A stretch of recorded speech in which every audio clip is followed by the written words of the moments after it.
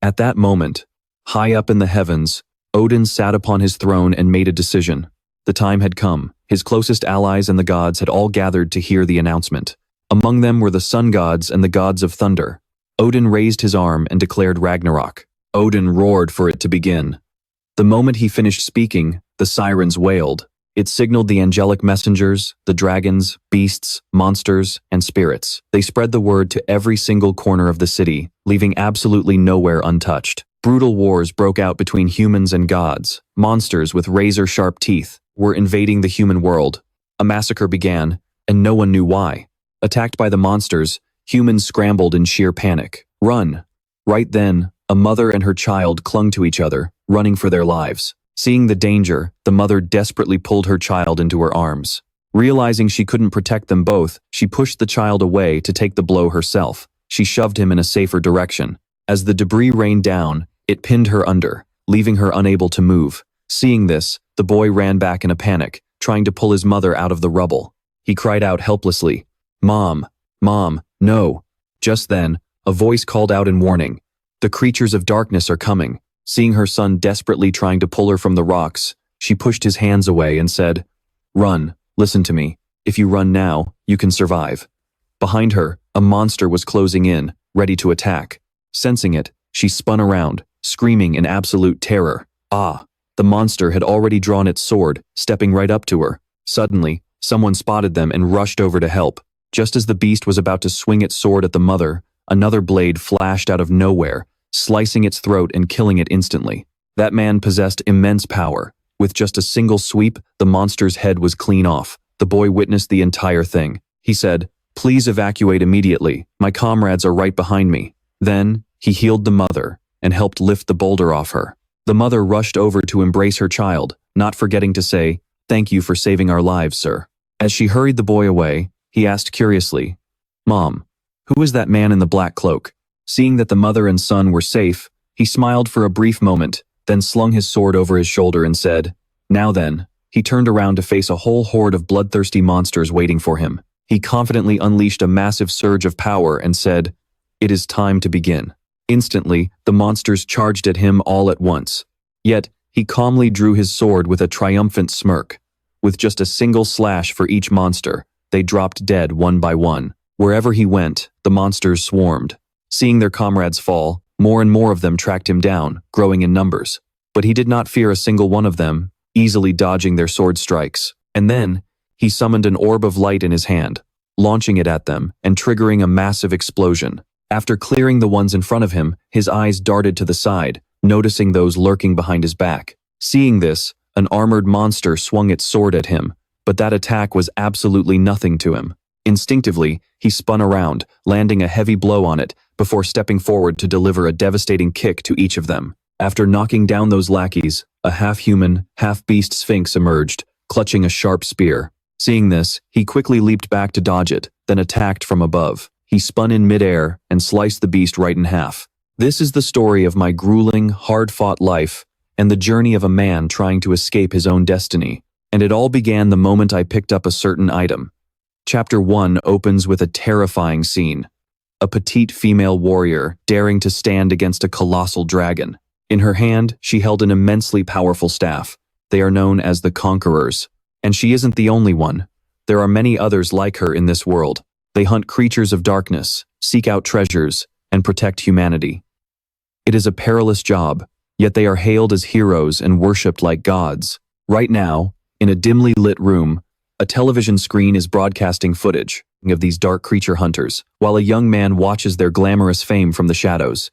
But perhaps, we can't truly understand why people like them are praised so heavily. Maybe it is because it is an inspiring profession. Becoming a conqueror carries an incredibly deep meaning. But do you know when a conqueror's heart beats the fastest?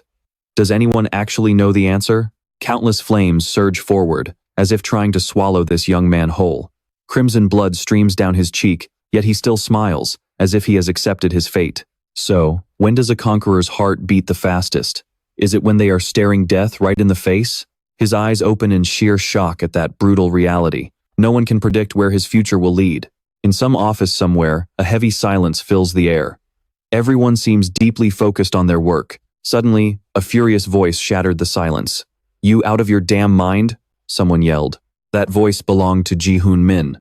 Burning with anger, he demanded, Are you seriously telling me to be a meat shield? The guy sitting across from him was a young man with blonde hair and thick glasses. He shrank back slightly and answered hesitantly, No, bro. Don't get me wrong. Besides, you said you urgently need cash. Hearing this, Jaehyun cursed under his breath. Damn it. I knew it was sketchy when they invited me on a dungeon raid. And this bastard's name was Gumin Dong. He works for the Raid Association, acting as a headhunter for washed-up hunters like me who can't get any work. So when he reached out, I thought I finally landed my first gig in forever. Jaehyun realized bitterly, but hearing the details of the job, it was nothing like what he had imagined. Gumin wanted him to stand on the front lines with a shield in an undead monster dungeon. Simply put, he was being asked to act as a human meat shield in a death trap. Then Jaehyun asked, Why is this the only job available? Even low-rank rookies are finding work without any trouble. Gumin hesitated for a moment before replying, You already know why, don't you, man? He continued, saying that barely anyone wants to hire the warrior class nowadays, even if they're high-ranking hunters. Hearing that, Jaehyun scoffed. Ha, so you're looking down on me just because I'm some outdated warrior? Well, sorry for being so useless. He spoke with utter helplessness.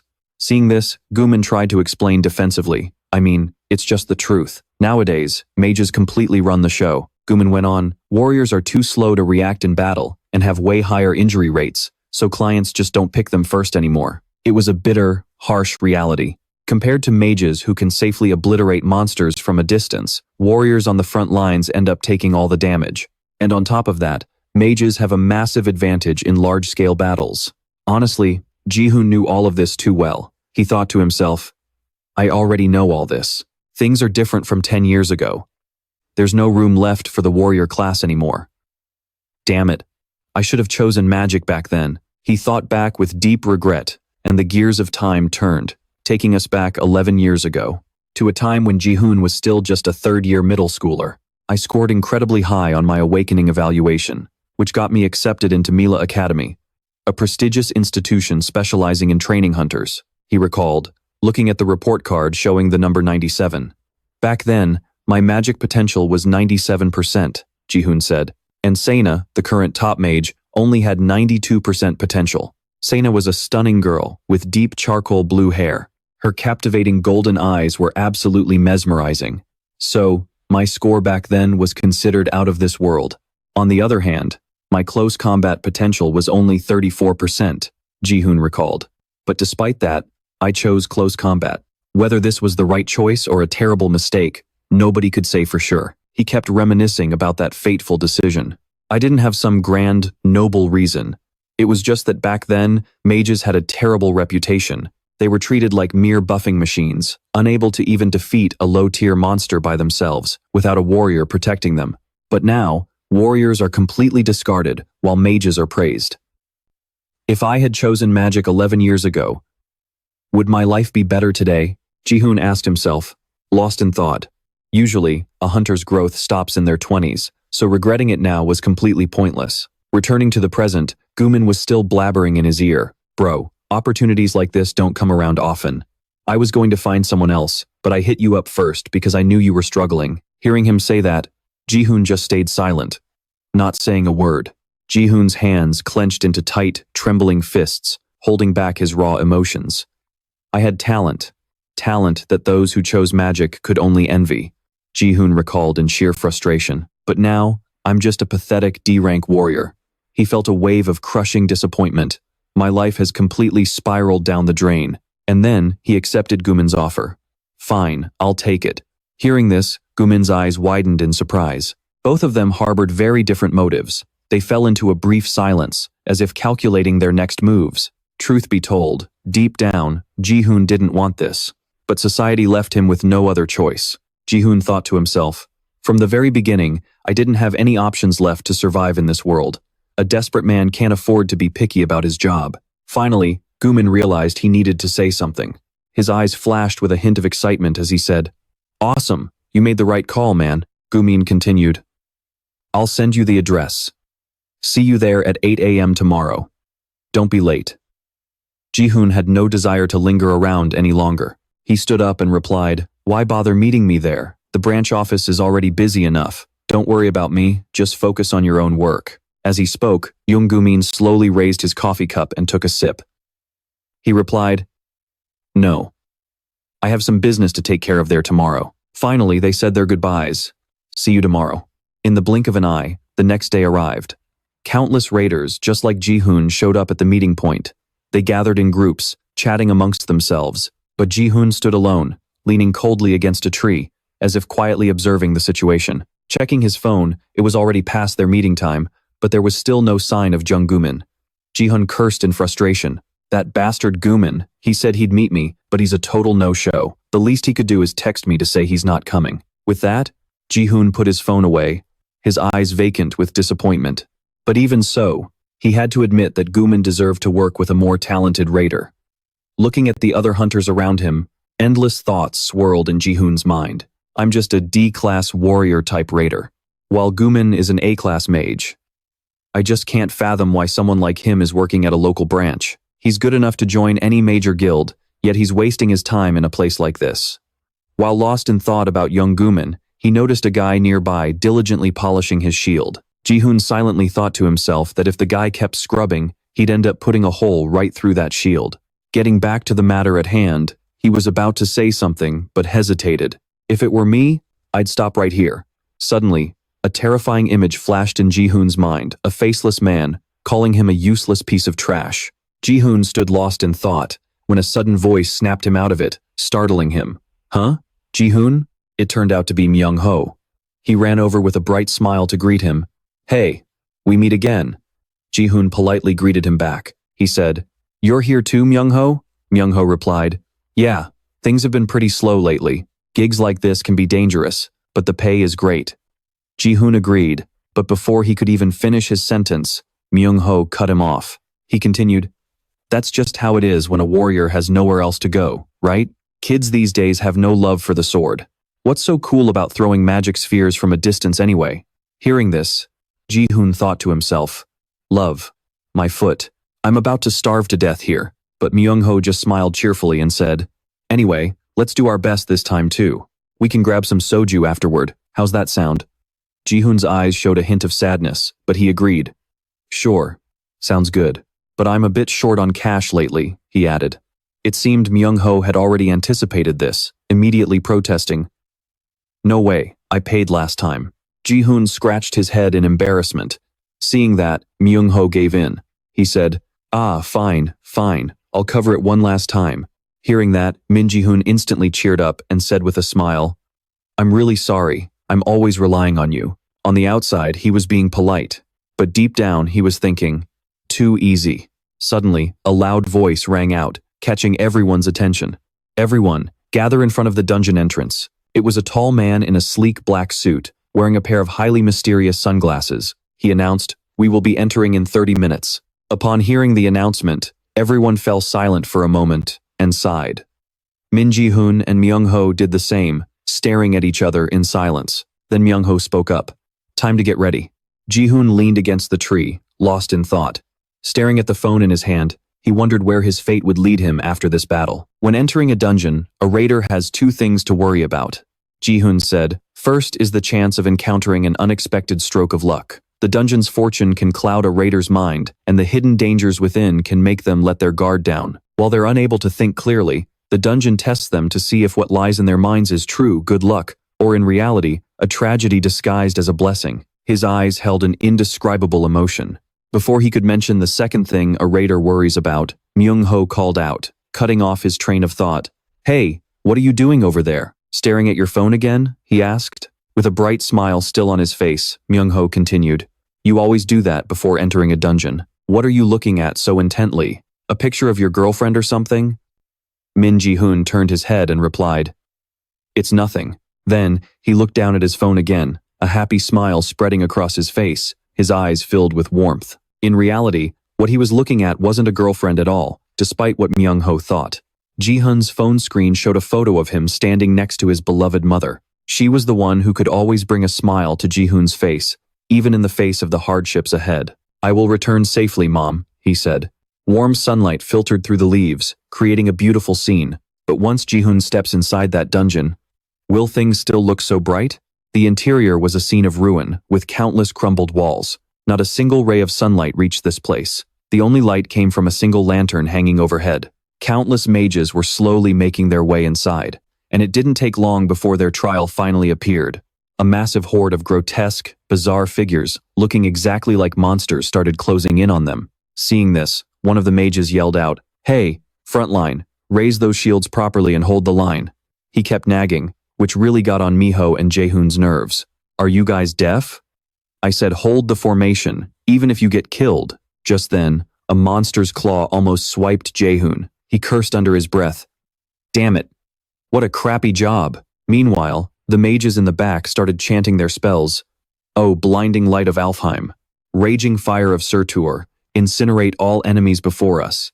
Instantly, a small orb of light emerged and swelled into a massive, blazing fireball. Even though Jaehoon was struggling to hold off the monsters, the massive fireball distracted him enough to steal a quick glance. The fireball slammed right into the monsters, incinerating them until they were completely unrecognizable.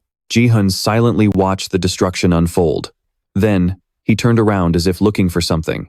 It turned out Jaehoon was looking at the mages who had just cast the spell. He thought, the Meteor Guild, right? They were a mage guild currently regarded as the rising stars of the scene. Watching them, thoughts raced through Jaehoon's head. If they're this strong, I guess we don't have to worry about dying today. After clearing out the horde, they sat down to catch their breath. Miho took a big gulp of water, looking completely refreshed. He sighed. Phew. Is it just the final boss left now? Miho grumbled, before launching into a non-stop chatter about a million other things. Miho said, "Getting old is no joke. If I knew things would turn out like this, I would have fooled around less when I was a kid and focused all my energy on leveling up." Hearing this, Jaehoon comforted him. "Come on, you're still full of energy. Besides, your level is higher than mine," Miho asked. "By the way, did you pick up anything good? There should be some decent loot, since this is a high-rank dungeon," Jaehoon replied. "I'm not sure. Let me check." It looked like Jaehoon had indeed found something. Staring at what was appearing right in front of him, he wondered, "Huh? What is this?" Suddenly, Jaehoon's expression completely changed, and he panicked. Then, Jaehoon slapped his own face. In reality, Jaehoon still had no idea what that thing was. He asked himself, what on earth was that? Out of nowhere, the system sent another notification. It stated that the ether system had shut down, and connection to the player would be temporarily severed. Reading the message, a question popped into Jaehoon's head. The system shutting down? This had never happened before. It notified him again. The ether system failed to reboot due to an unknown error. Reboot failed. What the hell is it talking about? Jaehoon was utterly confused. Suddenly, a voice whispered right in his ear, "Follow the light." Startled, Jaehoon whipped around toward the source of the sound. His face was pale with shock. The system then sent another notification. An unidentified presence is accessing the ether system. Running modifications in safe mode just like anyone who uses a computer would know. It was a safe reboot state. But then, the word failed flashed. An unidentified presence? And what was that voice I just heard? Jaehoon wondered. It said, "Follow the light," he muttered. Hearing his random mumbles, Miho asked in confusion, "Huh? What are you talking about?" Jaehoon quickly replied, "Oh, nothing. It's just," he continued, "I think I heard someone telling me to follow the light." Suddenly, countless glowing spheres of light materialized in the space around them. They completely blocked out Miho's face. Glowing spots filled every corner of the room, leaving Jaehoon in absolute shock. He asked himself in disbelief, "What the hell is going on? Is this the light it wants me to follow?" Seeing his reaction, Miho asked, "You've been acting weird for a while now. Are you sick?" Jaehoon denied it. "No, I'm fine." He thought to himself, "Can't anyone else see them?" As expected, Jaehoon was the only one who could see them. The endless glowing dots seemed to be guiding him somewhere. Jaehoon hesitated for a moment before deciding he had to check it out. Seeing him walk away, Miho called out, "Hey! Where are you going?" He replied, "Just for a second, I'll be right back." He was incredibly tense, his mind racing with questions. What on earth is happening? Min Jaehyun followed the floating lights deeper into the cave. He tried to look casual, keeping his hands in his pockets while observing his surroundings. Then, Jaehyun stepped closer and reached out to touch the glowing lights. At that moment, the system repeatedly flashed an error. The ether system is currently offline. You cannot access the status window. Min Jaehyun helplessly swiped his hand back and forth in the air. It really wasn't working. Jaehyun tried to find a way to fix the bug, but the system warned that a core function had been partially damaged. The system will temporarily attempt to reboot into safe mode.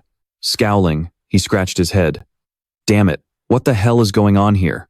Jaehyun had no choice but to keep walking, remembering that he had awakened when he was only 10 years old. Yet, the system had never glitched like this in the past 17 years. Naturally, there had never been a single time where a function broke and required a system reboot. Min Jaehyun stared intensely at the glowing light. That mysterious voice he just heard. There was a high chance it had something to do with the system shutting down. A flood of system notifications flashed before his eyes, all flashing red with errors. An invasion by an unknown entity, followed by a total system crash. That eerie, unknown voice had left him a single message. Follow its light. Min Jaehyun glanced toward the dark cave entrance. It seemed like the Aesir system was about to undergo a massive shift.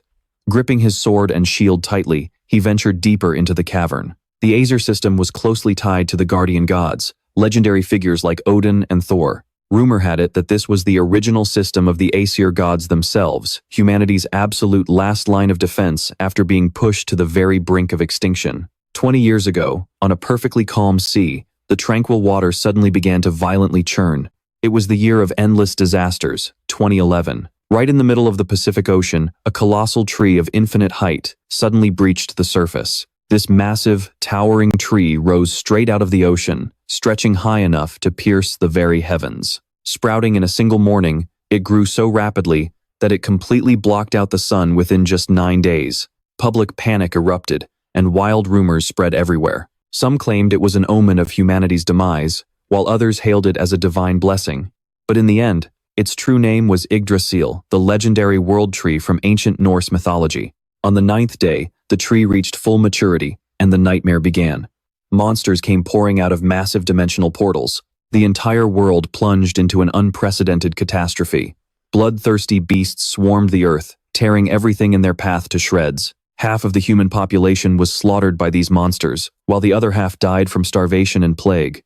The beasts roared, baring their fangs in triumph. Just when everyone was drowning in utter despair, a blazing fire erupted, and a lone figure wielding a sword stepped out to face the horde. His slow, steady steps made even the wildest monsters hesitate.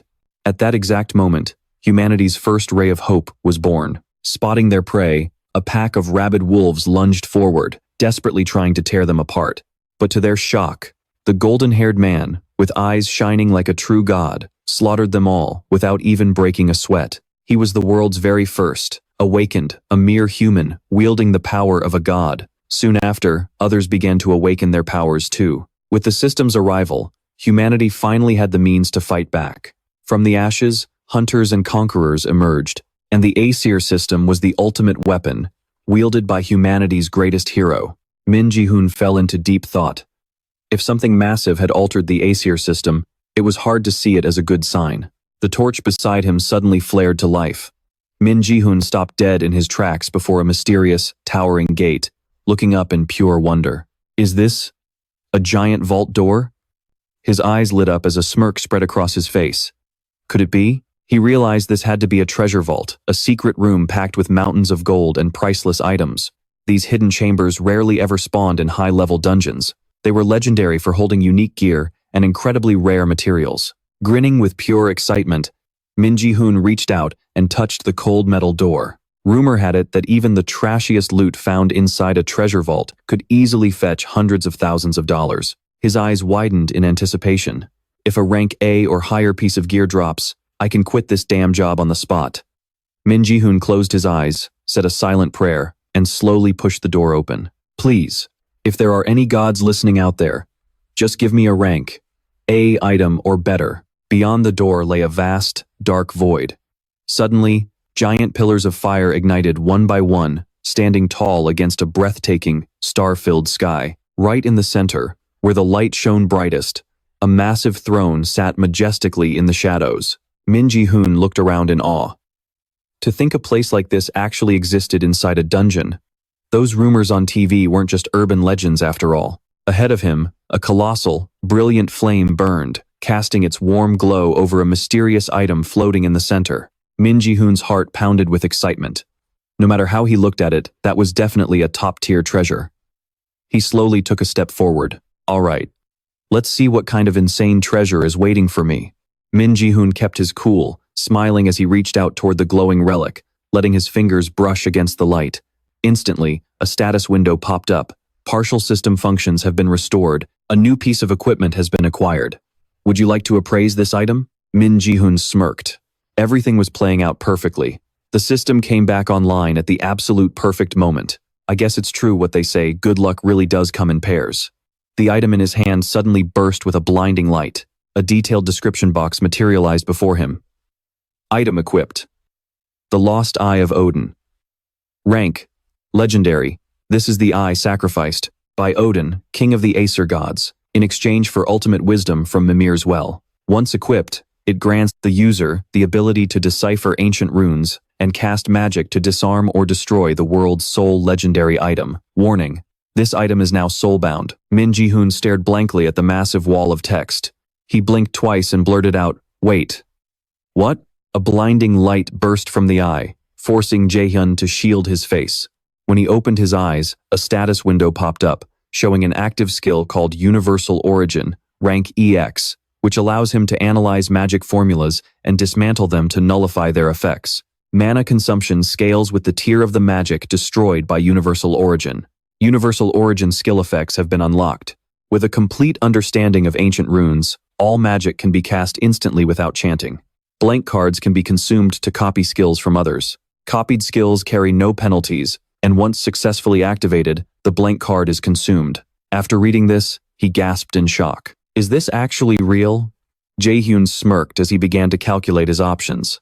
Even the highest tier items ever sold at the auction house were only S rank. The moment one of those hit the stage, its price easily cleared $10 million.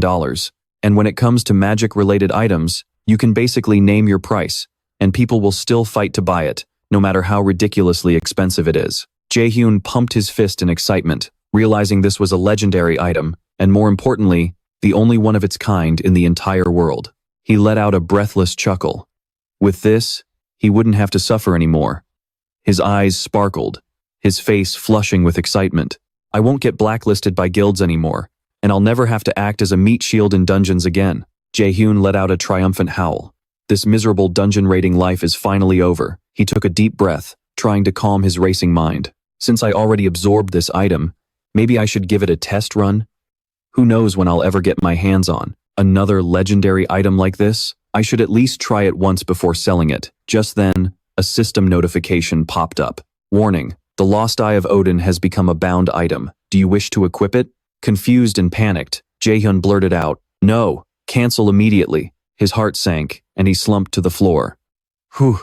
I almost wasted an incredibly rare legendary item. Jaehyun stared blankly at the Eye of Odin in his hand. He had absolutely no reason to use it. If I sell this on the black market, it'll easily go for hundreds of thousands of dollars.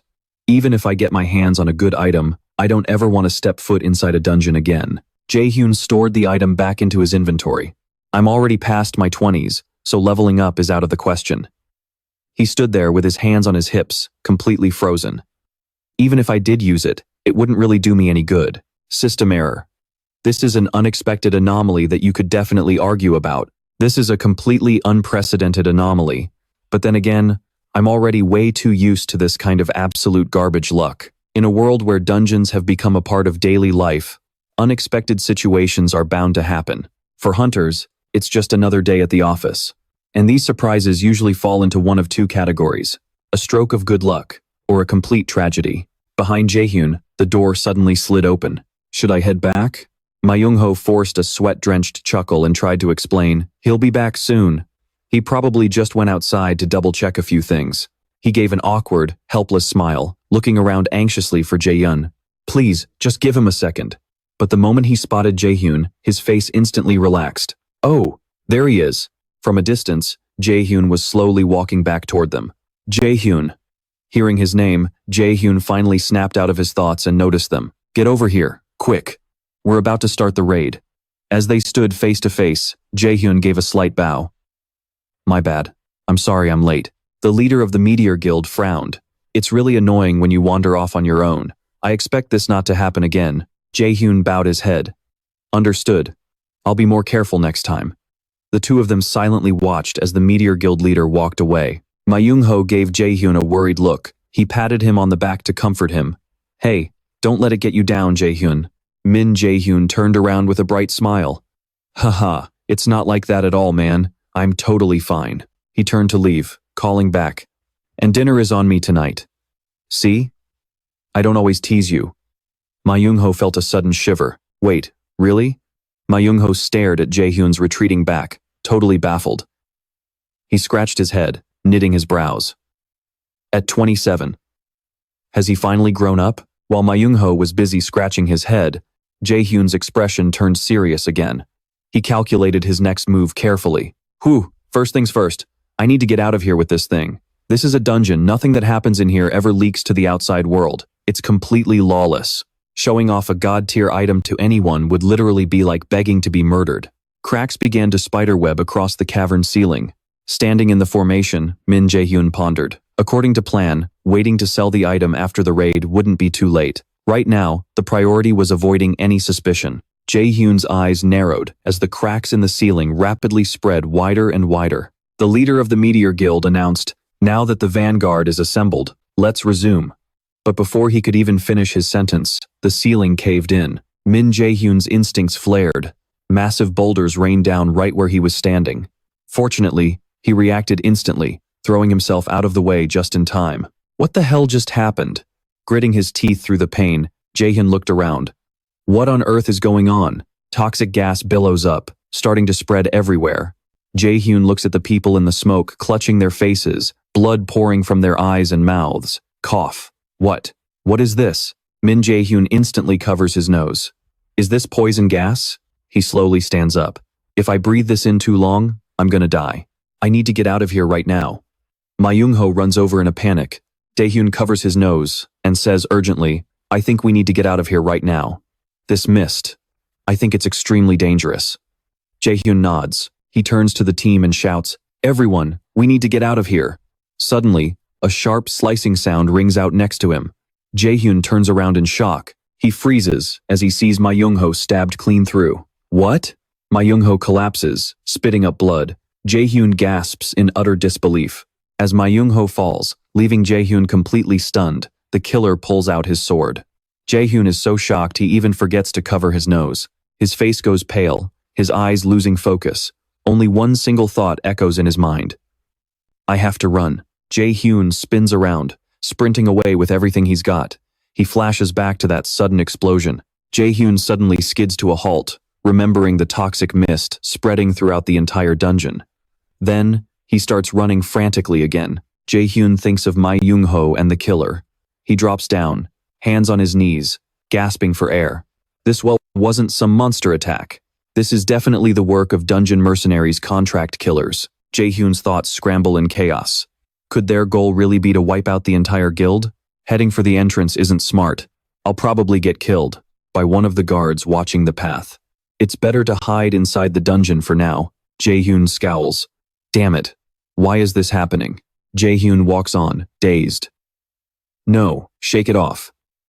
Now is not the time to worry about that. He gnashes his teeth in frustration. I just got my hands on a legendary item.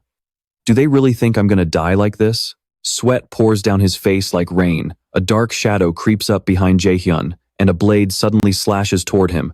Jaehyun ducks his head just in time. Since Jaehyun dodged, the blade strikes the ground ahead, triggering a massive explosion. Jaehyun grits his teeth and glances back.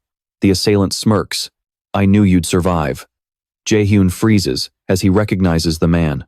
Jung Gumin. A sinister smile spreads across his face. He speaks up. I told you, didn't I? He raises a finger. I said I'd pay you a visit today.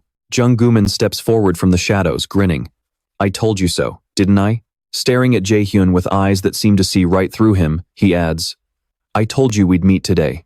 Hearing this, Jaehyun whirls around in shock and blurts out, Jung Gumin. He demands point blank, did you do all of this?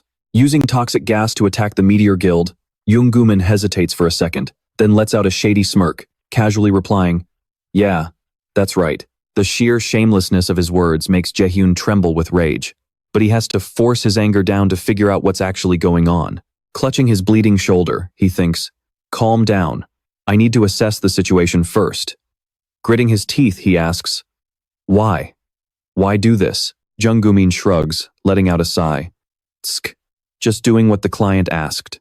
He narrows his eyes slightly. With a shifty look, he adds, "Plus, a lot of people despise the Meteor Guild. They look down on all other guilds. Honestly, it'd be weirder if people didn't hate them. Dungeon killers.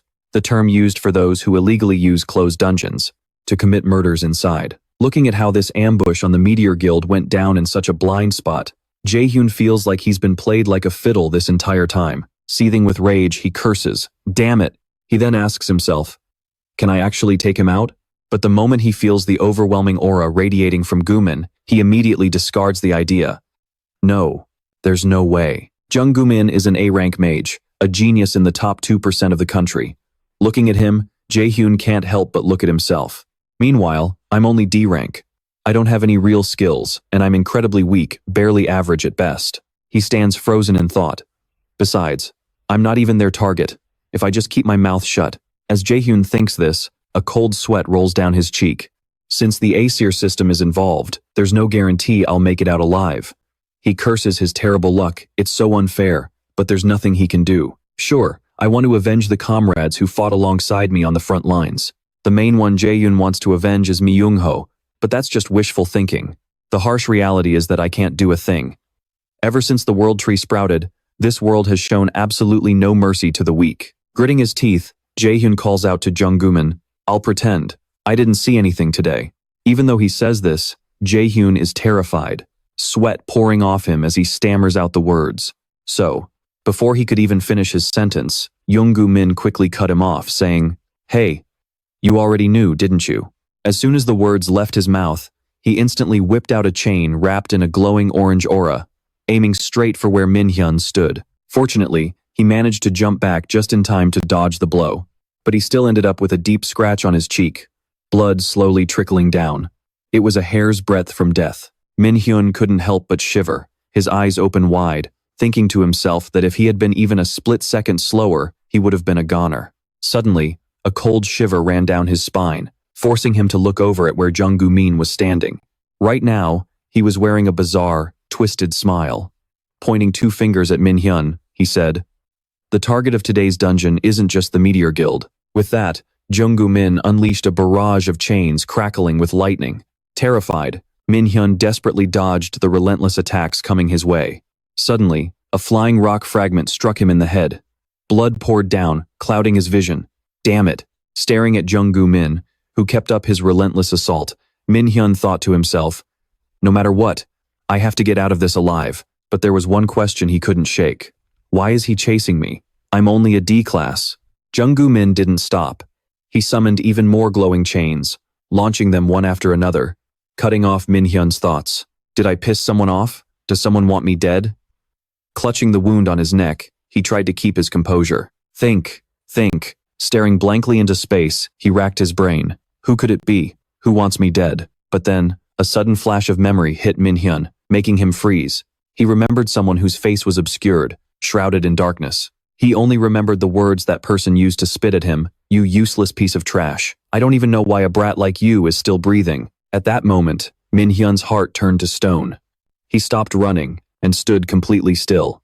After a brief pause, he slowly opened his mouth and looked at his attacker. "Is it my father?" This question caught Jung Gumin completely off guard, his eyes widening in shock. Hearing Min Hyun successfully guess the mastermind behind the scenes, he didn't even know how to react at first. The two locked eyes. After a moment, Jung Gumin adjusted his glasses, his entire body suddenly trembling. He couldn't hold it in any longer and burst into a loud, hysterical laugh. His wild laughter echoed directly into Min Hyun's ears. After laughing his fill, Jung Gumin finally spoke, smiling in mock admiration. "Oh, man, honestly, you really are smart, and that's exactly why I like you." By now, Min Hyun's heart had sunk. He was lost in thought, completely speechless. An image of him and his mother in an old photo flashed in his mind. Finally, Min Hyun found his voice. "Let me ask you one thing." He remembered the agonizing death of his mother, and how he had utterly spiraled into despair. Looking straight at Jung-gu Min, he asked, "Last winter, that man did the exact same thing to her, didn't he?" Hearing this, Jung-gu Min gave a slow, casual nod. "I never thought you'd figure it out." Jung-gu Min showed absolutely no remorse. Instead, he looked ecstatic, a twisted thrill washing over him. Truly remarkable. Those words ripped Min Hyun's heart to pieces. He didn't even know how to react, whether to rage or cry. Tears mixed with blood silently streamed down his face. Jung-gu Min walked closer to him and sneered, "I really don't get it. A husband killing his wife, and now, his own son." With that, he shot a piercing chain bolt straight at Min Hyun. Despite the chain hurtling toward him, Min Hyun didn't flinch or even react. Jung-gu Min mocked, "Isn't that just messed up? Don't you think so?" With a click of his tongue, he raised his hand without hesitation. "Well, what's done is done. Goodbye, buddy." Now that he knew the whole truth, that the mastermind behind his mother's tragic death, his own attempted murder, and the slaughter of his friends, was actually the people closest to him, whether they called themselves his friends or his father, the very people he trusted. Now, Min Hyun's heart went completely numb. He became eerily calm, an unbelievably cold silence washed over him. In this desperate moment, Min Hyun seemed to make a final choice. He quietly whispered, under his breath. A split second later, the system program was activated, slowly materializing before him. It looked like a cross-shaped circle, with a blindingly bright ring glowing in the center. Jung-gu Min still had no clue what was about to hit him. He smugly cupped a hand to his ear, laughing mockingly. "What's that? Did you want to say something?" But before he could even finish, a sudden wave of golden magic erupted, making him freeze, his eyes stretched wide. He couldn't believe what he was seeing, desperately pushing up his glasses several times to make sure he wasn't dreaming. But reality was undeniable. Right in front of him, Min Hyun stood tall as a pillar of light, and crackling lightning descended straight from the heavens, engulfing him. Witnessing this for the very first time, Jung-gu Min's jaw dropped in sheer terror, wondering, what kind of magic is this? Swirling from beneath Min Hyun's feet, a massive surge of magical energy shattered the earth, sending debris flying in all directions. Right now, it felt like some invisible force was pulling everything upward. Debris and shattered rocks levitated into the air, leaving only Min Jaehyun standing there in absolute silence. Sensing the sudden danger, Jung-gu Min grew uneasy. He couldn't help but panic, thinking, his mana is getting stronger by the second. What's going on? He knew that if this kept up, he might actually lose. Something powerful is radiating from him. I need to end this right now. With that thought, Jung-gu Min pointed his finger forward, summoning his radiant chains as he sneered, "Our little game is over. Die." Instantly, his glowing chains shot forward at lightning speed, crackling with raw electricity as they targeted Jaehyun. But this time, Jaehyun didn't run.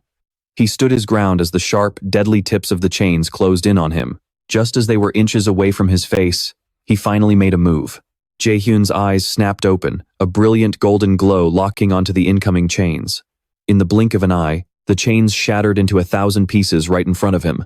Jung-gu Min's jaw dropped, his eyes stretching wide in absolute shock. Min Jaehyun looked like an entirely different person now, completely stripped of his usual self. His eyes were hollow and void of emotion. Suddenly, a system notification flashed. Odin's lost eye has been equipped. The item has been bound to the user. Hearing this, Jaehyun smirked coldly and muttered, "I see. I can't let you off easy anymore." The system chimed again. A blank card has been consumed.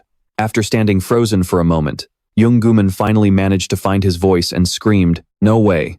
This is impossible." He stared in sheer disbelief, his mind racing. What just happened? Did he just dispel my magic? Jaehyun finally took a slow step forward, calling out his name like a grim warning. "Gu Min." The mechanical system voice chimed once more. "The effect of Odin's lost eye has been activated. The blank card has been used." Jaehyun glared at Jung-gu Min with pure, unadulterated hatred, wanting nothing more than to tear him apart right then and there. "I'm going to make sure you die, a slow, agonizing death." The system flared to life again, surging him with power. Active skill, radiant chains, has been copied. A split second later, multiple magic circles crackling with lightning and sparks materialized right behind him. Blazing, fiery chains manifested alongside them, a terrifying sight that Jung-gu Min couldn't miss. He froze in his tracks, horrified to see his signature move being flawlessly copied. He stammered in absolute terror. How are you using radiant chains?" staring at the man before him, no longer cowering in fear, but standing like a cold, heartless specter. He thought, "It took me years to master that spell, so how the hell can a pathetic F-rank warrior use it?" Consumed by rage, Junggumin gnashed his teeth and spat. "I don't care how you pulled off a high-tier spell like that, but did you honestly think you can beat me with just my own move?" Jaehyun shot him a cold, razor-sharp glare. "I'm not so sure about that." He unleashed the glowing chains straight toward him, adding, "But we're about to find out." Enraged to see his own spell turned against him, Junggumin quickly summoned his own radiant chains to counterattack. The matching spells clashed violently, triggering a series of massive, earth-shaking explosions. However, Jaehyun clearly held the upper hand. His chains tore right through, smashing into the ground near Gumin and shattering the earth. With no intention of letting up, Jaehyun summoned even more chains. They chased Gumin relentlessly, snapping at his heels as he barely managed to dodge. Pushed to his absolute limit, he conjured a crackling orb of lightning in his palm. The sphere discharged raw electricity, forming a lightning bolt that he hurled straight at Jaehyun. As Jaehyun locked eyes on the incoming attack, the system chimed, "Active skill, Cosmic Origin, has been activated." Having just copied the new skill, he decided to test it right on the spot, conjuring his own lightning bolt. The two bolts collided like a violent flash of lightning, but Gumin's attack was completely overwhelmed by Jaehyun's power. Seeing the attack rushing back toward him, Gumin instinctively raised his arms to block, cursing, "Damn it!" It turned out he had another trick up his sleeve, deploying a glowing blue barrier to shield his body. Jaehyun's gaze sharpened, his golden eyes flashing as the system chimed again. "Active skill, Cosmic Origin, has been activated." With his Cosmic Origin skill in full effect, the protective barrier Gumin had desperately put up shattered like glass, leaving him completely flabbergasted. His eyes widened in absolute horror, his pupils dilating as he watched the lightning bolt hurtle toward him, entirely powerless to stop it. All he could think in his final moments of panic was, "I can't dodge this." Before he could even finish the thought, a massive explosion erupted. The ground tore open, sending debris flying everywhere, as waves of dense mana billowed into the air. Jaehyun watched the chaotic destruction without flinching, standing in absolute silence as he observed the aftermath. As the smoke cleared, he walked over to him. With his glasses shattered to pieces, the man let out agonized groans. Young woman was half dead, blood pouring from his mouth as his body lay motionless on the cold ground.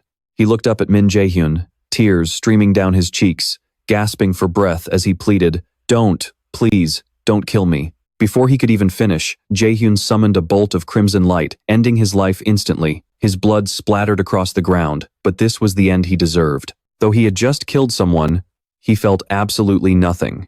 Looking down at him like a dead fly, Jaehyun suddenly felt a warm trickle of fresh blood coughed up from his own mouth. He muttered softly, "Is it finally over?"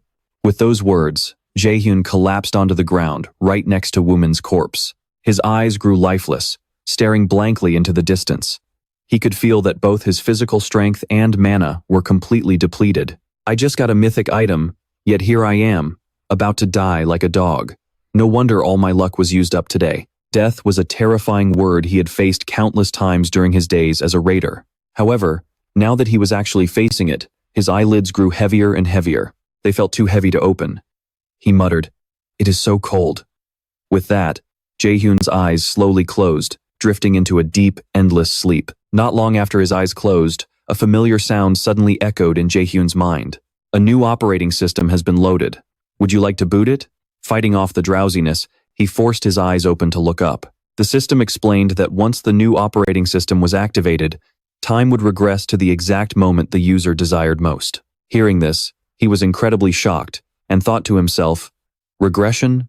Are you trying to save me?" Though he couldn't be sure of the system's intentions, another variable had appeared.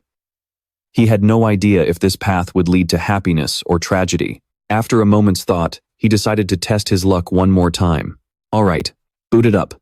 Min Jaehyun didn't know if this choice was right or wrong, but since it was his only option, he decided to trust in fate, flashing a bright smile. Upon receiving Jaehyun's consent, the system quickly initiated the boot process.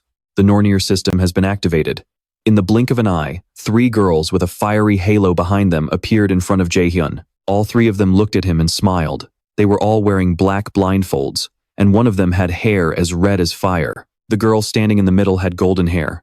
Finally, there was a girl with platinum white hair. Before he could make sense of anything, the golden-haired girl walked up to him with a smile, reaching her hand out for him to take. He didn't think twice. At that moment, he probably thought she was just an angel coming to take him away. He immediately grabbed her hand. The system screen turned from blue to a flashing red to issue an announcement. From now on, you are the enemy of the supreme beings, the Aesir. Passive skill, the one watched by the gods, has been acquired. Passive skill, all-seeing divine eye has been acquired. The gods who oppose the Aesir are watching you. Who knows how much time had passed, but Min Jaehyun suddenly woke up with a start. With his eyes wide open, he sat up in bed, terrified that it was all a dream, his gaze completely bewildered. Collecting himself, he looked around the room. Looking at the old familiar items around him, Jaehyun muttered, "What the hell is this?" In front of him sat a childhood photo of him and his mother. What is going on here? Min Jaehyun couldn't believe his eyes, so he raised his palms to inspect them. However, both of his hands looked completely normal. Before he could even sigh in relief, a glowing sphere of magic suddenly manifested in the center of his palm. In front of him, the system displayed a notification, "Time rewind successful," returning to the user's most desired period. He couldn't believe what was happening, his eyes straining to read every single word displayed on the screen. Overwhelmed with shock, Jaehyun asked himself, "Am I dreaming?" But even as he questioned it, those horrifying memories from before were still crystal clear in his mind, impossible to erase. He asked himself once more, "Did I really return to the past?" The more Min Jaehyun thought about it, the more absurd it felt, his eyes welling up with tears. No, this has to be a dream. Suddenly, he remembered how his mother used to look still alive, young, and beautiful. Right then, the door opened and a woman who looked exactly like Min Jaehyun's mother walked in. He silently prayed that this wasn't just some long dream. Seeing his mother standing there in the flesh, smiling at him, Min Jaehyun could no longer hold back his emotions. With tears streaming down his face, he immediately ran to her. He hugged his mother tightly, leaving her completely bewildered about what was going on. Min Jaehyun felt like a little kid running into his mother's arms, desperate for her hug, her comfort, and her warmth. At this point, he didn't care if it was a dream or reality, he just never wanted to wake up. Right then, a system screen flashed right in front of Min Jaehyun's eyes. Today is June 13th, 2020. The user has successfully completed the regression to their most desired point in time. The sudden notification jolted Min Jaehyun awake. He sat up with a start, clutching his chest, still trying to wrap his head around what was happening. The system continued to explain. Non-combat restrictions have been lifted. Your body has recovered 20%. Even though the danger had passed, Min Jaehyun still felt a heavy, suffocating pressure weighing down on his chest. He panted heavily, taking rapid, shallow breaths. Phew, phew. Once he finally managed to calm down a bit, he looked around at his surroundings and muttered to himself, "Wait, am I dreaming?" Min Jaehyun couldn't believe his own eyes. But the place he was sitting in right now was definitely his home. His old home. A new system notification popped up. The quest, Rest is the Mother of Success, has been automatically initiated. Side quest. Rest is the Mother of Success. You are a patient who has miraculously survived a near-death experience. Please take some time to rest and recover. Condition to clear. Recover 80% of your health. Difficulty, F. Rank. Reward, 1 white card. Reading the system text, Min Jaehyun mumbled in disbelief. A quest? He closed his eyes and let out a long, weary sigh, completely exhausted from everything he'd just been through. Min Jaehyun tried to slowly piece everything together. Okay, first things first. I'm back at the very beginning. I didn't die during my fight with Jong Wooman. But then, what really happened? He recalled that right before he lost consciousness and blacked out, a strange system interface had appeared with a message. Upon the activation of the new operating system, time will rewind to the user's most desired moment. Because of that, Min Jaehyun was absolutely certain this system was behind his regression. It was the system that brought him back to the past. Yet his mind still vividly remembered the world tree and all those monsters. This wasn't his first time experiencing something so bizarre. The best lesson he'd learned from dealing with these crazy situations was to quickly adapt and analyze the situation. Min Jaehyun reached out and tapped the system screen floating in front of him. That was his absolute top priority. He stroked his chin, lost in thought as he carefully weighed his options. If the system's information is correct, then I've traveled 11 years into the past, back to my 3rd year of middle school. Min Jaehyun cast a quick glance at the system screen. The screen read, "The operating system has successfully converted into the Nornir system." He wondered, Nornir? Is that the name of this new system? With that, he tossed the blanket aside and slowly got out of bed, looking around the familiar room he had lived in for so long. Although his past experiences allowed him to adapt much faster than a normal person, this whole situation still felt completely surreal. Honestly, this entire regression felt just like a dream. He walked over to his desk and grabbed the calendar sitting on the bookshelf. Looking at the calendar, a confident smile spread across his face, his eyes shining with pure joy and excitement. There was one thing he knew for sure. On this very page, there was a small box where he had scribbled a reminder. It was the deadline to submit the application for Mila's Academy. Underneath it, he had written a note. Must join the combat class, no matter what. But now, everything was different. Min Jaehyun was no longer the same person he used to be. He slowly picked up a pen from the desk and crossed out that note. No more must join the combat class. He knew this rebirth was a priceless second chance at life. Min Jaehyun smiled confidently and muttered, I won't make the same mistakes again. In this life, I'm going to be a mage. After changing the note, he walked out to the kitchen. His mother had already set the table, so he picked up a piece of food and put it in his mouth. As he chewed, Min Jaehyun's hands began to tremble. He still couldn't believe this was real. He was actually sitting here, eating a home-cooked meal made by his mom again. The rush of emotion was so overwhelming that, for a split second, he wished time would just stand still. Tears began to well up in his eyes. Seeing her son like this, Min Jaehyun's mother grew incredibly worried. She looked flustered, not knowing what to do. She wondered, did something happen to him recently? She remembered how, right when she got home from work, Jaehyun had suddenly run up and hugged her tightly. From what she knew of her son, he had never acted like that before.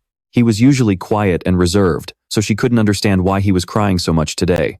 But overthinking it wouldn't solve anything. She slowly set her chopsticks down and called out softly, Jaehyun. Looking straight into her son's eyes, she asked, is something wrong? Hearing his mother's question, Jaehyun didn't want to make her worry. He forced a smile through his swollen eyes and replied, it's nothing, Mom. I just had a really bad nightmare. His mother asked again, a nightmare? He nodded to reassure her, yes, Mom. In his mind, the horrific image of his deceased mother, lying lifeless on a table, covered by a white sheet, flashed once more. His eyes filled with sheer terror and anxiety. That was the one sight he never wanted to witness again in this lifetime. After taking a moment to gather his thoughts, Min Jaehyun looked at his mother and spoke. Mom, there's something I need to tell you. She smiled warmly and replied, yeah, I knew you had something on your mind. Before her son could even speak, a thought crossed her mind. Is he worried about applying to Mila's Academy? It is not that surprising. Becoming a raider is an incredibly dangerous job, and the competition is brutal. Her eyes closed gently. If he doesn't want to go, maybe I should convince him to give up on Mila's Academy and just go to a normal school instead. The military academy's reputation is prestigious, but if he doesn't want to go, none of that matters. Just as she thought this, Jaehyun suddenly spoke up. I'm thinking of switching to the mage class. Before she could even process it, Jaehyun's mother replied automatically, sure, that's fine. But as she let the words sink in, she realized what her son had just said was completely different from what she had imagined. Startled, her eyes went wide as she gasped, wait, what? Pure shock was written all over her face. He had been so stubborn about joining the combat class from the start. He has always been rational, so this definitely isn't just a reckless whim. Trying to calm her racing thoughts, she sat in silence for a long moment, looking as if she wanted to say something. Then, she reached out and gently cupped her son's cheek. Smiling, she asked, are you absolutely sure about this? Jaehyun's answer didn't waver. He replied, yes, I've been thinking about this for a very long time. Hearing his conviction finally put his mother's mind at ease. She was always by her son's side, supporting his choices. All right, do whatever your heart desires. I'd rather you do what you love than just chase after money. Whether you choose magic or anything else, I will always support you. Her words sent a wave of warmth through Min Jaehyun's heart, bringing tears of gratitude to his eyes. Gathering his composure, he wiped his tears away, thinking, now is not the time to cry. A name suddenly flashed in his mind, Min Jaehyun. To get his revenge against an A-rank raider like him, his gaze grew sharper and more determined than ever. I have to get stronger. With a burning fire inside him, Jaehyun began to focus heavily on his physical training. Every day, he did push-ups in his room, until the system suddenly popped up a notification. You have completed the quest. Rest is the mother of success. You have received 1 blank card as a quest completion reward. Hearing this, he slowly lowered himself to the floor and sighed. All right, that's the quest done, and I've got another blank card. Things were moving along smoothly. He grabbed a towel to wipe the sweat off his body while staring at the system window. I still have no idea what this Nornir system actually is, but at least I've got a major advantage. That advantage was his knowledge of the future. He knew exactly where the hidden items and secret ruins were. Plus, his memory was sharp enough to make him the ultimate dungeon navigator. In Korean gaming terms, hidden items referred to special objects that granted powerful buffs, much like hidden Easter eggs. But even so, there was still one major hurdle worrying Jaehyun. The problem is my skills. Except for light chain and universal, all my other skills are strictly combat class. He pulled out a chair, slumped down into it, and sighed.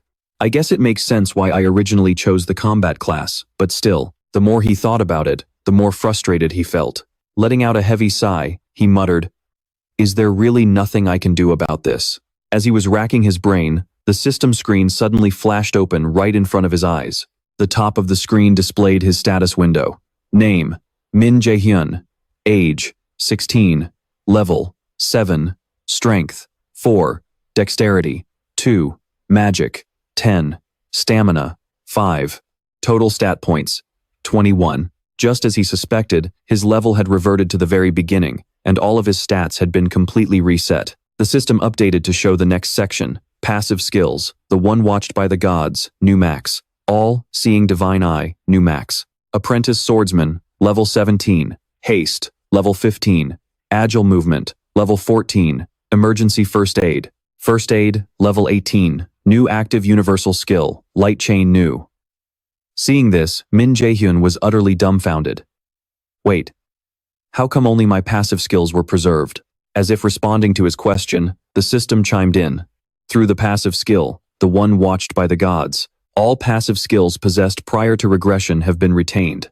The notification left him absolutely stunned. The one watched by the gods? Another detailed window popped up. Passive skill, the one watched by the gods. Rank, infinite. Allows the user to grow under the divine blessings of the gods. Effect 1. Upon regression, all passive skills are preserved. Effect 2. Every time the user levels up, all stats increase by 1. Additional effect.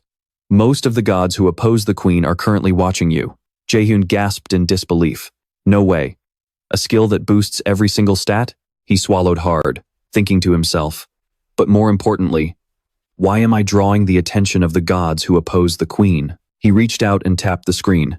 I need to check my other skills first. Passive skill, all-seeing divine eye. Rank, infinite. Pierces through all illusions to perceive the absolute truth. Active skill, light chain. Rank, A rank. Attacking enemies with chains of light, paralyzing them on impact. Even after reading it over, Jaehyun still couldn't wrap his head around it. He still had no idea what this all-seeing eye actually was. Chains of light was definitely a useful skill, that's for sure. He stared at his status window once again. He muttered, looking at my stats. Mages don't really need to focus on physical strength, but I at least need a few points in agility to dodge attacks. And my magic power, well, it's obviously at a rookie level. But then, he suddenly froze.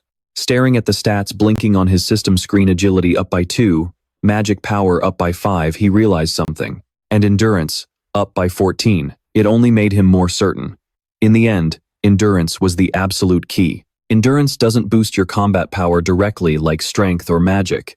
It just keeps you from getting tired quickly when doing repetitive tasks. But if you prioritize it early on, you'll quickly realize it's actually the most useful stat to have when leveling up. As he spoke, Jaehyun reached out and accepted a pitch-black card.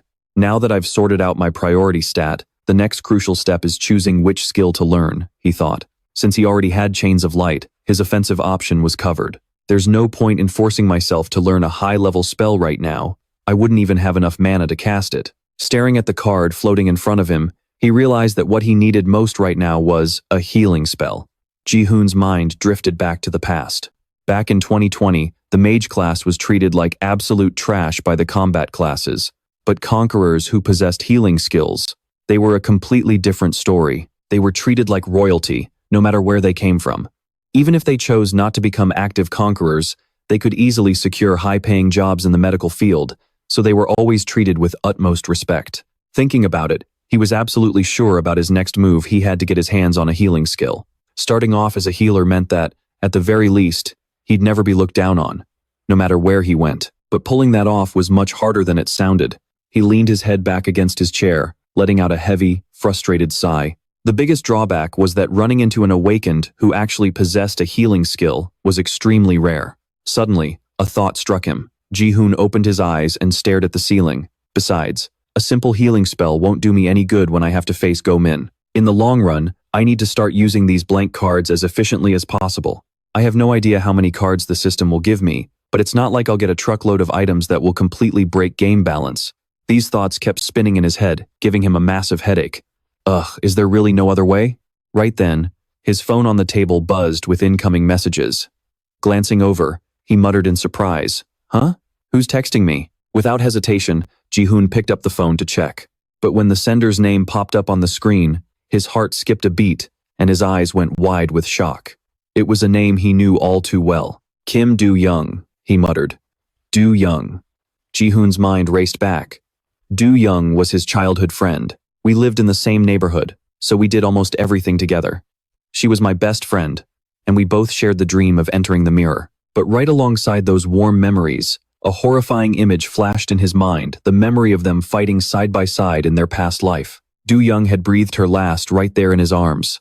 Recalling his best friend lying completely lifeless, tears welled up in Jaehyun's eyes, and a sharp pain gripped his chest. It was a horrific trauma that he could never shake off. He clutched his head as another throbbing pain hit him. After taking a moment to compose himself, he slowly lowered his hands, a tense look in his eyes. "It's fine. Everything is going to be fine," he reassured himself. "I can change the future now. No, I absolutely will change it, no matter what." Looking down at the screen, a soft smile crept onto his face. She hasn't changed a bit. On his screen, messages from Do-young were lighting up one after another. "Hey, what are you up to? Saintess Sung-yoon is about to start her street speech. Want to go see her with me? Text me back, fast. Hurry your butt up." Reading the last line, Jaehyun's eyes lit up as a memory clicked. "Oh, right," he gasped, his face instantly lighting up with childlike excitement. It was her. The familiar figure of Saintess Sung-yoon appeared in his mind. What stood out most to him was her unique power and her trademark magic, sacrifice. Jaehyun bolted up from his desk. "If I can get her help, I won't have to worry about a thing." Without wasting a single second, he threw on his jacket. Grinning, he prepared to head out to meet Do-young. Jaehyun dashed toward the front door and called out, "Mom, I'm heading out for a bit." "Busy washing dishes," his mom called back. "All right, just don't stay out too late." As he stepped outside, he grabbed his phone and quickly typed a reply to Do-young. He tapped send. "On my way right now, buddy." Meanwhile, out on the main road inside a luxury sedan, a voice broke the silence. "I'll give you a quick rundown of your schedule. First, you have an outdoor street speech to motivate people to join the raids. After that, we head straight to the B-rank dungeon near Seongbuk District." The driver kept glancing in the rearview mirror as he added, "And once we wrap up at the Gwangju station facility, we're flying straight to America." He paused for a moment, then asked with concern, "Given everything that's going on, are you sure you're up for this? You look even paler than before, ma'am." Hearing his concern, Se-Eun-ha replied with a gentle smile, "Don't worry, I'm just a little tired." He continued, "That's because you've been pushing yourself to the absolute limit with that insane schedule for months now." As he spoke, he glanced at her in the rearview mirror. He knew she was well aware of her own condition. Just as he said, Se-Eun-ha was in terrible shape, her eyes completely lifeless. He added grimly, "That sacrifice magic is slowly eating away at your life." The driver, who also seemed to act as her manager, was genuinely worried, thinking to himself, "If only we had at least one other person with a sacrificial-grade healing spell, then we could actually save her." Se-Eun-ha kept her gentle demeanor, offering a soft smile as she replied, "We already agreed not to talk about this anymore." Park Sung-tae fell silent, focusing on the road. He stole another glance, thinking that at this rate, Korea's saintess would soon collapse. Meanwhile, Min Jaehyun finally arrived at his meeting spot with Kim Do-young. Clearly excited, she grabbed his hand, pulling him along as she said, "You're finally here. Come on, look at that massive crowd ahead." As she dragged him forward, Min Jaehyun couldn't help but bump into the people passing by. He complained, "All right, I get it. Stop dragging me." But as they walked, Kim Do-young suddenly stopped, looking around with a completely lost expression. Seeing her confused face, Min Jaehyun let out a playful smirk. Hey, be honest. You only asked me to come along because you're terrified of getting lost, aren't you? Hearing this, Kim Do-young immediately spun around to defend herself. What are you even talking about? No, I'm not. Stop making things up. Seeing her stubborn refusal to admit it, he quietly said, Then let go of my hand. Those words immediately shut her up. Instead of letting go, she actually gripped Min Hyun's hand even tighter. Kim Do-young's cheeks instantly flushed red with embarrassment. Min Hyun chuckled and teased her further. How is it that a girl who only cares about studying and sports always gets into trouble? Oh, right, because she has zero sense of direction. Fuming, Kim Do-young whipped around and retorted, Hey, if it weren't for me, you wouldn't even be here to watch this speech or do anything else. Do you think getting a chance to see Seo Yunha is easy? He smiled, thinking to himself that she did have a point. As long as he could copy Seo Yunha's sacrificial magic, it would be a massive asset to him in the future. He might even be able to build the largest network of allies in all of Korea. After pushing through the crowd, Min Hyun and Kim Do-young finally secured their seats. Her eyes sparkled with anticipation, shining like stars.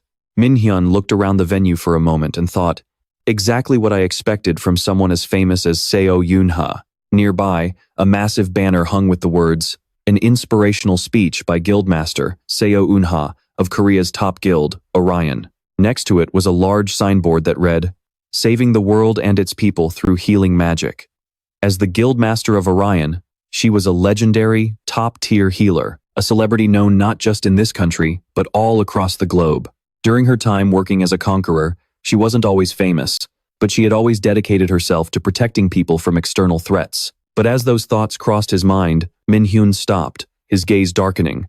Just then, a thunderous round of applause erupted, followed by a voice over the microphone that drew his attention. Hello, everyone. The speaker was none other than Seo Yunha herself. She introduced herself. My name is Seo Yunha. At her entrance, the crowd beneath the stage erupted into a frenzy, cheering and clapping enthusiastically. Only Min Hyun remained stone-faced, because he alone knew what was about to happen to her. In exactly 2 months, Seo Yunha would face a life-threatening crisis during the Yun dungeon raid. He thought to himself, the root cause of this is none other than her sacrificial magic, and there is only one way to save her. His train of thought was suddenly shattered by Kim Do-young's loud scream, Seo Yunha, look over here. He let out an annoyed sigh, grumbling, how annoying. But before he could even finish his sentence, she snapped at him. Shut up. Up on stage, Seo Yunha began her speech. Everyone, our world is currently facing an unprecedented crisis. Ever since the monsters appeared, countless lives have been lost. Of course, with the emergence of awakened ones and conquerors a few years ago, the situation has improved slightly. She continued, but among the awakened population today, only 20% are willing to step up as conquerors. Min Hyun sat and listened intently, despite knowing the grim reality that the death toll was rising exponentially. As the long speech went on, the sky began to turn into dusk, and the sun dipped low. Seo Yunha looked down at the crowd, her deep eyes harboring a complex emotion. Her speech was finally drawing to a close. She said, the world, as we know it, is constantly balancing on the edge of life and death. Even at this very moment, a countless number of innocent people are dying. I stand before you today because I want to tell you this. She gripped the microphone tightly, her voice firm and resolute. We must send a message of courage to every awakened person around the globe. Your courage has the power to change this world. Bowing her head in gratitude, Sung-eun continued, please, become the conquerors who will make this world a brighter, better place, so that one day the world will be more beautiful. The Jeonha Guild and I will help you make that dream a reality. The moment she finished speaking, a massive wave of applause erupted. Tears welled up in Kim Do-young's eyes as she said emotionally, Sung-eun is truly an incredible public speaker. Min Hyun, who was sitting next to her, nodded in agreement and thought to himself, she's absolutely right. The vast majority of awakened didn't want to become conquerors. Facing and fighting monsters was never an easy task. He scratched his head.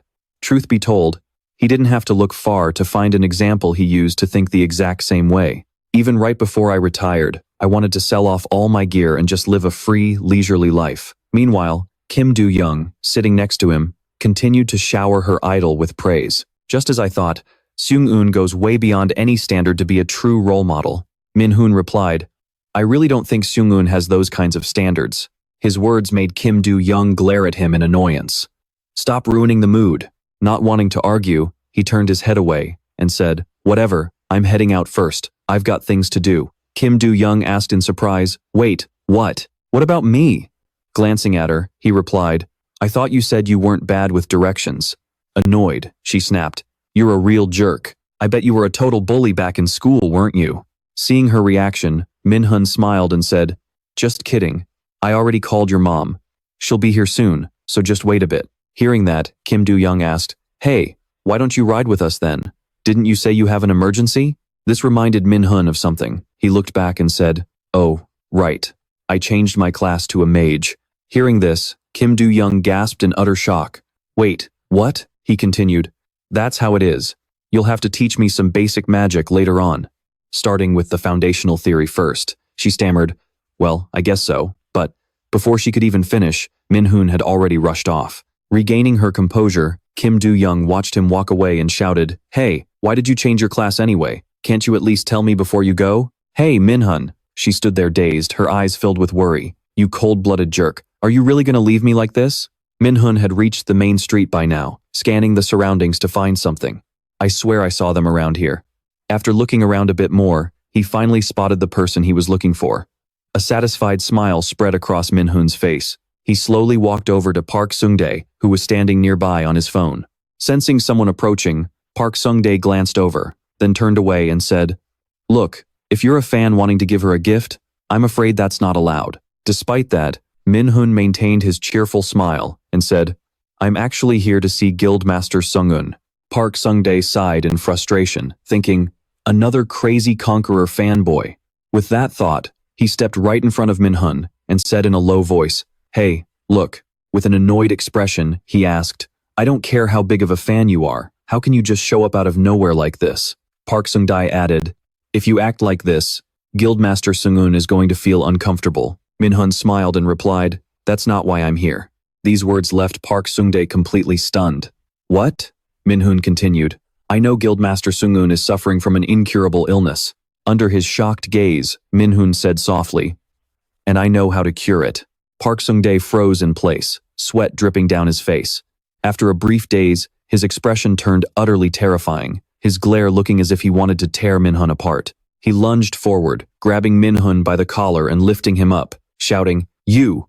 Where did you hear that?" Park Sung-dae repeatedly demanded, raising his voice. "Where did you hear that? Who said the guildmaster is sick?" Instead of answering immediately, Min-hun glanced to the side and said, "I don't think screaming like this is going to do you any good." Just as he said, several passers-by were staring in their direction. Park Sung-dae growled in frustration. Suddenly, Sung-un rolled down the car window from inside and called out, "Sung-dae, wait a moment." Looking at Min-hun, she asked, "Can you take responsibility for what you just said?" Min-hun brushed off Park Sung-dae's hand, smirked, and replied, "Of course, I can cure you." Guildmaster Sung-un closed her eyes briefly, thinking that if he was lying, he would be arrested on the spot. She kept casting a doubtful gaze at Min-hun, but seeing how confident he was made her believe him just a little bit more. She thought to herself, he must have a reason to be this confident. With that, she looked at Park Sung-dae and asked, "How much time do we have before our next schedule?" He stammered, 2 hours. Hearing that, Sung-un smiled at Min-hun and said, "Then let's go. Let's find somewhere quiet. There are too many eyes and ears around here." After a short drive, the three of them arrived at a private room. Sung-un sat down first and said with a smile, "Take a seat." Min Jaehyun sat down directly across from her and replied, "Thank you." She continued, "Well, let's take our time talking about it, shall we?" She looked at him with probing eyes and asked, "How did you know I was sick?" Hearing that, he replied, "I'm sorry, but I can't tell you. If you really want to know, I can tell you." Min Jaehyun continued, "But once I do, I won't heal you." Guildmaster Ju Sungun burst out laughing and said, "What a stubborn kid. All right, fine." Her expression did a complete 180-degree flip, and she looked at him with a cold gaze, asking, "Then let me ask you this next. How exactly do you plan to heal me?" Min Jaehyun glanced away and replied, "To be honest, I don't really want to hide it anymore. To be frank, Guildmaster, I plan to copy your sacrifice skill." Sungun was absolutely stunned, her eyes wide with confusion, as she gasped, "What?" Before she could even say another word, Park Sung-dae completely lost his cool. He slammed his hand hard onto the table, then glared at Min Jaehyun and yelled, "We don't need to hear another word. You punk. Do you even know what the sacrifice skill is to be talking that kind of garbage? That's the Guildmaster's unique skill. Even we can't possibly copy that kind of magic, yet you think you can just steal it?" Just as Park Sung-dae said, unique skills stood at the absolute peak of the rankings. They far surpassed any other top-tier skill. Whether it was an S-rank skill, passed down through bloodlines, or awakened by a single unique individual, it could only be obtained in one of those two ways. While ordinary skills relied on formulas to memorize, no such formula existed for a unique skill. A unique skill could not be copied, because it was the exclusive property of a single individual or a clan. Hearing those words, Min Jaehyun fell deep into thought, or at least, that was the standard in normal society. With that thought, he looked over at Park Sung-dae and said softly, "Calm down. If I couldn't do it, I wouldn't have come here in the first place." Hearing this, anger flared on Sung-dae's face as he prepared to shout back. But Ju Sung-gun cut him off, saying, "It won't be too late to decide once we've heard him out." With that, she turned her eyes to Min Jaehyun and asked, "So, what you're saying is, you will heal me using my own sacrifice skill, right?" He confidently replied, "Yeah." In his mind he thought, to heal an injury caused by a skill's penalty, you need a skill of equal or higher tier. And on top of that, the skill that injured Ju Sung-gun is a unique skill.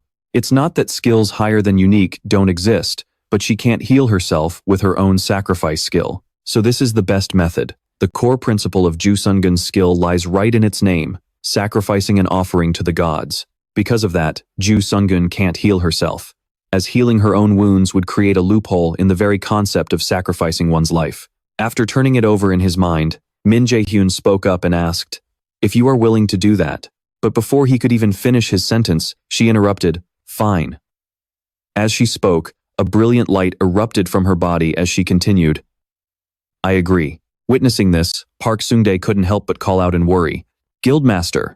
Ju Sung-gun brought both hands to her chest as a blinding golden energy suddenly flared to life. This was her unique skill, sacrifice. Seeing this, Min Jaehyun smiled in satisfaction, thinking, "Good." He secretly reached under the table to grab something. The black card he had previously obtained from the system was slowly starting to materialize. At that moment, a system notification popped up. A new skill can be acquired.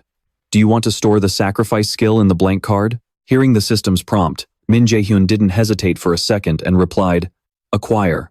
A new notification appeared. Sacrifice has been successfully stored in the blank card. Once he had completely acquired the skill, he smiled, his face beaming with confidence. Min Jaehyun looked at Ju Sung-gun and said, "I still didn't expect you to believe me, so I should earn your trust first, shouldn't I?" With those words, he raised his hand and immediately activated his newly learned skill. The system announced, "You have activated the sacrifice skill." From the palm of his hand, a radiant light identical to the one Ju Sung-gun had just created burst forth. Seeing this sight, both of them looked completely dumbfounded. Jaehyun thought, "That's enough of a show for now." He clenched his hand into a tight fist and muttered, "All right." He smiled, looking at her with highly confident eyes as he asked, "Shall we begin the treatment now?"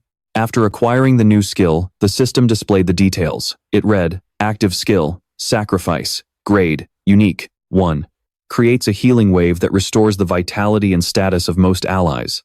2. If used on undead monsters, the skill converts into an attack, Judgment of Light. Skills copied through the consumption of a blank card will not suffer penalties." Seeing what the system displayed, Min Jaehyun let out a faint smirk. Ju Sung-gun asked impatiently, "So, what is it that you want from our guild?" Her eyes grew serious as she thought, "Just the fact that he can cure my illness is more than enough for me to negotiate with him." However, looking at him, since he seemed like he had just graduated from high school, Ju Sung-gun still appeared to have a lingering shred of doubt. It is hard to believe a mere kid has the guts to negotiate directly with the leader of the Jeonha Guild. A subtle smirk plays on her lips as she thinks to herself, "How interesting." Hearing her question, Min Hyun does not hesitate for a second. He looks her in the eye and replies, "Please become my sponsor." Hearing such a bold request from a high schooler catches Ju Seyun off guard.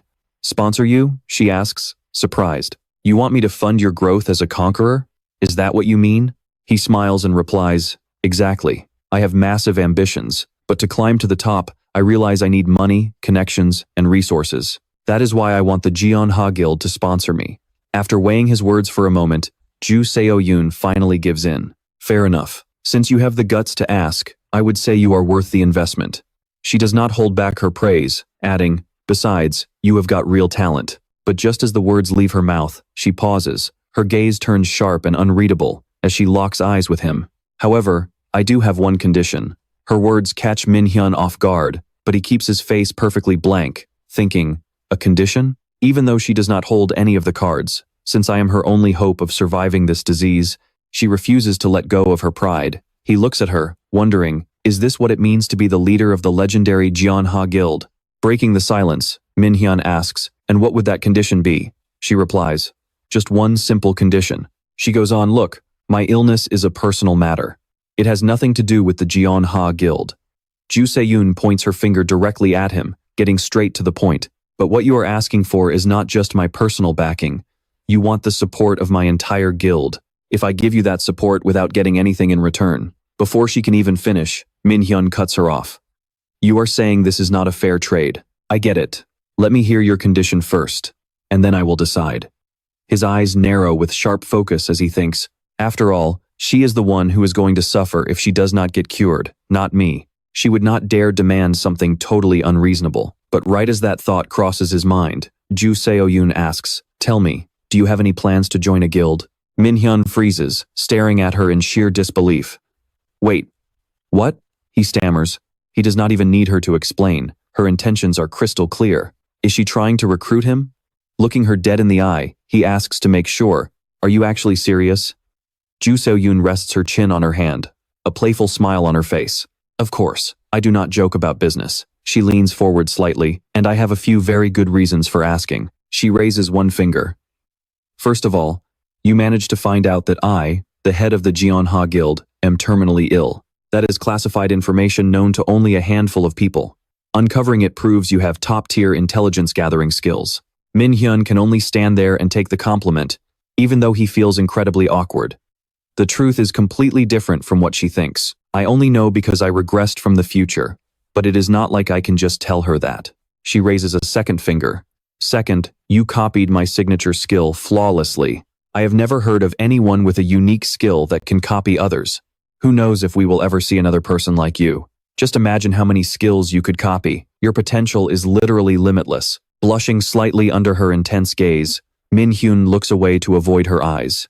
And, is there a third reason? He asks quietly. She smiles instantly. Of course, and it is the most important one. She stands up, walks over to him, and gently lifts his chin. Thirdly, even with me standing right in front of you, you have not shown a single shred of fear. A dangerous smile spreads across her face. A mere kid who does not flinch while facing the master of the Jeonha Guild. It turns out she has been studying his every reaction, and his absolute composure has her completely hooked. You are actually pretty captivating, she purrs. Walking back to her seat, she asks, so? Is that enough of a reason to recruit you? Min Hyun falls dead silent, weighing his options. In my past life, after Ju Seo-yoon fell critically ill, the Jeonha Guild collapsed overnight for mysterious reasons. But right now, there is no doubt they are the absolute strongest guild in the world. If I sign with Jeonha, I will be treated with the utmost respect and get the best resources to work with. And if I want to get strong fast, joining a top guild is the smartest move. But then, a sudden realization hits him. Looking up, he asks, wait, isn't it illegal for a guild to sign a contract with an underage student? His naive question brings a wide smile to Ju Seo-yoon's face. She chuckles and asks, have you ever heard of priority negotiation rights? Min Hyun's eyes widen in sheer shock. Priority negotiation rights, he thinks. It is a special system where a guild can fully back an underage rookie's growth. Then once that rookie comes of age, the sponsoring guild gets the first right to sign them. Usually, this is an offer reserved only for absolute prodigies. A genuine smile spreads across Min Hyun's face. Who would have thought I would get an offer like that? Before I regressed, even B-rank guilds wouldn't give me the time of day. Every single change in his expression was caught by Yu Seonjin. Instead of rushing him, she just chuckled, thinking how adorable his childish side was. Smiling, she said, we'll send the contract to your house. Once you give us your address, take your time to think it over before making a decision.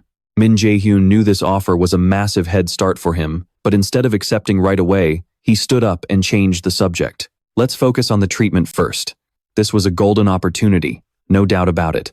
but there was no need to rush a decision. For now, he just needed to focus on the healing. It was never too late to plan his next move.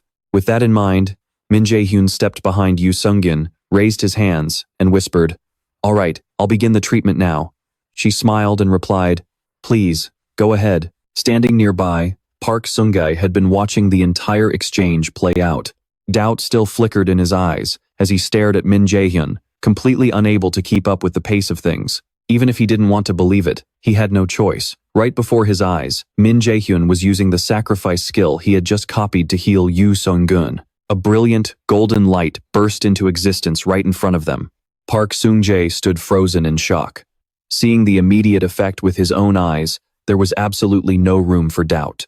How many legendary healers and top-tier doctors had they brought in to treat the guildmaster?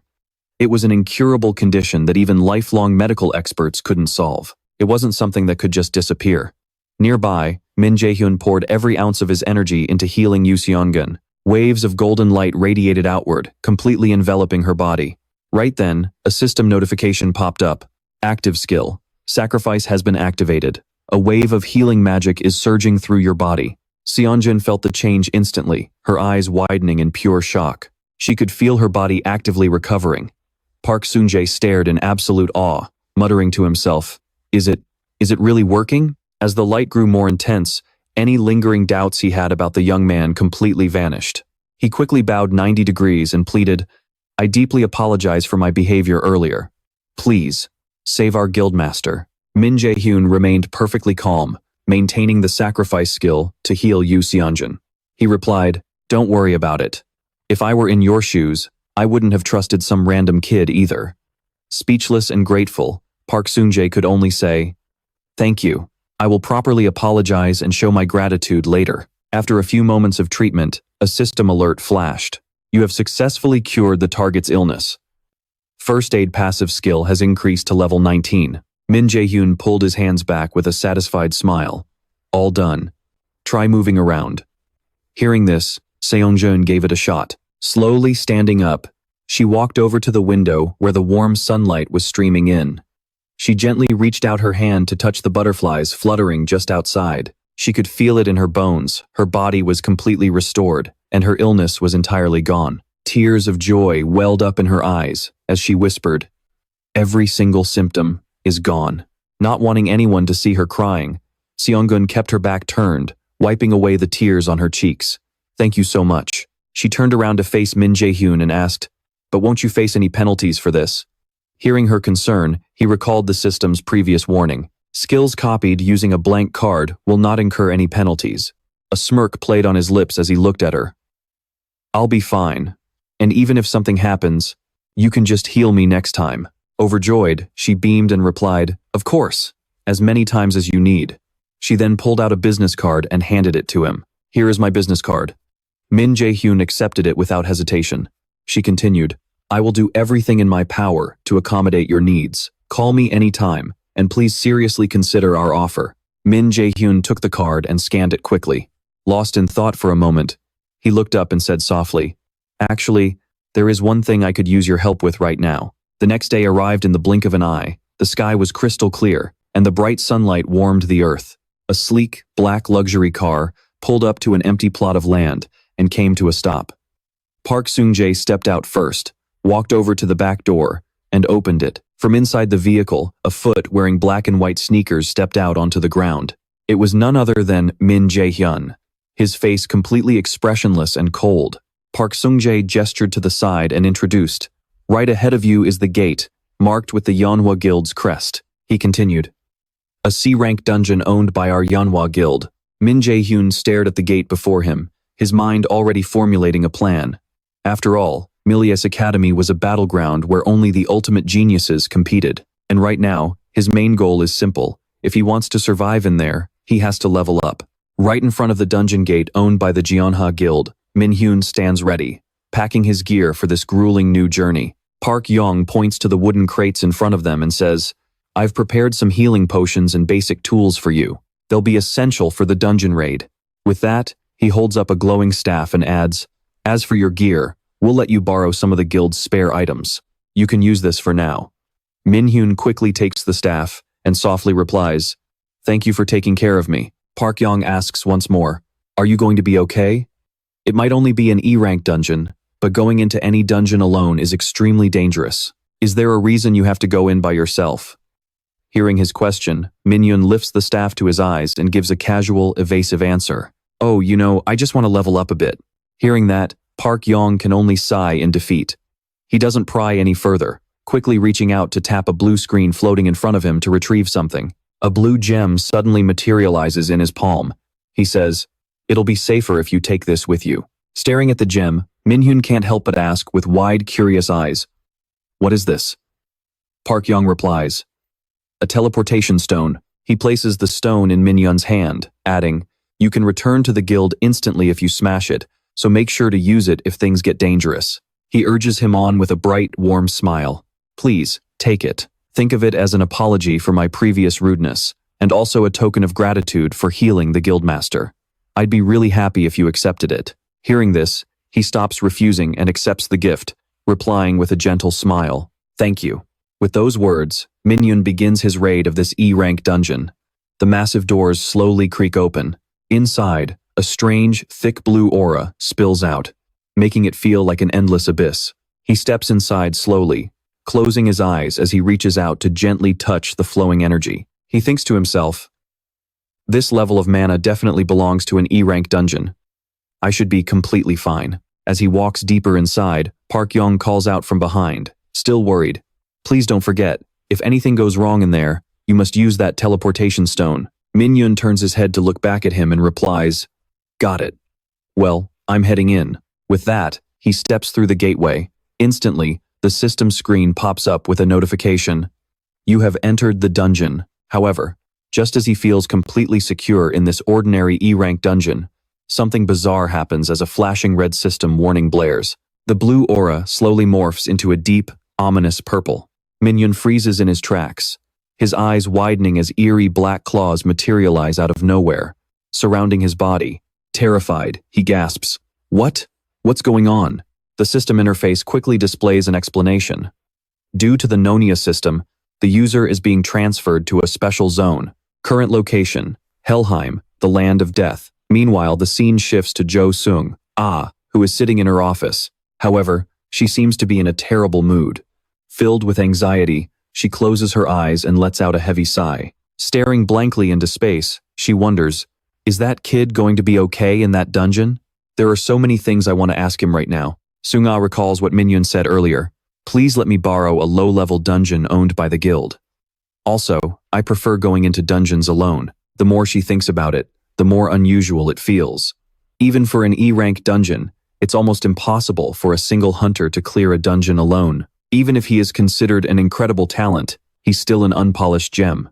There's no way that kid doesn't know that, and yet, he specifically requested to enter a dungeon all by himself. At that thought, a knowing smile plays on her lips. Jo Seung wonders to herself, what exactly is his plan? Suddenly, a knock on the door interrupts her thoughts, followed by a voice, Guildmaster, it's Park Hanna. Seung's expression shifts back to her usual bright, cheerful self as she smiles and says, come on in. With permission granted, Hanna, a secretary dressed in a sharp black suit, opens the door and walks in with a serious expression. Jo Seung asks, do you have what I requested? Hanna immediately holds up a tablet with the information and replies, here it is. She adds, it's Min Jaehyun's profile. Taking it, she replies, thank you. As soon as she receives the file, she quickly opens it to read, a fascinated smile spreading across her face. Seeing her guildmaster like this, Hanna can't help but feel surprised, thinking, it's so rare for the guildmaster to dig into someone's personal background. She must have really seen something that makes this Min Jaehyun kid special. Jo Seung was still carefully flipping through the pages, examining the background information and everything related to the young man who had cured her terrible illness. Suddenly, as she turned to another page, she froze. Jo Seung was so shocked that she gasped, covering her mouth with her hand. He's a warrior class candidate? Then how on earth can he use magic? The moment the words left her mouth, she remembered that Hanna was still in the room. Regaining her composure, she slowly turned to the next page. But shock after shock kept hitting her, making Jo Seung's eyes widen in utter bewilderment. She sat frozen, cold sweat dripping down her cheek. She tried reading the information sheet one more time, But no matter how many times she reread it, those words stared back at her, completely unchanged. Ju Seoo-yoon looked up at Hana and asked, Is this information accurate? Hearing this, Hana immediately replied with a firm look. As long as there wasn't a glitch in the machine, it's absolutely accurate. There's no doubt about it. On the info sheet, the thing that shocked Ju Seoo-yoon the most was the text, reading 97% compatibility. Those words kept repeating in her mind, and she couldn't shake them off. After dismissing Hana, she quickly pulled out her phone to make a call, pacing back and forth anxiously. The moment the person on the other end picked up, Ju Seoo-yoon blurted out, Hey, when does Min Jaehyun get back from the dungeon? Please tell him immediately. I'm ready to meet him whenever he's available, so please set up a meeting.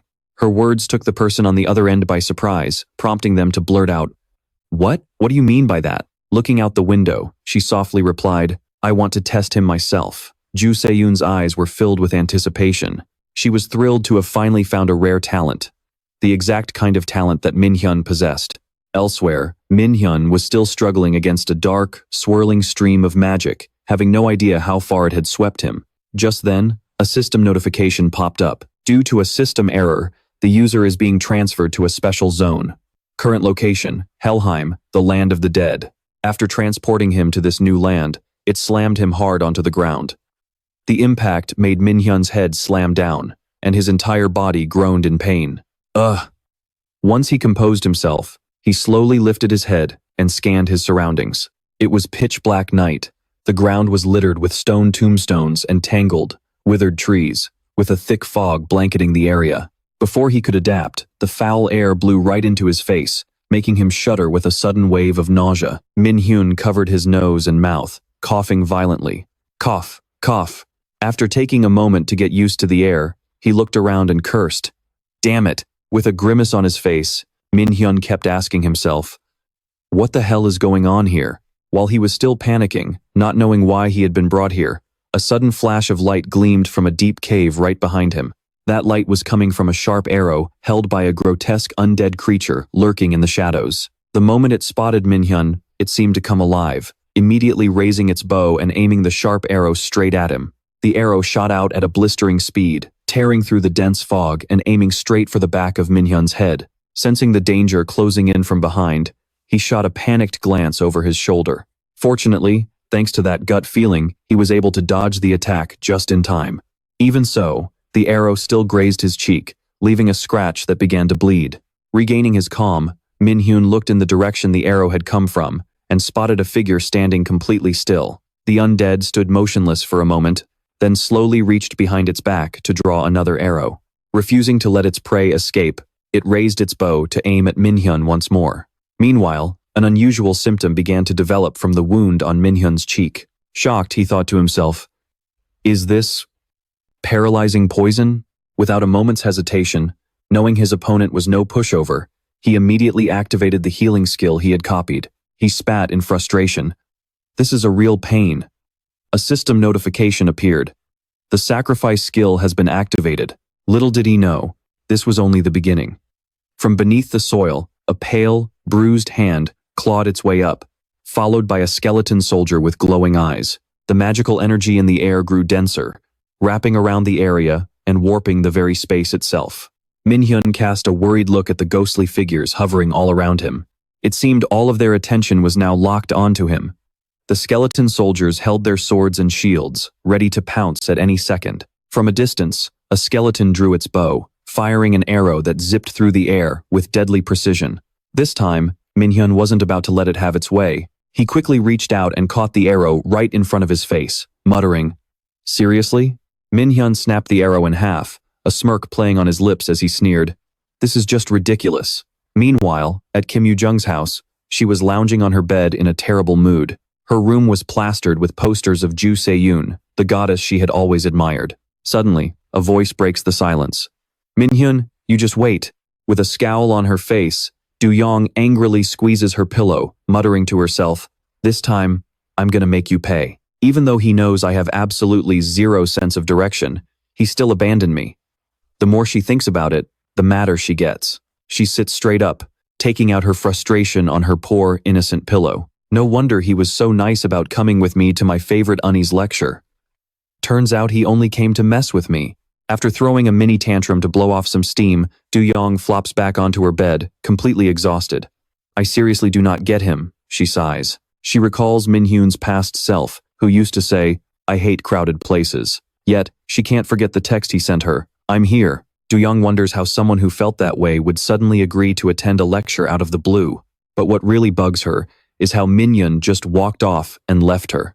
Before this, no matter what happened, he would always run up to her and ask, what are you doing here? Let's go home. Thinking back, Du-yong remembers Min Hyun's silhouette as he walked away. The very guy who was always so good at guiding her had just ditched her and vanished. And the absolute worst part?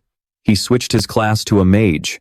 Is this some kind of joke? He's been training his butt off to become a frontline raider. If there was a reason for him to change, it had better be worth throwing away all his years of hard work. Du-yong stares up at the ceiling, utterly baffled. It makes absolutely zero sense. She knows Min Hyun is usually a very cautious person.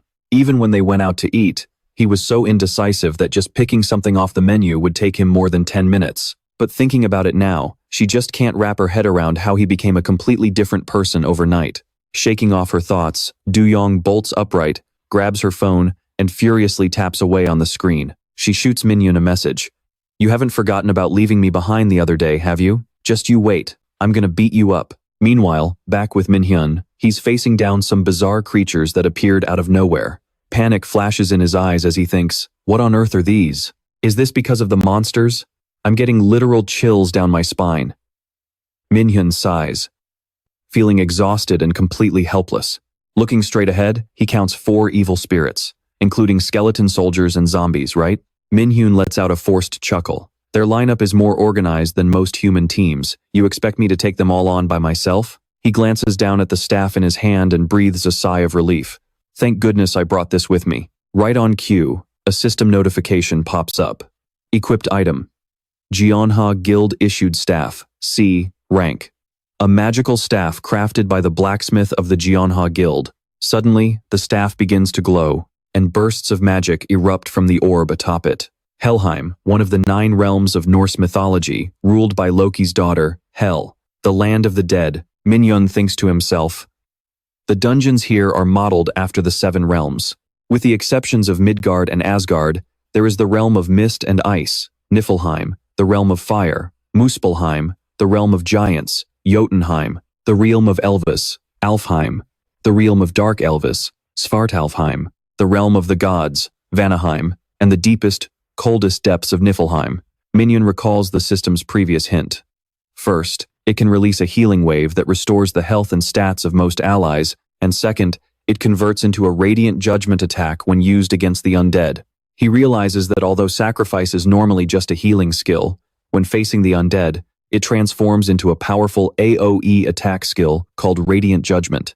Acting fast, Min Hyun raises his staff just in time to block an arrow shot by a zombie. At the same time, a skeleton soldier swings its sword and charges forward. Min Hyun retaliates, delivering a sharp strike right to its chest with his staff. The skeleton soldier is knocked off balance, stumbling backward and rolling across the ground. Min Hyun immediately triggers the sacrifice skill, and a brilliant, golden orb suddenly materializes in front of him. But he has no intention of just relying on a single AoE skill. He lands a precise blow on the evil spirit, turning it into dust. The system quickly chimes in, you have defeated a dark spirit. You received 70 experience points. Seeing their ally get obliterated, the remaining evil spirits show zero fear, lunging forward all at once. Min Hyun doesn't just stand there. With agile movements, he leaps high into the air, landing gracefully at a safer spot. A smirk plays on his lips. I can't let an opportunity like this go to waste. With that, Min Hyun springs forward again, charging straight at a zombie. He thinks to himself, if this is all they've got, my current level is more than enough to handle them. Gripping his staff tightly, he swings it in a swift, decisive arc. The zombie just stands there frozen, completely failing to react. Seizing the opening, Min Hyun brings his staff down hard, striking it right in the middle of its head. But to his absolute shock, the staff snaps clean in half with just that single blow. It broke? The system interface flashes. You have slain a skeleton soldier. You received 50 experience points.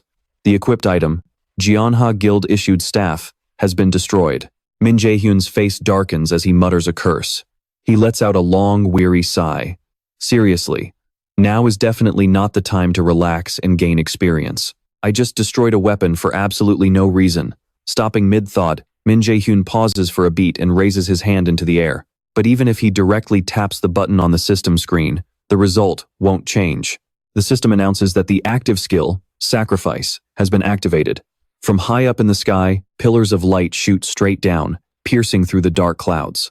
The system continuously alerts that undead presence has been detected in the area. Sacrifice converts into an offensive skill, and the active skill, Judgment of Light, is activated. As soon as the skill is activated, those beams of light strike down on the skeleton soldiers and evil spirits. The system announces, "You have defeated an undead. You received 100 experience points." The area of effect light quickly spreads, incinerating everything in its path. "You have defeated an evil spirit. You received 70 experience points." Min Jaehyun collapses onto the ground in exhaustion, followed by a notification. "You have leveled up. Your stamina has been fully restored." Thanks to this rapid recovery, Min Jaehyun's breathing evens out. He smiles with satisfaction and says, "Call it showing off if you want, but if I hadn't leveled up back then, I'd be in serious trouble right now." He gazes up at the sky, lost in thought. Judgment of Light. Is it because it's an S-rank skill? But just copying a skill onto a blank card doesn't mean I've mastered it. Without the experience of a real mage, I can't expect things to go this smoothly next time. Saying that, Min Jaehyun stands up, dragging his exhausted body forward. Besides, if this place is a teleportation dungeon, there's no way the Cheonha Guild would have let me in without checking it first. How could someone just be transported to a completely different location inside a dungeon? Suddenly, the system screen flashes a notification right in front of him once more. Your current location is Helheim, the land of the dead. The more he looks at it, the more certain he becomes. The Nornir system. I'm positive it's behind this. Saying that, Min Jaehyun lets out a tired sigh and asks himself, should I use the mana crystal? As he stands there dazed, a wave of eerie magical energy suddenly blows against the back of his neck, making him shudder and freeze. Min Jaehyun looks back, his face filled with anxiety. What is this terrifying mana? But it doesn't stop there. This time, that chilling presence manifests directly behind Min Jaehyun. His entire body instantly freezes as his eyes widen in shock, realizing something is drawing closer. Min Jaehyun clutches his throat and drops to his knees, desperately gasping for air. Damn it, I can't breathe. He feels like he can't hold out much longer. What on earth is coming? Min Jaehyun senses that he needs to act immediately. He grabs a nearby piece of wood and raises it, thinking he needs to confirm one thing first. With no time to lose, he stabs the sharp wood straight into his thigh. Min Jaehyun is struck by a wave of intense, blinding pain, but the pain jolts his mind back to focus, freeing him from the paralyzing magic. He cups his hand tightly over his mouth to stay completely silent. Not a single sound can be made. Whatever it is, it might be right next to him. He grips the wooden shard embedded in his thigh. First, I need to take this one step at a time. But before Min Jaehyun can even make his move, a sinister red magic suddenly surges out of nowhere, forcing him to gasp in shock. What is this? Standing right behind him, a grotesque figure has appeared, completely undetected until now. Its body is a blood-red shadow, with no visible face, only a gaping mouth lined with massive, razor-sharp fangs. He wonders in disbelief. Is that a shadow? Despite his terror, Min Jaehyun forces himself to look back. But the moment his eyes land on the entity standing behind him, he completely freezes. At that exact moment, the system flashes an alert. Nightshade, the boss monster, has appeared. The level difference between you and the target is extremely dangerous. Warning. Escape the dungeon immediately. Hearing this, Min Jaehyun lets out a bitter smile. Ha, I stand absolutely no chance against this thing. Pushing the thought aside, he instantly reaches out and shouts, "Inventory!" The system screen materializes, but his sudden movement immediately triggers the monster's assault. It unleashes a blast of ominous red magic, aiming directly at Min Jaehyun. Fortunately, in that split second, he manages to grab the teleportation stone given to him by Park Sungdae. But even with escape within arm's reach, before he can crush the stone in his hand, the monster strikes. With a single swipe of its hand, the monster sends Min Jaehyun flying across the room, leaving him helpless. The teleportation stone slips from his grasp and clatters onto the ground. Battered by that devastating blow, Min Jaehyun collapses onto the cold ground, coughing violently as fresh blood splatters from his mouth. The system warns, "Alert! Your remaining health has dropped to a critical level. He glares up through the pain, his face turning pale as he groans. Ha, damn it. The system repeatedly flashes. Consume recovery items immediately. Right before his eyes, a monstrous shadow of pure darkness was creeping closer and closer. A thick, eerie wave of demonic energy surged around it. Min-hun grit his teeth, completely helpless, unable to do anything but sit there frozen. The damn monster kept closing the distance. The second it got right in front of him, it unleashed a deadly attack straight at Min-hun. Closing his eyes, he let his body go limp, resigning himself to his fate. There was no way he could dodge this. But after sitting there for a moment, nothing happened. Everything around him suddenly went dead silent. Driven by curiosity, Min-hun slowly cracked his eyes open. Right there, the shadow beast was frozen in place, completely paralyzed, as if turned to stone. Min-hun's eyes went wide in shock. What? What is going on here? The boss's movements had completely stopped. Then, from the shadows, the pale foot of a mysterious woman slowly stepped into view. No, don't do that, she said to the monster. She had snow-white hair and a pair of sharp, curved horns on her head. That boy is a very important guest, she continued, looking right at a panicked Min-hun. After all, I'm the one who brought him here. The woman standing right in front of him was none other than the absolute ruler of this land of the dead. Hell. She smirked at him and said, "So, it's you. The child carrying the destiny of my enemy." Min-hun stared at her, completely lost. Who in the world is this woman? He wondered. Glancing at the razor-sharp claw hovering right in front of his face, he asked, "Did you stop this?" Hell didn't answer. Instead, she let out a soft chuckle. Even though you're an enemy, you're the one who's going to kill him." She suddenly leaned in, her hand brushing against Hun's face, making him flinch. "But then again," she murmured, "aren't you just a fragile little child? Your physical stats are totally average. Your magic is decent. But if that's all you've got, you won't stand a chance against Asus. What on earth did Loki see in you anyway?" Meanwhile, Hun felt his vision fading, everything around him blurring into a haze. Gasping for air, he panicked. Damn it, am I losing too much blood? I'm losing consciousness. Hell's sharp nails slowly scraped across his neck, drawing a thin line of blood. Is this really how it ends? The last thing he could see through the fading light was her mocking, contemptuous smile. Min-hun grit his teeth, desperately fighting the darkness. No, if I pass out now, everything is over. My revenge on that old bastard, becoming the greatest mage, it'll all go down the drain. But determination alone wasn't enough to keep his failing body awake. His head spun, and his vision went completely black. He was exhausted. I have to hang on. I have to find a way out of this. Hell smiled, thoroughly amused by his struggle. Leaning in close, she smirked and offered a rare bit of praise. I quite like that look in your eyes. But boy, you are still far too weak. Hell slowly reached her other hand toward his throat. The end of the world is coming much faster than you think. His eyes went wide, completely bewildered by her words. Then, she gave him a chilling piece of advice. You need to get stronger, and fast. As she spoke, her grip tightened around his throat, choking the life right out of him. Gasping and coughing for air, he heard her continue. If you're just going to fail and die anyway. Hell's eyes turned incredibly sinister. This was no joke. I might as well just kill you myself right now. Min-hun's breathing grew incredibly faint. Crushed by her overwhelming power, he couldn't even budge. Damn it. Who the hell is this woman? He cursed in his head. But right when his life hung by a thread, Hell suddenly loosened her grip. She giggled. You're a very valuable pawn to us, so I'll give you a chance. Become stronger than you are now, and defeat the darkness standing right in front of you. The darkness she was referring to was the terrifying monster standing nearby, the one oozing bizarre demonic energy that had almost ended Min-hun's life. As she spoke, Hell's figure began to fade into thin air. Do that, and I'll give you a very special reward. But remember what I said. You don't have much time. Shaken by her words, he quickly opened his system interface. There, a notification popped up, announcing his very first main quest. Main quest. Hell's trial has been unlocked. Glancing back one last time, she set his deadline. You have 2 months. Defeat him within that time. The system updated with the new details. Main quest.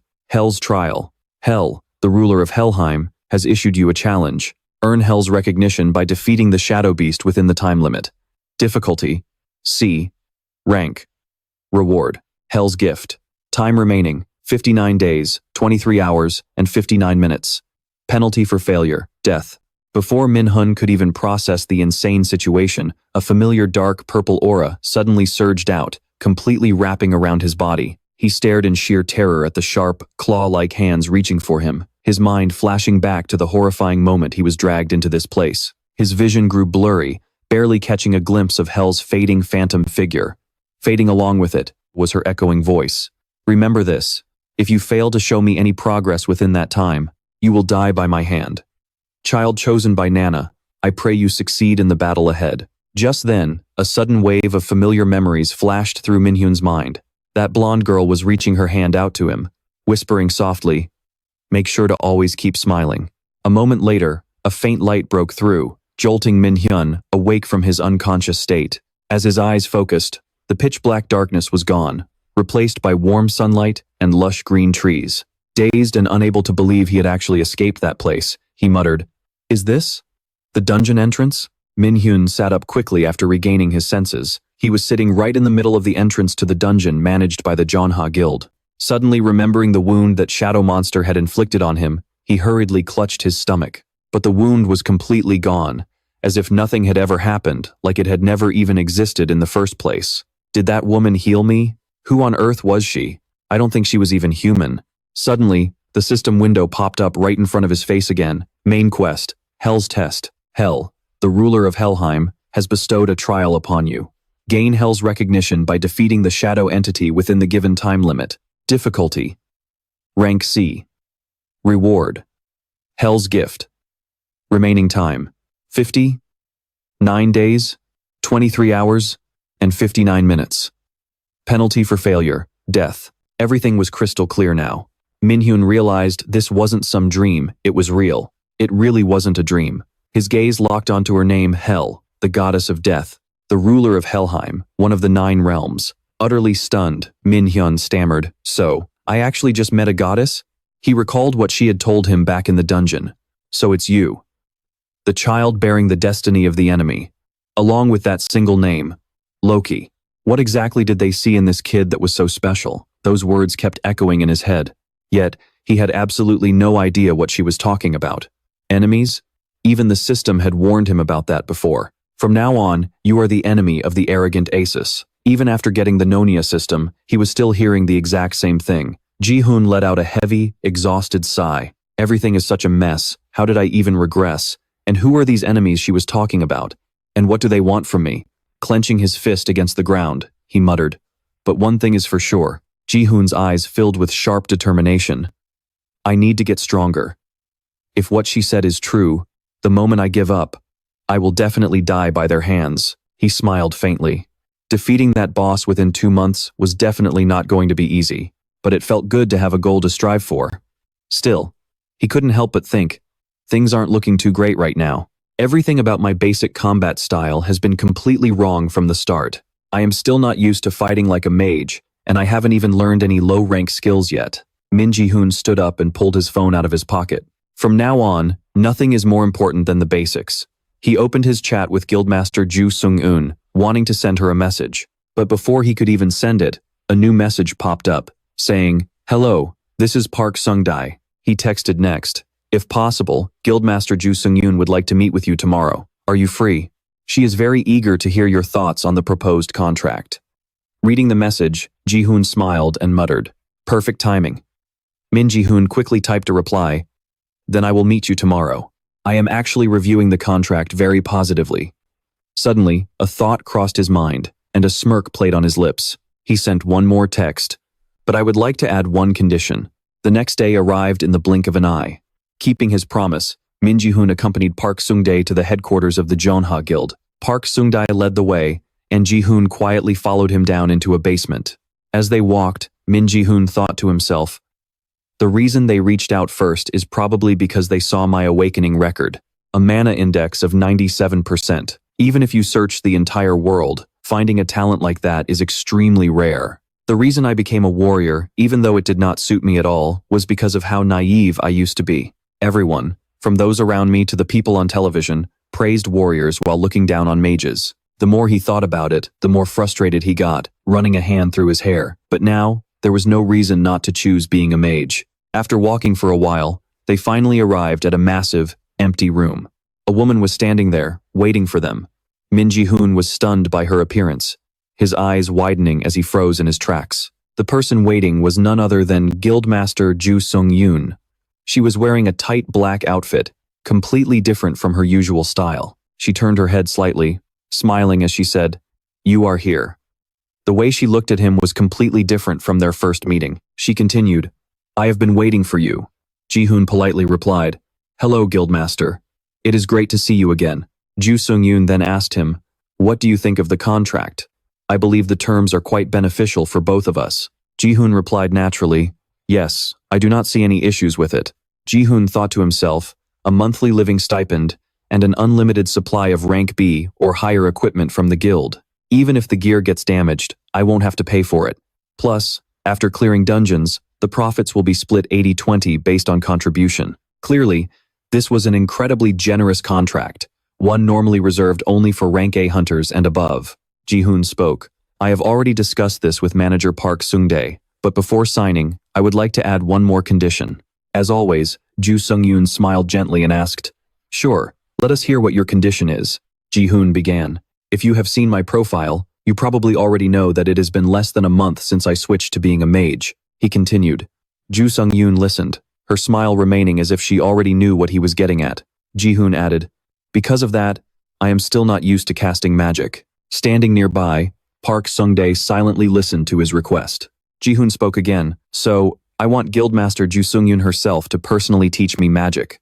Ju Sung-yoon tilted her head, thoroughly intrigued. The reason Jaehyun made such a request was simple. The number one rule for a hunter's survival is to utilize their biggest trump card to its absolute maximum. Park Sung-dae remained quiet but thought to himself, "I had a feeling since the first time we met, but there really is something special about this guy." He looked at Ju Sung-yoon, who had yet to respond, and thought, "She is the guildmaster of South Korea's strongest guild, and one of the very few rank S hunters in the entire world, and he is asking someone like her to train him without a single shred of hesitation?" Jaehyun continued, "If you agree to that condition, I will sign the priority negotiation contract with the Yoon Guild." Ju Sung-yoon rested her cheek on her hand, a look of pure intrigue on her face. What an incredibly interesting offer. She smiled and said, "All right, I accept your terms." Sung-yoon added with deep interest, "I'm honestly dying to see what you're capable of." Satisfied, Jaehyun replied, "Then I'll be in your care from now on." Sung-yoon responded with mock humility, "The honor is all mine, but first." She paused briefly before continuing, "I'd like to test your skills." "If you don't mind?" Sung-yoon asked. Jaehyun didn't flinch at her request. He had already seen this coming. For someone like Ju Sung-yoon, she wanted absolute proof of his talent. Having spoken, Sung-yoon waited patiently for Jaehyun's response. Amusement still danced across her elegant face. Park Sung-tae could tell exactly what she was planning with just one look. With the guildmaster making that face, he knew he'd better get everything ready. Jaehyun asked to clarify, "So, you want to test my abilities, is that it?" Sung-yoon smiled and confirmed, "Exactly. What do you want me to do?" Jaehyun asked. Keeping her sly smile, Sung-yoon snapped her fingers. The heavy iron gates behind her began to rattle loudly and slowly groaned open.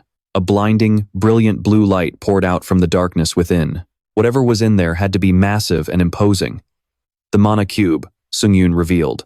Turns out, behind that door wasn't just a room, but an entire pocket dimension. "This is just the entrance. From here on, your job is to conquer it," Sung-yoon explained. Jaehyun felt a sudden wave of anxiety. "Did she just say the Mana Cube?" Sung-yoon nonchalantly asked. "What do you think? Fair enough, right? For someone talented enough to land a priority negotiation contract, a little test like this should be a walk in the park." Jaehyun immediately started calculating. To even utilize a Mana Cube, a mage had to be at least B rank. Usually, only high-level mages used it to master their mana flow, but I'm still not fully used to being a mage yet, so this is going to be an incredibly brutal test. Jaehyun grimaced for a split second. The number of raiders who could actually handle the Mana Cube was less than 7% of all mages. Can I really pull this off? Sung-yoon crossed her arms, patiently waiting for Jaehyun's final decision. He asked, "You're trying to psych me out, aren't you?" Sung-yoon replied, "Why would I do that? Even if you fail, your contract remains completely safe. Everything will stay exactly the same," the Yuan Guildmaster, Ju Sung-yoon, assured him. But Jaehyun hesitated. No, that won't do. I can't back down now. Even if I fail, I have to keep pushing forward. Sung-yoon turned to Park Sung-tae. Sung-tae, please go and prepare everything we need. Are you sure about this, Guildmaster? Park Sung-tae asked. Clearly worried. He warned, Guildmaster, even veteran mages struggle with the mana cube. Not to mention, Min Jaehyun is still just a kid. Sung-tae expressed his concern while Jaehyun was already walking toward the portal. Sung-yoon countered, completely unfazed. Do you really think the boy standing before us is just average? Trust me, he's worth the gamble. Seeing Sung-yoon's sheer confidence, Sung-tae could only nod and obey. Sung-tae walked over to the control panel and pressed the start button to activate the mana cube. The surface of the entrance began to distort, opening up a gateway. Jaehyun didn't step in immediately, stopping to think. The mana cube. I heard about it before my regression, but seeing it in person like this, the power it radiates is on a whole different level. Sung-yoon smiled and asked, Shall we begin? I'm expecting great things from you, so give it your all. Hearing her encouragement, Jaehyun didn't reply. He simply took a deep breath to calm his nerves and stepped forward. Jaehyun plunged into the portal. No matter what lay ahead, he was determined to conquer it. Sung-yoon and Sung-tae stood by, watching Jaehyun slowly disappear inside. Sung-tae spoke up. I'm genuinely a bit worried. I understand why you're interested in him, but at the end of the day, he's still just a kid. Sung-yoon smiled confidently and replied, That kid is going to pull it off. How can you be so sure? Sung-tae asked. Sung-yoon's smile widened. When she answered that it was simply her gut feeling, Sung-tae was utterly dumbfounded. Wait, seriously? Sung-yoon opened her eyes, wondering, Now, how long will it take you to escape the mana cube? Meanwhile, the moment Jaehyun stepped inside, he found himself completely submerged in water, momentarily losing his balance. But he quickly adjusted and began to scan his surroundings. This was a deep ocean, entirely materialized out of raw mana. Looking ahead, Jaehyun thought, Thank goodness I can still breathe. I was honestly worried my body would suffer from mana overload. As Jaehyun swam forward, he realized that in this world, mana basically acted like oxygen. It was essential for casting spells or using skills, but if someone was exposed to such a massive concentration of mana for too long, their respiratory system would break down. In the worst-case scenario, it could be fatal. Realizing the danger, he thought, Even though I'm not feeling any symptoms yet, I can't afford to waste a single second. Swimming further, he knew finding the exit would take an immense amount of effort. If he remembered correctly, there was only one way out of the mana cube. Among the swirling whirlpools ahead, only one led to the exit. He had to find that single gateway hidden in a sea of countless whirlpools. Steadying his breath, Jaehyun told himself, I need to focus. I need to feel the exact flow of the mana. Lost in a chaotic sea of raging energy, Jaehyun taps into absolute focus. As he tunes into the swirling vortexes, the noise fades, and his surroundings go dead silent. Closing his eyes, he reaches out with his senses, searching for a way out. After what feels like an eternity of searching, something breaks the quiet. A strange, eerie purple energy starts pulsing in his mind. Jaehyun snaps his eyes open in shock and looks straight ahead. He definitely felt something different just now. His gaze locks onto one specific vortex, one that looks completely different from the rest. Deep inside the swirling vortex, something is sparkling. This has to be his only clue. Is that a mana crystal? A brilliant, blinding light radiates from the dark depths of the vortex. Before Jaehyun can even process it, he is hit by an absolutely monstrous wave of mana. He hesitates, wondering if he should actually get closer. It literally feels like the entire ocean's mana is packed into that one tiny spot. Meanwhile, on the outside, Sung-gae speaks up, Guild leader, you sound awfully sure that Jaehyun is going to make it out of there. Sung-gun replies with total confidence, Of course he will. Honestly, after everything he's shown us, aren't you being a bit too demanding by still worrying? He starts thinking back to when he first saw what Jaehyun could do in such a short amount of time. Sung-jae recalls the day Jaehyun copied Sung-gun's skills just to heal her. Everything the kid has shown them so far has been nothing short of mind-blowing. How long do you think it'll take him? Sung-jae asks, amazed. Sung-gun replies, Well, for me it took about 40 minutes. And keep in mind, I hold the national record. Sung-jae goes quiet for a second before saying, Honestly, I see this going one of two ways. Sung-jun crosses her arms, waiting patiently. Sung-jae continues, Either he fails to make it out at all, or he pauses. He sets a whole new record.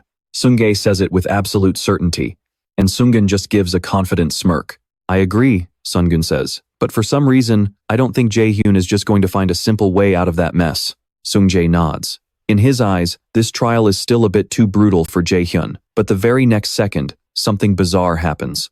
Sungjae, look. Sungun gasps in shock.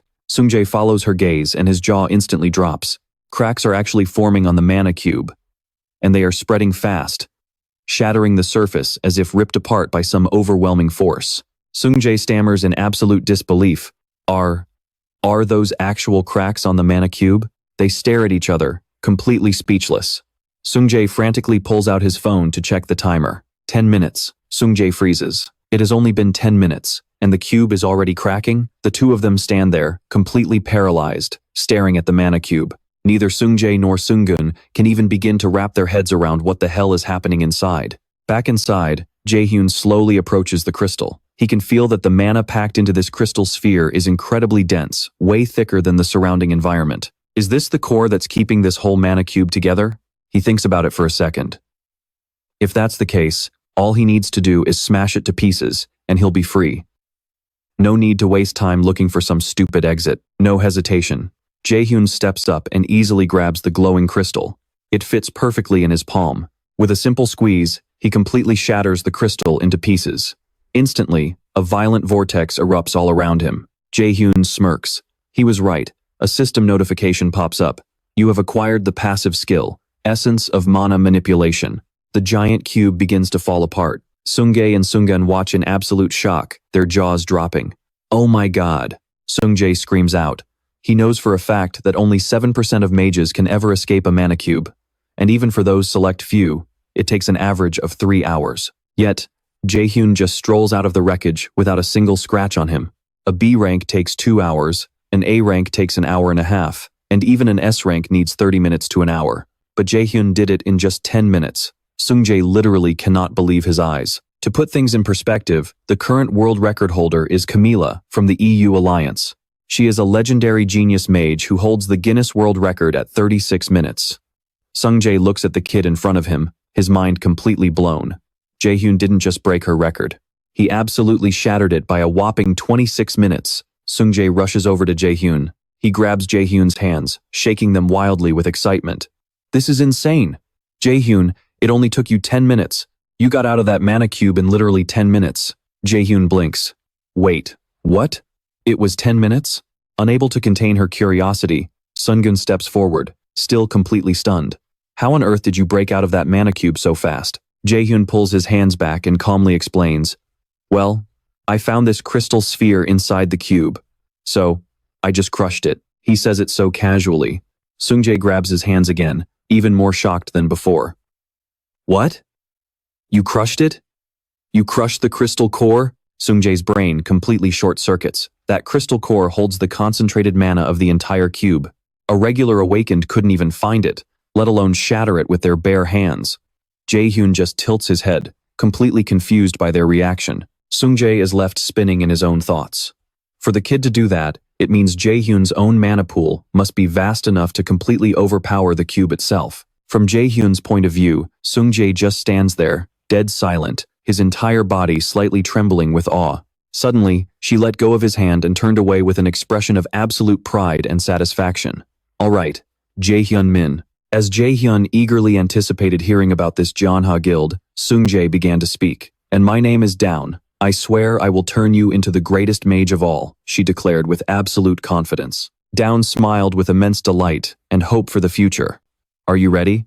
That afternoon, his best friend Do-young Kim and Jaehyun's mother were standing right at the gate, waiting for him to return. He's still not here yet, Do-young said impatiently. Jaehyun's mother replied worriedly, Yeah, he's so late today. He isn't even picking up his phone. Just then, a luxury supercar drove in from outside. Both of them looked at the car in surprise as its tires screeched to a halt. And to their even greater astonishment, it was Jaehyun who stepped out of that luxury supercar. Do-young Kim had to take a closer look. That car seemed incredibly expensive. How on earth did Jaehyun Min get a ride in that? Jaehyun's mother was equally astonished, replying, I have no idea. Well, see you later, ma'am. Down waved goodbye.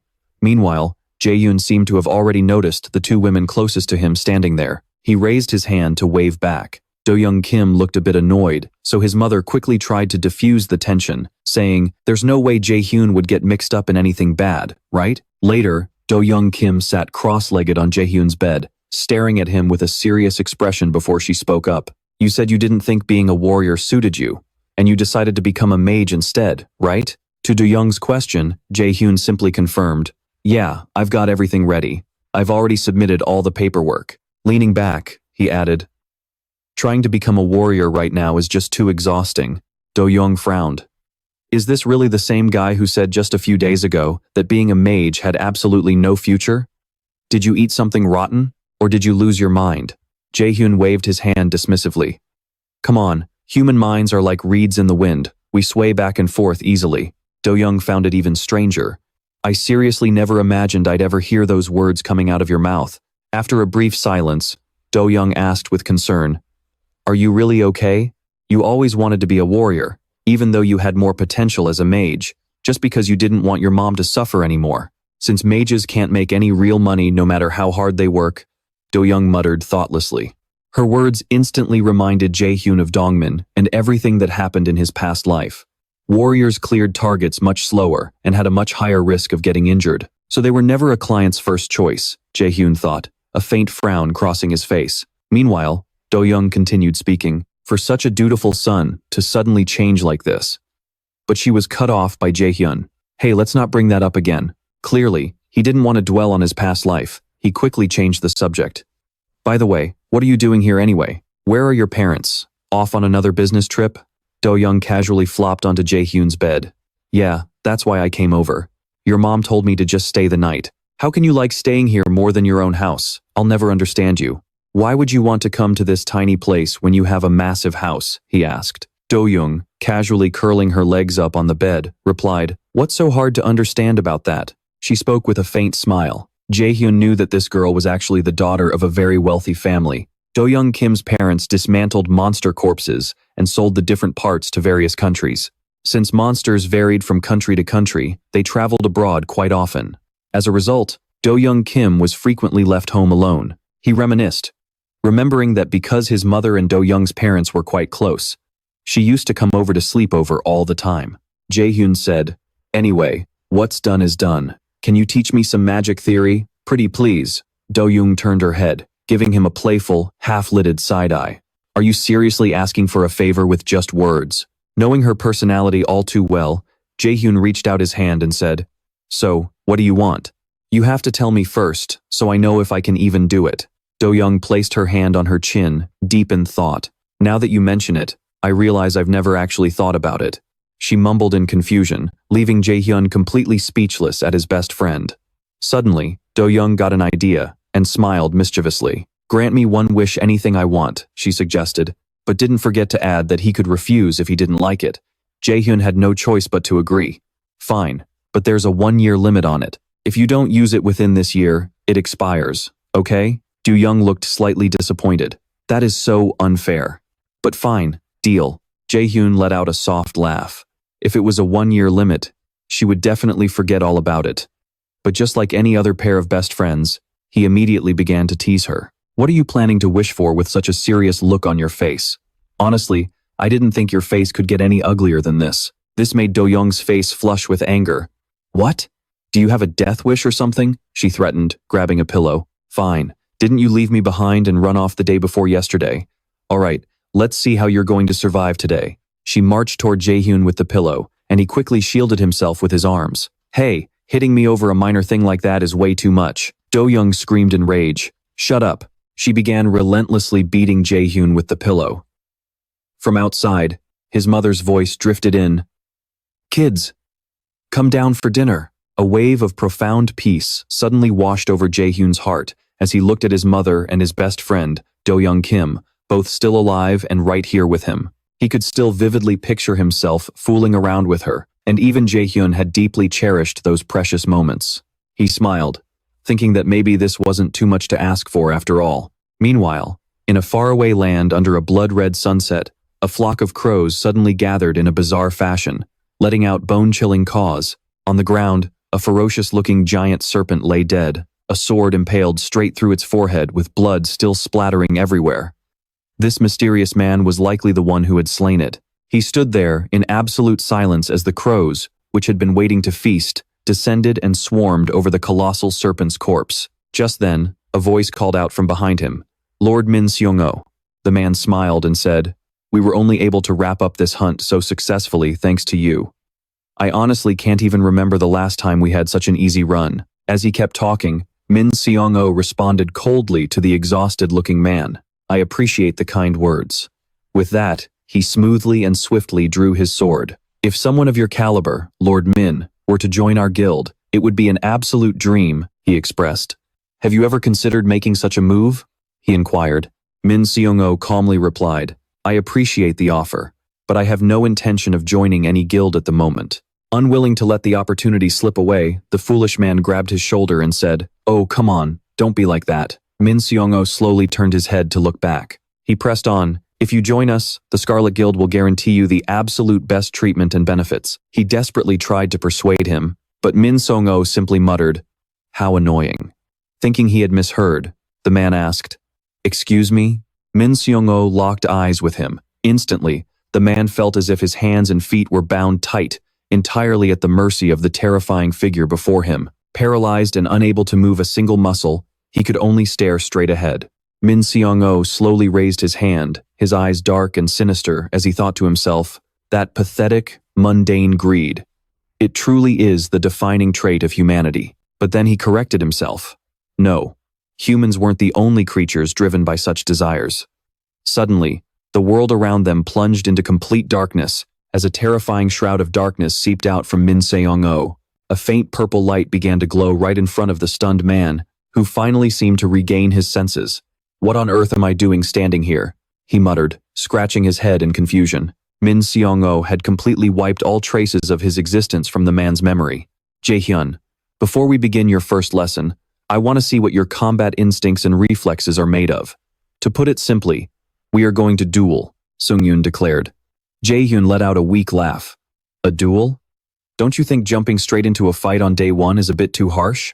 Seung-yoon casually replied, "I don't think someone who broke out of a mana cube in under 10 minutes has any right to complain. Now, show me what you've got and attack." As she got into a defensive stance, Jaehyun frowned. Of course, she had that same look last time. She had this planned right from the start. Taking a deep breath, Jaehyun quickly dropped into a standard fighter's stance. Seung-yoon scanned him, closely observing his posture. Left foot forward, knees slightly bent, and shoulders dropped as low as possible. She analyzed it silently. It was a perfect stance for dodging and quick footwork, a classic favorite among seasoned warriors. "Here I come," Jaehyun warned. He threw his first strike a direct punch. Seung-yoon didn't even raise her guard. Instead, she looked almost excited. Jaehyun's fist tore through the air with enough force to generate a visible shockwave. Yet, in the blink of an eye, his fist was caught effortlessly in the palm of her hand. Jaehyun stared at Seung-yoon in sheer disbelief as she smirked. "You've still got a long way to go, kid." Jaehyun quickly yanked his hand back, instantly leaping away to put some distance between them and avoid a counterattack. Jaehyun smirked, thinking, "I thought I could at least land a single hit. Even if she is technically a healer, I guess this is what an S-rank hunter is truly capable of." Seung-yoon stepped forward calmly, saying, "I'll just call you Jaehyun from now on." "Jaehyun, you used to be a warrior, right?" she asked. He nodded. "Yes." Seung-yoon stroked her chin thoughtfully. "It looks like you still haven't shaken off your old warrior habits." "How can a mage recklessly charge forward like that?" Seung-yoon asked, her voice turning serious. "Jaehyun, tell me, what do you think is the biggest difference between a warrior and a mage?" Jaehyun didn't hesitate before answering. "It's probably whether you fight your opponent at close range or long range." Seung-yoon nodded. "Exactly," Seung-yoon slowly explained. "A mage's job is to wear down their opponent from a safe distance before moving in for the finishing blow," she pointed out. "But you're trying too hard to close the distance. If you keep fighting like that, with a mage's naturally low defense stats, you're going to get wiped out in no time." She paused, then added, "I guess I've been taking this too lightly myself. I need to start taking this seriously. It's time I showed you how a real mage actually fights." Jaehyun gasped, stunned by the sheer pressure of the mana gathering before him. She smiled. "This time, I'll be the one attacking. Don't worry, I won't hurt you too badly. Besides, I'm a healer, so I can just patch you right back up." Seong-yoon smirked confidently, while Jaehyun could only manage a nervous grin. I know you've got more than this in you, Jaehyun. So, channel your magic, and let's see what you can really do. Seong-yoon let out a smirk, and Jaehyun instantly knew she wasn't holding back anymore. Just a split second before the devastating energy beam could tear through him, Jaehyun reacted, diving into a roll and snapping into a defensive stance. Now, it was his turn to strike, and she stood there waiting for him. That's when Jaehyun remembered a secret weapon in his arsenal. Without hesitation, he activated his act Doinsace, Dointi1, Doinquote, Doinsation, Doinquote, instantly summoning crackling bolts of electricity. They lunged towards Seong-yoon all at once, triggering a sharp explosion on impact. But as the smoke billowed, her calm voice drifted out. An A-rank skill. And lightning chains, no less? You've been hiding your cards pretty well, haven't you? Before he could even blink, she was already standing right next to him. Seong-yoon didn't give him a moment to breathe. The second Jaehyun spun around, a blast of energy was already hurtling straight for his chest. Jaehyun looked down in sheer panic. Damn it, she's too fast. Seong-yoon's spell had completely caught him off guard in the blink of an eye, or so it seemed. No matter how powerful a skill is, it's completely useless if you can't even land a hit. Don't you agree? Seong-yoon smiled with absolute confidence. But as the dust settled, Jaehyun was still standing strong. Aside from a few minor scratches, he was totally fine. Wow, Seong-yoon muttered in disbelief. I'm genuinely surprised. Sure, I held back a bit on that spell, but I never expected you to stay on your feet. Before Jaehyun could even catch his breath, Seong-yoon began channeling another spell. In that case, let's see how you handle this one. Clutching his stomach, Jaehyun panted heavily and looked up, instantly activating the Eye of Odin. Seong-yoon showed zero mercy as she unleashed her magical barrage. Suddenly, a system notification flashed before his eyes. Active skill. Absolute calculation has been activated. The active skill, Holy Arrow, has been dismantled. Right before her eyes, Seong-yoon's magical arrows shattered into pieces one by one, leaving her completely stunned at how her spell was so easily neutralized. No way! Did he seriously analyze my attack and completely dismantle it in just a fraction of a second? Seong-yoon was practically in denial. Slowly raising her chin, her eyes flared with excitement. You really are a box of surprises, aren't you? Just how many secrets are you hiding from me? Jaehyun simply brushed it off, replying, Honestly, I lost count. Out of nowhere, Jaehyun's lightning chains slammed down right next to her. Her eyes widened in shock, but she reacted in the nick of time, raising a protective barrier before it could strike. Seong-yoon knew that was a genuine, lethal counter. She looked down to find her hands actually trembling. She couldn't believe that kind of raw, destructive power was coming from a rookie who hadn't even finished basic training. Staring at Jaehyun, who stood tall with a stubborn glare, she prepared her next spell, while a burning question filled her mind. How on earth is this kid casting magic without chanting? She wondered. Her dense mana shield held strong, blocking the relentless strikes of the lightning chains. For any mage, chanting was an absolute rule of magic, like an unbreakable law of nature. Sure, high-rank mages could perform silent casting, but it always came at the cost of significantly reducing the spell's destructive power. But this kid is a complete amateur when it comes to magic. Seong-yoon was utterly baffled. How the hell is he pulling off chantless casting with this much output? Meanwhile, Jaehyun was growing desperate. He had thrown everything he had at her, yet Seong-yoon didn't have a single scratch on her. Nothing's working, and my mana is running dangerously low. She's an absolute monster. You really are full of surprises, Seong-yoon said, breaking the silence. Before Jaehyun could even register her movement, she was already in motion.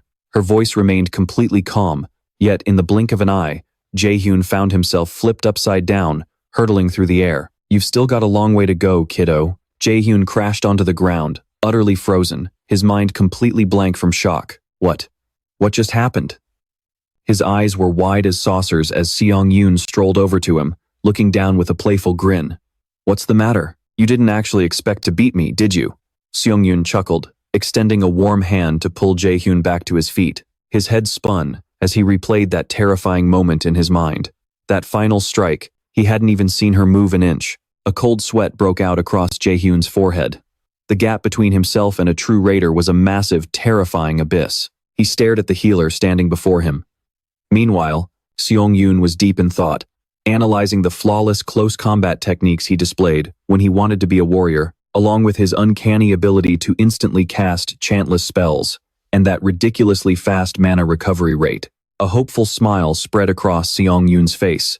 If it was this kid, he might actually pull it off. Without holding back, she looked directly at Jaehyun and said, "While watching you fight, a crazy idea crossed my mind." Jaehyun blinked, confused. "What kind of idea?"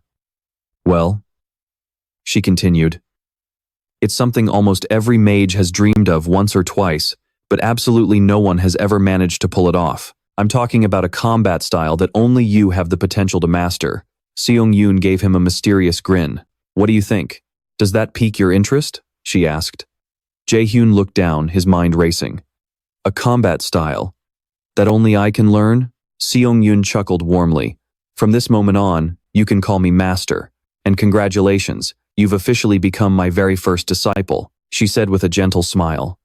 Later that evening, Jaehyun sat with his chin in his hand, completely lost in his own world, until Yoo-jung's loud voice snapped him out of it.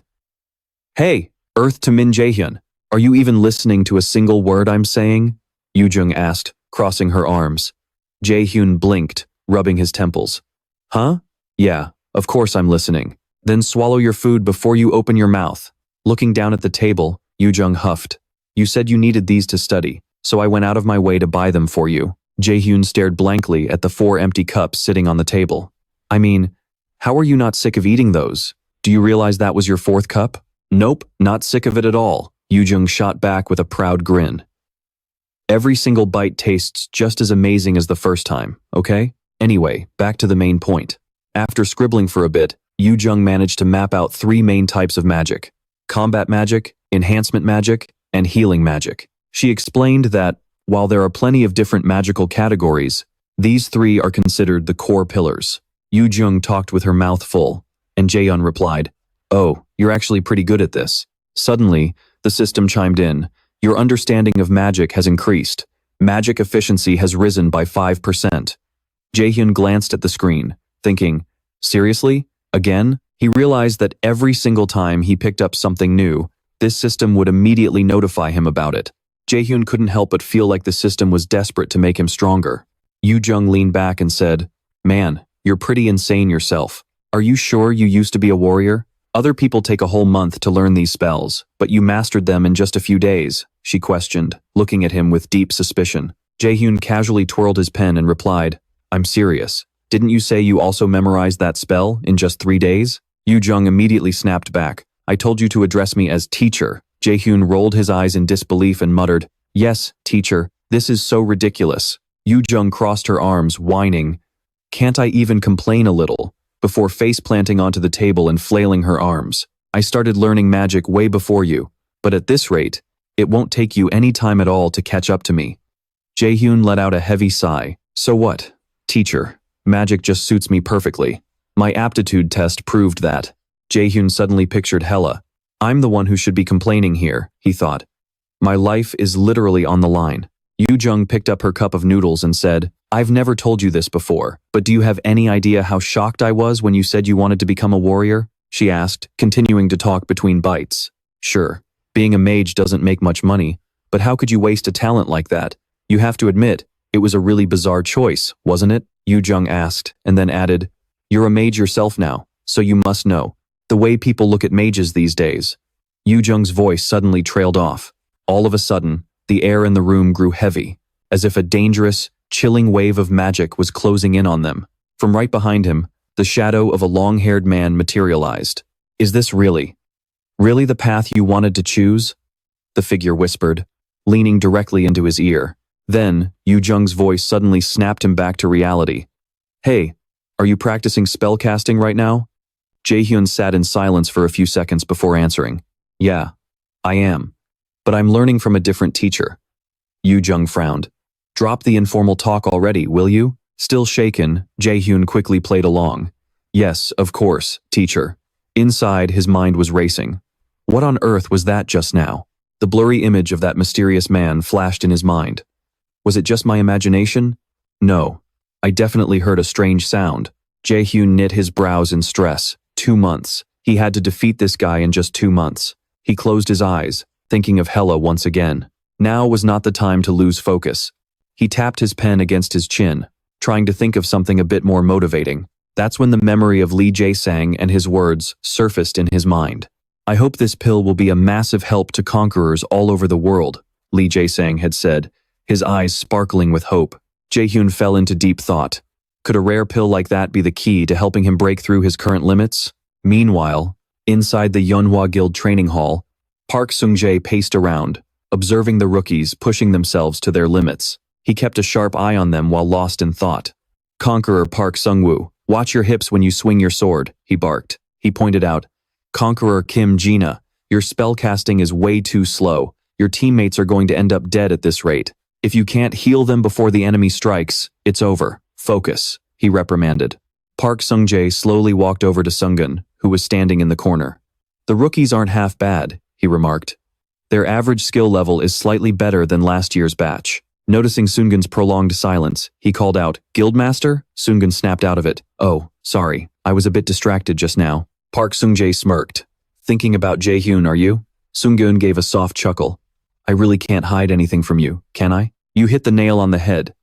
Park Sung-jae leaned back against the wall behind him. If I remember correctly, what you're planning to teach Jaehyun, he paused, is something countless conquerors have tried, yet not a single one has ever succeeded, right? I assume you've already seen Jaehyun's talent with your own eyes, though, Sunjun said. Yeah, I have, Sunjae replied. Sungun continued. You could easily mistake him for a veteran. There isn't a single wasted movement in his actions. She was certain that if another S-class mage ever emerged in the future, it would definitely be Jaehyun. Sungun thought to herself, as of right now, I'm still the only S-class mage in this country, but since I'm a healer, my direct combat capability is on the lower side. But as she pictured Jaehyun, she wondered, what if a rising star like him suddenly burst onto the scene? Just the thought of it made her eyes sparkle with excitement. It would absolutely shake the entire magic world to its core. And this brings us to the start of this chapter, which introduces a mana-enhancing pill that does exactly what its name suggests. It's a miraculous pill that permanently increases a person's mana, an item that every single mage in the world would die to get their hands on. A deathly stench wafted from the pot, and the liquid inside was pitch black. Jaehyun scooped up a ladleful with a heavy heart, staring at it while screaming on the inside. He slammed the ladle onto the ground. Damn it! Jaehyun ran his hands through his hair in frustration. Crap, how many times has it been already? I've already burned through 3 whole sets of ingredients, Jaehyun screamed. Sure enough, his kitchen sink was piled high with the messy remains of his previous failures. He let out a heavy sigh. If this keeps up, all my money is going down the drain. I was so sure the solution would turn white in the initial stage. Jaehyun stared dejectedly at the pitch-black water in the pot. Who am I even supposed to ask for help at this rate? Helpless, he squatted down on the floor, not even bothering to turn off the stove. Jaehyun realized that right now, in November of 2020, no one in the world knew how to brew a mana-boosting potion yet. He remembered clearly that this potion wouldn't be invented for another 5 years. That meant he was the first person to know the exact ingredients and steps to create it. He thought back to Lasong, from before he regressed. The formula for the potion had been publicly shared by a world-class alchemist. He recalled that when publishing the recipe, that man had said, I hope this potion will be of great help to the majority of conquerors around the world. That was Lasang's dream. Jaehyun stood up. If he kept going like this, it wouldn't work. Instead, it would be much better to find another way with a higher chance of success. Suddenly, an idea struck Jaehyun. He needed Lasang. Jaehyun had a bold thought. If it was the very man who invented the potion, he would definitely be able to pull it off. Even if the guy couldn't brew the elixir in the end, building a relationship with him was still highly worth it. With that decided, Jaehyun quickly threw on his jacket. Wasn't that guy still a freshman at Malad Academy right now, rather than a senior? Jaehyun's eyes gleamed. In that case, my destination is Malad Academy. That night, the sound of the doorbell and frantic knocking echoed outside Jaehyun's house. Jaehyun, I'm home. But the moment his mother stepped inside, she was utterly terrified. There was a pot on the stove that looked like it was brewing radioactive waste, and the sink was completely pitch black. What on earth happened here? Panicking, she rushed around the house, wondering if she should call the police. I don't think we were robbed. She picked up a frying pan and brandished it as she cautiously walked around. Could there really be a thief in this world who only breaks in just to mess up the kitchen? The thought was ridiculous, but she couldn't help but tremble with fear. Jaehyun remembered it clearly. The moment the world tree appeared, monsters began pouring out. Only a select few could train themselves to grow at lightning speed, and one of them was the god of swift swords, Jaehyun Le. He still remembered when the very first awakened being vanished without a trace. Jaehyun Le's rise seemed almost like he was stepping up to take over that legend's mantle. He became the first S-class conqueror in South Korea, and the person Jaehyun needed to meet right now was that man's youngest son. As he approached, the female station employee greeted him politely. "Excuse me, where are you traveling to today?" Jaehyun replied, "I'd like to go to the warp gate heading to Daegu." He knew all too well that Daegu was currently abandoned due to a massive monster outbreak. He knew Daegu was a city where monsters crawled out of every corner, a place where you had to fear for your life with every step you took. That was the grim reality of Daegu right now. But there was still one reason people kept heading there. The girl asked, "Are you a student at Milad Academy?" Jaehyun immediately shook his head. "No. I'm just a prospective student for now," he said. Jaehyun let out a sigh. He was now standing on the outskirts of Milad Academy. Just a few more steps, and he would reach the main gate. He frowned. This place was deeply familiar to his youth, yet it was also filled with his worst memories. But none of that matters anymore, Jaehyun thought, as he took his first steps inside. Time to go in. There's no time to walk down memory lane anyway. This area isn't safe. He scanned the area as he walked in. It seemed monsters that hadn't been cleared out were still lurking around. Under the strange judging stares of those around him, Jaehyun stepped into Milad Academy. After being issued a temporary pass, he couldn't help but wonder, where could Lasang be right now? He recalled that although Lasang was in the combat department, the guy possessed absolutely zero talent.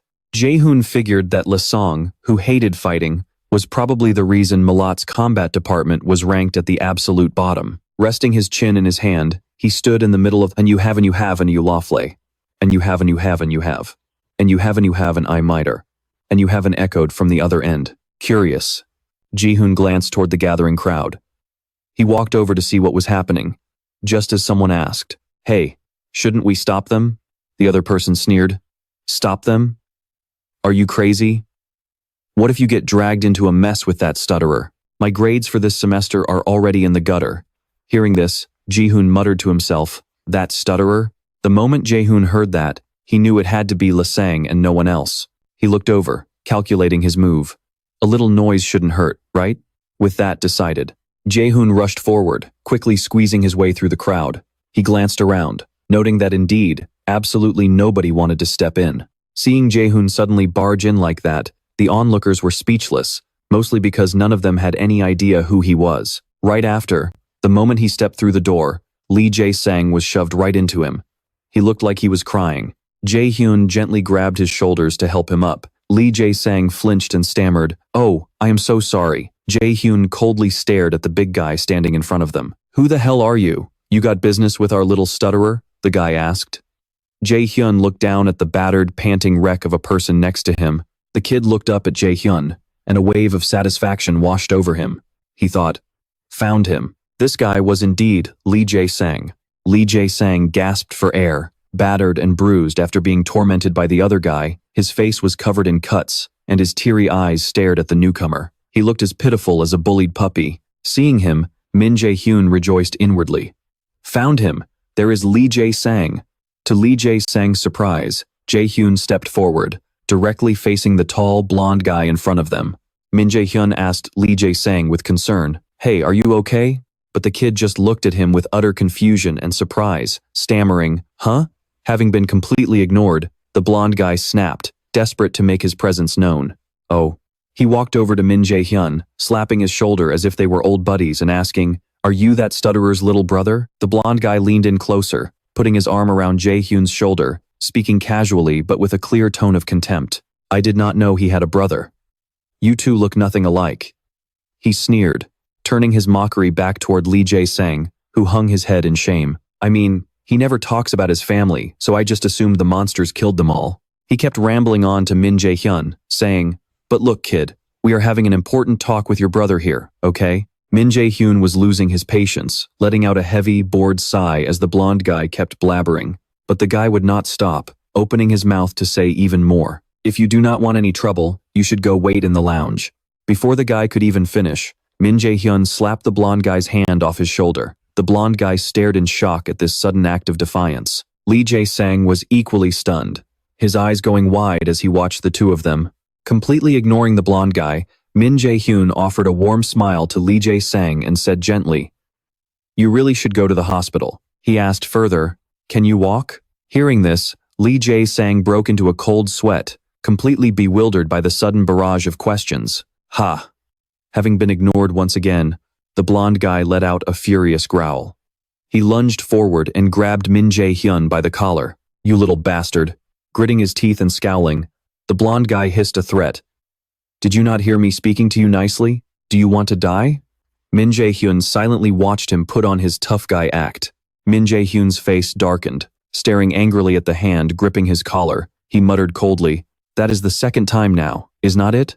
Caught between two guys who looked ready to tear each other apart, Lee Jae-sang had no idea what to do. Panicking, he could only stammer, Min Jae-hyun grabbed the blonde guy's hand and sighed.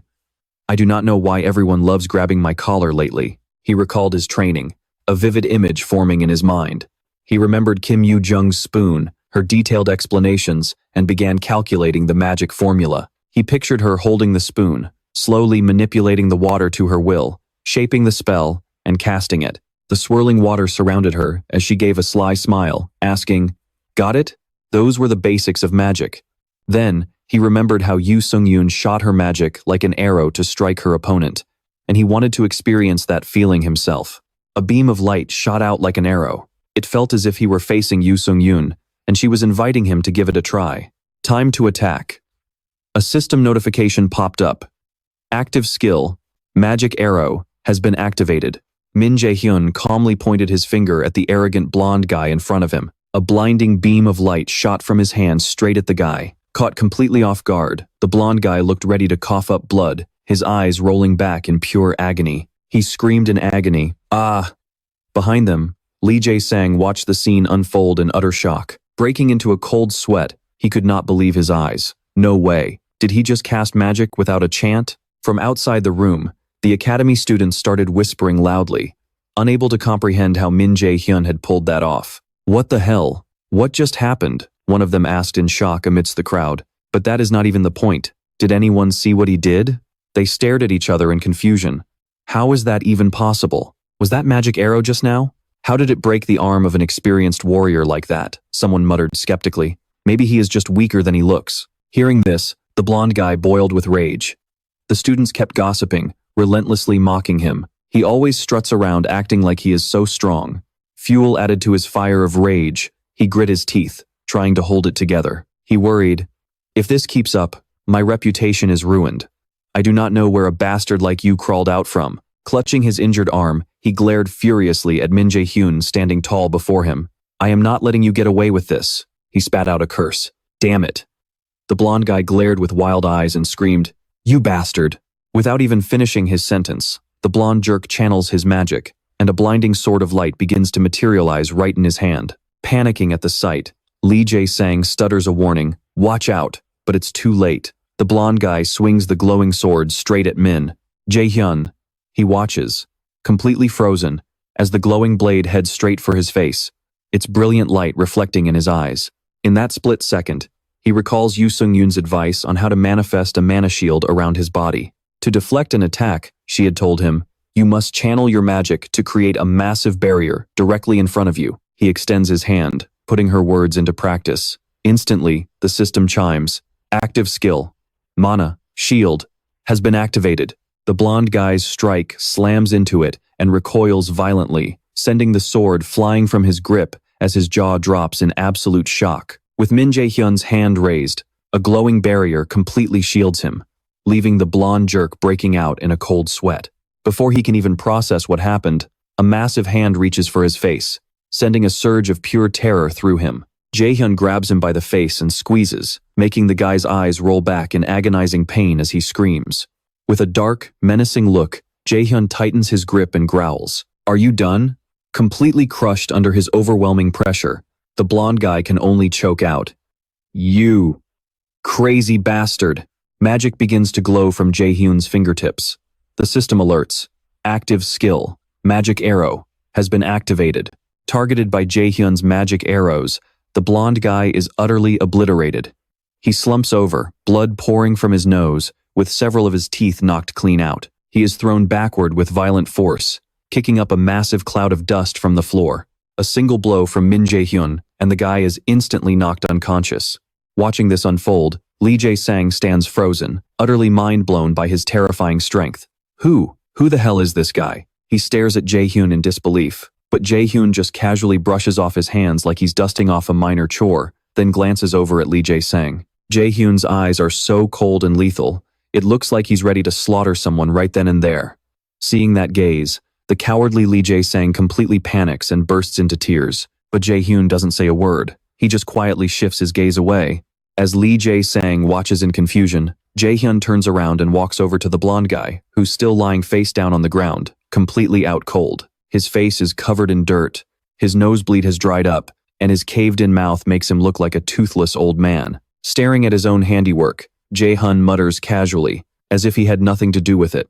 Wow, I really messed his face up, didn't I? Lee Jae-sang just stares back at him, utterly speechless, not having any idea what to say. Jaehyun then tilts his head, starting to doubt himself. Or, did he always look this ugly? Hearing this completely breaks Lee Jae-sang's brain. Feeling slightly guilty, Jaehyun waves his hand as a faint golden glow gathers at his fingertips, letting out a heavy sigh. Fine, whatever. A potion bottle materializes in his hand as he mutters in annoyance. I didn't buy this just to waste it on a jerk like him, but I guess I have no choice. He looks down with a sigh at the glowing red potion, which is marked with a strange, mystical symbol.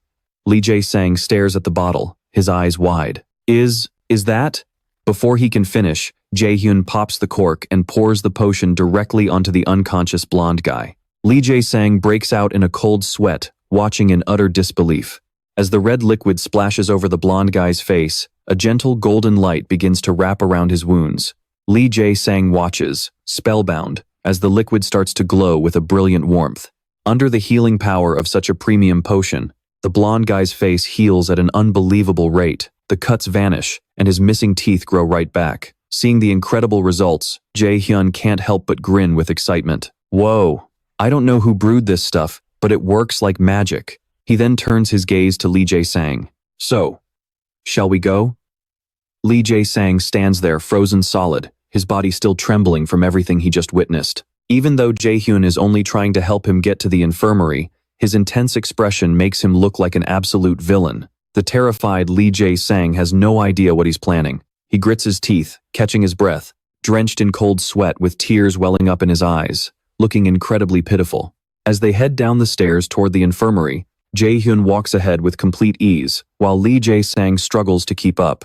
Panting heavily, Jae-sang frowns and stammers out to Jaehyun. Hey, wait, he calls out in a panic. The infirmary isn't that way. Hearing this, Jaehyun stops in his tracks. He looks around, scanning their surroundings before speaking in a low, suggestive tone. You don't exactly seem like a popular guy around here. So I guess no one will hear us, right? Lee Jae-sang's heart drops. He stares at Jaehyun, breaking out in a cold sweat. He knits his brows, a chilling realization suddenly washing over him. This guy definitely knows who I am. That's why he came looking for me. Gathering every ounce of courage he has left, he asks hesitantly, Are you the one my father sent? Jaehyun glances back at him, thinking to himself, looks like he's totally misunderstood.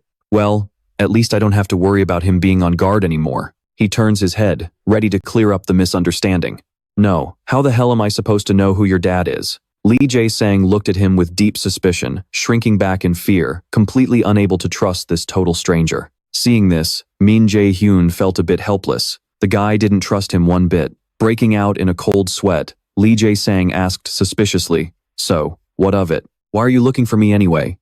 Min Jaehyun turned to face him, smiling as he said, Actually, there is a favor I need to ask of you. Confused, Lee Jae-sang stammered.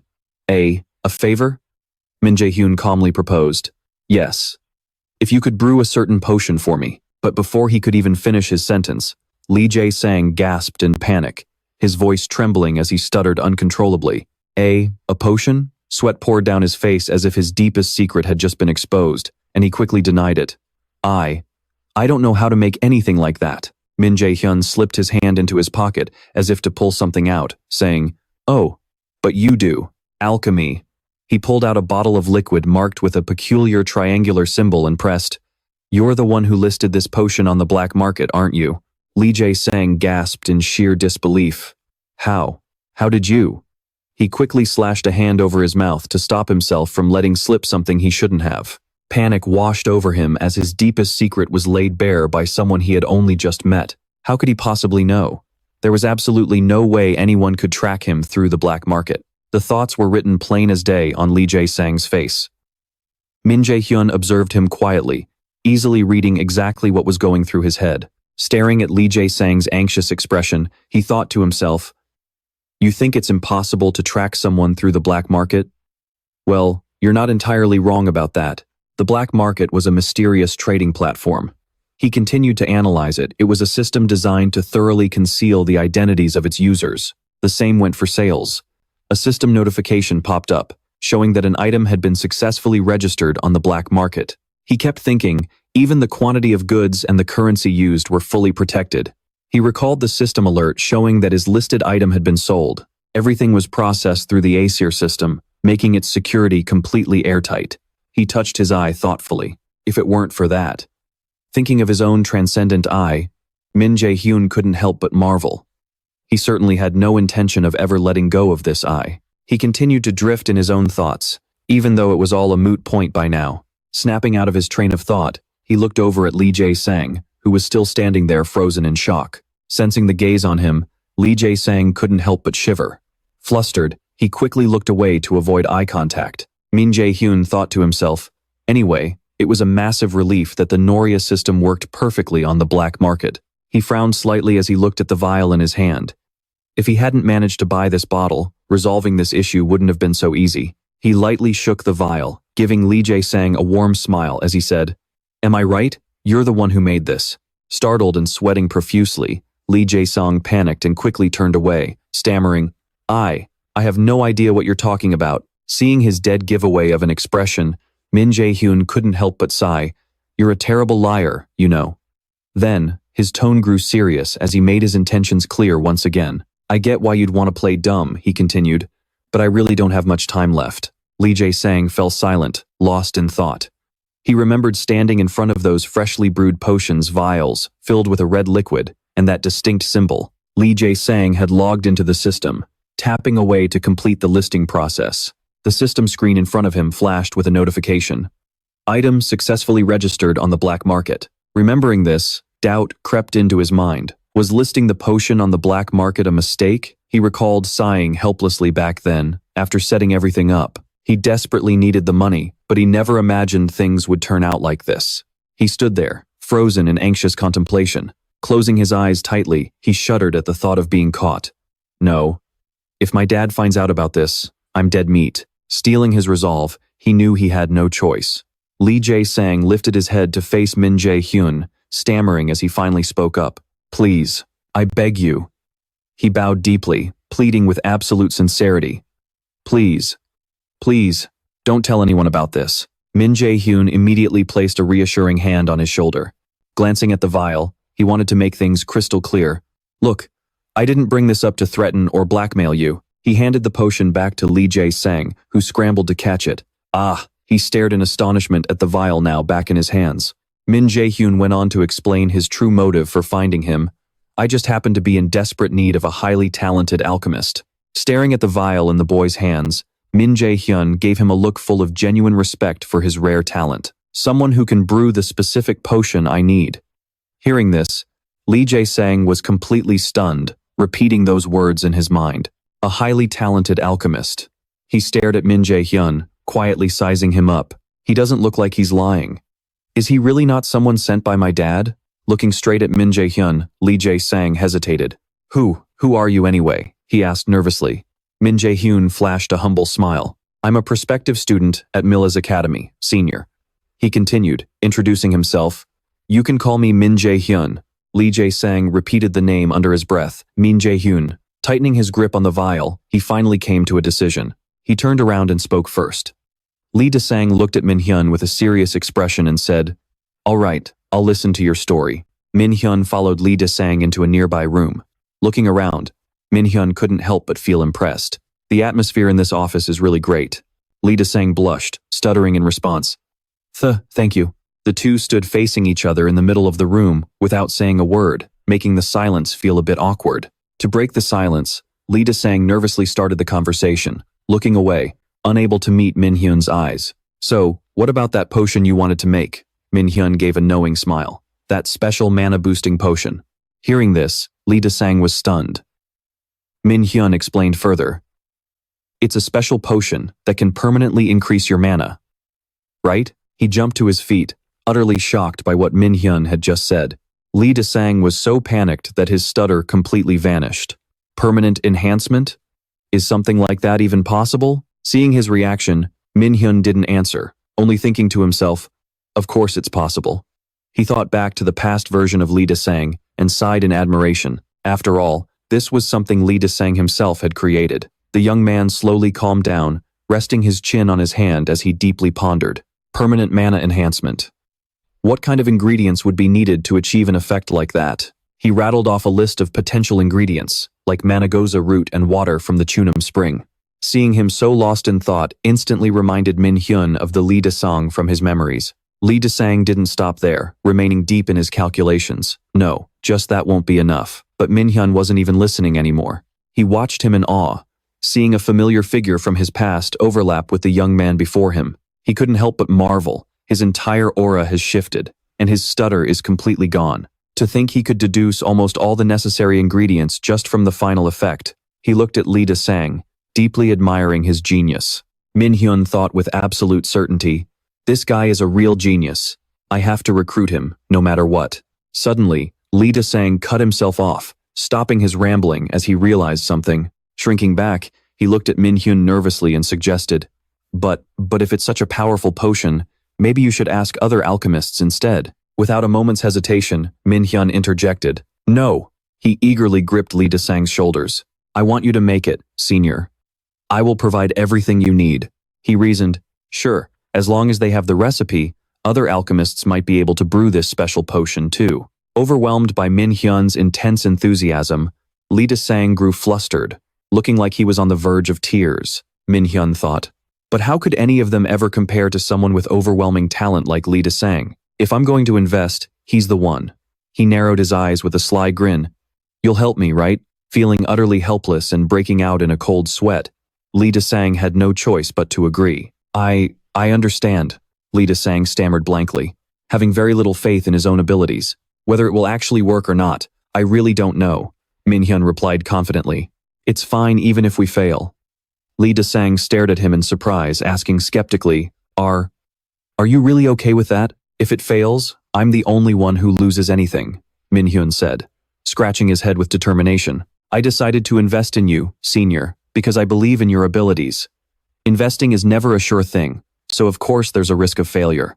Lee Desang was completely stunned by his words. He thought to himself, besides, if I never take the leap, I'll never be able to move past the very first step for the rest of my life. Min Hyun gave a warm smile. I'm counting on you. Grateful, Lee Desang replied with tears welling up in his eyes. Okay.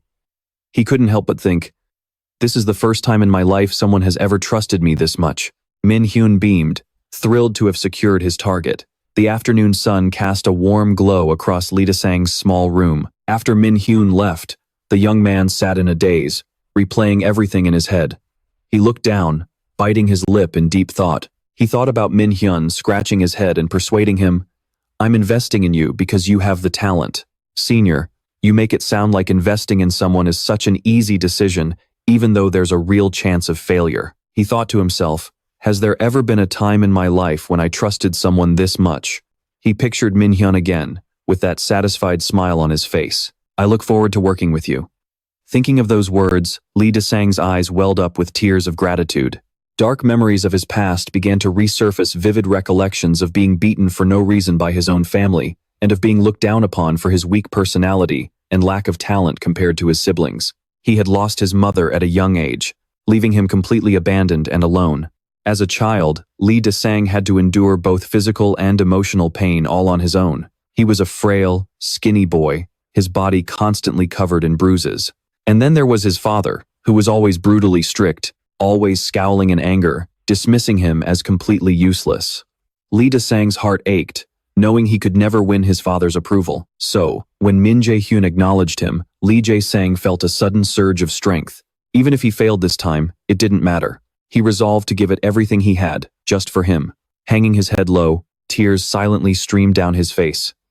For someone like him, who had never done a single thing to prove his own worth, Lee Jae-sang buried his face in his hands and sobbed. To finally be recognized by someone for the first time in his life, it shook him to his core. A system notification flashed before him. Main quest, the challenge of Hela. The ruler of Helheim has issued a challenge. Defeat the dark shadow within the time limit and earn Hela's recognition. Difficulty, C rank.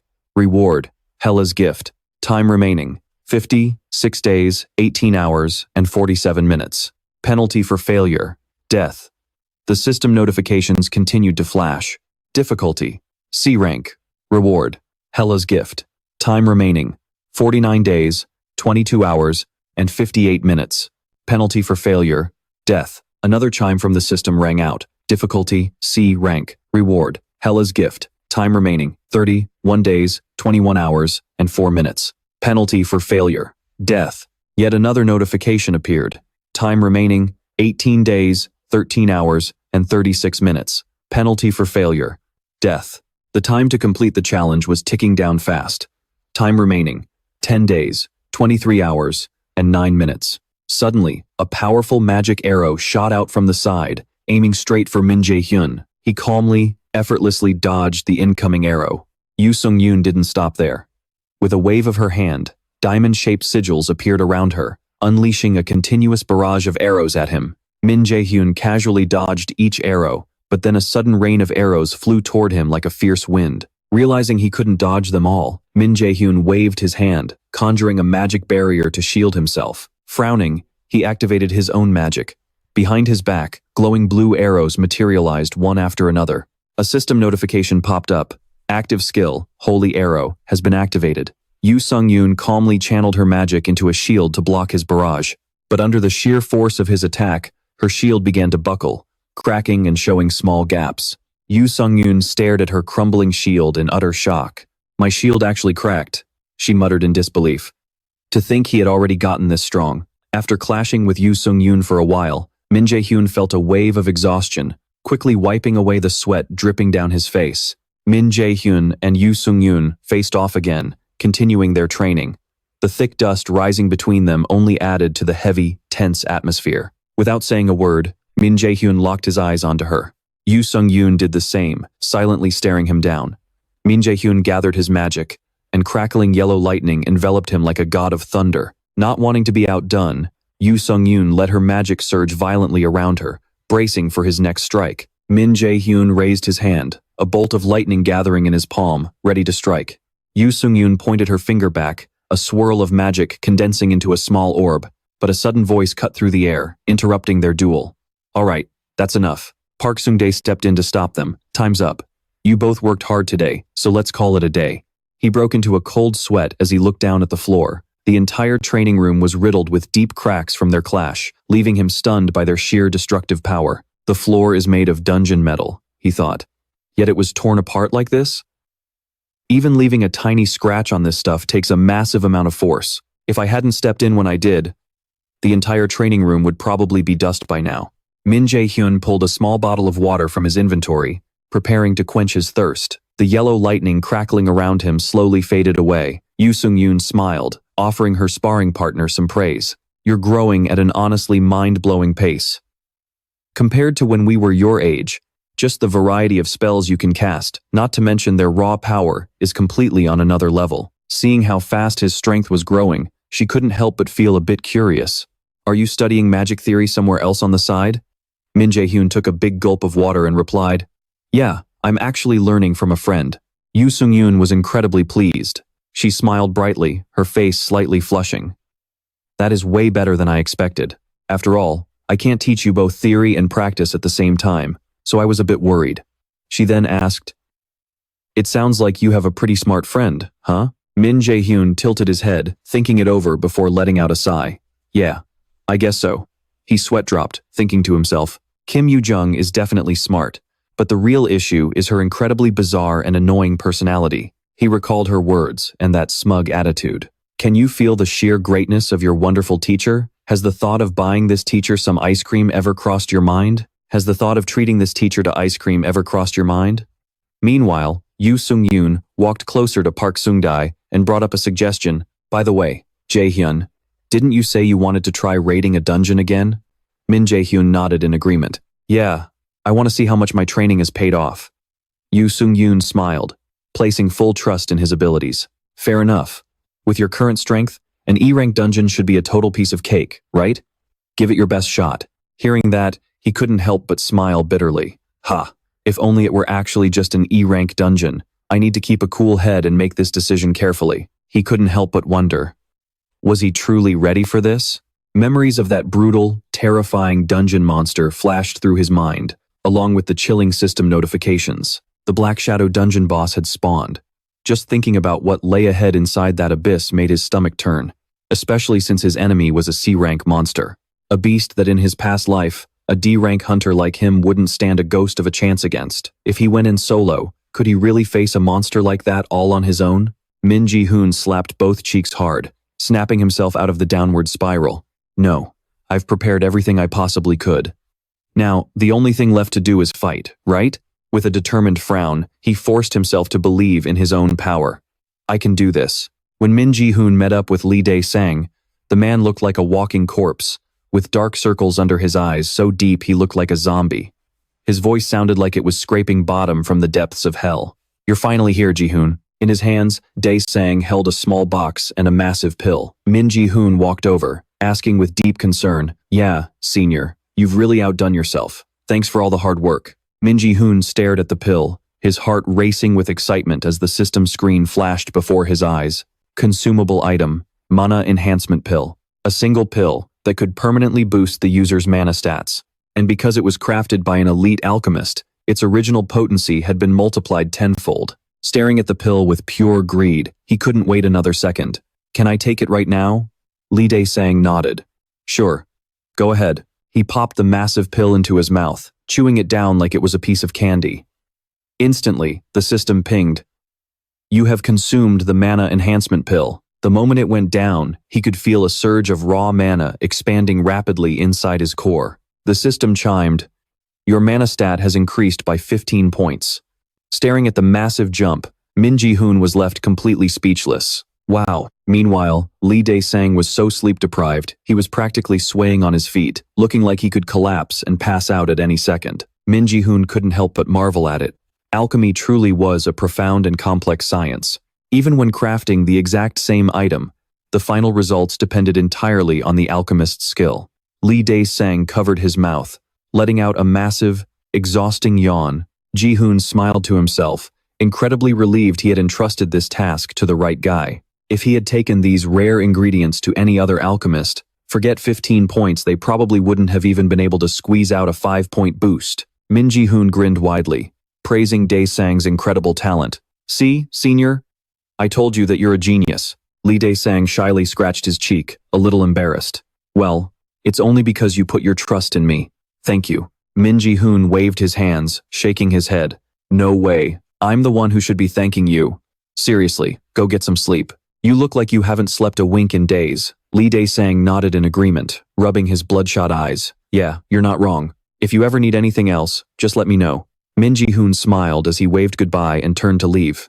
He thought to himself, with this, I'm finally ready. Lee Dae-sang waved him off with a weak smile. As Jaehyun turned his back, his eyes burned with fierce determination. The time has finally come. Tomorrow, I will put an end to the Black Shadow. Right on cue, the system's countdown timer flashed on the screen once more. Remaining time, 9 days, 22 hours, and 47 minutes. A massive hand reached out and touched the glowing screen. Well, looks like we have a very special guest visiting us today. A white-haired girl squealed with excitement, talking to the massive monster standing right beside her. Meanwhile, the system's countdown kept ticking away. Remaining time, 9 days, 22 hours, and 47 minutes. Outside, Min Jaehyun arrived at the towering gates of the dungeon. Cryptic, glowing runes were carved into the ancient gates. He double-checked his gear, preparing for the fight of his life. The system screens began to pop up. Equipped item, C. Rank Apprentice Walker Ring. A ring crafted specifically for walkers in training. Next, the system chimed again as he put on his second piece of gear. Equipped item. C-rank apprentice walker necklace. A necklace made for walkers in training. But he wasn't done yet. He pulled out one last piece of equipment. Equipped item. C-rank apprentice walker earring. An earring for walkers in training. The system flared with a bright golden light. Set bonus activated. Apprentice walker. Set 3 out of 3 pieces equipped. Passive skill unlocked. Mana plunder. He took a final look at his loadout. Alright, this gear should be more than enough. His stats were maxed out, and his body was in absolute peak condition. He glanced back at Park Sung-dae, giving him a firm nod to signal he was ready to roll. Park Sung-dae nodded in response and triggered the mechanism to open the gate. As the massive doors slowly groaned open, a blinding, eerie light burst out, illuminating both of their faces. Basking in the ominous glow, Min Jaehyun steeled his nerves, completely focused and ready for the life-or-death battle ahead. Let's do this! The moment he stepped through the portal, system warnings began flashing wildly in front of him. Warning: you are being transported to a designated zone by the Nonia system. The interface loaded his coordinates, revealing his final destination. Current location: the death fields of Hayam.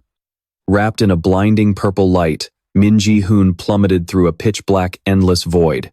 With a heavy thud, he made a perfect landing. The violent, swirling winds of the teleportation portal slowly faded away as Min Jaehyun stood tall, firmly planting his feet on the treacherous new ground. Before him lay a dead forest plunged into a deadly silence, lit only by the faint glow of the moon. Lifeless, withered trees towered, and eerie tombstones loomed through the thick, heavy fog. He frowned, warily scanning his surroundings.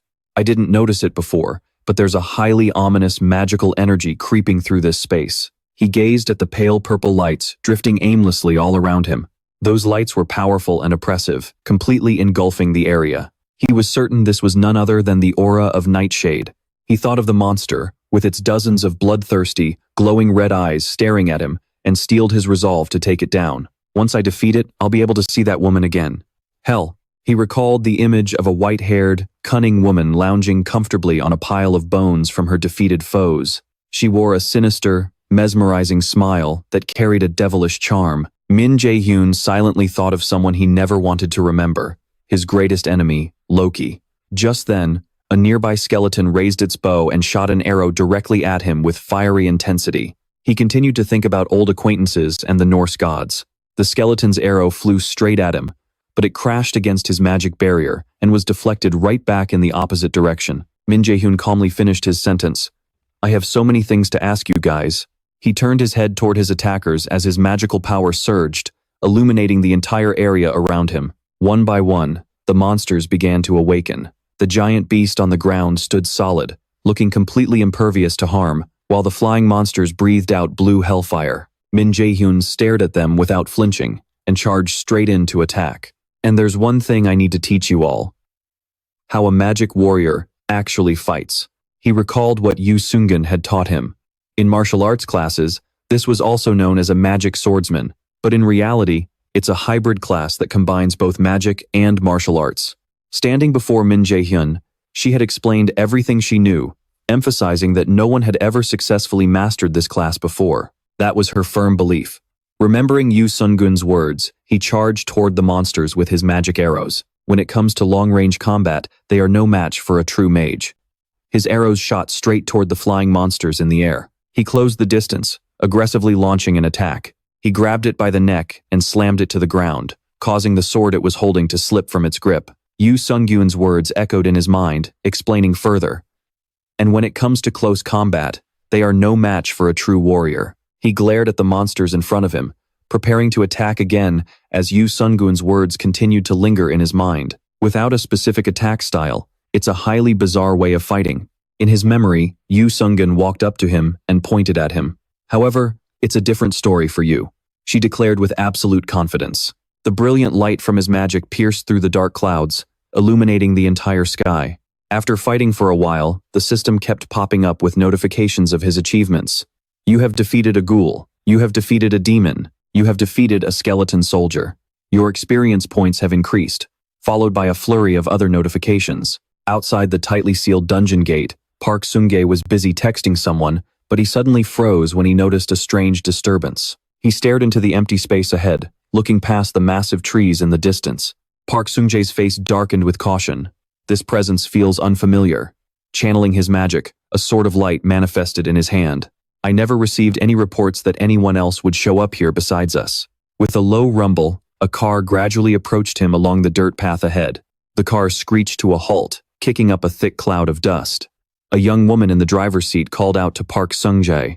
"Hey, senior, why is this place you're at so in the middle of nowhere?" Stepping out of the car, she complained as she looked straight at him. "It was so hard to find you." Park Sung-jae looked at the newcomer in surprise. "Huh? Yeonju." The girl shook her head, looking with slight annoyance at the dust swirling around her feet.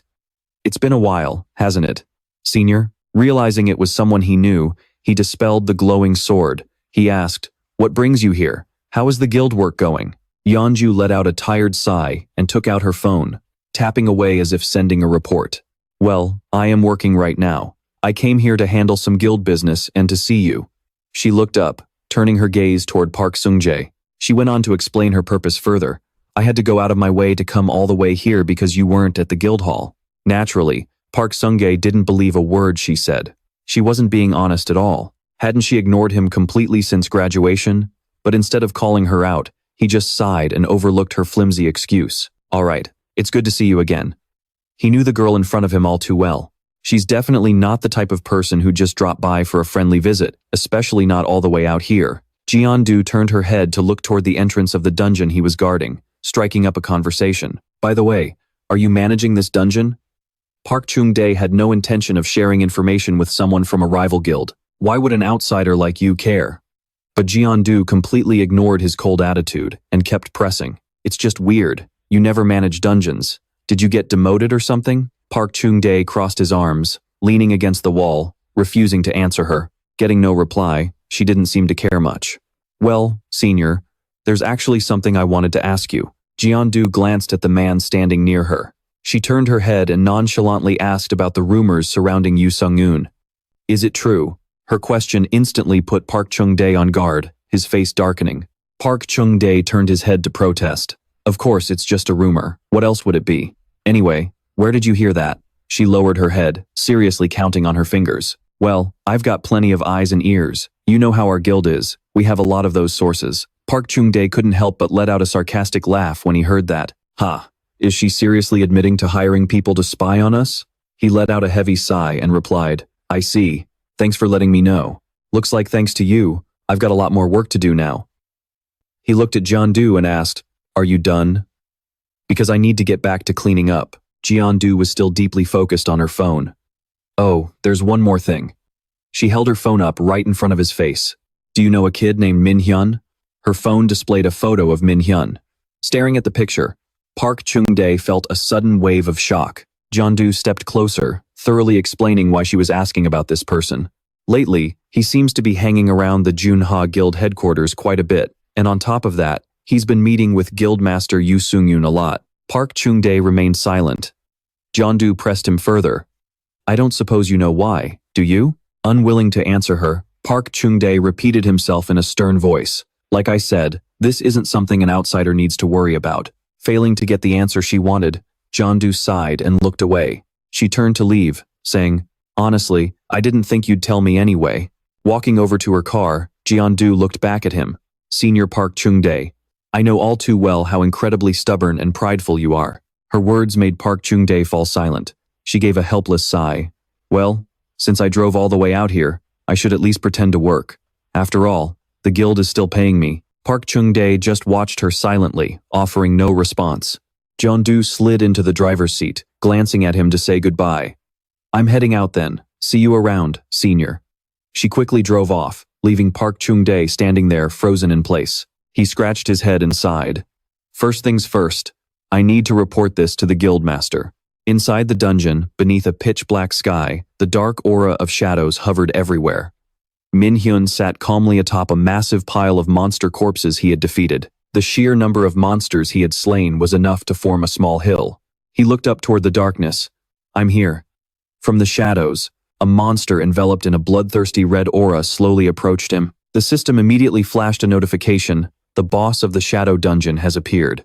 Without hesitation, Min Hyun fired a magic arrow, sending it flying straight at the monster named Dark Shadow. With a diamond-shaped magic circle still hovering beside him, he said softly, "It's been a while, hasn't it?" Dozens of eyes on Dark Shadow glowed with a dangerous, menacing light. It lunged forward, charging at him with ferocious speed. Min Hyun didn't even flinch. He sat casually as a series of small diamond-shaped arrays materialized behind him, locking onto Dark Shadow. This time is going to be very different from the last. Dark Shadow let out a vicious roar as it charged. It swung its massive arm to strike Min Hyun, but failed as he swiftly dodged the blow. Floating in mid-air, he frowned at his brutal opponent. Magic arrows materialized one after another, aiming directly at the beast. The arrows shot forward, tearing into Dark Shadow. The violent impact against its flesh resounded with a deafening crash, forcing a painful scream from the monster. Dark Shadow visibly weakened, the crimson aura surrounding it starting to fade. It clutched its wounds tightly after taking the heavy blow. Min Hyun landed heavily, right in front of Dark Shadow. Looking at the human who had wounded it, the furious monster watched as the glowing rings on its head flared up with intense light. It let out an earth-shattering roar, focusing all its magical energy into its head. Glowing circles erupted from the ground, sending beams of brilliant red light shooting into the sky amidst a thick cloud of dust. Min Hyun frowned, his eyes glowing with a golden light as he stared directly into the beams of energy. Spotting the opening, he calmly took a step to the left. He easily evaded the incoming crimson beams. He walked directly toward the monster. Although those bloodthirsty rings controlled the red light beams, he effortlessly bypassed them without taking a single scratch. He stood firmly right in front of it. The monster launched a relentless assault, its arms striking at him like spears from hell. Dark Shadow slammed its massive hand down toward him, but Min Hyun gracefully dodged the strike, slipping right through the gap between its giant fingers. Taking 2 steps to the right, it attacked again, but he casually evaded once more, simply tilting his head to the left. Refusing to back down, the monster keeps lashing out, swinging its massive arms at him, but Min Hyun easily deflects every single blow. Taking a massive step to the right, the beast fumes with pure rage after failing to land a single hit on him. A dark, suffocating aura begins to erupt, completely wrapping around its body. Seeing its furious face, Min Hyun points his finger right at it. Golden lightning crackles and condenses at his fingertips. Can't get the upper hand, so you're throwing a tantrum now? Suddenly, the system alerts him that the active skill, Lightning Chain, has been activated. Min Hyun points toward the shadow beast. Massive chains manifest around him, crackling with terrifying surges of lightning. Controlled by his will, the lightning chains shoot straight toward the shadow beast. The shadow beast swings its arms to block the incoming chains. The beast tries to dodge, but the golden chains adjust their course in mid-air, locking onto the target and lunging forward once more. Standing behind, Min Hyun clenches his fist, focusing his mana for a decisive blow. Just like before, the chains tightly wrap around the shadow beast's entire body, pinning its massive arms to its sides. Once again, the shadow beast is completely bound. The golden light radiating from the chains shocks the beast with a relentless barrage of lightning. But the shadow beast refuses to give up, thrashing wildly to break free from the bind. Still, this isn't enough to stop it. Realizing the monster might break free again, Min Hyun channels his magic. A brilliant blue light begins to glow behind him. Before the beast can even shake off the golden chains, a barrage of blue arrows rains down on it with devastating force. Min Hyun's arrows pierce directly into the glowing red eyes of the shadow beast, forcing a painful shriek from its mouth. Arg! Screaming in agonizing pain, the beast is left with only 4 eyes. The rest have been completely blinded by the magic arrows. Boiling with pure rage, the monster holds back its pain and glares at Min Hyun once again. He scowls, seeing that the beast still has enough strength to keep fighting. Its aura grows even more violent. Even with only 4 eyes left, its murderous intent burns brighter than ever, desperate to tear him apart. With a deafening roar, the beast violently struggles against the chains. The impact of its struggle triggers a massive shockwave, forcing Min Hyun to shield his eyes from the bloodlust radiating from its glowing aura. Its aura becomes so overwhelmingly sinister that the chains can no longer hold it, shattering into a million glowing pieces. Right then, the system issues an urgent warning. Warning! The Shadow King has entered a state of berserk. The system alerts flash repeatedly as the beast's power surges dramatically. The Shadow King's strength has increased by 1.5 times. The Shadow King's agility has increased by 1.5 times. Min Hyun stares at the notifications in sheer disbelief. The sheer tension of this life-or-death situation makes his heart race. Just when he thinks the worst is over, Panic sets in as more system alerts start flashing. The system continues to spam the screen. A death mark has been applied. A death mark has been applied. A suffocating shroud of death energy wraps around him, threatening to swallow him whole. Min Jaehyun panics as the dark mist slowly consumes his entire body. The system warns him again. If the mark is not removed within 10 minutes, the player will suffer instant death. Another prompt pops up. To remove the mark, you must defeat the Shadow King. His eyes glow with a sharp golden light as he warily analyzes the dark energy. Clenching his teeth, he can't help but feel incredibly anxious. An instant death penalty? I've never even heard of such a thing. Suddenly, a universal active skill is triggered, and the deadly fog grows even thicker, closing in on him. Once again, the system flashes a critical alert. A death mark has been applied. Min Jaehyun is stunned as the deathly shroud suddenly grows heavier. What on earth is this? Once again, his eyes flare golden as he desperately assesses the situation. The system interface blinks with a new activation message. A universal active skill has been triggered. Immediately after, another alert flashes. A death mark has been applied. Suddenly, the ghostly illusion of a white-haired girl appears before Min Jaehyun. Resting her chin on her hand, she smirks wickedly, watching him with pure amusement. Recognizing exactly who she is, Min Jaehyun screams in frustration as the deathly mist continues to swarm him. What? How the hell can you just interfere like this? The system coldly displays a countdown timer. Time remaining before instant death penalty, 9 minutes and 28 seconds. Realizing he can't waste another second, Min Jaehyun charges straight out of the deathly fog toward the Shadow King. I have no choice. I have to take this bastard down, and fast. Blinded down to only 4 eyes, the Shadow King glares at the human charging right at it. To Min Jaehyun's utter shock, the beast suddenly turns around and bolts. Gritting his teeth in frustration, he quickly summons a magic arrow and aims straight for it. Is a king-class monster actually running away? The Shadow King watches the arrows heading its way and effortlessly dodges, leaving the projectiles to pierce empty air. Once again, the system reminds him, time remaining before instant death penalty, 8 minutes and 32 seconds. Bleh. The Shadow King actually sticks its tongue out to mock Min Jaehyun. Seeing its incredibly punchable face, he grits his teeth in sheer fury. Oh, you've got to be kidding me. This piece of garbage is actually playing with me. It clearly knows that all it has to do is drag out the fight to win. Pushed to his limit by the beast's mockery, Min Jaehyun scowls and channels his mana, a bright golden light exploding from his body. Fine, I'll just use a wide-range skill so it can't escape.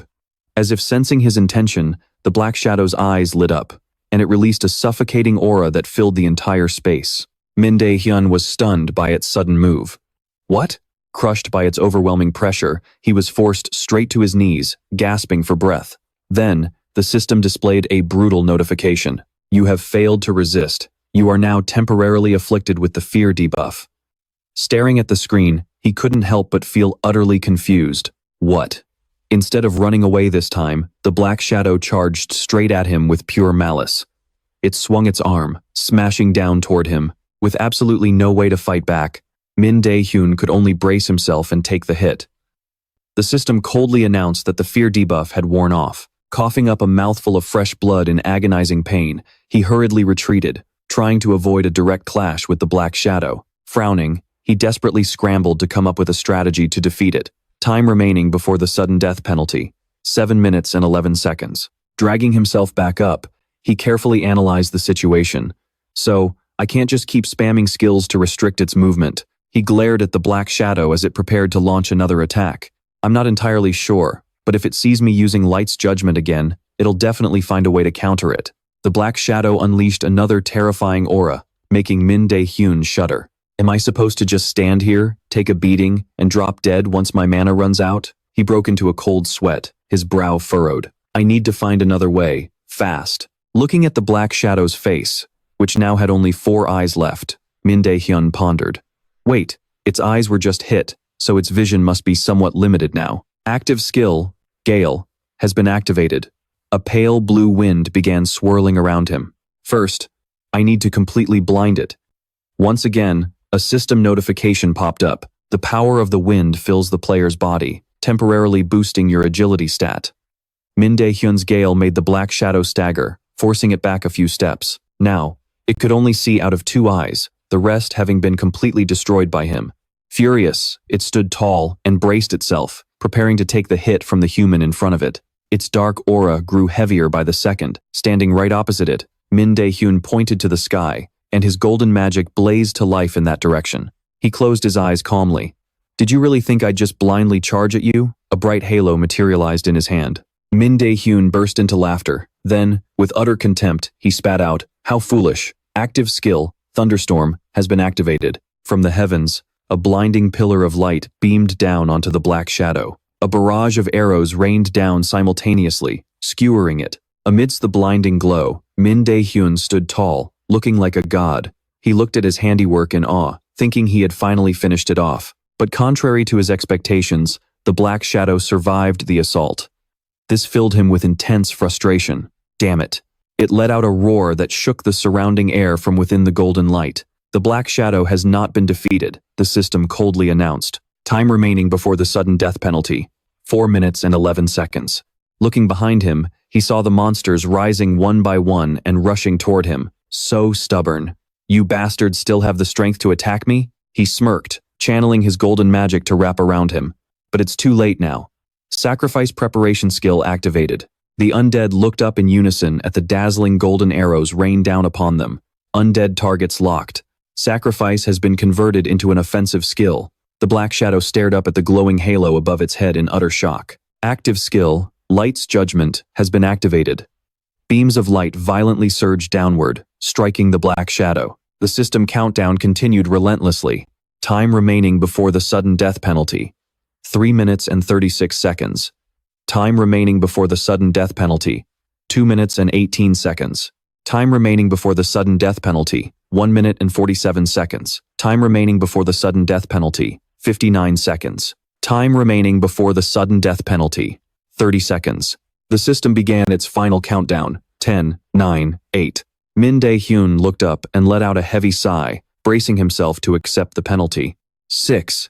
The black shadow collapsed. As the dust slowly settled, Min Jaehyun let out a satisfied laugh. "I did it." The black shadow had lost all strength to resist. But the system's countdown didn't stop. 5, 4, 3. The system finally confirmed. "You have defeated the Monster King, Black Shadow. You have acquired the title, Conqueror of the First Trial." In a place far away, someone burst into a satisfied laugh. "Aha, I knew it. There's a reason he was chosen." She curled her lips into a wicked smile, beckoning with her hand. "Come to me, my boy. Enter my temple. I welcome you." Suddenly, a system notification screen popped up. "You have defeated the dungeon boss, Black Shadow. The sudden death penalty has been lifted." Min Jaehyun stared blankly at his hands as more notifications kept rolling in. "You have received 3,000 points. You have obtained an item. You have obtained an item." These were all the spoils of war that Min Jaehyun had earned. Suddenly, the ground beneath his feet began to shake, kicking up a massive cloud of dust. The system announced that you have leveled up 3 times. Immediately after, a brilliant golden light began to envelop the entire space where Min Jaehyun stood.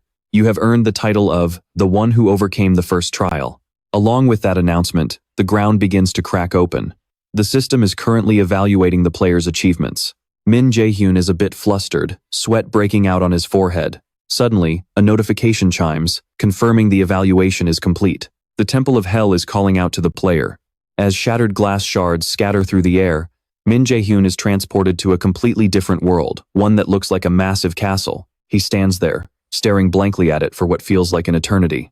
Only after a few moments does Min Jaehyun finally gasp in sheer disbelief. "Is this place the Temple of Hell?" Suddenly, a ferocious beast with furious eyes appears out of nowhere, glaring and growling at him threateningly. Min Jaehyun flinches. He widens his eyes, keeping a close watch on the savage beast.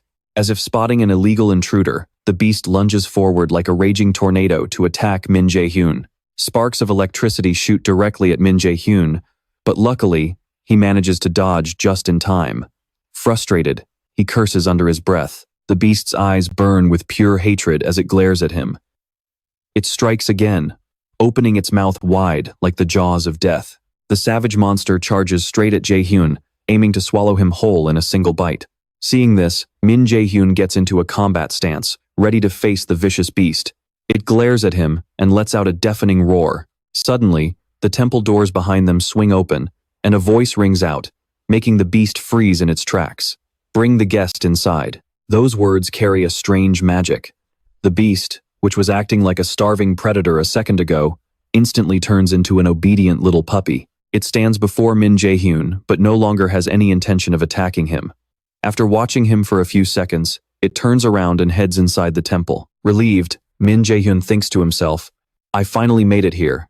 Without a moment's hesitation, Min Jaehyun follows the beast closely into the temple.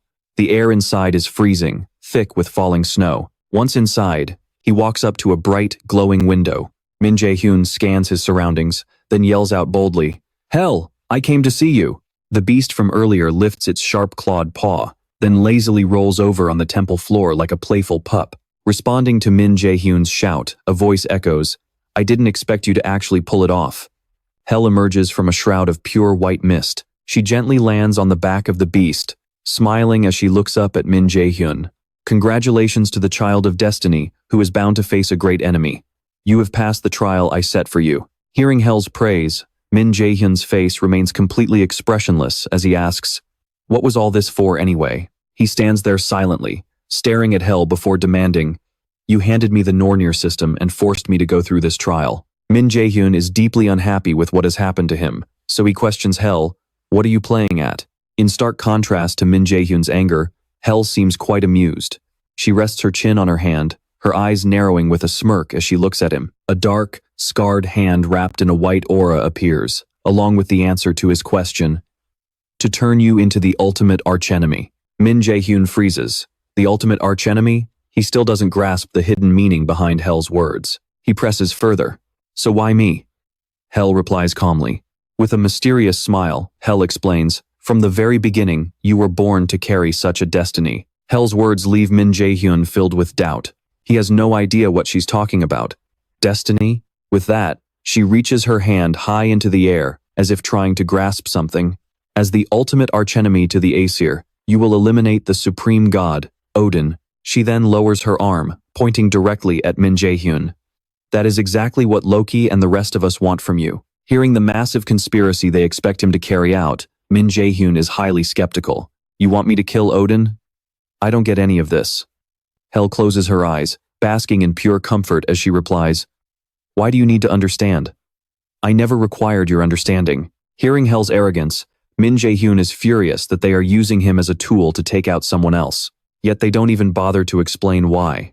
Min Jaehyun knits his brows, glaring intensely at Hell. Suddenly, she darts forward, placing a single finger over his lips and startling him. She then tries to soothe his rising anger. "You must be quite angry." It feels like she's playing good cop, bad cop with him, cold and detached. One second, comforting and gentle the next. She speaks softly, hitting right where it hurts. "Unable to comprehend why you have to be a mere pawn in the game of the gods." The moment the words leave her mouth, Hell presses her finger onto Min Jaehyun's shoulder, sending a cold shiver down his spine and making him break out in a cold sweat. But make no mistake, Hell's playful demeanor completely vanishes, replaced by a cold, razor-sharp gaze pointing directly at Min Jaehyun as a warning. "This isn't just a matter concerning us, the Aesir gods." With those words, she shoves Min Jaehyun hard, sending him stumbling backward. A dark, ominous aura immediately wraps around Min Jaehyun, throwing him into pure panic. After shoving him, Hell backs away toward the resting beast, laughing casually as if nothing happened. She scoffs. The world is rapidly approaching its end. It is all Odin's will, and everyone must bow at his feet. The pitch-black abyss continues to drag Min Jaehyun down as she adds, "We need the strength of the one prophesied to gain immense power, and that arch-enemy is you." Desperate and panicking, Min Jaehyun struggles and screams, "Wait, Hell, there is still something I need to—" But before he can even finish his sentence, Hell cuts him off instantly. With a wave of her hand, she commands the abyss to swallow him whole, laughing, "Get stronger. I will be counting down the days until we meet again." With that, Min Jaehyun vanishes completely into the black hole. Only Hell and her beast remain in the quiet space, until a sudden voice breaks the silence. Both Hell and the beast turn toward the sound. Hell asks coldly, "Still watching? I do not recall inviting you here." Suddenly, the scene shifts to a completely different place. Warm sunlight streams down on lush, vibrant greenery. Min Jaehyun jolts awake, his face twisted in pure frustration and resentment. Feeling completely helpless, Min Jaehyun covers his face, refusing to face reality. He groans in defeat. Damn it. Again? In the end, she did not answer a single one of my questions. Min Jaehyun peeks through his fingers, and right on cue, the system notification rings out. Hell's reward has arrived. You have learned the passive skill, Hell's Blessing.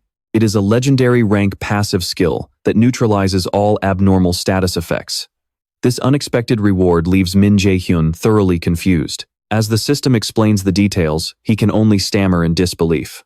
Meanwhile, back in the previous area, hearing Hell's sharp question, the mysterious figure replies, "Oh dear, please forgive this old man's rudeness."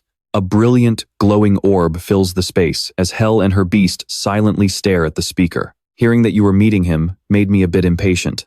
Sensing her beast's growing anger at this uninvited intruder, Hell gently pats it to calm it down.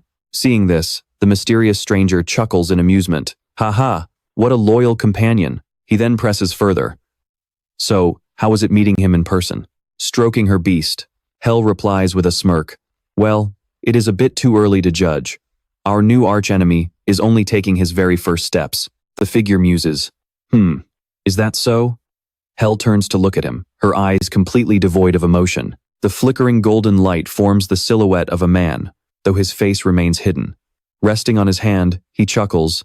"You seem to quite like him." Hell glares up at him, scoffs, and then laughs.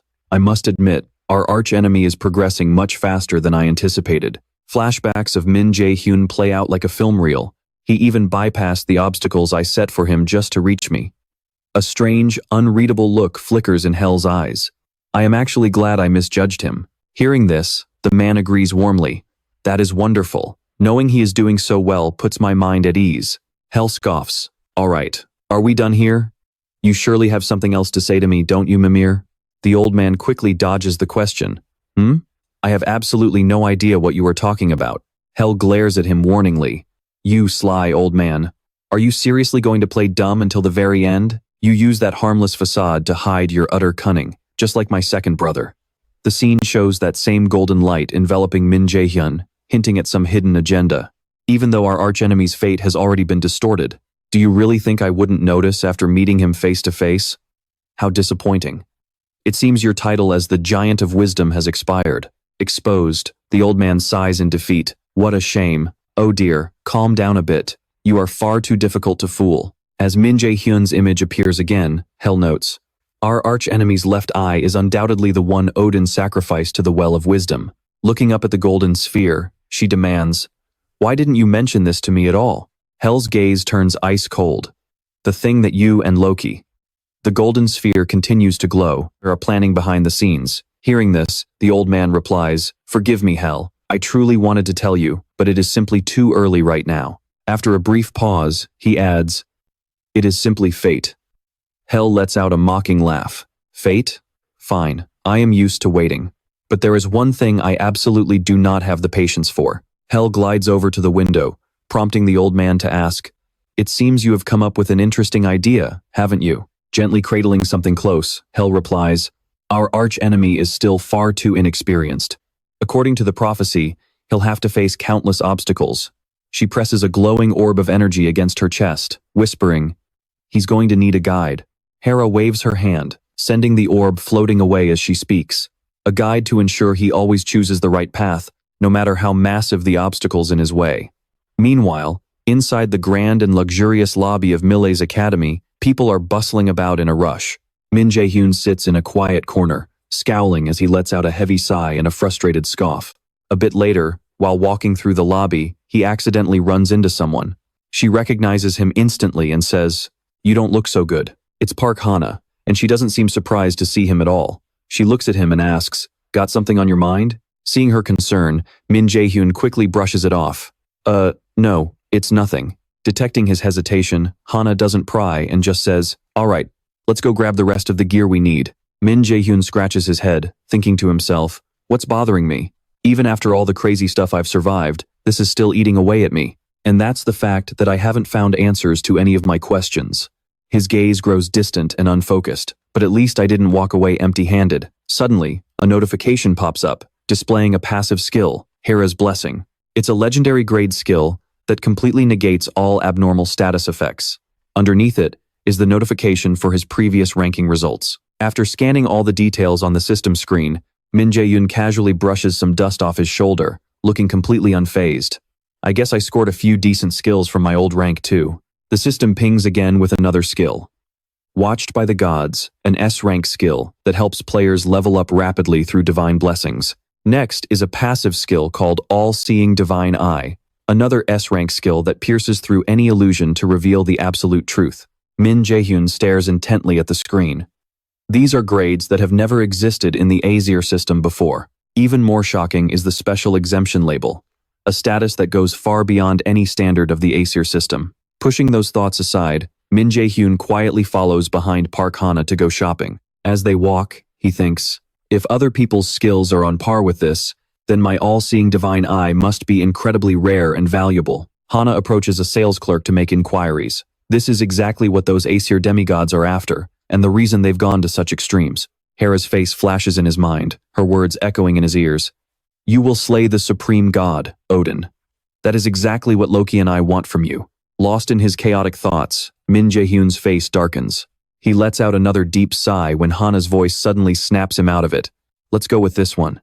Min Jaehyun flinches, looking over to see Hana pointing at a long dagger on the shelf. It looks like she's ready to buy it on the spot, but when he glances at the price tag on the shelf, his soul nearly leaves his body. Man, I will never understand how rich people spend money. With an incredibly awkward look on his face, he watches Hana pull out her credit card. I'll pay by card, she tells the clerk. Jaehyun's jaw drops. 300 million won just for a mana dagger? Who spends that kind of cash on a common grade item? While Jaehyun is still trying to process this absurd display of wealth, Hana says, Mila's academy does provide standard equipment, but the gear they hand out to new students is usually subpar. It's always better to bring your own high-quality gear.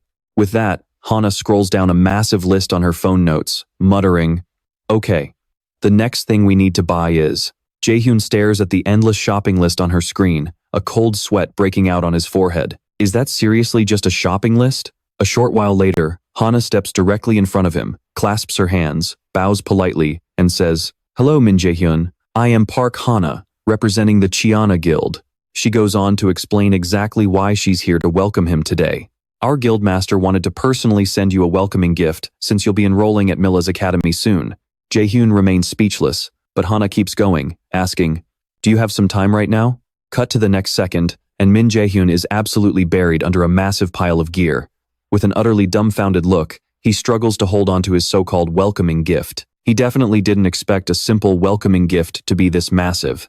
He figured she'd just hand him a couple of high-grade elixirs, or maybe one or two rare items. Min Jaehyun's eyes widen in sheer shock, completely blown away by the scale of it all. They arrive at the Cheonha Guild's private training ground. Once Jaehyun finally sets down the massive load of gifts, Hana turns on her heel and walks ahead, calling back, Now, let's go test out your new armor. Jaehyun blinks in surprise. He quickly calls out after her, Wait a second. Before he can even protest, the armor pieces begin to automatically equip onto his body. Min Jaehyun closes his eyes with a resigned sigh. Seriously, I don't need armor. I already have. But before he can finish, system notifications begin flashing across his vision as each piece locks into place. Equipment equipped. B. Grade Nightfall Armor. A piece of the night forged from pure darkness. Though it blends seamlessly into the deep shadows, its powerful presence remains. Active effect. Grants the user stealth upon being equipped. Min Jaehyun reads through the item's details on the screen, his interest fully piqued, his eyes turned sharp and determined. A B-grade defensive armor. Honestly, I couldn't have asked for a better set. Min Jaehyun stared intensely at a system notification. Once equipped, stealth will be activated. He was lost in thought, muttering, On top of that, there's stealth. It seemed Park Hana noticed his deep hesitation. Armor with such a rare skill was incredibly hard to find. Park Hana looked at him and asked, Are you looking for gear with a stealth feature? She seemed to be carefully weighing the idea herself, resting her chin on her hand as she pondered. Raiders usually want this kind of stuff, but finding it here won't be easy. Hearing her words, Min Jaehyun felt a bit embarrassed. He quickly waved it off. Oh, no, it's not that. He shook his hands dismissively. I was just thinking out loud. Don't worry about it. Besides, not many people want to learn that skill anyway, right? He turned to her and added, Unless you get lucky in a dungeon, you won't find it anywhere. Hana understood and opened up to him. You're right. Actually, the only raider in Korea with the stealth skill is my brother. Hearing this, Jaehyun was completely stunned. Your brother? Hana clarified. Manager Park Chung, didn't you know? I guess the agent must have been teasing you. Her words sent shockwaves through Jaehyun's mind. The image of a scarred man suddenly flashed in his head. Seeing him frozen in place, Hana decided to drop it. Well, let's forget about the armor for now. Let's check out the weapons first. She walked ahead as Jaehyun thought to himself. Wait. Is she serious? He was lost in his own deduction. The two of them looked absolutely nothing alike. But shaking off those thoughts for a moment, Jaehyun quickly followed behind her. Suddenly, his eyes shifted. The atmosphere grew heavy as eerie specks of light began floating around him. His eyes widened, locking onto something. A system notification popped up. Syncing with the absolute eye of God. Instantly, a splitting headache hit him. He clutched his head in sheer agony. Around him, passers-by walked on, completely oblivious. After a painful moment, Jaehyun forced himself to stand. Lifting his head, the world still looked dark, filled with those same floating light specks. He observed closely, wondering, is this light coming from a treasure gate? Without another thought, he bolted. Seeing this, Hana yelled after him, but he simply yelled back, "Give me a second," and sprinted off. He reached a place resembling a mountain of solid gold, surrounded by countless shimmering particles. It looked like a door was opening, revealing someone's presence. The system interface displayed a passive skill. Absolute Eye of God pierces through illusions to reveal the ultimate truth. The passive skill, Absolute Eye of God, had been unlocked at its lowest level. You have learned the active skill, Detection. The active skill, Detection, possesses two primary effects. First, it appraises the value of unidentified items. Second, it grants complete immunity to stealth and other illusion skills. A barrage of notifications flooded Jaehyun's vision, leaving him overwhelmed as his gaze locked onto the final screen. What is this? The Nornir system was now initiating the active skill, Detection. Suddenly, the scene shifts to a heavily exhausted man desperately struggling against his opponent, gritting his teeth as he tries to fight back. Damn it. The attacker's face is obscured, but he has white hair and soulless eyes. The two clash in a brutal, intense battle. When the dust settles, An Hoyeon stands victorious. Exhausted from the fight, sweat drips from his forehead onto the ground. Seeing this outcome, An Ilwoo looks quite pleased. He wears a knowing smirk and says, "Winning was only natural. I agree. The opponent has an impressive track record, but the difference in intellect was simply too vast." The image of An Hoyeon standing over his defeated opponent, who lies face down on the ground, flashes again. Despite his victory, Hoyeon doesn't seem happy at all. He only lets out a silent sigh. It is precisely why people call him a future S-rank raider. An Ilwoo walks past him and offers a rare word of praise. Well done. Hearing this, Hoyeon politely replies, "Thank you, father." But Ilwoo doesn't let his son savor the moment for long, immediately dousing him in cold water. Don't get ahead of yourself. This was a match you were heavily favored to win anyway. Hoyeon doesn't react harshly to his father's dismissive remarks. He simply murmurs, "I know." With that, An Ilwoo clasps his hands behind his back and walks off, adding as he leaves, "Now that the match is over, go prepare for your next schedule. I have some purchases to make. Meet me downstairs once you are done showering." Hoyeon's eyes fill with sorrow. His hard work is never truly acknowledged by his own father. At this moment, only two words can describe the feeling building up inside him: pure frustration. Back in his room, as the warm water runs over him, Hoyeon tightly grips the shower wall. Showing his most vulnerable, exhausted side, he whispers, "I am so sick of this robotic life. Never being allowed to do anything I actually want." An Hoyeon hung his head, letting the warm water wash away his worries. This wasn't the kind of hunter he wanted to be. He couldn't stop wondering, where did he go wrong?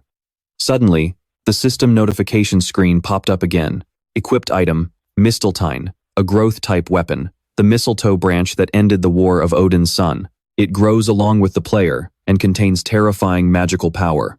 Once equipped, Scouting Magic will be activated. Passive skill, A-rank Scouting Magic, which boosts magic detection to the absolute limit. By controlling the flow of magic, your mana sensitivity will increase dramatically. Cut back to reality, where Min Jaehyun was standing. He gave a mysterious smile, muttering Mistletoe. What on earth was that blindingly bright yellow stone? It seemed like Min Jaehyun was sensing something. Was this another sick joke played by the Nornir system? In Min Jaehyun's mind, an image of An Ho-yeon flashed wearing a cap and a jacket, looking like he was getting ready to leave. On another beautiful morning, inside a massive building, the sunlight reflected off the surrounding glass panels. Inside, in a room filled with countless items, An Yul-gu was carefully picking out gear for his son, with a clerk assisting him. This one, and this one too. Meanwhile, An Ho-yeon just stood to the side, watching his father and the clerk with absolutely no emotion. After a while, he hesitantly spoke up, asking, "Isn't this a bit too much?" An Yul-gu, who was holding up a sword and examining it, paused. Hearing his son's question, he replied, "These are all for you, so don't go thinking this is too much. You are the future S-class hunter." But still feeling like it was way too much, An Ho-yeon spoke up again. "But if we spend this much money, what about Mom's hospital bill for this month?"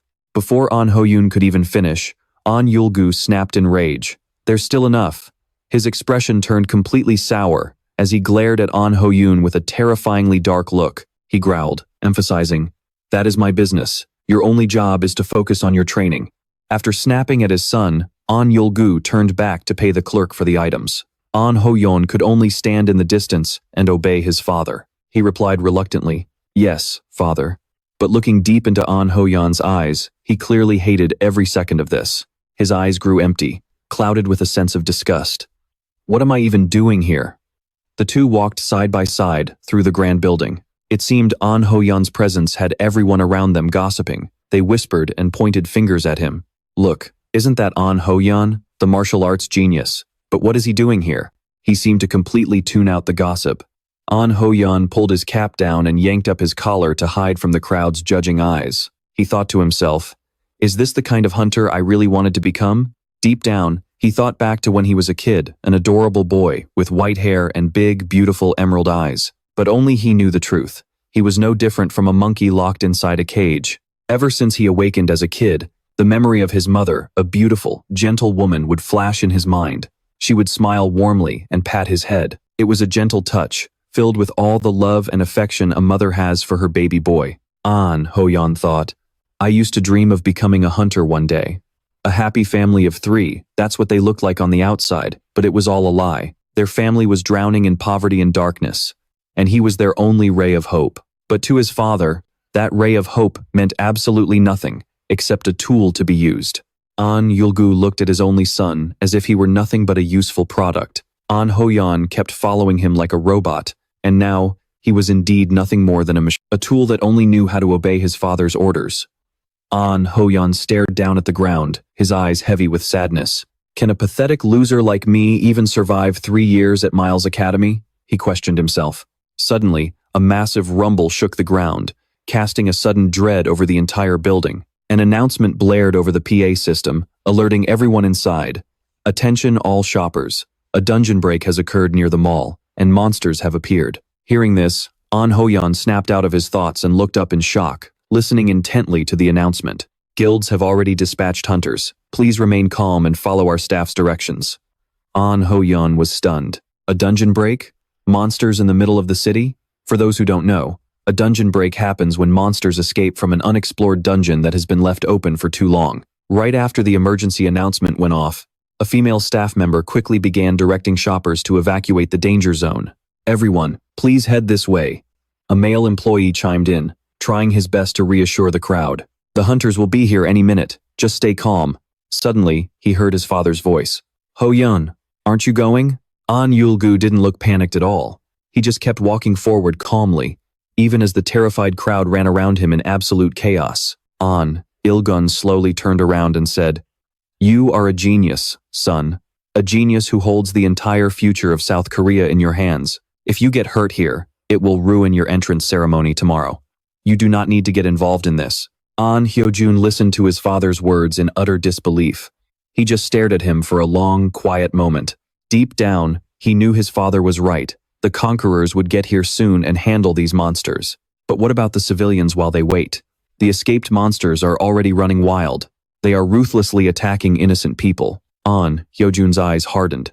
He realized right then that this was his chance. Without a second thought, he spun around, ignoring his father's shocked cries, and bolted right back into the center. An Il-gun screamed. "On, Hyojun, what do you think you are doing? Get back here right now." Only one thought raced through Hyojun's mind. This was his one shot to protect the dignity and freedom of a true conqueror. On, Hyojun sprinted at full speed, a single, burning thought driving him forward. "I have to know if the person I am today is the future I wanted my mother to see."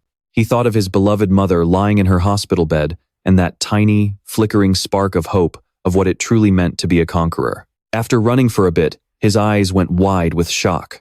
A monster appeared right in front of him. The creature looked grotesque. Pale green skin, glowing yellow eyes, and a terrifyingly gaunt, skeletal body. An Hyojun skidded to a halt. In front of him was not just one, but a whole horde of monsters. Seeing Hyojun, they stared at him like he was some bizarre creature. Then, the monsters raised their weapons, preparing to strike. But something was wrong with Hyojun. He was completely frozen. Fear began to take over. Cold sweat poured down as he trembled, his eyes wide in utter disbelief. He could not move his body at all. The only thing his body could do was shake. The monsters lunged forward, their mouths gaping wide as if to swallow him whole. He cursed under his breath. Damn it. He felt completely helpless. At the most critical moment, he could not do a single thing. He could not even lift a finger. Hyojun desperately tried to force his trembling hands to move. He kept muttering to himself, "Move. Please, just move."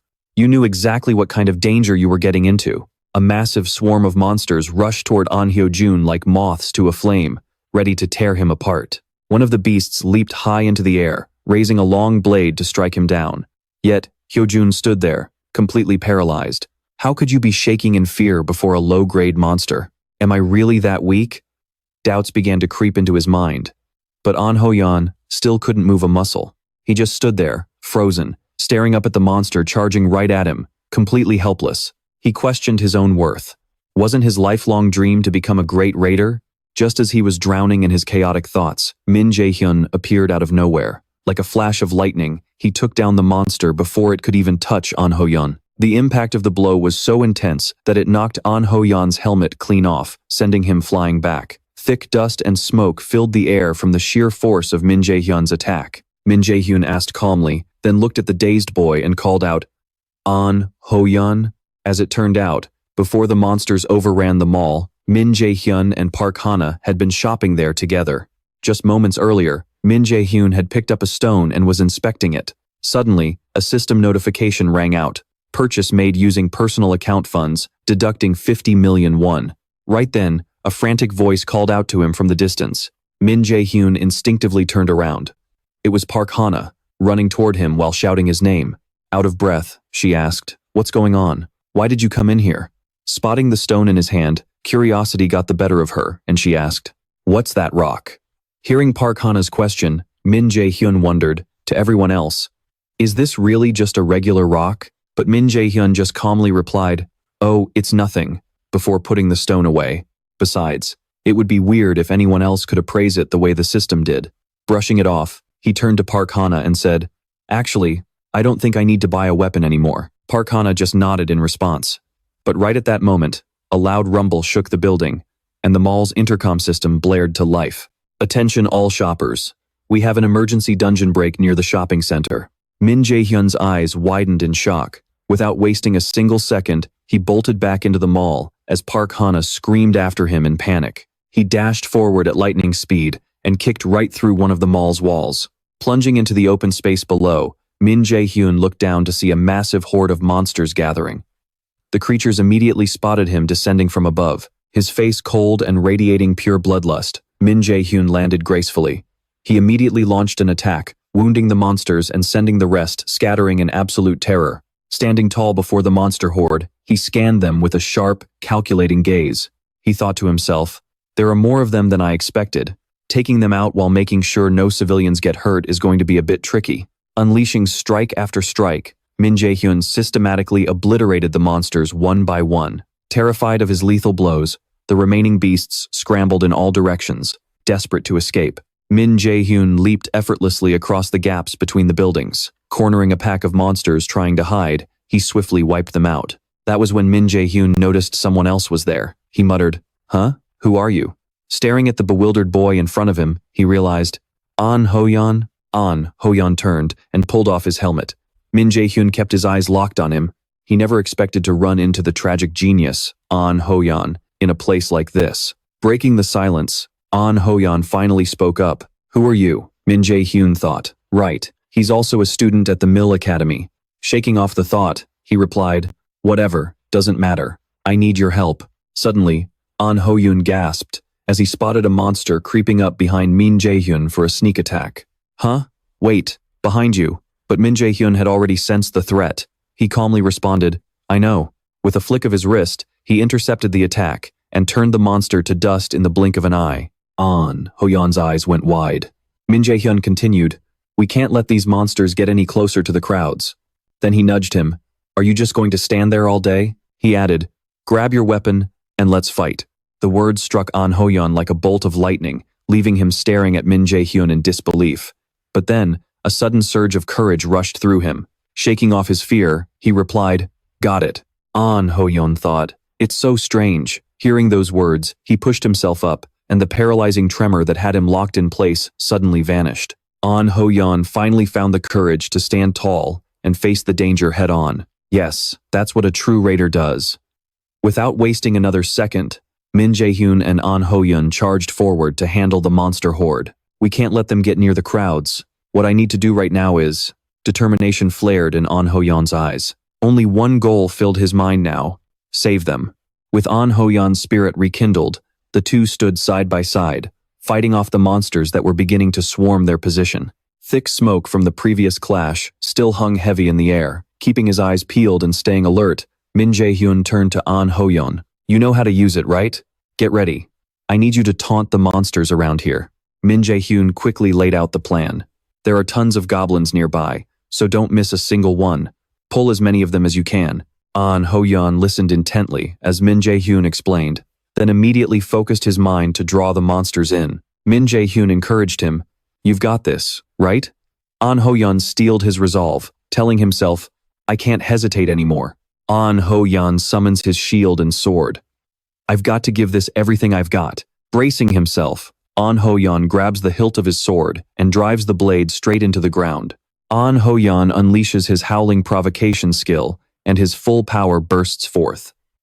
The system notification pops up, warning that demons within a 50-meter radius are now targeting you. Their physical and magic attack power drops by 30% as his energy spreads through the area. The monsters stand frozen, watching An Ho-yeon use his howling provocation. As the skill activates, waves of energy slam into the beasts. The skill works like a charm, and their eyes turn blood red with rage. Watching An Ho-yeon execute the move, Min Jaehyun thinks to himself that howling provocation is a much higher tier skill than a standard provocation. His level is already high enough to pull that off. I guess true prodigies really do walk a path of their own. The image of a true warrior flashes before him. Still, before my regression, the highest rank he ever reached was B class. Looking at An Ho-yeon sweating from intense concentration, Min Jaehyun thinks, I'm not sure if it was a mental block or some other issue. But despite his current fame, his performance is going to plummet pretty soon. That's why people ended up calling him the bubble genius. Realizing he's overthinking, Min Jaehyun brushes the thoughts aside. But who cares? A weak mindset can be changed over time. With the golden arrow launching forward, An Ho-yeon could turn out to be incredibly useful down the road.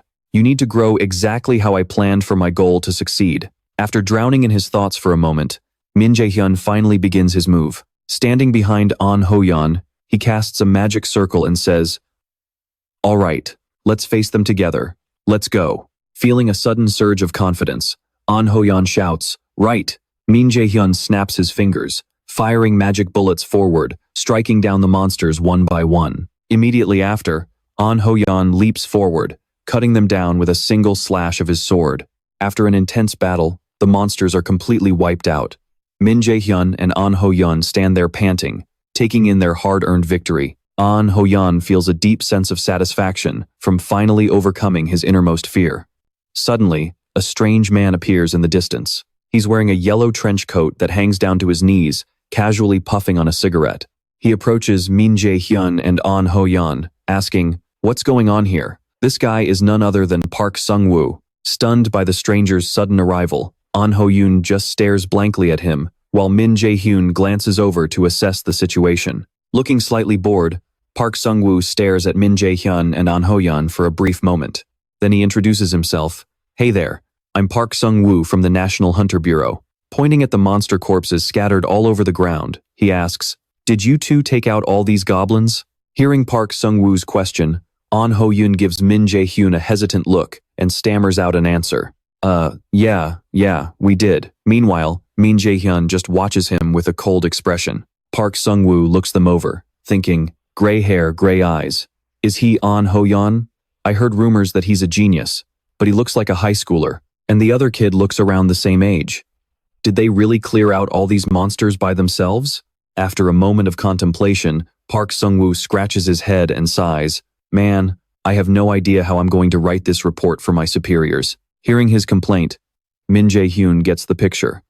He lets out a soft, flat sigh, his face remaining completely expressionless. With a cold tone, he tells Park Sung-woo, "I actually wanted to talk to you about that." Pausing for a second, Min Jaehyun suggests, "Just report that the Bureau handled them. Nobody would believe two kids did this anyway." Park Sung-woo rubs his chin, thinking it over. He replies, "But that's against the rules." Min Jaehyun looks down at the monsters he and An Ho-yeon just slaughtered. He shrugs. "Who's gonna find out? There are no security cameras or black boxes out here." Park Sung-woo still looks a bit hesitant about the idea. He explains, "Look, we're government employees, so I can't just make these calls on my own. But if you really want to keep your identities hidden, I can handle that part." Listening to Park Sung-woo drone on, Min Jae-hyun sighs, exhausted by all the red tape. The guy continues, "Plus, the Bureau will officially reward you both." Hearing this, Min Jae-hyun points at An Ho-yeon and says, "Fine, just give him my share and keep my name completely out of this." Startled by the offer, An Ho-yeon snaps his head toward Min Jae-hyun. At this point, Min Jae-hyun is backed by the Yeonhwa Guild, so he has no need for the money anyway. It's best to keep a low profile before entering Millet Academy. Min Jae-hyun glances over at An Ho-yeon.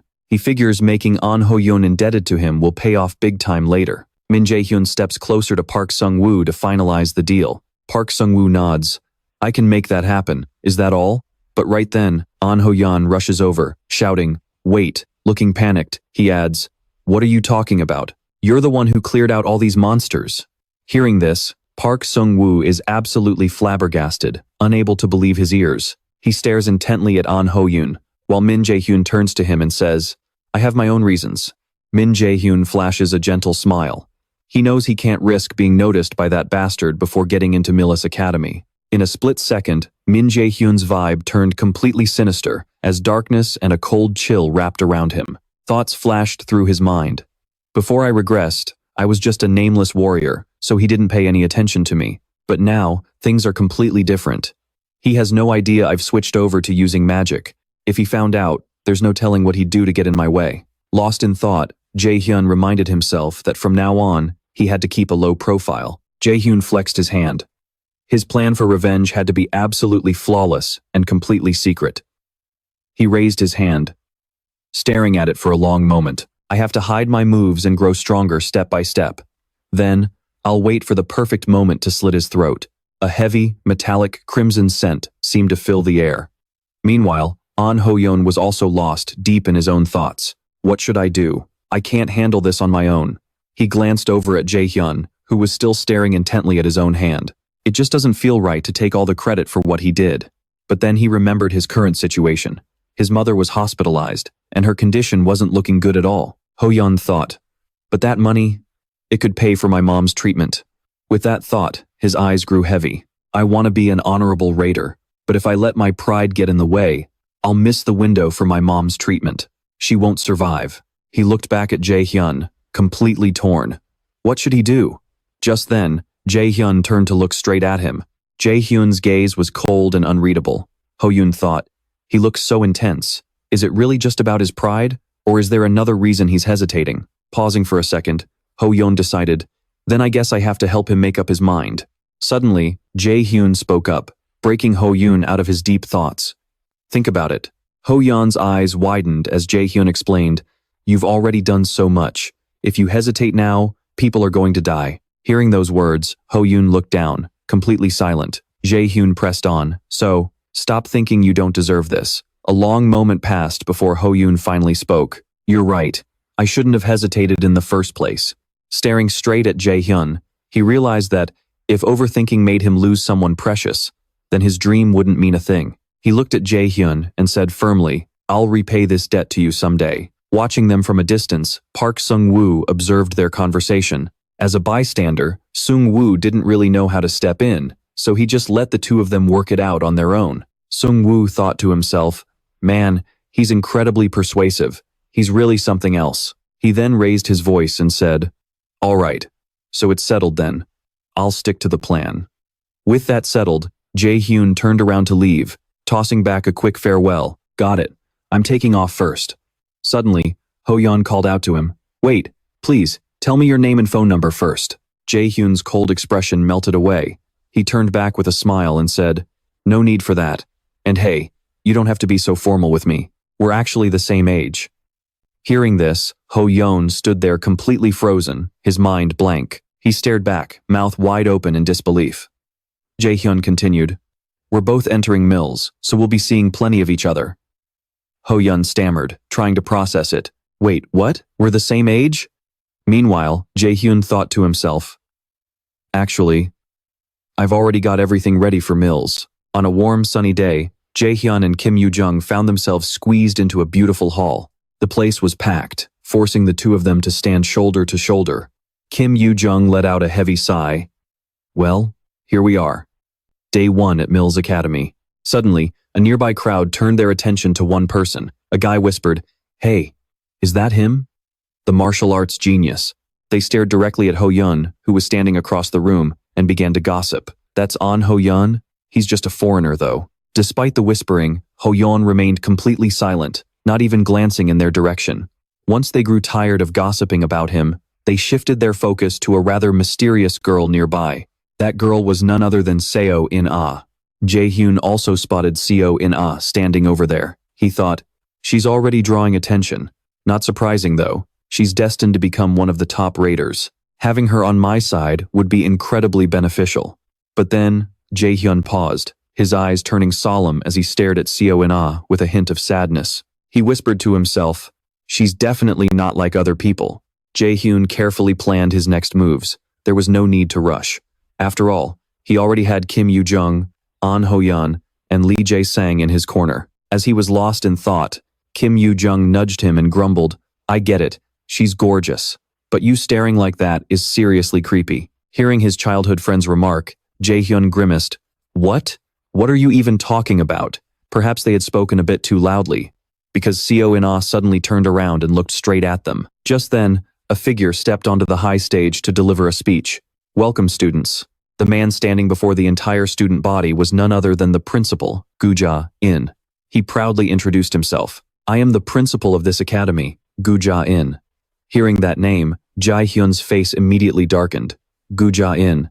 It seems everything started right here. That's right, he looks exactly like. I remember now. The scene suddenly shifted to Kim Yoo-jung as old memories came rushing back. The image of her collapsing on the ground, accompanied by a deafening scream. Kim Yoo-jung, no! Please, I'm begging you! Thinking of this, Min Jaehyun's face darkened. He said, be strong. You know that at Millis Academy, anything can happen, right? Seeing her friend suddenly acting so nice, Kim Yoo-jung smirked. Why are you suddenly caring so much about me? But don't worry, I'll study hard. Min Jaehyun thought to himself, that's right, Kim Yoo-jung will become one of the 3 strongest mages in our class. This time, I won't let her lose her life again. Our beloved principal was still standing on the podium, rambling on. Listen up, students.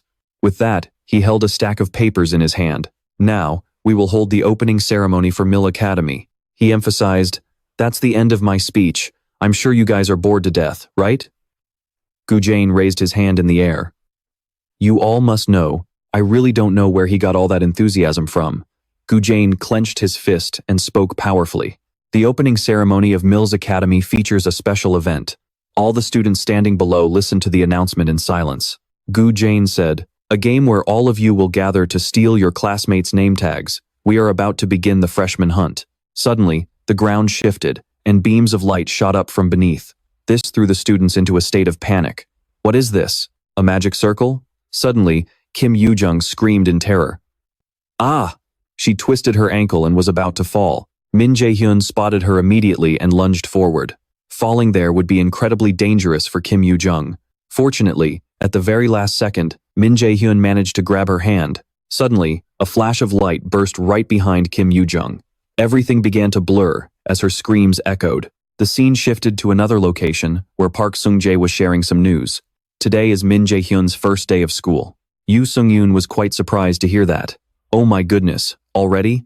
I was just about to text him to wish him luck. Park Sung-jae put his hands behind his back and said, "If you're talking about the freshman hunt, then yes. It will take place continuously for 3 days in an isolated area." Yoo Sung-yoon replied, 3 days this time too? Even if I send it now, he won't be able to read it anyway. Yoo Sung-yoon rested her chin on her hand, looking a bit down. So it'll be another 3 days before I can get in touch with him. How frustrating. Hearing Yoo Sung-yoon grumble, Park Sung-jae spoke up, "I knew you'd forget, so I sent it on your behalf yesterday." Hearing that, Yoo Sung-yoon was pleasantly surprised. Really? Did he reply? What did Min Jaehyun say? Park Sung-jae chuckled and pulled an item from his pocket, grinning as he spoke. The scene cut back to a sun-drenched, dense forest. After Min Jaehyun and Kim Yoo-jung were dragged there, Min Jaehyun carefully checked on his dizzy, light-headed friend lying nearby. "Hey, are you okay?" But all he got in response was a string of gibberish from Kim Yoo-jung. Suddenly, Min Jaehyun noticed that besides himself and Kim Yoo-jung, there was someone else over there. Min Jaehyun's eyes widened in shock. Wait, this kid. Seo In-na's image appeared crystal clear, black hair, hazel eyes, ranked 92nd in magic talent, the one who completely revolutionized the mage class and will become an S-rank conqueror, is none other than Seo In-na.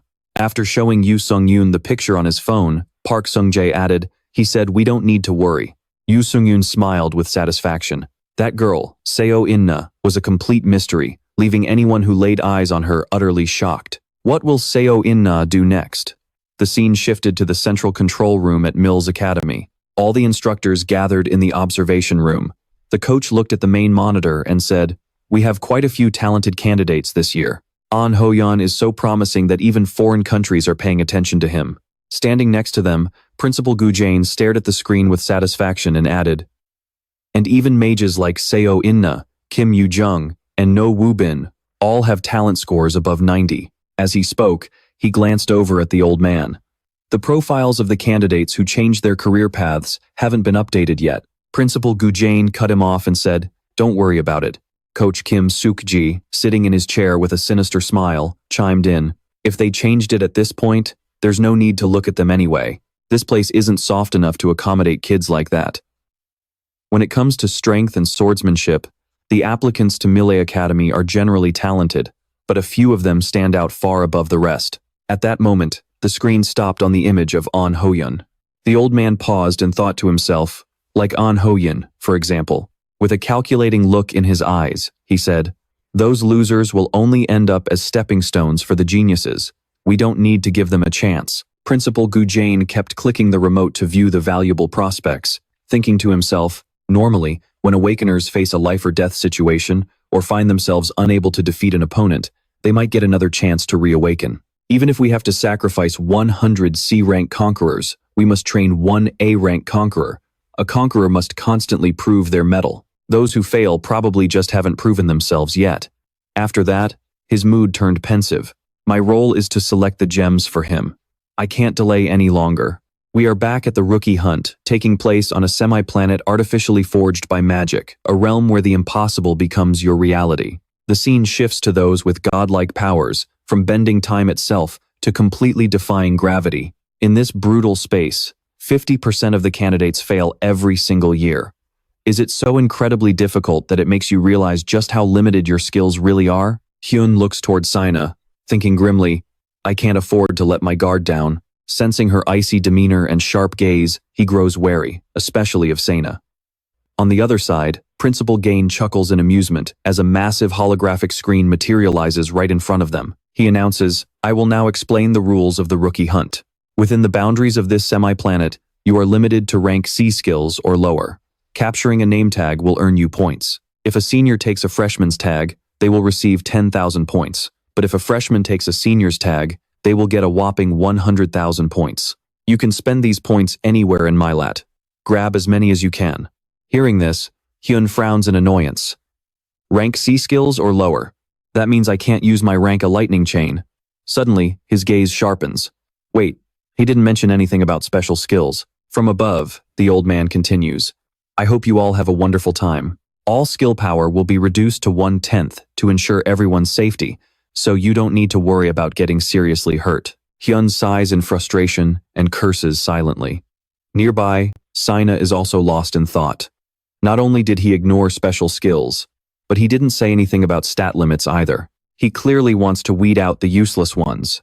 The scene shifts to Yu Jung, whose face is a picture of confusion. Sina's train of thought continues, and Scout the truly talented. At this point, Hyun turns to his childhood friend and says, "We have to survive here for 3 days. We need to find shelter first." He says this because he knows this semi-planet is packed with resources for survival, like traps that grant counter curses, healing pools, and the nightmare forest. The ecosystem is built to let you forage for food and seek shelter. If you want to survive for 3 days, shelter is the absolute priority. You have to find a place to stay before worrying about anything else. Suddenly, Yu Jung chimes in, "Hey, Hyun, wait. Wouldn't it be safer if we asked her to join us?" He looks in the direction she's pointing, totally confused. Huh? Her? She adds. She looks like a magic cadet too. Wouldn't having an extra member be way better? Hyun stares blankly, frowning as he looks back at Sena. Why is she suddenly making so much sense? Honestly, teaming up with Sena would be incredibly beneficial. But then, remembering Sena's cold demeanor and icy expression, he instantly dismisses the idea. But I can't control her. Even if I only know her from the news, what happened that day was because Sena couldn't control her rage, putting countless people in danger. Remembering that incident, he warns her. We can't make a decision that easily. Are you sure she won't stab us in the back?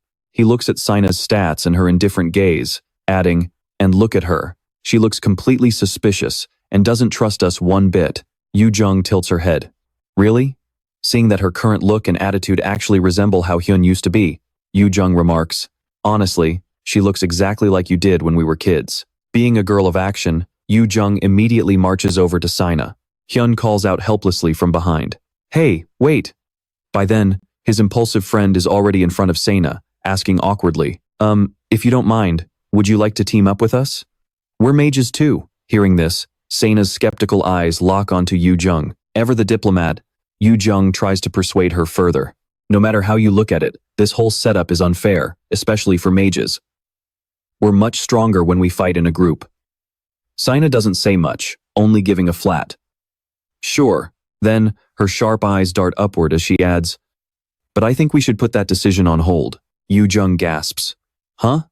At that exact moment, a violent gust of wind sweeps over them. Through the howling gale, a young man and woman appear, mockingly calling out to them, wow, we actually hit the jackpot and found 3 freshmen. The guy is named Shin Un-sung. Smirking arrogantly as he looks down on them, he says, looks like scoring points this year is going to be a breeze. The girl behind him, Kwon So-hyun, doesn't reply, her face twisted in annoyance. But suddenly, she says in confusion, wait. What? My sensor only detected 2 people. She stares at Hyun with searching, surprised eyes. He stands there in total silence, his presence so faint and shadow-like that he seems almost invisible. Right now, So-hyun is thinking in sheer disbelief. What the hell? Why can't I sense that guy at all? Meanwhile, he just looks at them, scoffing inwardly. These guys are so obvious. Seeing that they are upperclassmen, Yu Jung turns to Hyun with a worried look. Hey, those seniors are warriors. We should probably run, right? Hyun replies with a cold expression. No, we have to capture them. Running is pointless. From what he recalls, Kwon So-hyun possesses a special ability that allows her to pinpoint any target within a 300-kilometer radius. Across from them, she is desperately trying to detect any trace of Hyun's presence. His thoughts raced, if we don't take them down now, they'll just regroup with others and come right back for us. Meanwhile, Shin Yun-sang was still acting incredibly smug. He laughed arrogantly and said, all right, now that I've got these points, I'm gonna buy myself a massive feast. So-yul was much sharper than him. She frowned in annoyance and snapped, hey, don't let your guard down. There's something seriously off about that handsome guy. Ignoring her warning, he drew his sword and looked at them with supreme confidence. He's just a freshman. Besides, this isn't our first rodeo. With those words, he lunged straight toward Jaehyun, screaming, "Just watch! I'll wipe them out in a split second." On the other side, Jaehyun looked at him like he was watching a boring, poorly made comedy. The guy's first strike was meant to be a fatal blow, but Jaehyun blocked it effortlessly. A flicker of sheer panic crossed Shin Yun-sang's eyes. From behind, So-yul sighed in absolute frustration at his reckless attitude and muttered, "Seriously, you idiot. I told you there was something weird about him." Meanwhile, a flash of pure killing intent flickered in Jae-hyun's eyes. It's been a while since anyone dared to swing a sword at me. Yet, Yun-sang stubbornly clung to his delusion of grandeur. He just got lucky, he growled, swinging his sword to attack again. How could he have never heard of a freshman skilled enough to counter him? Fueled by denial, he roared, "You're just a freshman mage." But from start to finish, Jae-hyun casually dodged every single move. His sharp gaze analyzed the blade's trajectory, effortlessly slipping past each and every attack. Not a single one of Shin Yun-sang's strikes could even graze him. By this point, the guy was utterly terrified, drenched in cold sweat. Why? Why couldn't he hit him? Once Jae-hyun grew tired of playing defense, he casually caught the descending blade with his bare hand and growled in a low, chilling voice. "You're really something," Shin Yun sang. Their faces were inches apart, and the blade gripped in Jaehyun's hand began to crack. With a voice dripping with murderous intent, he added, "How did you even manage to survive this long with a pathetic body like yours?" In less than 5 seconds, the blade shattered into tiny pieces. Not only was Shin Yun-sang left in utter shock, but even Ina couldn't believe her eyes. That was when Jae-hyun spoke up again. "Give me your tag, and I'll let you go. I'll give you 3 seconds." Looking like a grim reaper straight from hell, he extended his hand toward him. "Drop the tag and get lost." Seeing his sword reduced to dust, the guy's face contorted in sheer terror. Drenched in a cold sweat, his mind raced with trembling thoughts. He stared wide-eyed at his broken weapon, completely unable to believe what was happening right in front of him. He's just a rookie. It wasn't just his shattered sword. Jae-hyun's razor-sharp glare was enough to make his knees buckle. But why?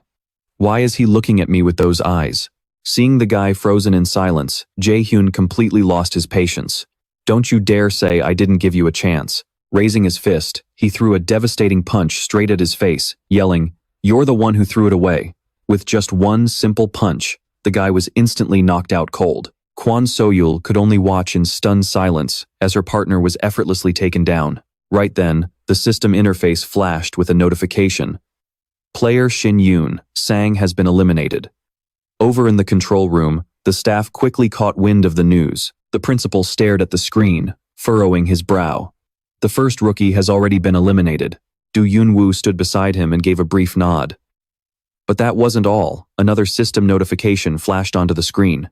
Player Min Jaehyun has obtained 100,000 points. Everything had seemed normal, until this second alert popped up. Hearing the announcement, Do Yunseo's face instantly paled. She whipped around to the two standing further back and shouted, "Wait, it's not An Ho-yeon. It's Min Jaehyun? Who is that? Is there some kind of issue, Instructor Baekhyun?" Caught off guard, the instructor flinched and turned around. Fumbling nervously to recheck the data, he stammered, "Huh? No, that can't be right. Instructor Do Yun-woo, the results are indeed correct." Hearing this, Kim Ji-yeon, who was standing a bit further away, bent down to check her screen as well. Nothing wrong on my end either. While everyone else was in a complete frenzy over the results, the principal remained dead calm. Gu Ja-in casually stared at the screen, a sinister smirk creeping onto his face as he muttered under his breath, "Min Jaehyun, is it?" Back at the arena, Kwon So-yul was absolutely furious. She glared at him and spat out, "You! Who the hell are you?" Min Jaehyun didn't seem to care about her nonsense at all. Instead, his voice softened as he spoke to his friend behind him. "Yu Jung, get ready. We still need to take care of the rest of them. I'm sending you a party invite right now. Accept it immediately." Standing behind him, Kim Yu-jung blinked in confusion. "Huh? Oh, okay." She quickly drew her weapon, preparing to fight, though her mind was racing with anxious thoughts. Has he always been this strong? Hearing this, Ina, who was standing nearby, drew her weapon as well. Meanwhile, a wave of unease washed over Kwon So-yul. She broke into a cold sweat, her mind working furiously. Ugh. Shin Yun sang, "You absolute idiot." Things just got incredibly complicated. She stared at the three opponents facing her, her anxiety mounting. Even without that monster in the mix, a 1-against-3 fight was far too dangerous. Left with no other choice, she swiftly pulled 4 throwing knives from her pouch. I need to eliminate one of them first, then make a quick escape. The moment the thought crossed her mind, she charged forward with the blinding speed of a seasoned assassin. Kwon So-yul wasn't stupid. Knowing she stood zero chance against heavy hitters like Seo In-ah and Min Jaehyun, she locked her sights on a much easier target, Kim Yoo-jung. Seeing Kwon So-yul suddenly lunging right at her, Kim Yoo-jung gasped in surprise. Whoa! But she quickly recovered and put up a barrier to block the strike. Watching from afar, Min Jaehyun couldn't help but give Kwon So-yul some credit, thinking, not bad. Catching her opponent off guard with a sudden strike and using the opening to make a run for it, that was definitely Kwon So-yul's best move. Just by watching her movements, he knew exactly what she was trying to pull. He paused for a second, then thought to himself, but the girl she chose to target is no pushover either. Just look at how easily she dodged that. Kwon So-yul froze, completely dumbfounded. How could anyone react to her speed like that? Meanwhile, Kim Yoo-jung's eyes flashed with determination. Min Jaehyun watched her, thinking, that strategy would only work if Kim Yoo-jung were just some average fighter. Having successfully evaded the blow, Kim Yoo-jung immediately turned the tables with a flurry of counterattacks. Reacting quickly, Kwon So-yul slipped 4 hidden throwing daggers into her hand. Putting all her strength into it, she hurled them straight at Kim Yoo-jung.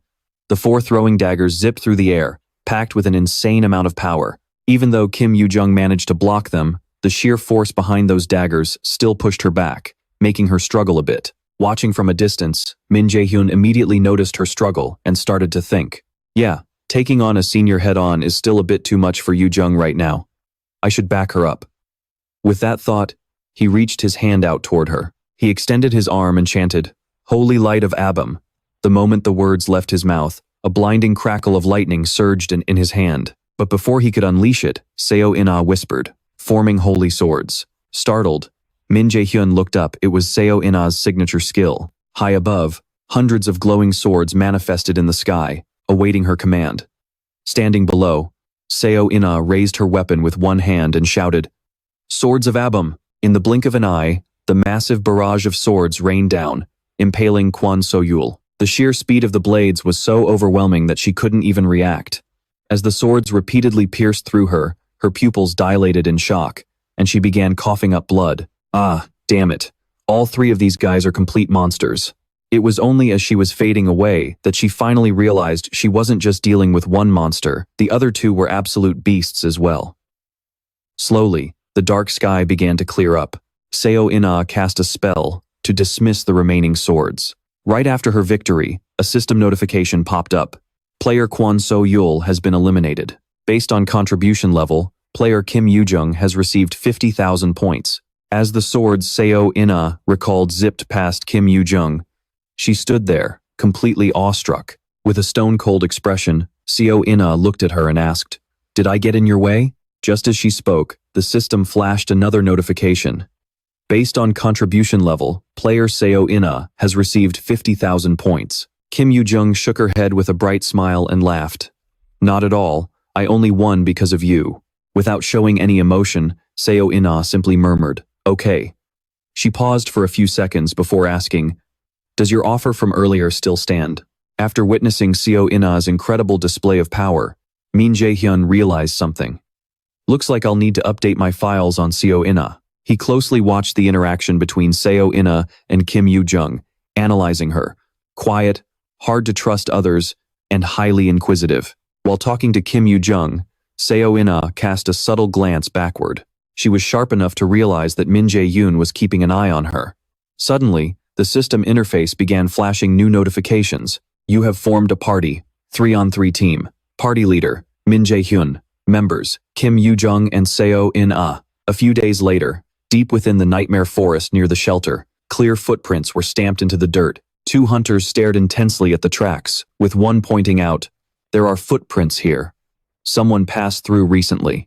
Looks like they headed into a shelter. He spoke with a tense expression, his mind racing. But seriously, could some newbies really take down both Kwon So-yul and Shin Jun-sang? He glanced back and warned the rest of his crew. Everyone else, call off the search. Just stay alert and keep your eyes peeled around this area. Scanning the surroundings, he plotted his next move. The newbie hunt lasts for 3 days. Those brats can't hide in there for 3 whole days. He and the 10 other hunters behind him began to fan out, searching the perimeter. His face was tense, but a cruel wave of excitement washed over him. Now, let's see what these little punks actually look like. Holding her weapon tightly, Kim Yoo-jung crouched in absolute silence right behind 2 of the hunters. Waiting for the perfect opening, she lunged forward with a decisive strike. Her sudden attack was so fast, the hunter didn't even have time to react before crashing to the ground. The rest of the crew turned around in shock, completely frozen in disbelief. At that moment, a system notification flashed. Player Kim Seong-hoon has been eliminated. The hunter standing next to him immediately realized what was happening and whipped his head around. Suddenly, Kim Yoo-jung dashed out of the shelter, deliberately running deep into the forest right in front of his eyes. Catching sight of her figure, he roared, "Over there!" Hearing the command, the other hunters immediately took off after her in a frenzy. Instead of being afraid, Kim Yoo-jung smirked, completely satisfied with how things were playing out. As she sprinted, she cast a quick glance over her shoulder. "Wait, are there only 5 of them?" she muttered to herself, letting out a soft sigh of relief. Perfect. Everything is going exactly according to plan. Bursting with excitement, Kim Yoo-jung let out a laugh, turning back to throw a few taunting words at them. "Wow, look at you guys, chasing after me like a pack of dogs after a bone. Aren't you embarrassed to be crowding around like that?" Her trash talk instantly hit a nerve. Their faces twisted in rage as they lost their minds and screamed, "Stop right there!" She couldn't care less and kept sprinting forward, thinking to herself, that was way too easy. Actually, before this, the 3 of them had gathered in the cave to form a plan. Min Jaehyun said, "All right, listen up." He looked at them and calmly continued, "The shelter is probably a safe zone, but we can't just stay cooped up here forever. We need to find food too." Hearing this, the 2 girls exchanged a thoughtful look. He emphasized, "More importantly, we need to earn points. That's our main priority." Kim Da-jeong realized something, while Hyrin responded with an annoyed look. "Wait, what about you?" Hyrin casually turned to ask, "So you mean?" But Min Jaehyun didn't say much and just gave a brief reply.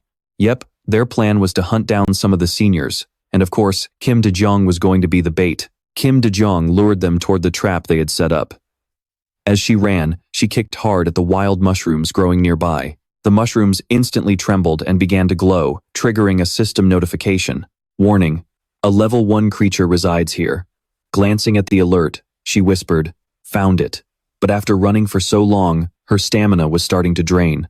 "I've lured them in just like we planned, but I'm running out of breath," she panted, speaking to herself in her head. Once she reached the designated spot, she immediately activated her skill.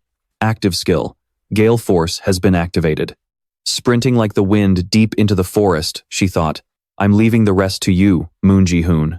Those guys chased after her blindly. Despite her speed, she was deeply anxious. Failure meant death. The mushrooms on the ground kept glowing brighter, and suddenly, a red system alert popped up. "You have entered the habitat of paralyzing spore mushrooms." Before setting out, Min Jaehyun had thoroughly studied the nightmare forest. He had asked Jae-sang how to deal with those mushrooms. Jae-sang was completely caught off guard and asked, "Wait, how to deal with paralyzing spore mushrooms during the rookie hunt?" The 2 fell silent for a moment. Jae-sang pondered. After a brief hesitation, he lowered his head and said, "Your best bet is probably ash tree sap. It's actually quite easy to find in the nightmare forest." Jae-sang spoke, but his expression showed he wasn't entirely sure. Looking up at Min Jaehyun with concern, Jae-sang added, "But that's only a treatment. It won't prevent it. If you've already been poisoned by the paralyzing spores, then maybe." Before Jae-sang could finish his sentence, Min Jaehyun smiled and cut him off. "That's more than enough. Thanks a lot, man." Back in the nightmare forest, one of the pursuers finally realized they had been tricked and yelled out in panic. "Whoa, wait up everyone." The guys behind him screeched to a halt. The 5 of them huddled together, staring blankly as Kim Da-jeong ran ahead, hesitating on whether to keep chasing. Red warning screens began flashing all over their vision. The red alerts kept flashing the same message. "You have entered the territory of paralyzing spore mushrooms." The 5 youths were starting to panic. One of them turned and said, "Yeon-hyuk, this looks bad. Should we pull back?" Yeon-hyuk stood frozen, staring at the alerts, his anger threatening to give him a heart attack as the notifications kept changing. Warning. Level 1 creature. He watched Kim Da-jeong's silhouette fade further and further into the distance. Furious, Yeon-hyuk snapped, We've come this far, and you're talking about giving up. He was stubborn and wanted to push forward, but his teammates were hesitant. Since they had made it this far, they had to be extremely careful. One wrong move and it would be game over for all of them. The teammate beside him still sensed extreme danger and tried to warn him, "Don't chase her anymore." But Yeonhyuk immediately cut him off. Yeonhyuk scowled, his glare incredibly menacing. He turned to him and hissed, "Kim Sung-hoon got beaten by a mere rookie. What the hell are you thinking, spewing this kind of nonsense?" Intimidated by his glare, the guy stammered, "Who cares if we get outsmarted by a rookie? If we keep going, what if we get poisoned?" As he spoke, he thought to himself, "The poison range of these paralyzing spore mushrooms can reach up to 50 meters. Yeonhyuk frowned in annoyance. It seemed he didn't care about the poison at all, with his eyes locked only on Kim De-jong. "Then that brat will get poisoned too," he muttered. He then called out in a low voice, "You and Park Sung-hyuk." Yeonhyuk spoke firmly to lay down the law. "You stay here and watch the perimeter outside the poison zone." Just because they had warned him and worried for everyone's safety, the two of them were left behind to guard the outside. After giving them their orders, he shouted, "The rest of you, follow me." Blinded by rage, Yeonhyuk led the remaining guys as they charged headfirst into the depths of the forest. No matter what cheap tricks you play, it's completely useless. He figured the kid was just bait sent to lure them into a trap. Even though he knew it was a trap, he still dove right in. As he ran, Yeonhyuk thought, "But they're seriously underestimating me. How dare a mere rookie play us like this?" He had always figured that no matter how smart Min Jaehyun and his crew were, they were still just first years whom he could easily crush. After a relentless chase, they finally spotted Kim Yoo-jung in the distance. He roared from afar, "Grab her, you little brat!" Yoo-jung whipped her head around, her eyes widening in surprise. She was standing right in the middle of a clearing, surrounded by a dense field of paralyzing spore mushrooms. Closing in on her, the guys sneered, "Making us run this far? You've got some nerve, you little brat. Let's see where you can run now." But instead of panicking, Yoo-jung smirked with pure excitement, throwing back a fierce provocation of her own. Even though she was surrounded by poisonous mushrooms and cornered by a pack of guys, she showed no fear. Instead, she yelled out cockily, "You guys are dead meat. All right, which one of you just trash-talked me? Raise your hand." Provoked by a mere underclassman, the seniors lost their cool and lunged at her all at once. "Still talking trash? You're dead." They rushed in exactly as she had calculated. A smug smile crept onto her face as she thought to herself, "Gotcha." She instantly swung her staff toward a nearby mushroom. A flashing red system alert popped up as a paralyzing spore mushroom exploded. All living beings within a 50-meter radius will be paralyzed for 2 hours. Flashing back to a few hours earlier, Yoo-jung had turned to him, utterly confused, and asked, "Hey, you said you were looking for something important, but there's nothing here but trees." Jaehyun, who was holding a container to collect ash tree sap, replied, "Just relax, we're heading in the right direction." Carefully collecting every single drop, he turned to the two girls and said, "You guys noticed it too, right? This event heavily favors melee warriors." Ina, standing beside them, nodded in agreement. "Yeah.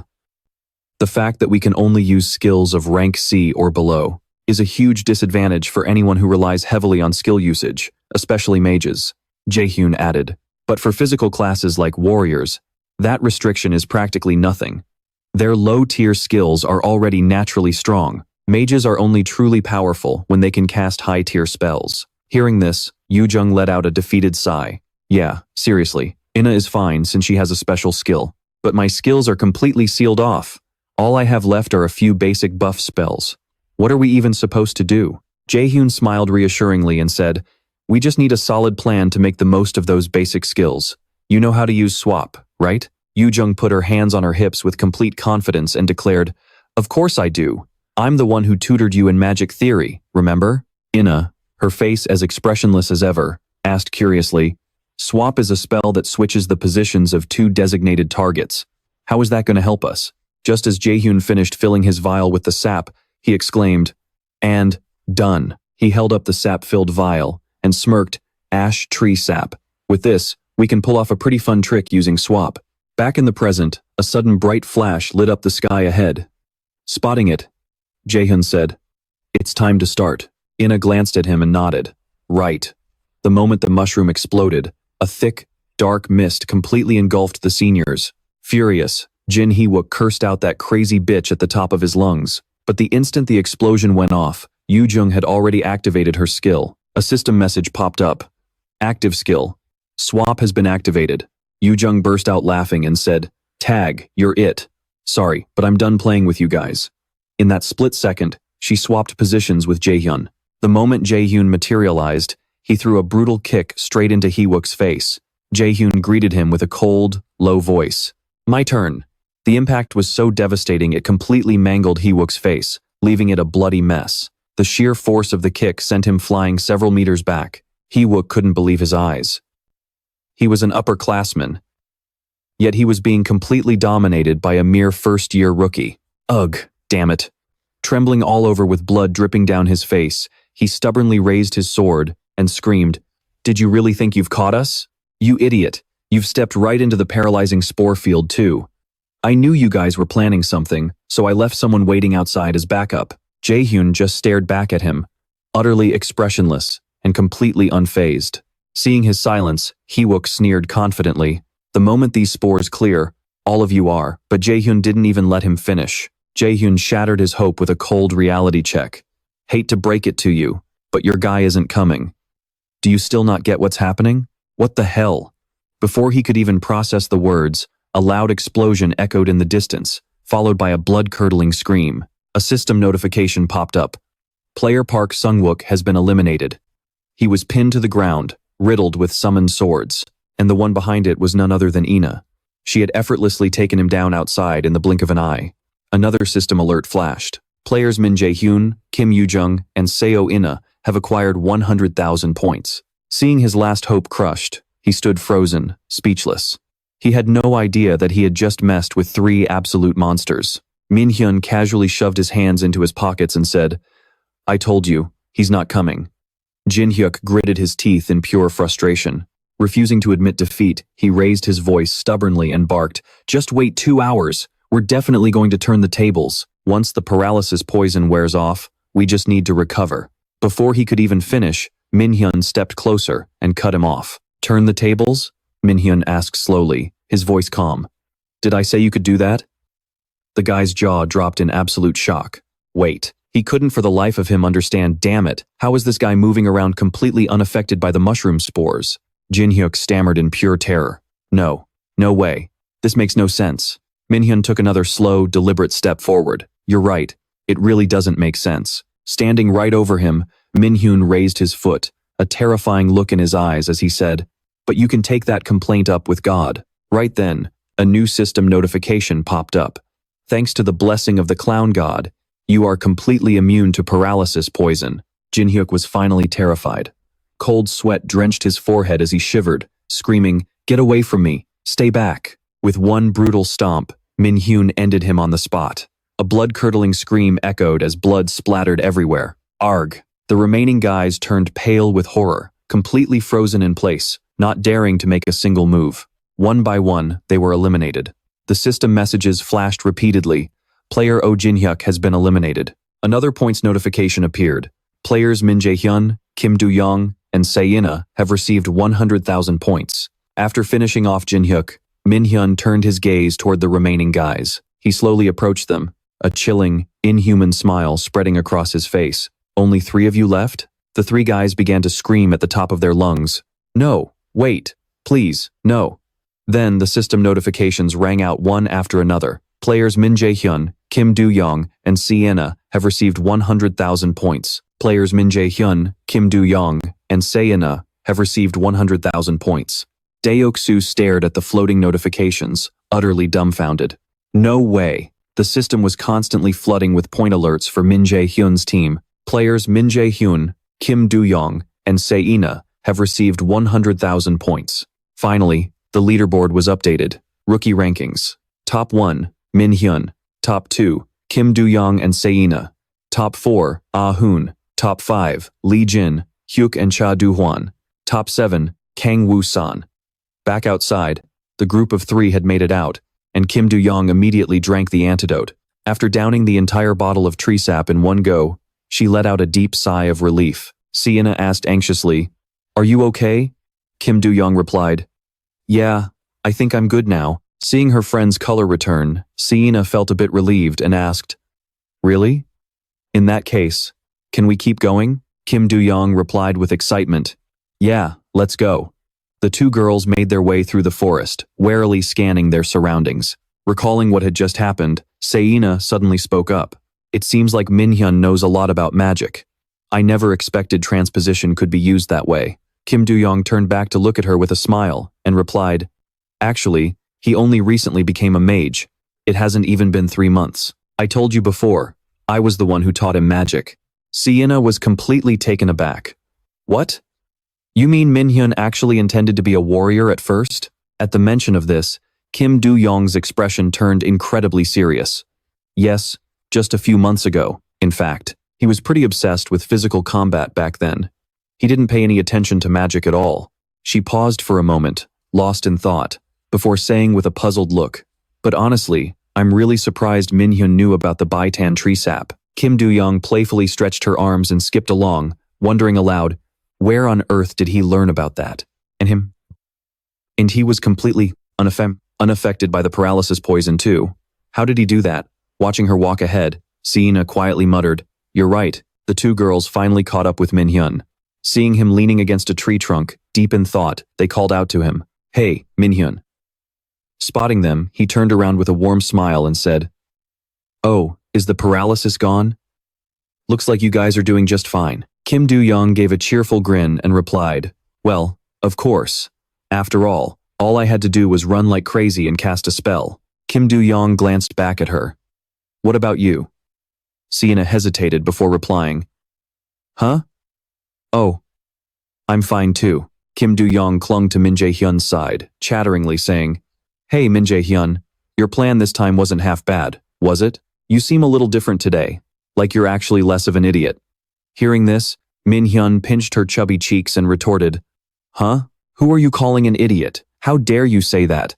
Sienna, being the introvert, just stood there watching them play around and thought to herself, An idiot? He actually looks pretty handsome though. As Min Jaehyun and Kim Do-young continued their playful bickering, his tight pinch made Kim Do-young squeal in pain. Ouch! Sienna stood frozen, her eyes wide as she watched them. A moment later, she quickly shook herself out of it and reminded herself, now is not the time to be thinking about this. Her face fell, a shadow of sadness crossing over her. It was better to be safe than sorry. In the dark forest, the night wind rustled through the leaves. Min Jaehyun sprinkled a few small leaves into a pot. Sienna stepped closer, gently tucking her hair behind her ear. Leaning in toward Min Jaehyun, she asked, What are you making? Min Jaehyun replied, This is a stamina recovery elixir. He rolled his eyes as he remembered how utterly helpless Lee Sang had looked while teaching him how to brew potions. During his training, he failed over 100 times, making Jae Sang cry out in agony over his wasted rare materials. Min Jaehyun said, Just in case things went sideways, I learned how to craft this from a guy I know. Hearing this, Kim Do-young leaned back. She smirked, Hey, what do you mean by a guy you know? You don't even have a single friend. Min Jaehyun turned to Do-young and shot back, Oh, and I suppose you're swimming in friends, huh? His words felt like a dagger straight to her heart. Clutching her chest, Do-young whimpered, Ouch. That actually hurt. Sitting quietly and looking straight ahead, Seo In-ah spoke up, Jaehyun, you're really impressive. Honestly, you don't even seem like you're our age. You seem so experienced with this kind of stuff, like you're 10 years older than us. Cold sweat poured down Min Jaehyun's face as she hit the nail right on the head. Stammering, Jaehyun panicked internally. What the? Is her intuition really that sharp? She even got the age gap right. Kim Do-young suddenly stood up, hands on her hips, desperate to break the awkward silence. All right, enough chit-chat. Since we're heading out tomorrow, we should probably get some food in our systems. Do-young then pointed directly at Jaehyun and declared, You guys wait here. I'll whip up something for us to eat. Instant dread washed over Jaehyun's face. Wait, what? I'm good, really. Let's just have some fruit or something instead. Do-young puffed up, annoyed at his lack of trust. No way. What, you don't trust me? Sitting in the middle, Seo In-ah could only shift her eyes back and forth between the bickering duo, having no clue how to defuse the situation. Min Jaehyun shot back. Trust you? All right, then tell me what color were those cookies you baked in cooking class? Kim Do-young tapped her chin, racking her brain, and guessed, purple? Seeing her chance to join in, Seo In-ah asked, Did you add blueberry jam to them? In her head, In-ah imagined a beautiful, delicious blueberry pastry, but reality was far from a fairy tale. Jaehyun quickly set the record straight, instantly shattering her illusion of a culinary masterpiece. He sighed. Not even close. Her cooking is just a biohazard. Though, I can't cook either. Jaehyun shuddered as he recalled, passing out the second he bit into Do-young's purple abomination, sending the entire classroom into a panic. After hearing the horror story, Seo-ina offered, "Well, I know a thing or two about cooking. How about I prepare something?"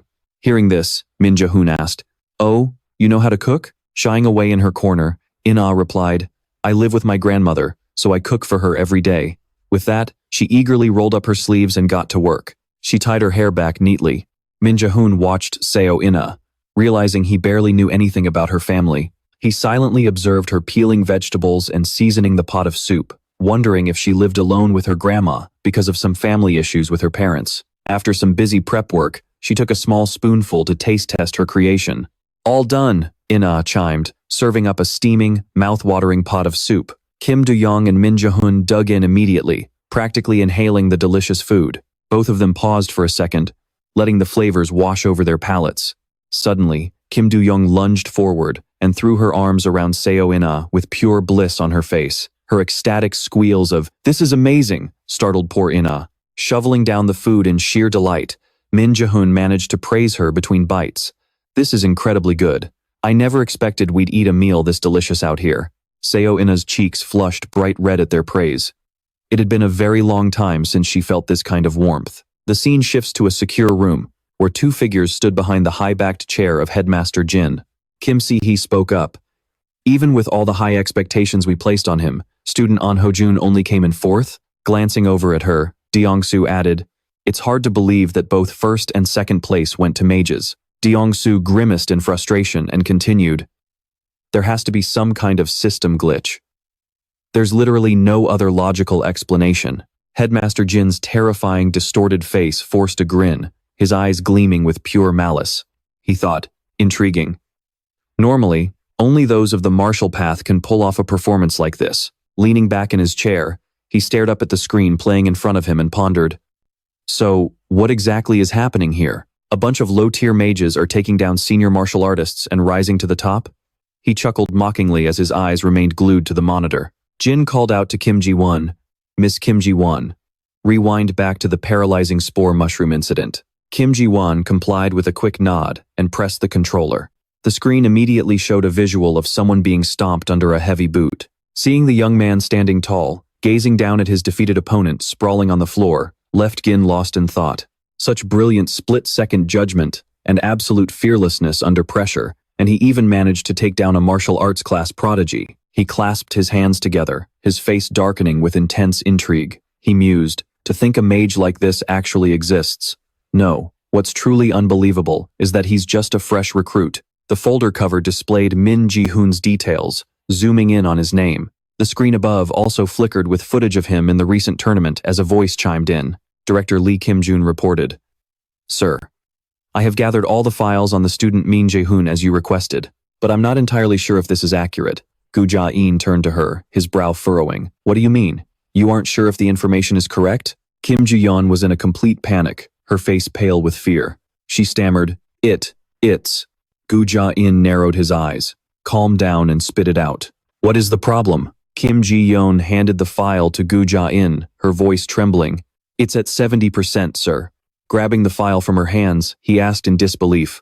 "What?" Clutching the file, Gu Ja-in whispered, "Min Jae-hyun's magical capacity is 97%. 97? The terrifying number made him instantly cover his mouth to hold back a gasp of pure shock. Kim Ji-yeon looked at Gu Ja-in, knowing exactly why he was reacting this way. But instead, a twisted grin spread across his face, baring his teeth as he laughed aloud. "Good. Outstanding." Slamming the folder shut, he glanced behind him at Kim So-ki. "This Min Jae-hyun. I want to see with my own eyes just how talented this cadet really is." Kim So-ki asked, "Are you saying you're going to interfere?" Gu Ja-in's gaze went ice cold. Indeed. On the monitor, An Ho-yeon was moving through the forest as Gu Ja-in's entire group watched. "I'll get things ready," Kim So-ki replied. Cut to a slash, another slash, and a final, crushing blow, striking straight down toward a glowing blue light deep within the forest. The system chimed. 100,000 points have been awarded to candidates Min Jae-hyun, Kim Yoo-jung, and Seo-ina. Stepping forward, Kim Yoo-jung turned around with a bright, excited smile. We've officially hit 1 million points. Min Jaehyun replied, all right, that's more than enough. Kim Yoo-jung turned to him, tilting her head. But why do we have to leave the safe zone? Min Jaehyun replied, we don't have a choice. The other cadets are too terrified to set foot in the nightmare forest right now. SAO, Ina added. Min Jaehyun is right.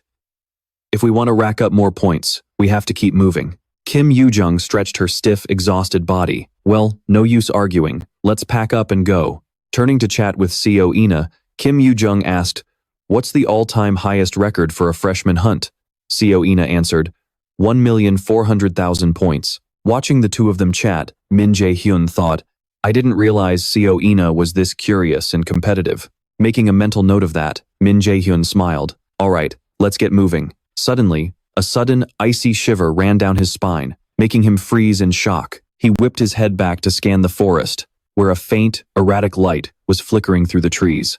Wait, get ready, they're coming, he yelled. Before the words could even leave his mouth, a massive energy slash erupted from the shadows, hurtling straight at him. Min Jaehyun smoothly sidestepped, but the force of the slash tore the ground completely in two. Kim Yoo-jung gasped in terror as the blade of energy narrowly missed her. Min Jaehyun glanced toward where the attack had come from, analyzing the power. This skill, it's definitely far above C rank. The system flashed 2 alerts back to back.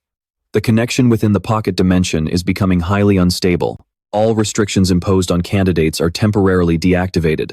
Seo Ina frowned, wondering, who could that be? Kim Yoo-jung looked at Min Jaehyun, her eyes searching his face for answers. Min Jaehyun, are you all right? How could a freshman possibly? Min Jaehyun's gaze hardened, his eyes turning dead serious. I never expected us to cross paths again like this, he muttered. Standing where the attack had originated was none other than An Hyo-yeon. His head was bowed, holding a sword in his left hand and a shield in his right. What on earth? Min Jaehyun muttered. An Hyo-yeon stood there panting heavily, looking completely out of it. Min Jaehyun thought, what's wrong with him? Is he not hearing a word I'm saying? Seo Ina stared warily at An Hyo-yeon. Watch out. It looks like he's completely lost his mind. It's almost like he's possessed by something. Min Jaehyun's eyes widened in realization as he stared at An Hyo-yeon. He immediately thought of who was behind this. Of course, Gu Ja-in has to be the mastermind. He cast his mind back to his past life. Before his regression, a horrifyingly similar event had taken place. During the Miles Academy Festival, there was a massive bloodbath involving countless cadets. What should have been a joyous celebration for the freshmen quickly turned into an absolute nightmare. He pictured a brainwashed cadet holding a knife with completely blank, white eyes. The terrifying force behind it all was Gu Ja-in's innate ability, brainwashing. That brainwashed cadet had slaughtered dozens of students, completely unable to control his own actions. Once Gu Ja-in's sick experiments were exposed, he was backed into a corner. The massacre was beyond horrific. Gu Ja-in orchestrated that nightmare simply to distract the world while he slipped away and vanished. Staring into An Hyo-yeon's empty, white eyes right now, every single memory from his past life came rushing back with terrifying clarity. That was the fateful day so many cadets lost their lives, allowing that bastard Gu Ja-in to make his escape. Kim Yoo-jung stood beside him, bracing for whatever was coming. In his past life, this was the exact day she had sacrificed her own life to save him. A sword, shrouded in an eerie blue aura, was dragged slowly across the cold ground. An Hyo-yeon dragged his blade forward, confronting Min Jaehyun with a silent challenge. Min Jaehyun's face darkened as he clicked his tongue. I have to find a way to snap him out of this first. Suddenly, a system alert flashed right in front of his eyes. As he read the screen, he froze in utter disbelief. The system read, Sub. Quest. Save the cadet currently controlled by brainwashing magic. A cadet has completely lost consciousness under a brainwashing curse. Dispel the curse and save the cadet's life. Difficulty. C rank. Reward. 1 blank card. Time remaining. 1 hour, 9 minutes, and 59 seconds. Penalty for failure, none. Reading the notification, he wondered, a blank card? A blank card as a reward? He smirked and walked forward. Ina and Dayoung rushed after him. Hyun, we'll help you. Hyun calmly replied, no. I'm good. You guys should get out of here as fast as you can. And if possible, grab some more points for me on your way out. Dayoung was completely baffled. What? She warned Hyun. Do you even know who that guy is? That's Hyun, the martial arts prodigy. How on earth do you plan on beating him? Hyun just turned around and gave a mysterious smile. Do you really think I can't? Ina stared at Hyun, her mouth hanging open, before falling deep into thought, silent. After thinking it through, she replied, "All right, we'll go." Hearing this, Jaehyun spun around in shock. "What's wrong with you, Ina?" "You too?" Ina didn't reply, only staring in Hyun's direction. Jaehyun, utterly frustrated, held her head and sighed. "Fine, whatever." Jaehyun turned away, giving up. "Fine, we'll go. We'll try to get as many points as possible." Even as she walked away, she didn't forget to show she cared. "So don't you dare get hurt." She immediately dragged Ina away with her. "We're leaving. Whether you plan to beat him or steal his name tag, just get it over with quickly. Let's go." After watching them run off, Hyun breathed a sigh of relief and smiled. Yeah, this won't take long. He remembered the past, when Hyun would eliminate anyone standing in his way. After taking down his opponents, Hyun had looked surprised. "So I have 600,000 points in total now?" Then Hyun sat down to rest. "Somehow, I've managed to survive for 2 days. If I can hold out for just one more day, this game will finally be over." A system screen popped up, showing the freshman rankings. First place was Min Jaehyun, second was Kim Do-young, and tied for third and fourth was An Hyo-jun, fifth was Lee So-hyuk, and sixth was Cha Do-won. An Hyo-jun sat down, clutching his shield. "I thought I was doing pretty well, but first place still seems completely out of reach. They're absolute monsters." Hyo-jun put down his shield and sighed. The guy in first place is a mage with limits placed on him, yet all of his teammates are still at the very top. Remembering Hyun stepping forward, surrounded by massive power, Hyo-jun stared with a mix of shock and frustration. "I always knew he was good, but..." Hyo-jun closed his eyes, calmed his mind, and stood up. "I have to do better." He smiled. "I still have time." So, a screen appeared, and Ga-in greeted his beloved student. "Hello there, An Hyo-jun." He turned his head in surprise. "Huh? Director Ga-in?" Ga-in proposed, "I need your help with something. Just a small favor." Suddenly, Hyo-jun's eyes flashed purple, and he dropped his weapons as if he had been hypnotized. The system warned that someone had breached his mind. Stunned, Hyo-jun covered his face with his hand. What am I doing here?" The system warned, "The player's mind has been manipulated." Hyo-jun's eyes suddenly flew open in shock. Inside his own mind, Hyo-jun was desperately fighting against himself. "Right, that's what I need to do right now." While Hyo-jun was struggling to control his own body, on the outside, he was relentlessly attacking Hyun. Luckily, Hyun was incredibly agile, effortlessly dodging Hyo-jun's attacks. Then, Hyo-jun activated his A-rank skill, Ultimate Martial Arts. He lunged straight at Hyun, slashing his sword down, but Hyun managed to tilt his body and dodge it. Hyun felt something was off. He wasn't like this a few days ago. Watching Hyo-jun's fighting style and skills, he quietly assessed him. He's gotten way more proficient, but I can barely even recognize him. Jumping to dodge the attack, he thought, I'm at a disadvantage when it comes to physical strength. Then, Hyun stomped his foot onto Hyo-jun's shield in frustration. What a pain. After kicking Hyo-jun away, Hyun spun around and retreated. The system announced that his acceleration skill was being activated. Once activated, Hyun moved so fast he was like a gust of wind blowing past Hyo-jun, leaving him utterly dazed. Hyun was now standing right behind Hyo-jun, glaring at him with intense, murderous intent. Before Hyo-jun could even turn his head, Hyun prepared his finishing blow. But out of nowhere, Hyo-jun managed to break free and leap back. Hyun was surprised he escaped, as a thick cloud of dust kicked up from their intense clash.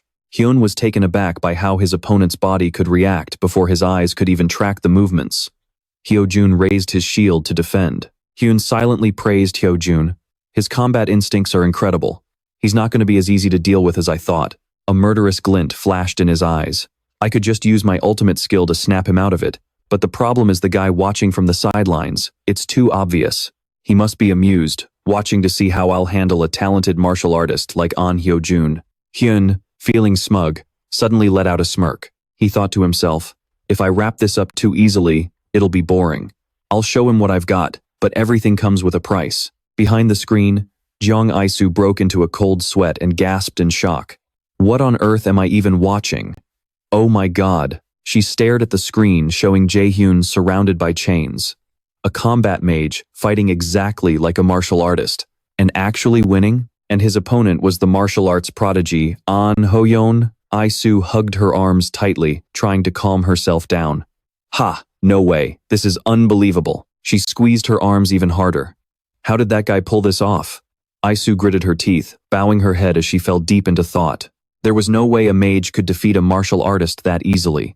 Standing right behind the academy president, watching this unfold, she couldn't deny the truth. Having walked the path of a mage herself, she knew it was impossible. So how did he do it? In front of her, Gu Jiayin let out a chuckle. Well, isn't this fascinating? On the other side of the battlefield, facing Jaehyun, An Ho-yeon stabbed his blade into the ground, gasping for breath as blood dripped down. He collapsed to one knee, using his sword just to prop himself up. Jaehyun looked down at the heavily weakened Ho-yeon in front of him. I didn't mean to take things this far, he added with a smirk, but you're pretty tough, so I'm sure you'll survive this. With that, Jaehyun smiled at him and activated his active skill, Flash Bomb. A blinding light flashed, completely blanking out the monitoring screen. Behind the screen, Gu Jiayin stood up in shock, while instructor Kim Sok-ji quickly snapped at Jong Isu. What is the meaning of this? Why did the screen go completely white? Panic-stricken and flustered, she desperately tried to explain. Well, that is. Gu Jiayin quickly snatched the remote from Seok-ji's hand. He frantically mashed the power button, clicking repeatedly to switch the camera feed. Every single camera angle was washed out in blinding white, leaving them completely helpless. Yet Jaehyun kept furiously pressing the buttons. That was when Kim Ji-yeon spoke up. I believe he used a spell to block our view. In a fit of rage, Jaehyun crushed the remote in his hand. A flash bomb. Yes, of course, that's it. His voice dripped with pure malice, making Kim So-gi break out in a cold sweat. Instructor Kim So-gi, Gu Jiayin said, turning his head with a smile that couldn't hide the twitching vein on his forehead. This cadet, Min Jaehyun, bring him to my office the moment this assessment is over. Sok-ji replied nervously.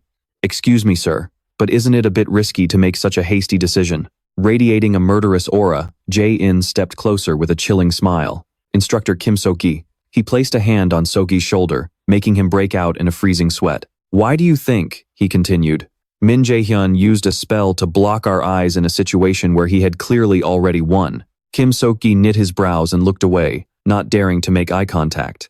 Without waiting for an answer, Jae-in squeezed Seok-ji's shoulder hard, cutting off any response. He certainly knows how to keep us guessing. Gu Jiayin was now visibly enraged, the veins on his face bulging as he glared forward, all trace of warmth gone from his eyes. An Ho-yeon gripped his sword tightly, a crushing weight pressing down on his entire body. Min Jaehyun stared blankly at the defeated Ho-yeon lying before him. A fleeting thought flashed in his eyes, and finally, he decided to take action and step toward him. Jaehyun walked over to Ho-yeon, who was still kneeling with his sword driven deep into the ground. He gently reached out and touched Ho-yeon's disheveled white hair, catching him completely off guard. Jaehyun actually wanted to save Ho-yeon. Right then, thick clouds of dust rose all around them. He was activating his active skill, absolute calculation. The moment Jaehyun touched his head, Ho-yeon's eyes went vacant, as if he were hypnotized.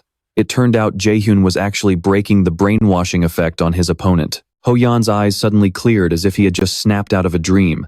He looked up, asking in a bewildered voice, Are you okay? He struggled to his feet, trying to stand. Yeah, I'm fine.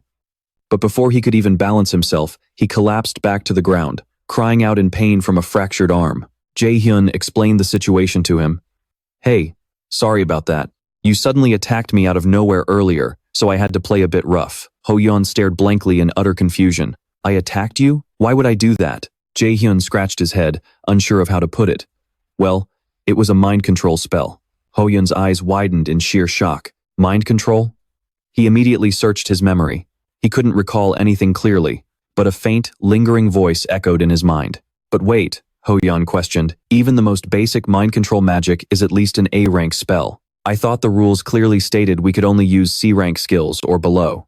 Jaehyun shrugged, pretending not to know. Beats me. Maybe there was some sort of system glitch, or did someone interfere? This is highly unusual. Doubt and suspicion filled Ho-yeon's eyes. Even if the virtual space was glitching, there was absolutely no way any cadet here could cast a high-level spell like that. A sudden thought crossed his mind. If someone had actually interfered, His heart raced with suspicion. Did Jaehyun know who was behind this and why they did it? Jaehyun let out an amused smile at the question. Yet, his response was completely unexpected. No, Jaehyun said, standing up firmly. But if they're skilled enough to pull off a spell of this level, they must hold a pretty high-ranking position. However, deep down, he was hiding the real truth. Once you've seen enough of how this academy works, you'll understand. You'll see exactly what kind of monster Gu Jae in the one who brainwashed you truly is. Right on cue, system notifications began to chime. You have completed the subquest. Save the student afflicted by brainwashing magic. You have been rewarded a blank card. Meanwhile, An Ho-yeon is still struggling, unable to stand up on his own. My body is a wreck. His body is covered in wounds. But looking at Jaehyun, he can't help but wonder, how is that guy completely unscathed? Ho-yeon feels deeply frustrated. Is this really his limit? He finally manages to stand up. I don't know what to say besides I'm sorry. Jaehyun turns back and replies, don't apologize, it's fine. Since you can move now, I'm taking off. Good luck. Suddenly, Ho-yeon throws something his way, and he swiftly catches it. Wait, catch. Opening his palm, he sees that it's Ho-yeon's name tag. Jaehyun asks him, confused, what are you doing? If you don't have a name tag, you'll be disqualified. But Ho-yeon doesn't seem to care. It's fine. I might not be as good as you, but I still have plenty of points. On top of that, it turns out he's admitting defeat. I lost to you, so it's only fair I give it to you. His eyes glisten with a pitiful look. I lost this time, but next time will be different. At the Mills Academy Festival, I'll beat you and take my name tag back. And just like that, he is eliminated from the game. Right after, a notification pops up. Jaehyun has received 100,000 points. He stares blankly at the name tag, an item worth a whopping 100,000 points. He holds tightly to the tag. Yeah, good luck. Jaehyun then recalls a memory from his childhood. He used to be so different back then. The very martial arts talent he had yearned for so long, a gifted warrior, had finally acknowledged him. Jaehyun suddenly feels like his heart is blooming. I've gone through so much since my regression, but this feeling is absolutely amazing. This is probably just the beginning, isn't it? He looks down at his sword dragging along the ground. This is the first time I've actually felt like I've made progress, letting go of my helpless past as I take steps forward. Because of the expectations from that young warrior, he has to push himself even harder. All right, time to keep moving. The system makes an announcement. The 72-hour rookie hunt has ended, calculating points. You have achieved a record-breaking score. You have obtained 1,030,000 points, returning to the real world. In the blink of an eye, Min Jaehyun is transported back to his original world. Here, the other warriors look pale and completely drained from the brutal battle. Everyone is slumped on the ground, utterly exhausted. They had just escaped the jaws of death. Min Jaehyun thinks about his score again. 1,030,000. Not bad. But his casual remark irritates the other players, and even Kim Yoo-jung has to speak up.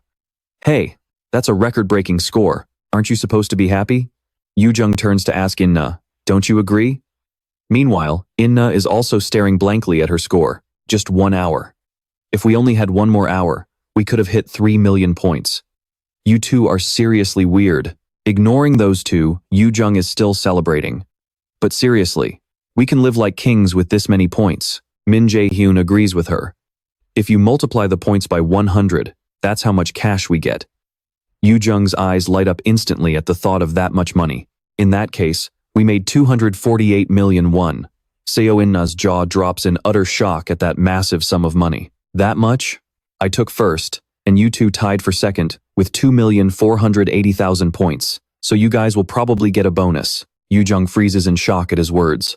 She frantically grabs him, demanding, wait, there's a bonus too? Yeah, about 1 million or so. Now get off me. Min Jaehyun pushes Yoo-jung's money-hungry face away. Her eyes are shining with pure joy. The two girls hold hands and start dancing with joy. 1 million? Inna, did I hear that right? 1 million? 2,480,000 points. So 248 million won in just 3 days? While they're celebrating, others around them are absolutely miserable. Oh God, this is so embarrassing. Others stare at them, looking like they want to curse the trio. Cocky jerks, drop dead. Min Jaehyun doesn't know where to hide his face, wishing he could just sink into the ground because of those two. Just then, Kim So-ki suddenly appears, causing everyone to cautiously step aside. His greeting puts an end to the trio's celebration. Hello everyone. His eyes are serious as he addresses the crowd. I'm Coach Kim Sok-ji. Yoo-jung replies, flustered. Oh yes, Coach, hello. He speaks quietly to the three of them. I have something to say to the three of you, but not here. Shall we go somewhere else? Jaehyun asks him directly. Does this talk have to do with our performance in the event? He nods in agreement and starts leading the way. All right. In-na asks, Coach, where are we going? Jaehyun quickly chimes in. The dean's office. He looks at the coach, seeking confirmation. Am I right? Kim Sok-gi and Jaehyun lock eyes in a brief silent battle before the coach finally gives in. That's correct. Kim Sok-ji's announcement leaves them slightly bewildered. Min Jaehyun, Kim Yoo-jung, Seo In-na. Dean Gu Jae-in wants to see you. Inside the dean's office, Min Jaehyun sits with his legs crossed. With a sharp look, he asks, Where's the dean? We only came because you said he wanted to see us. But he's not even here? Coach Kim Sok-ji's expression remains cold and pensive. Kim Yoo-jung and Seo In-na exchange looks, as if to say, What is it? What's wrong with him? I don't know either. Instructor Kim Seol-gi said quietly, You two, sit down and wait. Kim Do-young and Seo In-na meekly sat down. They let out a sigh of relief, as if their tension had finally melted away. The door swung open, and in walked Principal Gu-in. He said, Oh, is everyone here? Sorry I'm a bit late. Kim Do-young and Seo In-na immediately jumped to their feet when they saw Principal Gu-in show up in person. Hello. I'm Kim Do-young from the magic class. I'm Seo In-na. Gu-in smiled and replied, All right, I already know. Kim Do-young, Seo In-na. Min Jaehyun frowned slightly and said coldly, You really are late. Waiting for you is making me sleepy. Kim Do-young and Seo In-na stared at him. Kim Do-young's face turned pale, unable to believe what Min Jaehyun had just said to Principal Gu-in. Even instructor Kim Seol-gi's face went white, sweat dripping down from sheer anxiety. The room fell dead silent. They all thought, Is this guy insane?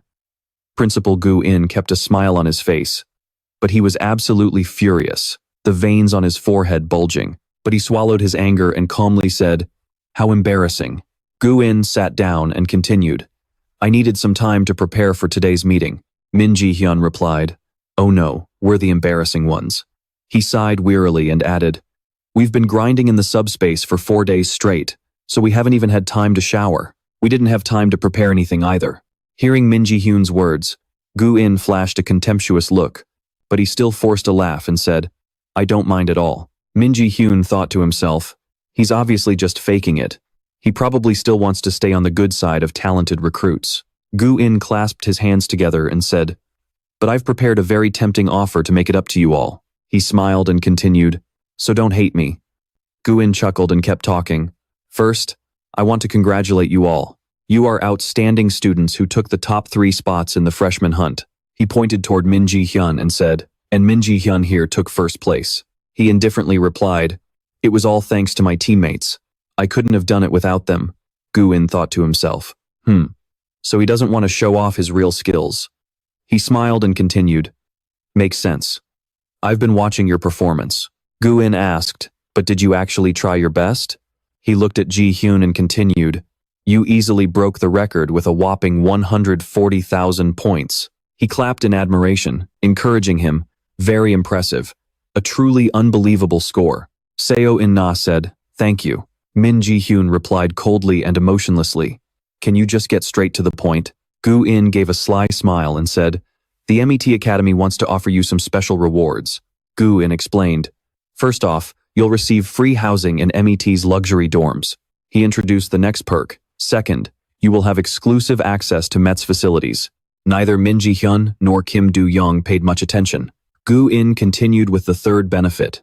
Third, if your test results at MET are unsatisfactory, you'll have the opportunity to retake them to change the outcome. Hearing this, Seo In-na seemed quite anxious. Gu-in smiled and asked, Well, what do you think? To receive these 3 special rewards, you must sign an official partnership contract with MET. Min Jaehyun flatly replied, I decline. Gu-in froze. Min Jaehyun added, It sounds tempting, but we can easily earn those exact same perks with just 1 month of hard work. Hearing this, Gu-in's face darkened. Min Jaehyun covered his smirking mouth with his hand and continued, Besides, MET always prioritizes skills, so why should I sign a contract and pay a commission fee? With that, He reached out and snatched the papers from Gu-in's hand. Min Jaehyun said, "Let me see." He flipped through the pages of the contract and muttered, "After signing with Met, working as a conqueror. Oh my, for 5 whole years? 30% of the income goes to the academy?" Min Jaehyun raised his voice, while Gu-in's face turned as black as charcoal. Min Jaehyun tossed the stack of papers onto the table and said, "Principal Gu-in, this isn't a reward for us. This looks more like exploitation." Min Jaehyun's eyes flared with anger. Or did I misunderstand something? Gu-in hung his head and said, "If that's what you think, then there's not much I can do. This contract is not mandatory." He said, "I'll let the 3 of you decide." Kim Do-young and Seo-in-na exchanged looks.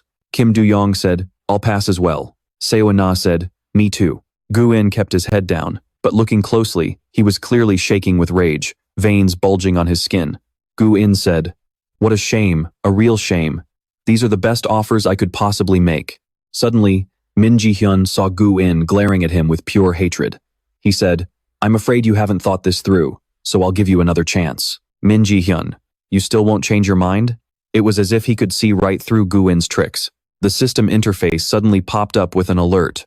"Warning, someone is invading the user's mind. The passive skill Hio's Blessing has activated, neutralizing the abnormal status." Min-hyun thought to himself, "Just as I expected." He looked at Gu-in and simply replied, "No." Min-hyun thought with amusement, "Exactly. Pissing this guy off is so much fun." Gu-in's face went completely blank. He continued, "Well, we'll be taking our leave." Just then, the card Hio had given him began to dissolve, and a system notification popped up. "You have acquired the active skill, Brainwash." The system immediately displayed the details of his new active skill, Brainwash. Class: Innate. It allows the user to invade the minds of weaker targets, controlling them at will. If the target willingly submits and becomes increasingly obedient, the skill will evolve into subjugation. Min-hyun stood up and turned to Kim Do-young and Seo-in-na. "Let's go. We've been stuck in that subspace for 4 days, and I'm starving." Kim Do-young hesitated for a second before replying, "All right." As Min-hyun walked out, Kim Do-young bowed slightly and spoke, "See you later."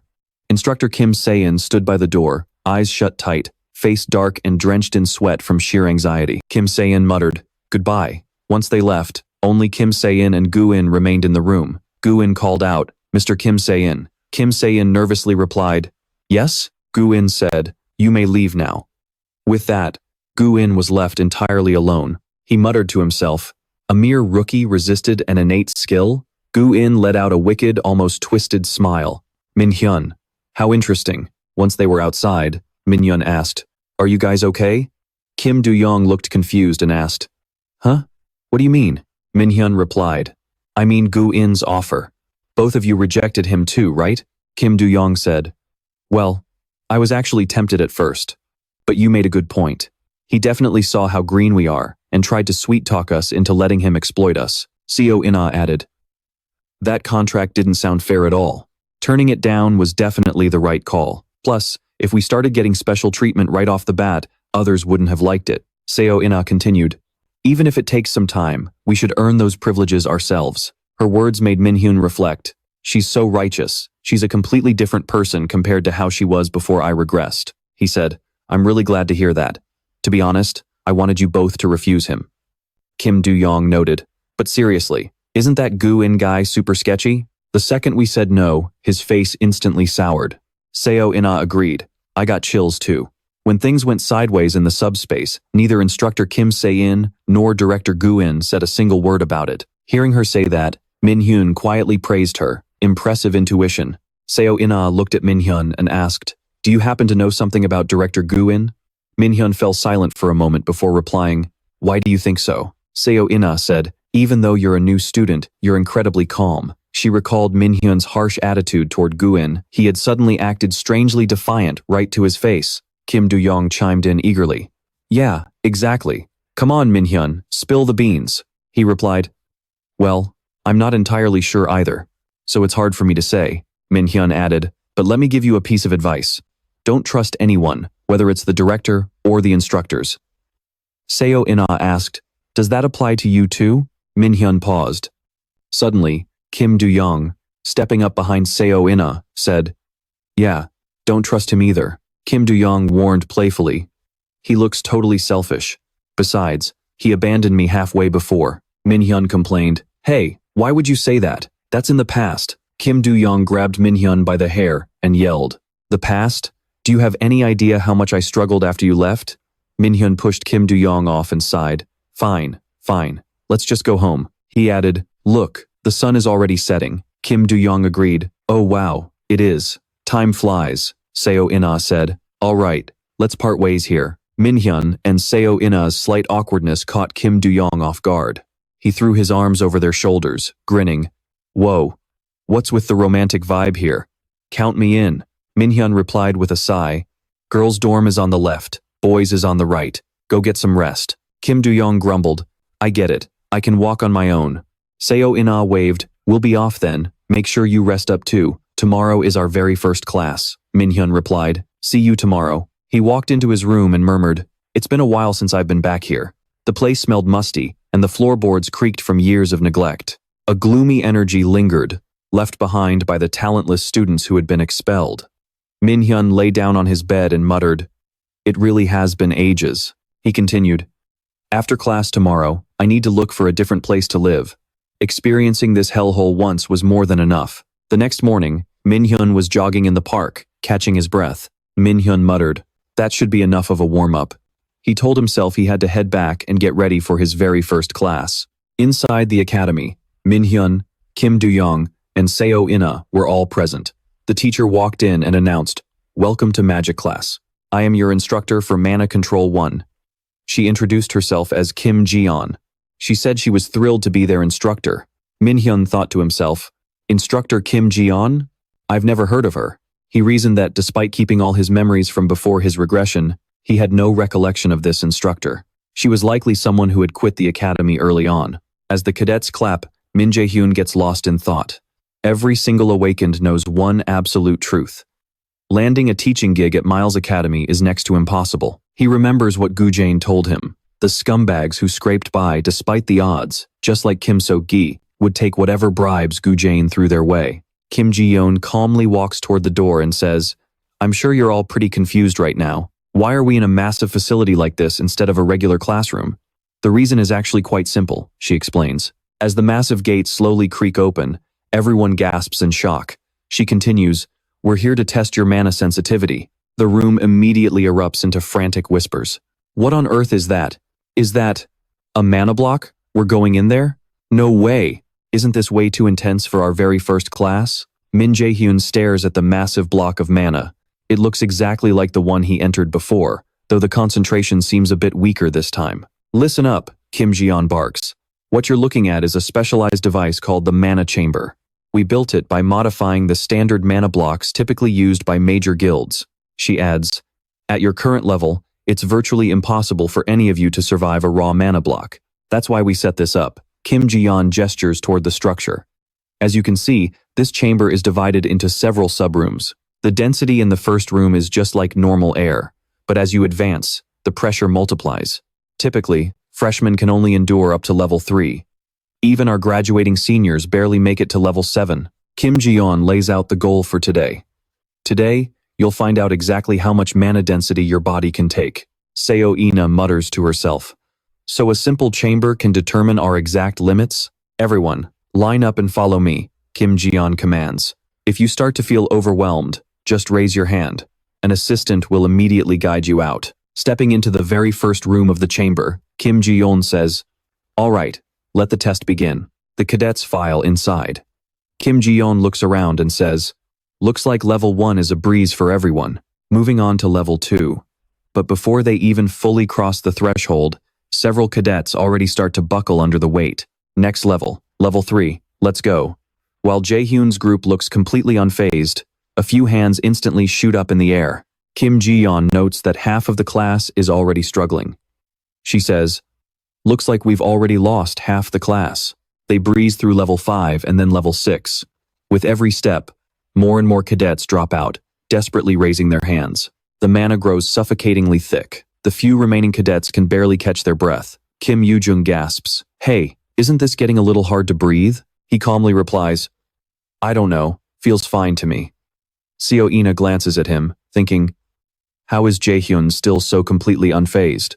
Seo Ina grits her teeth, telling herself she needs to push harder. Kim Ji-yeon surveys the room, noting that only 4 students are left standing. Min Jaehyun, Kim Yo-jung, Seo Ina, and Lee Soo-hyuk. They're the top scorers from the entrance exam, especially Min Jaehyun. No wonder Gu Jane has been keeping such a close eye on him. Kim Ji-yeon scoffs in her head, as if I'd ever blindly follow his twisted orders. They arrive at level 7. Kim Ji-yeon announces, "Level 7, let's head in." The 4 remaining cadets now stand right before the entrance to level 8. The eliminated cadets, watching from the outside, whisper in utter disbelief. What kind of monsters are they? I thought only seniors could survive level 7. Kim Ji-yeon turns to them. We're moving to level 8. Anyone want to back out? When no one speaks up, she leads the way in. Outside, the crowd erupts. Look, are they seriously going into level 8? As they step inside, Lee Soo-hyuk, Kim Yoo-jung, and Seo Ina immediately start sweating under the heavy pressure. Only Jaehyun looks completely normal. Watching them, Kim Ji-yeon thinks, from level 8 onward, the mana density fluctuates wildly by the second, just like a real dungeon. Even elites would struggle under this kind of pressure. At that moment, Yoo-jung and Soo-hyuk finally reach their limit and raise their hands to forfeit. Sweat pours down Seo Ina's face as she trembles. Standing before the entrance of the next room, Kim Ji-yeon says, "Level 9, let's go." The moment they step in, the sheer pressure crushes Seo Ina. Her legs buckle, and she begins to collapse. Seeing this, Jaehyun quickly calls out, "Ina!" Startled by his voice, Kim Ji-yeon spins around. Gu Jane's warning suddenly echoes in her mind. Remember this, Instructor Kim Ji-yeon. No matter what danger a student is in, you must never step in to help first. A crisis is the ultimate catalyst for growth. He had argued that robbing them of their struggle would be a disservice. Remembering his words, Ji-yeon sneers, "What a load of absolute garbage." Jaehyun asks with deep concern, "Ina, are you all right?" Gasping for air, she forces out, I can keep going." Jaehyun's face begins to blur in her fading vision. She tells herself, "I can't lose here. Not like this." Her entire life, everyone has told her that we live in a world where only the strong survive, that no matter how hard you try, you'll eventually be crushed under the feet of someone better. Memories of her childhood flash before her eyes. She remembers a cold voice telling her, "There's no future for the weak. Fail, and nobody will ever look at you again." I failed again. Seo Ina muttered as they carried her away. Failed? Min Jaehyun muttered. As he stepped into the level 10 mana room, Kim Ji-yeon immediately called out his name. She rushed after him, thinking that even for her, it was hard to even breathe at level 10. Kim Ji-yeon asked anxiously, "Min Jaehyun, are you okay?" He smiled and said, "This place is a bit too much for me, so I'll head out." Kim Ji-yeon replied, "Then let's head out together. Follow me." Kim Ji-yeon thought, "Really?" She looked at Min Jaehyun, thinking, he doesn't even look like he's struggling in the slightest. Kim Ji-yeon said, "Let's give him a round of applause." Min Jaehyun made it all the way to the level 10 mana room. She added, "For a raider to reach that level, it means he can go even higher. I hope everyone does their best to catch up." Min Jaehyun asked, "Ina, are you okay?" She replied, "Yeah, don't worry about me." Kim Yoo-jung said, "It's just standard mana poisoning. It's only the first day, so she probably just overexerted herself." Min Jaehyun continued, "That's a relief. I thought she got hurt." Kim Yoo-jung asked him, "Are you doing okay? You look completely fine." He replied with a smirk, "Yeah. You should take that scarf off your neck though. You look like an old man." Kim Yoo-jung said angrily, "What? I was actually worried about you, and that's how you talk to me?" Min Jaehyun asked her, "And what about you?" When he asked, "Are you okay?" she was quite surprised. Kim Yoo-jung quickly replied, "Oh, I'm totally fine. You know how tough I am." He replied, "That's good then." Looking at Seo Ina's sweat-drenched face, Min Jaehyun thought, "I thought she was just being competitive, but it doesn't seem like that's the case." He thought, "Forced? Yeah, it looks like she's forcing herself.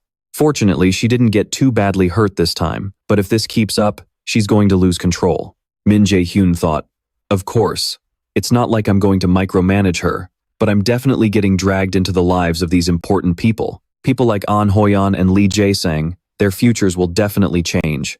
Kim Yoo-jung too. He looked over at her. Seeing this, Kim Yoo-jung flipped her hair and laughed, saying, "What are you staring at? Am I that pretty?" Min Jaehyun replied, "Are you sure you're actually okay? You look pretty pale." Kim Yoo-jung tried to lunge at Min Jaehyun in annoyance, but Seo Ina managed to hold her back just in time. He continued to think, I have no idea how massive the ripple effect of my actions will be. To stay ahead in this constantly changing situation, I must prepare thoroughly. He said, I need to move up my schedule a bit. Kim Yoo-jung suddenly wrapped her scarf around Min Jaehyun's neck. She said, What are you talking about? I don't get what you're saying.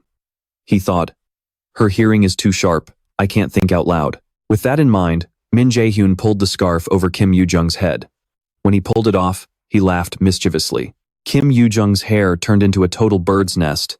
Fuming with rage, she gritted her teeth and yelled, You jerk, she screamed. Do you know how long I spent doing my hair this morning? Do you want to die? Min Jaehyun stammered, Sorry about that, but to be honest, it really doesn't look like it took that long. Kim Yoo-jung got even angrier and snapped, Are you trying to say I'm ugly? He thought, Oops, slip of the tongue. Min Jaehyun quickly bolted, with Kim Yoo-jung chasing after him and screaming, Hey, Min Jaehyun, get back here. Seo Ina laughed and said, I'm the one heading to the infirmary, but it looks like Min Jaehyun is the one who's going to need medical attention. She watched Kim Yoo-jung and Min Jaehyun with a look of admiration. Seo Ina said, Those two are really close, aren't they? Lee Soo-hyuk watched Min Jaehyun get chased around by Kim Yoo-jung. He thought to himself, How on earth did that bastard make it to level 10 of the mana room? Suddenly, someone called out to him, Hey, Lee Soo-hyuk, what are you spacing out for?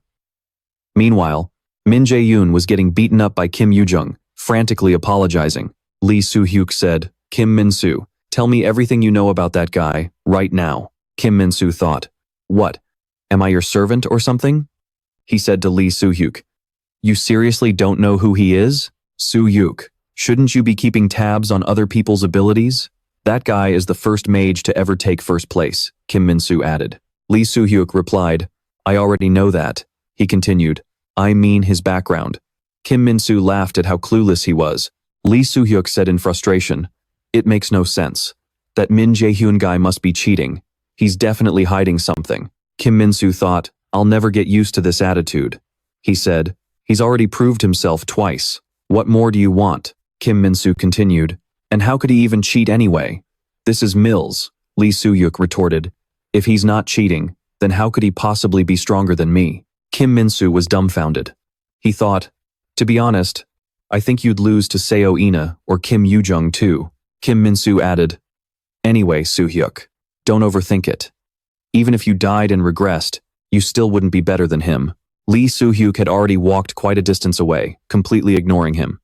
Kim Min-soo laughed and said, That arrogant jerk. With that, he chased after him, calling out, Hey, Lee Soo-hyuk, wait up.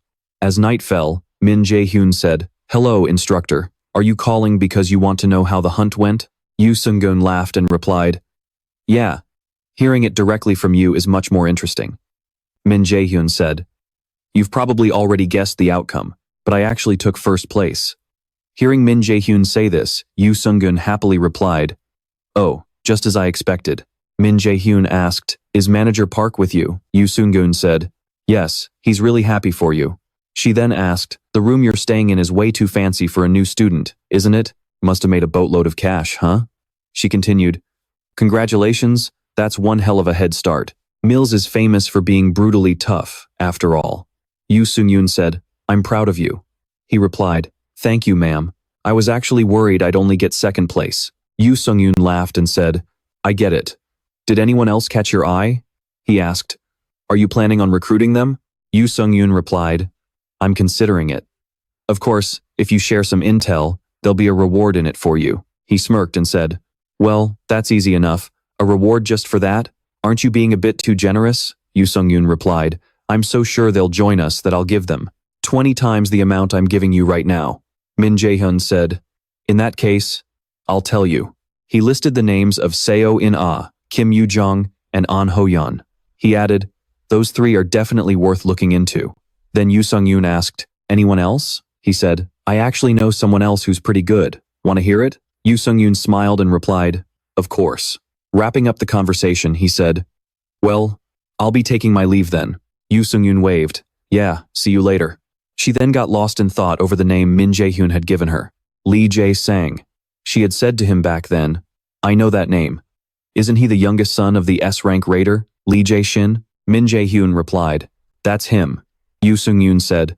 I heard he's not as talented as his older siblings, so he gets ignored at home. She added, but family is still family. If we snatch him up, it might cause a conflict with Lee Jae-shin's guild. She asked him, should we recruit him despite the consequences? He instantly replied, yes. Min Jaehyun declared that Lee Jae-sang would soon become the best alchemist in the world. Thinking about Min Jaehyun's words, Yoo Sung-yoon smiled. Just then, Park Sung-jae walked in and said, Guildmaster, Miss Baek Ji-hyun is here to see you. She replied, let her in. The door opened, and Baek Ji-hyun walked in. Yoo Sung-yoon looked at Park Sung-jae and couldn't help but sigh. Yoo Sung-yoon smiled warmly and said, you've got perfect timing. Baek Ji-hyun replied, to a merchant, time is money. Baek Ji-hyun extended her hand to shake Yoo Sung-yoon's, long time no see, Guildmaster Yoo Sung-yoon. Yoo Sung-yoon laughed and said, I didn't think we were that close. She said, have a seat. Baek Ji-hyun replied, thank you. Yoo Sung-yoon smiled and asked, so, what does a fellow guildmaster want from me? Baek Ji-hyun answered, let me be straight with you. We're not friends. But I don't hate that, Baek Ji-hyun added, since it meant they didn't have to waste time beating around the bush. Yoo Sung-yoon asked, then what's your goal here? Baek Ji-hyun said, I've got my eyes on one of your students. How much for him? Yoo Sung-yoon chuckled and said, oh my. As the two sat in the room, the atmosphere grew incredibly tense. Yoo Sung-yoon said, well, that's a shame. We don't view our guild members as price tags, so why don't you try looking elsewhere? Baek Ji-hyun smirked and replied, does he feel the same way you do? Yoo Sung-yoon smiled and continued, there are many things in this world that money can't buy. Do you get what I mean? I'm guessing you don't. The gentle smile faded from Yoo Sung-yoon's face, replaced by a cold, sharp glare. Baek Ji-hyun looked completely unfazed. She smiled, stood up, and said, well, I didn't expect you to accept the offer anyway. It's fine, Baek Ji-hyun added. Coming here to discuss this with you was just basic courtesy. Yoo Sung-yoon shot back. Your basic courtesy is incredibly rude. Baek Ji-hyun replied, that's too bad. She added, I'll be on my way then, since it's getting late. And I'm pretty sure you don't want to chat with me any longer either. Yoo Sung-yoon replied, fortunately, you're quick to catch on. Baek Ji-hyun said, of course, that's how a business person has to be. With that, she turned and walked away. The next day, during the physical evaluation, the students stood around waiting for their results. Min Jaehyun looked completely exhausted as the scores loaded. Finding himself in second place, just 2 points behind An Ho-yeon, Min Jaehyun felt a wave of frustration. He muttered, looks like I'm still not strong enough to beat a martial arts prodigy. Min Jaehyun thought, of course, second place isn't bad, and there's no need to rush to prove myself right now. But the truth is, this still isn't the spot I want right now. An Ho-yeon stood next to him, checking the results. As Min Jaehyun walked away, Seo In-ah and Kim Yoo-jong watched him. Kim Yoo-jong asked, hey, how did you get such a high score? Confused, Min Jaehyun asked, huh? Kim Yoo-jong snapped in annoyance, don't huh me. How can a mage end up in second place? She continued, and on a physical evaluation, of all things. How is that even possible? Min Jaehyun explained. Is it really that weird? Didn't I start out in the warrior class? Kim Yoo-jong replied, well, yeah. He smirked, patted her head, and said, listen, Yoo-jong, don't just focus on magic. Haven't you ever heard that raw physical power is the real source of a nation's strength? Furious, Kim Yoo-jong screamed and lunged at Min Jaehyun, but Seo In-ah quickly held her back. One of these days, I'm going to wipe that smug look off your face. Just you wait. Watching them from afar, Kim Se-hee thought to himself that Min Jaehyun was indeed as dangerous as the principal had warned. That's not the kind of strength a mage should have. How on earth did he do that? Seo In-ah suddenly remembered something and said, I guess the next class will be starting soon. As class began, Kim Se-hee, serving as the instructor, announced, we will now begin the second physical evaluation. Kim Se-hee added, we'll start with the virtual room escape test. Min Jaehyun thought to himself, this is it. Before my regression, there was a test designed to evaluate most of the students and push them to their absolute limits. Kim Sok-ji led them to the testing area. He explained that this was the testing chamber, fully equipped with the Academy's most advanced technology. He added, oh, and by the way, all of you will be taking an evasion test here. Hearing this, Kim Yoo-jong asked in confusion, an evasion test? Kim Sok-ji replied, exactly. The AR combat measurement system behind you will enhance your combat capabilities through virtual reality battles. Min Jaehyun looked completely calm, thinking to himself, right, they're trying to give us a hard time. Kim Seok-gi continued, normally, we would have you analyze the combat situations yourselves when fighting monsters or various other entities. But for this physical evaluation, we'll only be testing your evasion skills. He went on, of course, you can earn a higher score by actually defeating the monsters in this test. Min Jaehyun thought, that makes perfect sense. Raiders hunt monsters to gather gear, potions, and items. A raider who can't fight is utterly useless. The students were handed the equipment for the test. Kim Yoo-jung held it in her hand, wondering, is this a headset?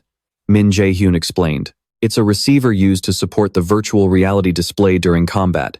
Suddenly, Kim Soo-gi chimed in, student Min Jaehyun, you're quite knowledgeable. You're right, he said before elaborating on the device. This is indeed a receiver for the virtual reality display. It stimulates the brain to make the monsters projected from the system feel incredibly real. It uses drones to project 3D images into the space. That way, the monsters look completely authentic. The key feature of this system is safety. It replicates the monsters with their full power, but since they're just projections, there's zero risk of getting hurt. Of course, the stimulus from the receiver will still replicate about 1/2 of the enemy's damage. Precisely. It helps students get used to facing real monsters. Thanks to that, their survival rate in actual dungeons will be much higher. Kim Seok-gi added, this AR system has levels from 1 to 100, but today, we'll only go up to level 10. He continued, you will be tested in groups of 4, and I will call you up now. You'll take the test in the order called. Now, let's begin the test, Kim Seok-gi announced. The test started with Group 3. The group had 2 students from the warrior class who greeted them cheerfully, saying, nice to meet you. The other 2 from the mage class were Min Jaehyun and Lee Soo-hyuk. Min Jaehyun thought to himself, well, talk about a balanced group. Suddenly, Lee Soo-hyuk called out to him. He asked, hey, are you Min Jaehyun? Jaehyun replied, yeah. Lee Soo-hyuk said, I heard you ranked first in the freshman evaluation a few days ago. But Lee Soo-hyuk's tone quickly turned provocative as he continued. I still don't get how someone with a mage class managed to take first place.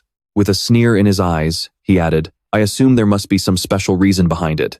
Mind sharing it with me? Min Jaehyun replied, what are you getting at? He continued. What if there is no special reason like you think? Lee Soo-hyuk shot back. Then I'll just have to force it out of you. Min Jaehyun scoffed. Why didn't you just say that from the start? He arrogantly continued, that you wanted to fight me. Lee Soo-hyuk replied with a satisfied grin.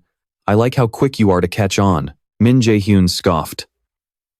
Why didn't you just say that's what you wanted from the start, asshole? He continued arrogantly. Just spit it out that you want to fight me. Lee Soo-hyuk grinned with satisfaction. I like how quick you are to catch on, you bastard. The 2 students from the warrior class whispered anxiously to each other.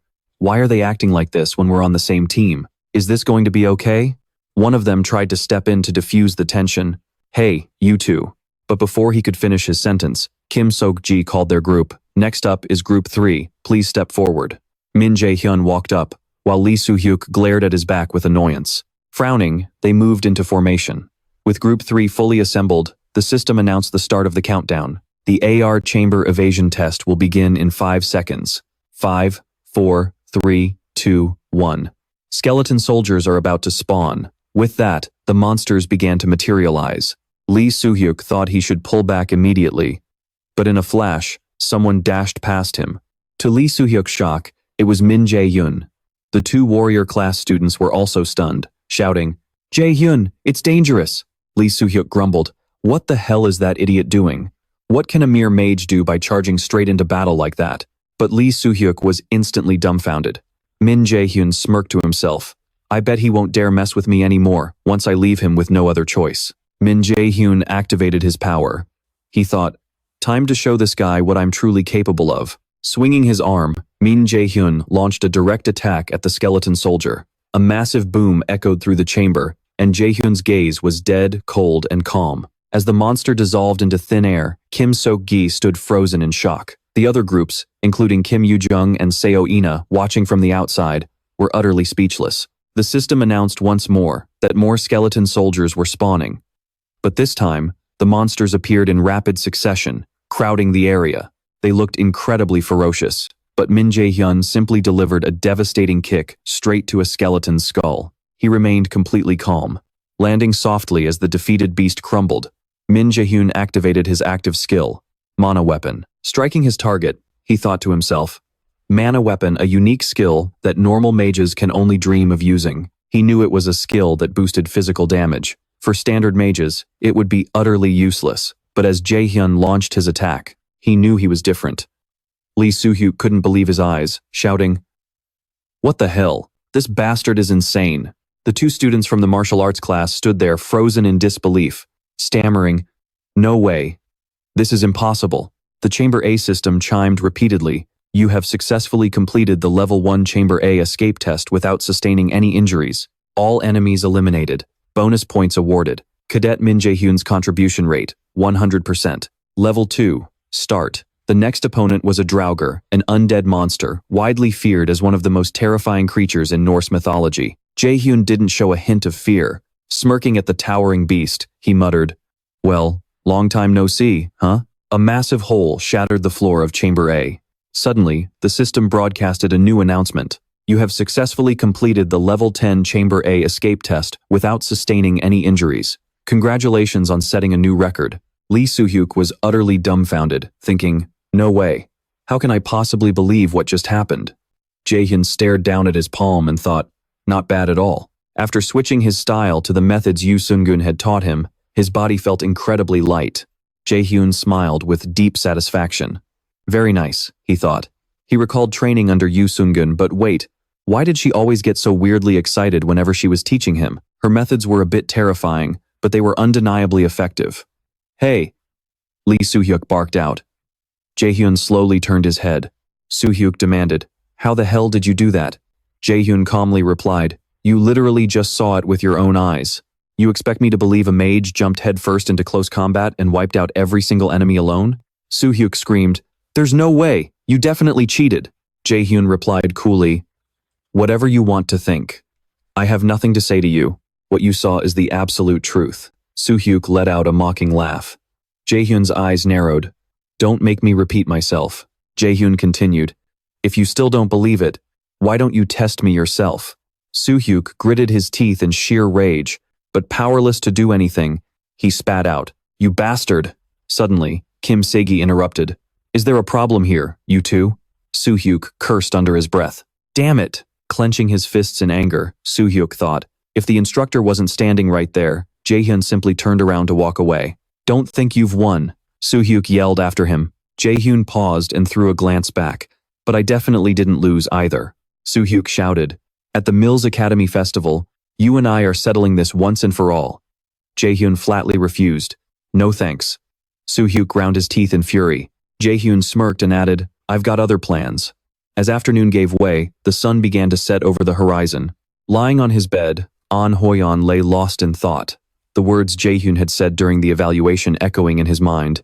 "No, I've got other plans," Hoyeon thought to himself.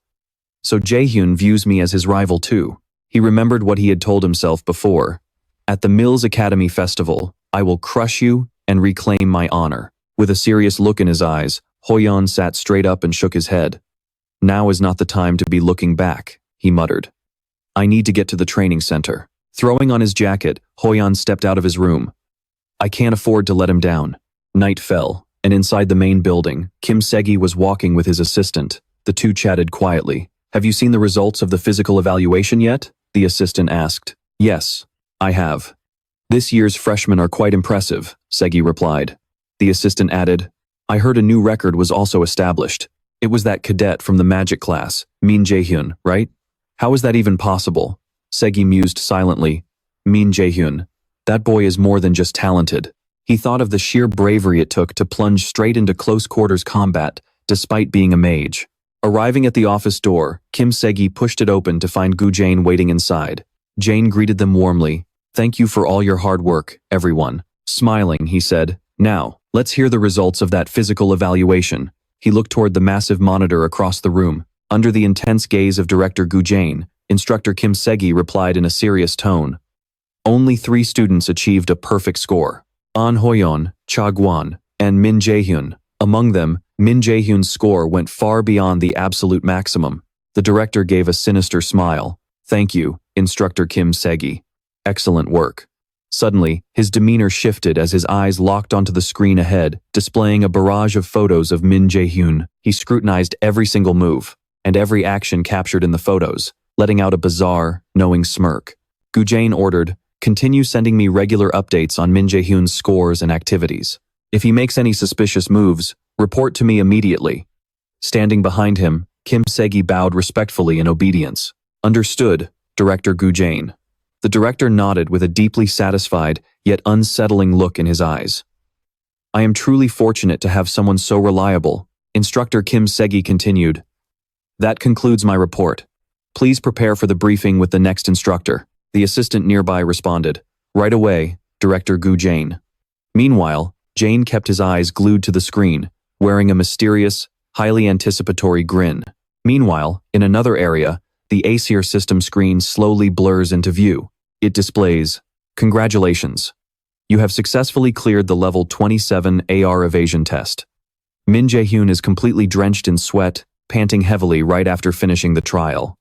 Looking off into the distance, he thinks to himself, with my current abilities, level 27 is my absolute limit. Stepping out of the simulation, he knows the road ahead will be tough. But at this level, he can already take down 6 C-rank raiders. That means he has finally caught up to his level.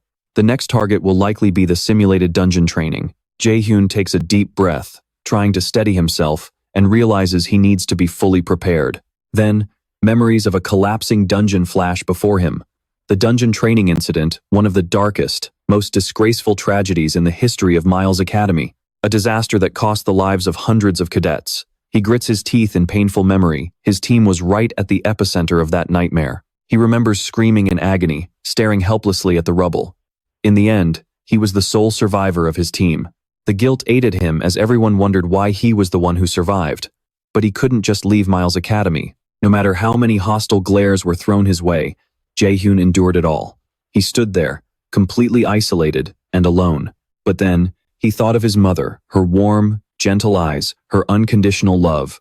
It was for her that he made a silent vow. I refuse to let down the people who still believe in me. Snapping back to reality, his gaze darkens as he lowers his head. Back in the present, Jaehyun stares quietly at the table, examining the items spread out before him. Suddenly, the shopkeeper speaks up.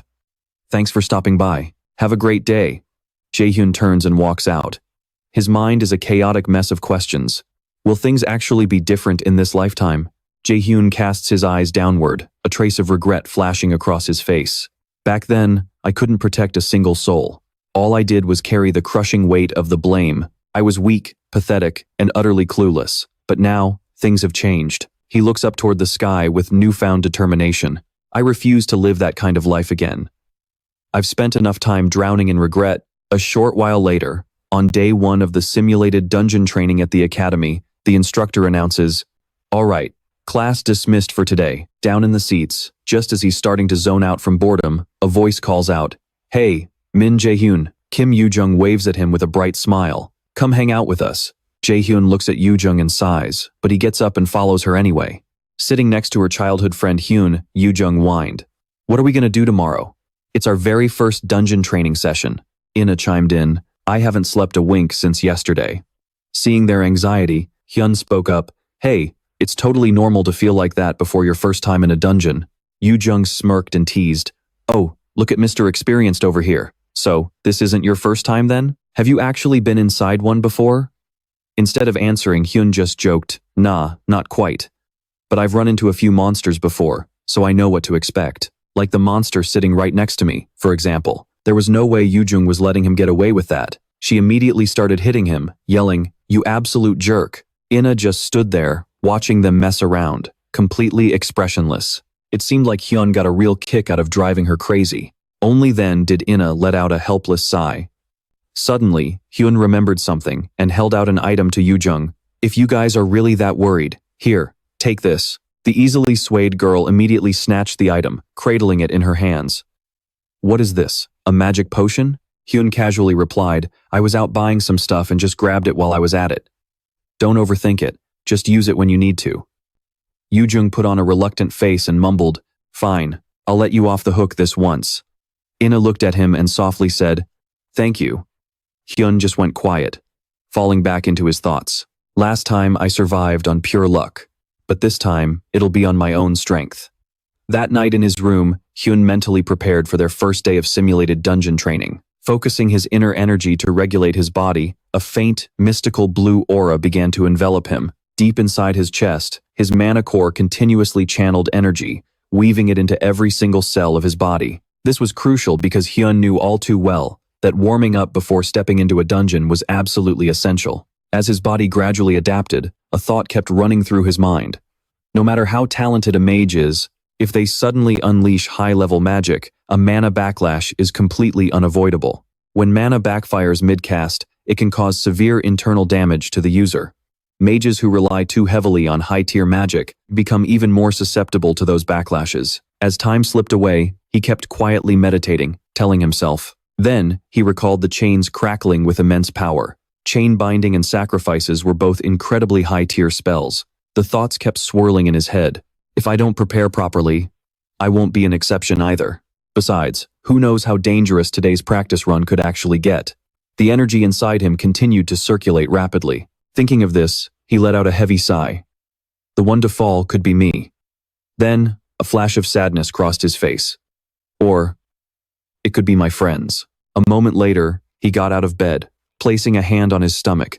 If I keep mana concentrated in my core, I can buff my body or my spells at a moment's notice. That's pretty useful. Hyun stood there, lost in deep thought. Just then, the system interface flashed open.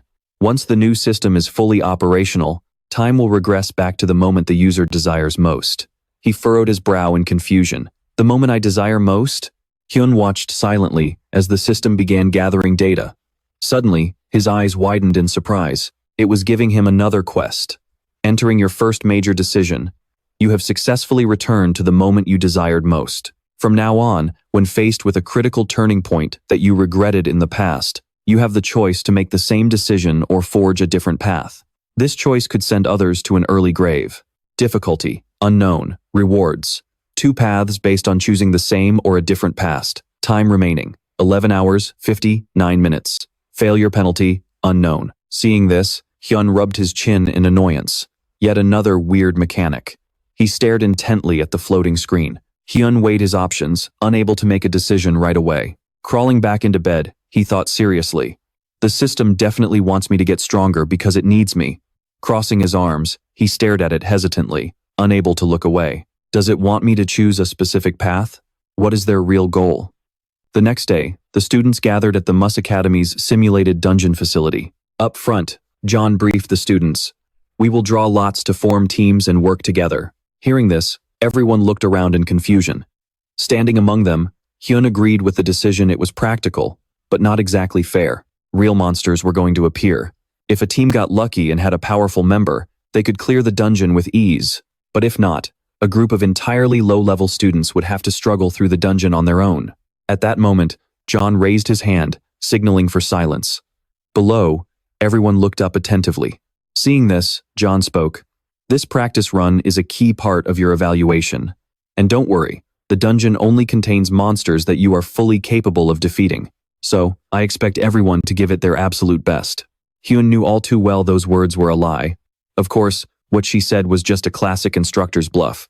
According to Instructor Kim, most of the monsters appearing were indeed low level. But based on everything I went through before I regressed, that dungeon actually has some boss-level monsters mixed right into it. A D-rank Kobold Lord boss. Sure, taking it down wouldn't be hard for me, but as that thought crossed his mind, he looked over at Yoojung and Ina, falling deep into thought. I have no intention of playing along with what Gu Jane wants. Jaehyun remained silent for a long moment. Besides, during this training session, Gu Jane is bound to show a slight weakness, and that might be the perfect opening for me to take him down. Up on the platform, Jian turned and stepped aside, his voice turning serious. All right, we'll draw lots first. His commanding voice echoed through the room. When I call your name, step forward and draw a card. Below him, the cadets looked at one another and began to whisper. Right then, Jaehyun stood next to Ina in silence. To break the awkward tension, he spoke up. What a relief. I didn't think I'd end up in a team with someone I actually know. Ina gave a shy nod and replied, yeah. Jaehyun thought to himself, it's a relief to have someone I can actually talk to. Plus, I already know how capable she is. If things go like this, maybe, just maybe, that tragedy won't repeat itself. Just then, two people approached them. Turning around instinctively, Jaehyun's eyes suddenly widened in utter shock. It was the two cadets who were assigned to his team. Gina waved warmly and greeted them. Hey there, I'm Kim Gina, a warrior. Standing beside her, Park Sungwoo chimed in. And I'm Park Sungwoo, also a warrior. He grinned brightly and asked, You guys are in Team 3 too, right? Looking forward to working with you. But as they spoke, Jaehyun could only picture the horrific scene of these two desperately fighting against that boss monster. In his memory, they had screamed at him, Run, get out of here, we'll hold them off. Remembering that, a dark shadow passed over his face. How could Jaehyun see these fragments of the past? It was because of the choice he had made with the Aesir system last night. Was it forcing him to choose a path? Back then, the system screen had read, The choice is in your hands. This decision could save lives, or it could send them straight to the afterlife. And then, the hidden meaning clicked. Ah, so that's what the system meant by a choice. A moment later, the four of them gathered together, ready to begin their run. Jaehyun's mood was in the gutter. He kept his head down, staying silent. He knew all too well that the Aesir system was playing with him like this, but there wasn't a damn thing he could do about it. With a helpless sigh, he reached out to shake Sungwoo's hand. Nice to meet you. I'm Min Jaehyun, a mage. He then glanced over at Ina, but Ina had already retreated behind Jaehyun's back. Jaehyun smiled awkwardly, and this is Seo Ina, also a mage. She's pretty shy around strangers, so I'll speak for her. Let's have a good run. Sungwoo scratched the back of his head with a sheepish grin. Oh, no worries at all. We'll get comfortable once we start moving. Gina stepped up with a bright smile. Exactly. We're not the awkward type, so don't sweat it. Watching them, Jaehyun thought to himself, they haven't changed a bit. They're exactly the same as they were before I regressed. Seeing how cheerful they were, Jaehyun let out a quiet sigh, flashed a gentle smile, and cut in. Now that we're all introduced, should we talk strategy? The two of them quickly replied, Sounds good, but let's pick a team leader first. Count me out though. And what about Jaehyun? He recalled the prompt from the Aesir system a few days ago, a hint of hesitation flickering in his eyes. Inside the dungeon, it was eerily quiet. The four of them huddled together, studying the strategy map in front of them. Jaehyun spoke up. You guys need to memorize this entire plan step by step. No matter what kind of monster pops up in there, you cannot hesitate. Especially our vanguard, if the front line flinches, the entire team gets wiped out. Hearing his intense words, the two of them stared at him in disbelief. Sungwoo stared nervously at the strategy map below, lost in thought. Man, you really are the top rookie. Your strategy is flawless. Gina chimed in with a grin. So there are 6 steps in total, right? I've got it down. Ina gave a soft nod. Me too. Right then, Jian clapped his hands to grab everyone's attention and called out. Time is up. We are starting the dungeon training now. Team leaders, step forward. Hearing a loud argument from the neighboring group, Jaehyun's team glanced over in surprise. Come on, let's finish planning first. Curiously, Jaehyun turned his gaze toward the noise. It was Yoojung's team, and it looked like they weren't getting along at all. But seeing this actually made Jaehyun feel relieved. Wait, An Hoyeon is the leader of Team 4? At least Kim Yoojung won't get hurt. Once everyone was lined up, Jian spoke again. Teams that are ready may proceed to your designated dungeons. He glanced toward Team 4, then over to Jaehyun's Team 3, and added, Good luck to all of you. Jaehyun lowered his head, lost in thought for a brief second before turning to walk away. All right, he said resolutely. He smiled at his teammates. Shall we? Moments later, the group made their way into the dungeon. The interior was nothing but cold, rock, and dirt, completely devoid of any signs of life. Yoojung's team followed shortly after. The purple-haired girl glanced around nervously. So, this is a dungeon? It's so dark and damp, and it smells completely musty. Yoojung asked curiously. Are those kobolds really going to pop out here? Well, it is an abandoned mine dungeon, Seo replied from behind. Probably. I heard mine dungeons are packed with ore. Yoojung snapped her fingers excitedly. Does that mean we might find some diamonds too? Seo sighed. How is that even possible? But Yoojung giggled and kept going. Hey, you never know. It'd be awesome if we did. If we look hard enough, we're bound to find something. Suddenly, her eyes widened in shock. Leading the way, Hoyeon shouted in terror. Something is coming. Get into position. Hearing this, Yoojung grimly gripped her magic catalyst. Seiho and the purple-haired girl were also incredibly tense.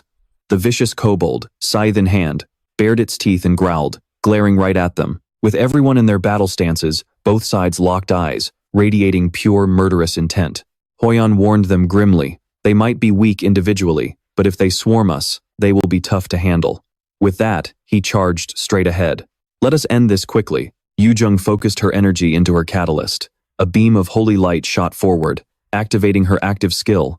Lightning burst. In the blink of an eye, a massive explosion of smoke and fire erupted. The scene was total chaos as several scorched kobolds shrieked in agony. Coordinating with Yujung, swift sword slashes swept through the air, carving into the beasts. A chilling, hellish sound echoed through the cavern. Suddenly, Hoyon caught a movement to his right.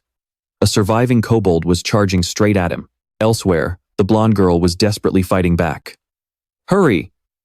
Yujung is channeling her spell, she screamed. Hoyon's wind magic activated the active skill, Wind Blast. A massive gale instantly rose up, sucking everything into its vortex. Yujung pointed her catalyst at the kobolds, unleashing a barrage of energy. Like a flurry of arrows, they impaled the beasts, leaving them groaning in agony. A moment later, the ground was littered with their corpses, surrounded by a thick, rising cloud of smoke. Only then did Hoyon dare to lower his guard, letting out a heavy sigh. Is everyone all right? He asked. The purple-haired girl replied, I am fine. Yujung chimed in, me too. But nearby, Seiho was a different story. His body seemed to be seized by something, writhing in agonizing discomfort. Seeing this, everyone cried out in shock. Look at Seiho! Yujung rushed over, her voice trembling with worry. What is happening? Why did nobody mention these kobolds could use poison? Hoyon, just as panicked, tried to keep everyone calm. Everyone, calm down. But then, completely out of nowhere, a massive kobold foot stepped toward them. Yujung stared in absolute terror. This is. Staring in disbelief, she stammered. It is not poison. Shaking with fear as she looked up at the giant kobold towering over them, she whispered, It is a massive surge of magic energy. Hoyon stammered in sheer shock. A kobold lord? What is a kobold lord doing here? Meanwhile, Team 3 was making their way deeper into the dungeon. Gina, walking in front, turned back to look at Jaehyun. Jaehyun, I knew you were strong, but you are seriously incredible. Just how many monsters did you take down all by yourself? He calmly kept walking forward, replying, It is no big deal. It just turned out that way. Hearing this, Gina laughed. What do you mean it is no big deal? If we keep this up, we can finish the mission without a single scratch. Ina still had not quite blended in with the group, quietly trailing behind them. Jaehyun turned back to look at her, then without hesitation, gently grabbed her hand. With a warm smile, he asked, Are you still feeling shy around everyone? Ina hesitantly looked away, murmuring, Yeah. Jaehyun thought to himself, She really is incredibly timid. But thinking back, it made sense. Even before my regression, I had never heard her speak more than 3 sentences a day. Suddenly, Sungwoo stopped in his tracks, his eyes freezing in shock. It was likely because of the eerie, misty atmosphere unfolding before them. Jaehyun scanned their surroundings, thinking to himself, This place is different from what I remember. His eyes sharpened as things began to click. This had to be Gu Ja-in's doing, which meant my existence had already become a massive variable for him. In his mind, the looming figure of the Kobold King had already taken shape. It possessed a deeply mysterious and overwhelming power. Jaehyun remained calm, though he would not be surprised if it appeared. His sharp eyes scanned the area, searching. It is here, he muttered in a low, serious tone. Something is about to show up. Initiate Plan C. We defend first, then counterattack. Hearing that, Gina raised her sword in defense. Jaehyun warned them once more. Be careful. This thing is on a completely different level from anything we have faced before. Ina also stayed alert, cautiously scanning her surroundings, but she could not help but feel skeptical. A stronger monster is coming?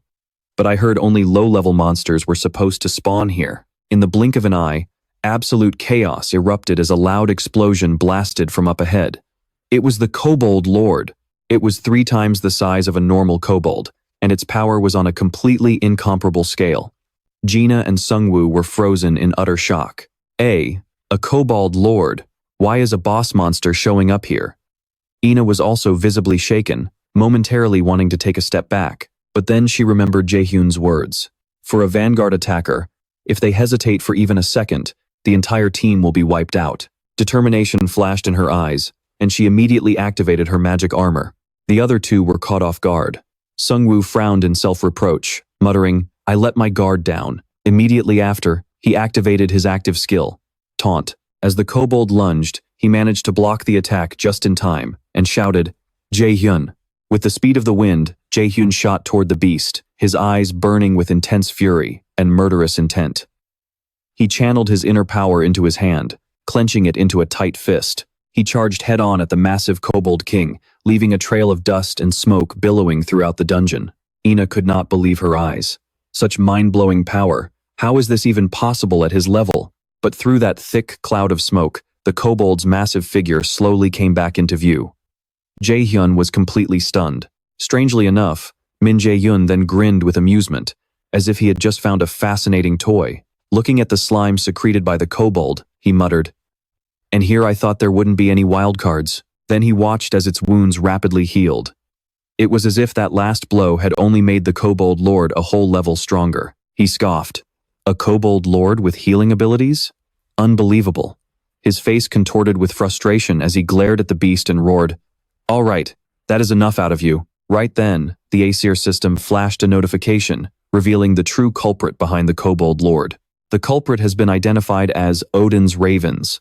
You have been assigned a special quest, Crow Hunter. Staring into the hazy darkness, the glowing red eyes of a black raven, overflowing with dark energy, came into view. The Aesir system flashed another message for the special quest, Crow Hunter. Odin's ravens are currently suppressing the Aesir system alongside you. Eliminate all of Odin's ravens. Target, 5. Difficulty, 5. Quest reward. Obtain 1 blank card. The reward for completing the entire quest is a level up. Penalty for failure is meeting your ancestors. Back at the base camp, Kim Jaehyun was desperately trying to figure out this mysterious cadet. He was like an enigmatic monster. She fell deep into thought. How could a mere cadet from the mage class be this incredibly talented?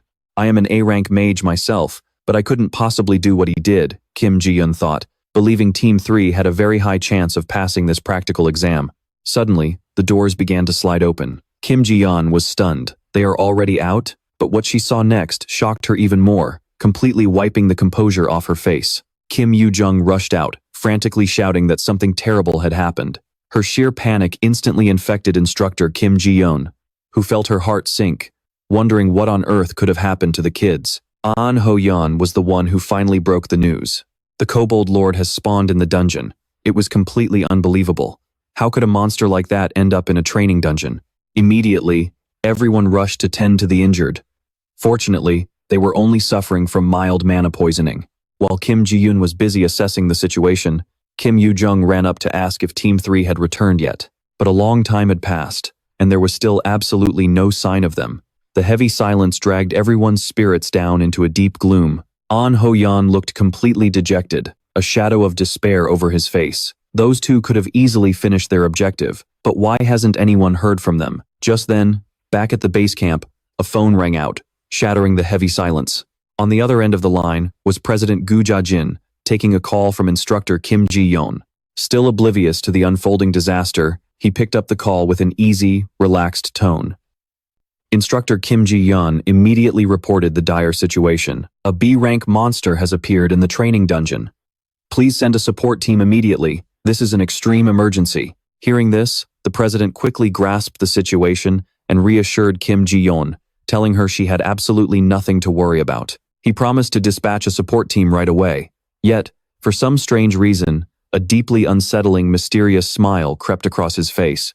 Hanging up the phone, Instructor Kim Jaehyun couldn't shake the feeling that something was incredibly off about that call. The memory of his sly, knowing smile lingered, sending a chill down her spine. A sudden, overwhelming sense of dread began to consume her mind.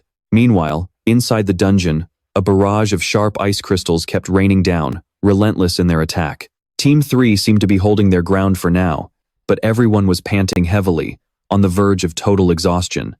Even Park Seong-woo was gasping for air, completely drained of energy.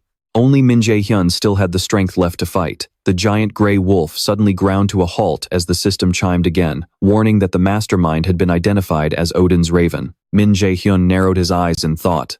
He never expected the culprit to be that. Odin's raven was one of two legendary ravens kept by the Norse god himself. One was named Hugin, representing thought and emotion. The other was Munin, representing memory. They traversed the mortal realm, gathering all kinds of knowledge to aid in his rule.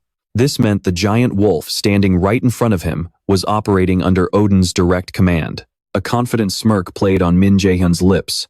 He had finally pieced together the puzzle. At the end of the day, you are just a mindless puppet being yanked around by Odin's crow. The sheer volume of mana he was sensing from the beast was easily B rank. And worse, it was constantly regenerating. No matter how powerful he had gotten, this was not going to be an easy fight. Min Jaehyun asked himself if he should just run away this time, but would fleeing really be the right choice when faced with this barrier? That was exactly what he would have done in his past life, behaving like a pathetic coward, hiding behind the excuse that he just needed to survive. But in this current life, he was already carrying far too many regrets. Having been given a miraculous second chance at life, there was no way he was going to keep playing the coward. Even if this was just a school exam, Min Jaehyun was determined to fight to the bitter end. He turned to the others and shouted, "Everyone, listen to me closely. First things first, you guys need to make a run for the exit while I hold this thing off. Do it now and make it quick." Hearing him offer to sacrifice himself for their safety, Park Sing-woo couldn't just sit back. He lashed out in protest. "Are you out of your mind? How are you supposed to handle that monster all by yourself?" But the situation didn't leave them with a single second to waste. Just seconds ago, a horde of monsters lunged to tear Park Sung-woo to shreds, but Jaehyun blocked them cold. Park Sung-woo stands there, completely stunned by Min Jaehyun's sheer determination to save everyone. Pouring all his energy into maintaining the barrier, Jaehyun screams at the top of his lungs, telling everyone to shut up and run. After all, even he can't fight off a horde while babysitting a bunch of panicked civilians. Suddenly, a massive beast looms directly behind him. But with his insane reflexes and sharp senses, Jaehyun spins around just in time. Luckily, a powerful protective barrier suddenly blocks the snow bear's deadly ambush. Even Jaehyun is left dazed, wondering who the hell just shielded him from that monstrous beast. Turns out, Seo Ina had stepped up just in time, casting a shield to cover his blind spot. Instead of running away, she is dead set on standing her ground and helping him. Seeing the raw determination in her eyes, Jaehyun wonders if this is another wild variable he created in this timeline. Respecting her fire, Jaehyun decides to let her stay and fight by his side. As for the rest of you, fall back to the main group and report this chaos to the instructor right now. Faced with Jaehyun's intense, commanding gaze, they have no choice but to follow his orders. They scramble back to find the instructor and bring help as fast as possible. All they can do now is hold the line until reinforcements arrive. With the others finally escaping the dungeon, only Jaehyun and Ina are left to face the storm. Now, it's time to clean house. Both of them lock their eyes onto the massive, high-level boss, the Snow Bear. Jaehyun calls out to Ina, asking for backup as he unleashes his sword skills, carving through the front lines. Ina then summons her holy sword, unleashing a devastating blast of light that obliterates hundreds of monsters in a single strike. With the path cleared, it's Jaehyun's turn to take down the big boss. He taps into his explosive speed, launching himself straight at the beast for a head-on clash. But the Snow Bear is no joke. Its raw power deals lethal damage, forcing him to stay hyper-focused. But as he gets closer, Jaehyun notices something incredibly strange about this beast's body. It's bleeding, yet it's overflowing with an insane amount of mana far beyond what any normal creature could hold. There's some bastard behind the scenes, pulling its strings. That coward is siphoning off an absurd amount of mana. Are you one of Odin's ravens? Having fun hiding in the shadows like a rat, aren't you? Jaehyun quickly equips his high-tier gear to boost his stats. With his enhanced perception, he can now track the exact flow of mana from the controller. Having exposed the puppet master's exact hiding spot, Jaehyun lets out a confident, smug smirk. "I see you, you bastard. You're dead meat. It doesn't matter if you're hiding behind a giant bear." Jaehyun has fully awakened his true potential. Channeling the colossal sea of mana swirling inside him, he prepares to tear that puppet master limb from limb. Meanwhile, back at the Great Cathedral, the almighty Odin has paid a visit to the Saintess. He's found disturbing traces that a sacred relic has vanished from the divine vault. Its current location remains a mystery, but whispers suggest it has made its way to Earth right into the hands of the prophesied enemy. But who is this mysterious enemy? Could it be that white-haired bastard, Mimir? Another deity speaks up smugly, saying, "You are overthinking this, Lord Odin. Don't we already have a treaty with those fools who stand against the Aesir?" A goddess snaps back. You lazy fool, have you already forgotten our defeat in the last great war? What was it that actually killed him? Narrowing his eyes, Odin commands Hugin. Go find out if this prophesied enemy has made contact with the rebels yet. A dark shadow slowly materializes to accept the Lord's command. Meanwhile, back in the principal's office on Earth, the latest updates are being laid out. The secretary reports that no one has noticed a thing yet. Jaehyun is still locked in combat with the puppet master's lackey, prompting the principal to let out a devious, satisfied smirk. To him, this is the perfect outcome. Wearing a deeply malicious grin, the principal gloats in silence. How fortunate that I anticipated your growth. No matter how arrogant you act, kid, you will ultimately crawl and kneel before me. He has orchestrated this entire deadly trap from the shadows, and so far, not a single soul has realized it. Deep inside the dungeon, Jaehyun unleashes his ultimate power, whipping massive, heavy chains to crush Odin's minion. But the giant snow bear still has plenty of gas in the tank, easily deflecting the devastating blow.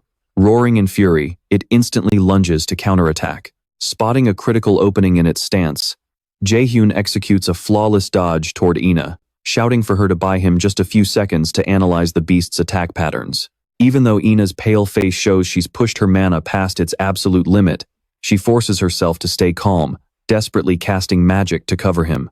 Jaehyun immediately notices her fading strength. Her mana is backfiring, ripping through her own body. Even if he slays the Snow Bear King right now, she might not survive the devastating toll of this mana backlash. Yet, he can't wrap his head around why she's willing to go to such lengths, risking her very life to help him. In this second life, he swore he would never trust another living soul again.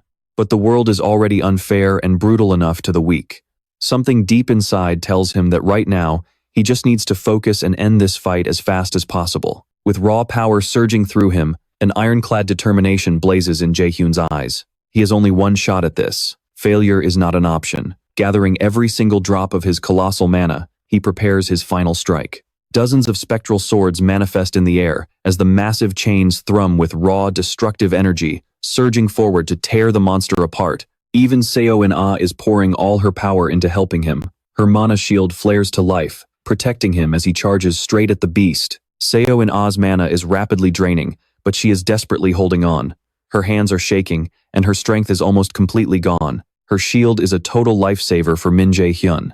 Even though the giant snow bear is taking massive damage, it refuses to stop its relentless assault on him. In that moment, Min Jaehyun remembers some bitter advice. There is nothing more painful than dying because you could not trust your teammates. So just this once, he decides to put his faith in his teammate and charge straight ahead. He is going to prove that old warning dead wrong. Min Jaehyun glances back to check on Seo in Ah, but to his utter shock, he is the one who was completely wrong. Just how insanely mastered is she with her skills to pull off something like that? Backed by Seo in Ah's buff, he closes the gap with the snow bear in the blink of an eye. The beast never saw him coming as he gears up to land a devastating, fatal blow right to its massive chest. But the terrifying truth is, the monster is just too damn strong. That massive strike barely even budges it. It is unbelievable, even after pouring every ounce of his strength into that hit, the beast is still standing. Seo in Ah panics, staring in utter disbelief at what is unfolding right in front of her. But Min Jaehyun is the complete opposite. He remains completely cool and collected, letting out a confident smirk as if everything is going exactly according to plan. Min Jaehyun leaps out of the dust cloud, raising his hand as memories of his brutal training flash by. Back then, it was just practice, but now, it is time for the real deal. Gripping his sword tight, Min Jaehyun charges headfirst at the colossal beast. He decides to finish it once and for all with a fatal blow, but from the impact of his last attack, his sword snaps in half. Did he actually pull it off? Seo in Ah watches anxiously. Suddenly, the system alerts them that the mana thread linking the kobold leader and Odin's black crow has been severed. This time, Min Jaehyun actually did it. He drops down and growls, "Now, it is your turn." Standing before him is no longer the mind-controlled bear, but Odin's actual apostle. His cover blown, the apostle lies, defeated, and crumpled on the ground. Stepping closer, Jaehyun plants his boot firmly on the guy's chest, demanding to know what Odin is really up to. But then, a strange thread on the black crow catches his eye, tipping him off that something is seriously wrong. Furious, he crushes the apostle's hand under his boot, demanding to know the connection between Odin and Gujane. But as he looks closely into the guy's eyes, Jaehyun notices something incredibly bizarre. The guy has absolutely no free will of his own. Realizing it is pointless to keep interrogating a mindless puppet, Jaehyun lifts his foot and lets him go. He stands before the dungeon gate, about to make his move, when Seo In-ah's voice suddenly echoes from behind, calling out to him. Min Jaehyun whips around, shouting back in panic, "Stay back! It is not over yet. The mana backlash is going to hit you." Seo In-ah freezes in her tracks, completely stunned. Suddenly, the corrupted mana built up inside Jaehyun's body erupts, attacking his system from within, but Seo In-ah's condition is looking even worse. Fortunately, thanks to his pure mana, the toxic energy is completely purified. Jaehyun lets out a sigh of relief as he feels his power level spike. The system screen pops up, announcing, "You have successfully hunted your first target in the special quest, Crow Hunt. The rewards are 5 stat points, 1 white card, and 1 level up." Looking at his loot, Jaehyun is a bit disappointed, but there is no time to complain. Seo In-ah is in critical danger right now. Jaehyun spins around to find her collapsed on the cold ground.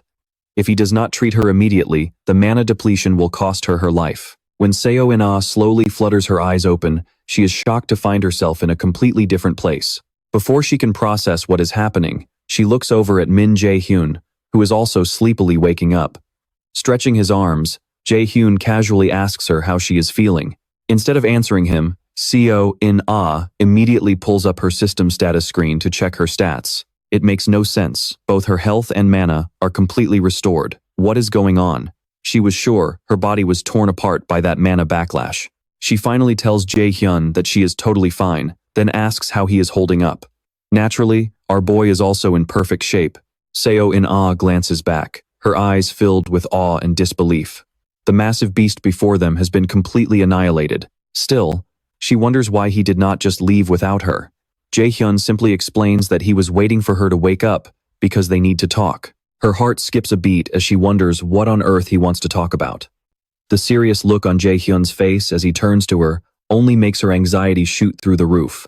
Breaking the heavy silence, Jaehyun quietly asks, "Don't you think it is time we start being honest with each other?" Seo In-ah is completely thrown off guard.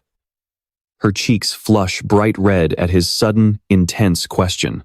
It turns out, her flustered brain totally misheard him, translating his words into, "I want to kiss you and touch lips with you." Meanwhile, outside the dungeon, a crowd has gathered around the remaining 2 members of Team 3, angrily demanding why they left the others behind. Anxious and furious, Kim Yoo-jung is about to charge at them, but instructor Kim Ji-yeon steps in to hold her back, saying, "Enough. I know you are worried sick about your friends, but calm down. We need to calm down, everyone." Even though everyone was losing their minds worrying about Jaehyun and Seo In-ah, Hoyeon was panicking, utterly clueless on how to bring them back. But just then, the light from the dungeon entrance flared open. Hoyeon immediately held back Yoo-jung, who was about to rush toward the entrance, because the 2 of them had actually made it back alive. Hearing the commotion, Min Jaehyun spoke up with a smirk. "Are you guys seriously arguing over us?" It was absolutely unbelievable that the 2 of them had survived and made it back. Even instructor Ji-yeon Kim couldn't believe her own eyes. The patrol squad had assured her that the kids were definitely dead, since that monster was at least a B-rank boss. Tears streaming down her face, Yoo-jung threw herself at Seo In-ah, crying out in relief that she was alive. She sobbed uncontrollably. The instructor and the patrol guys. They all said, "You were dead. I'm so glad. I'm so glad you're both alive." She hugged In-ah so tightly it was suffocating, forcing In-ah to gasp. Okay, that's enough.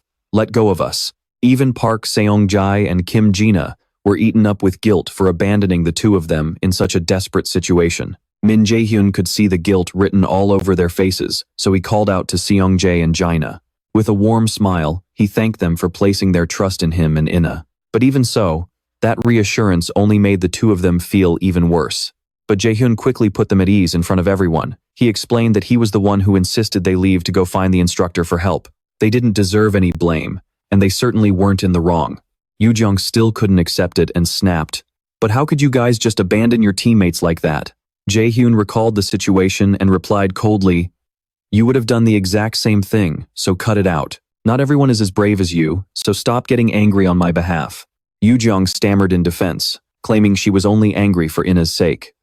Meanwhile, Instructor Kim stood at a distance, quietly observing her students. Her face was filled with worry as she locked eyes with Min Jaehyun. She secretly wondered, Was he really the one who had healed her back then? Recalling the moment back inside the cave, Min Jaehyun had explained to Inna to clear the air. I know you're confused, but it's hard for me to explain everything right now. I just don't want anyone else to know about my ability. Inna, still feeling flustered from his earlier words, asked, Why do you want to hide your power anyway? Jaehyun countered with a question. Aren't you even a little curious? Why a kobold chieftain showed up here and attacked the cadets? It's all because of Gu Jane. That bastard only views cadets as tools, nothing more. He's completely different from the noble image he's built up for the public and the media. To him, it's no big deal if useless cadets die.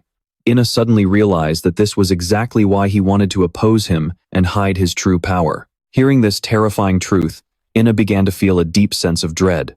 She asked, The day we went to his office, you told me something. You said not to trust anyone, not even the president or the instructors. Just how much do you actually know about him? She pressed further. Did you know he was evil from the very start? You're acting as if you've predicted everything. How do you even know all this?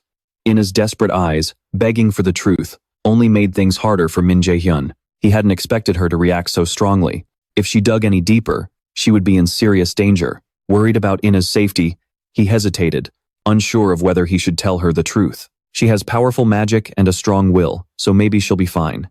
Still, this wasn't a smart choice. He couldn't afford to recruit an ally just yet. In the end, Jaehyun decided to keep quiet. He apologized and refused to give her an answer. He knew that if he said any more, Inna would only end up in far more danger. Back to reality outside the dungeon, Instructor Jeon Kim suddenly approached him. She bowed, deeply apologizing for failing to protect her students. I'm just so glad you're both safe. But Jaehyun only gave a cold reply. It's fine. It's not like you knew this would happen and threw us in there on purpose. With those cold words, he turned and walked away, leaving Instructor Kim standing there. Only Inna rushed to follow him. She pressed on. Can you really not tell me anything about it? Who knows if something like this will happen again? But before she could finish, Jaehyun cut her off coldly. He said, I trust you'll keep our promise. Then he walked away, leaving her alone in the silence. Just then, a system notification popped up, announcing the quest was complete, but the rewards would depend on the path chosen. You have chosen a different path than in the past. Your reward is the golden apple of Idun. Meanwhile, in his office, the cunning old president, Gu Jane, was absolutely furious and started yelling at his subordinate.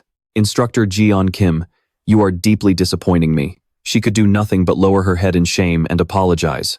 Though he claimed he would let it go, the instructor broke out in a cold sweat, terrified of what he might do to her next. With that terrifying, angry glare staring him down, he was forced to submissively bow and apologize to that old geezer. After a few heart-stopping moments of showing absolute respect to that old man, he swore that this time, he would definitely tame Min Jaehyun in the upcoming event. That old man Gawain was absolutely furious this time, determined not to let him escape next time. Meanwhile, Jaehyun had returned to his room. Just stepping out of the shower after a long, grueling battle, his body felt much more relaxed.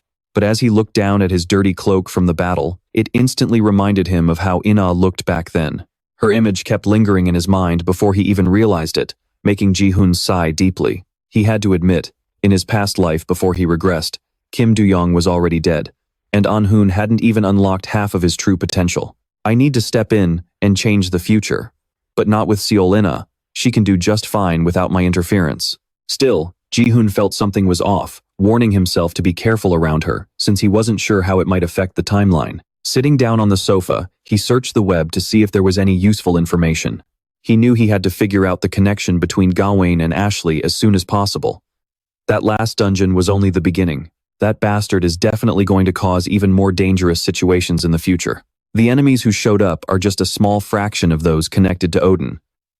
I need to get much stronger to handle whatever comes next. Just then, a news report on TV caught his attention, with the expert stating that there are still many undiscovered types of dungeons. What kind are they?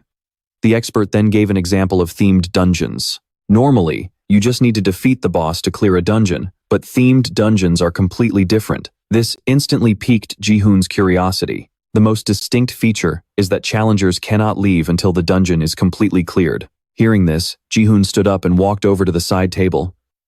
He seemed to realize something, staring at the calendar with a smirk, as if he had just found a crucial clue. The expert continued to explain. Anyone entering a themed dungeon must roleplay as a character inside and complete specific quests. It's basically like an RPG. The rewards for clearing these dungeons are incredibly rare items. The moment he heard the word items, Min Jaehyun rushed off. He headed to his storage room to check his most valuable treasures. These were what hunters called the arrangement of God. They were the exact reason why players desperately wanted to clear these dungeons, no matter how brutal the difficulty was. This was a golden opportunity for him to find exactly what he needed. The next morning, at Seol Ina's house, as she sipped on a freshly brewed cup of hot tea, she gloomily apologized for making everyone worry. Kim Do-young smiled warmly and said, "Don't worry about it. I'm just so glad you're safe. You know how short-tempered Ji-hun can be, so I was really worried he'd treat you badly. He's always like that." At the mention of Ji-hun, Seol Ina's face darkened with obvious sadness. Even Kim Do-young noticed her shift in mood, but she assumed Ina was just upset because Ji-hun had been harsh to her. But what actually hurt Seol Ina was the feeling that Ji-hun trusted Kim Do-young more than her. Her mood plummeted, her mind tangled in a mess of confusing emotions. She thought to herself how happy she would be if he could just trust her a little bit more. Constantly overthinking about Min Jaehyun was deeply frustrating, but this could be the catalyst that drives Seol Ina to become stronger. Seeing her friend's downcast face and somber mood, Kim Do-young felt deeply for her. She slammed her hand on the table, determined to cheer her up, and reached out to Ina with a bright smile. "Let's just forget about that guy for now, and go grab something delicious instead. There's a restaurant I've been dying to try." Although a bit hesitant, Seol Ina agreed to go with Kim Do-young. Putting her hand on Ina's shoulder with excitement, Kim Do-young was determined to help her clear her mind today. Though Ina was a bit hesitant at first, Kim Do-young's bright energy quickly brought a genuine smile to her face. Meanwhile, Min Jaehyun was deep inside his storage room. In his hand was the apple he received from his last quest. That golden apple was called the Golden Apple of Eden, a legendary grade item. An apple grown and harvested by Eden, who is responsible for the eternal youth and immortality of the gods. It immediately slows down aging, increases recovery speed, and permanently boosts magic talent. Aging rate is reduced by 50%. Recovery speed is increased by 50%. Stamina is increased by 20, and mana is increased by 20. This item cannot be traded or exchanged. It also prevents aging and boosts recovery, which are incredibly rare effects for any item to possess. It's worth at least millions of dollars. But of course, there was no way he'd just give an item like this away so easily. Anyway, he planned to secure his spoils in advance. If he remembered correctly, in his past life, a themed dungeon would soon open at the Seoul amusement park. In the past, that Thunder Steps dungeon was where he could obtain the speed-boosting boots used by Thor's servant. They would significantly boost his agility stat.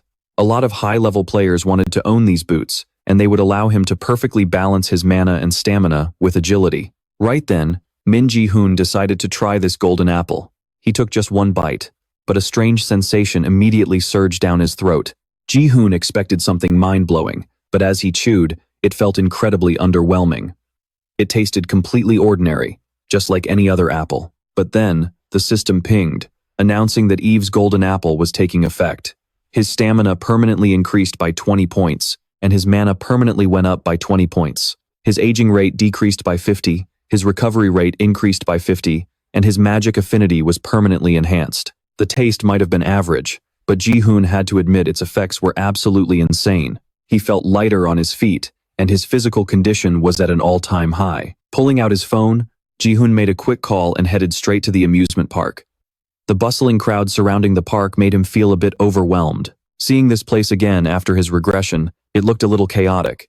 He made his way toward the entrance gate. Meeting the ticket seller, Jaehyun handed over his business card and membership pass, introducing himself as a hunter from the Jeonha Guild. With a dead serious expression, he warned them that a themed dungeon would soon spawn right here. Meanwhile, outside the academy's waiting hall, a few cadets were standing together, whispering. At the front desk, Kim Ji-won asked the receptionist, "Has Cadet Min Jaehyun already left?" The receptionist nodded. "Yes. He stopped by yesterday and said he had some personal business to attend to today." "Is there a problem?" Hearing the explanation, Ji-won waved her hands. "Oh, no, it's nothing." But in her mind, she couldn't help but wonder, has he really recovered from such a massive injury already? And he's only a freshman, too. The image of his back flashed in her mind. He's highly skilled, and his mental recovery from trauma is incredibly fast. A faint smile played on her lips as she thought, he's got some real guts. Finally, Instructor Kim told the receptionist, if he comes back, could you tell him to see me? The receptionist smiled and replied, of course, I'll make sure to let him know. Turning to leave, Ji-won tilted her head with a smile. Thank you. Then she walked out of the academy building. She walked toward the open courtyard between the campus buildings. In a secluded corner of the campus, Ji-won stopped in front of some tall trees. She scanned her surroundings to make sure she was alone, then pulled an earpiece from her pocket. Pressing 2 fingers against it, the device glowed faintly. This is Kim Ji-won, she whispered. Manager Song, do you copy? A voice responded on the other end, loud and clear. So, how's the investigation going? After a thorough investigation, Ji-won reported, I've uncovered the truth. Jean is the one behind the incident. Staring at his computer screen, the man on the other end fell into deep thought. That guy in charge of the dungeon simulation practice, Kim Seol, was it? He must be in a tight spot right now. Keep a close eye on both of them, and report back immediately if you notice anything unusual. On her end, Ji-won acknowledged, understood. But there is one more thing, Song Ji-ho asked. What is it? Determination flashed in Ji-won's eyes as she spoke. Cadet Min Jaehyun, the one I mentioned before. I think he knows something. High above, the daytime sky was a clear blue, dotted with white clouds and bathed in warm sunshine. Inside the amusement park, the pathways were completely deserted, without a single soul in sight. Ji-hoon stood on the path, his hands shoved deep into his pockets, as an announcement suddenly blared over the speakers. This is an emergency. This is not a drill. Repeating, this is not a drill. All remaining guests in the park must evacuate immediately. Ji-hoon glanced around, thinking to himself, that was fast. The Jeonha Guild really holds a lot of sway. He pulled out his phone and stared down at the screen. It's about to start. His gaze remained locked on his screen, seemingly deep in thought. A memory flashed in his mind. He was on the phone, and the voice on the other end told him, very well, if you are really this confident, I'll agree to let you join our guild. Ji-hoon smiled and replied, thanks. Ryu Sia said over the line, with a soft smile, just make sure to prioritize your safety if things take a turn for the worst. Ji-hoon retorted, is that a condition? Ryu Sia touched her teacup. It's not that I don't believe in your abilities. Lifting the cup, she added, but no teacher wants to see their student in danger. For Ji-hoon, those words of warning kept echoing in his ears, reminding him that anything can happen inside a dungeon. Right then, a notification popped up on the system screen. The Neverland Ruins-themed dungeon has appeared.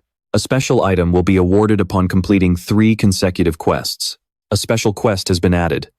You have entered the themed dungeon, Neverland Ruins. Locate the 3 quests scattered throughout the dungeon and complete them all. Difficulty rank A. Reward, Zephyr's Thunderstep skill. 23 hours and 59 minutes remaining. Penalty for failure, death. Min Jaehyun looked up and let out a heavy sigh, thinking, this is exactly how I remember it from my past life. A blurry hologram of Seiya, the legendary conqueror of themed dungeons, materialized right in front of him. She spoke with pure excitement. So, it was easy for me to see that the Viking theme had an active quest. That is actually how I ended up finding the haunted house and the parade. With supreme confidence in her eyes, she added, and as you all know, my cognitive acceleration skill is pretty incredible. Her voice was filled with absolute certainty as she declared, nothing is impossible once I actually put my mind to it. I was actually pretty excited when I heard it was a themed dungeon, but to be honest, I am kind of disappointed. Min Jaehyun looked away and let out another sigh. He couldn't help but think back to Seiya, a natural-born genius boasting an IQ of 150. She had been so thrilled with her own power that she couldn't stop bragging about it, which ultimately led to her being targeted and killed by those who envied her talent. Because of that, the Alfie's legendary skill, Lightning Steps, ended up falling into the wrong hands. In the end, Min Jaehyun muttered to himself, it would be much better. The sky above him was perfectly clear just a moment ago, but suddenly, a massive black void ripped open, and the sky began to shatter like glass. The surrounding streets and buildings started to dissolve into nothingness.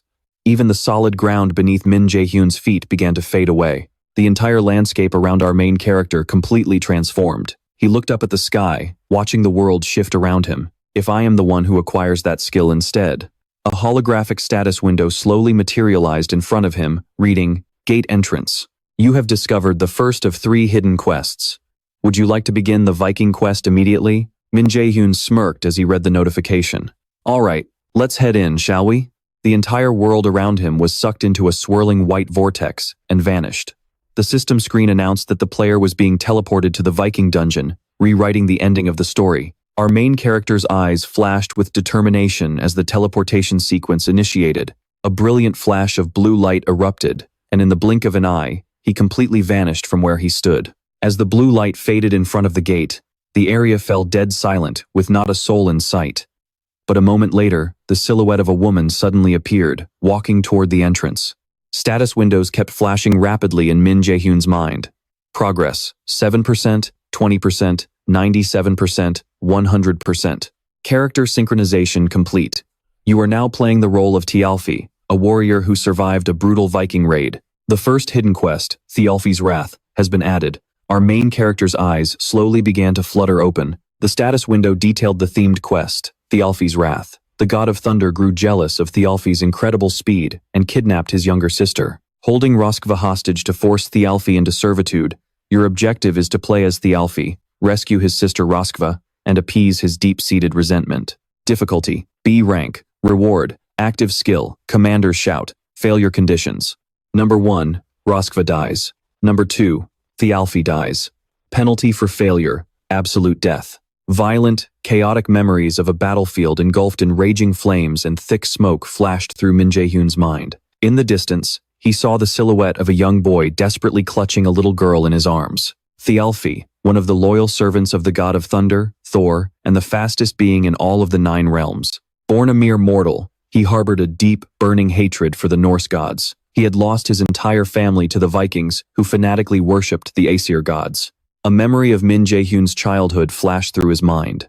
Back then, he had been reading a storybook and looked up to ask his mother, "Wait, what? Thialfi actually hates the Norse gods?" That is definitely not how the original mythology goes. Could this be some other hidden conflict between the Aesir and the Vanir gods? The blurry vision in front of him slowly began to clear up as someone approached him. A voice echoed sharply in his ear. "Thialfi, wake up!" At that moment, Min Jaehyun snapped his eyes wide open, staring blankly ahead. He rubbed his aching temples, scanning his surroundings to quickly analyze the situation. He was on a ship.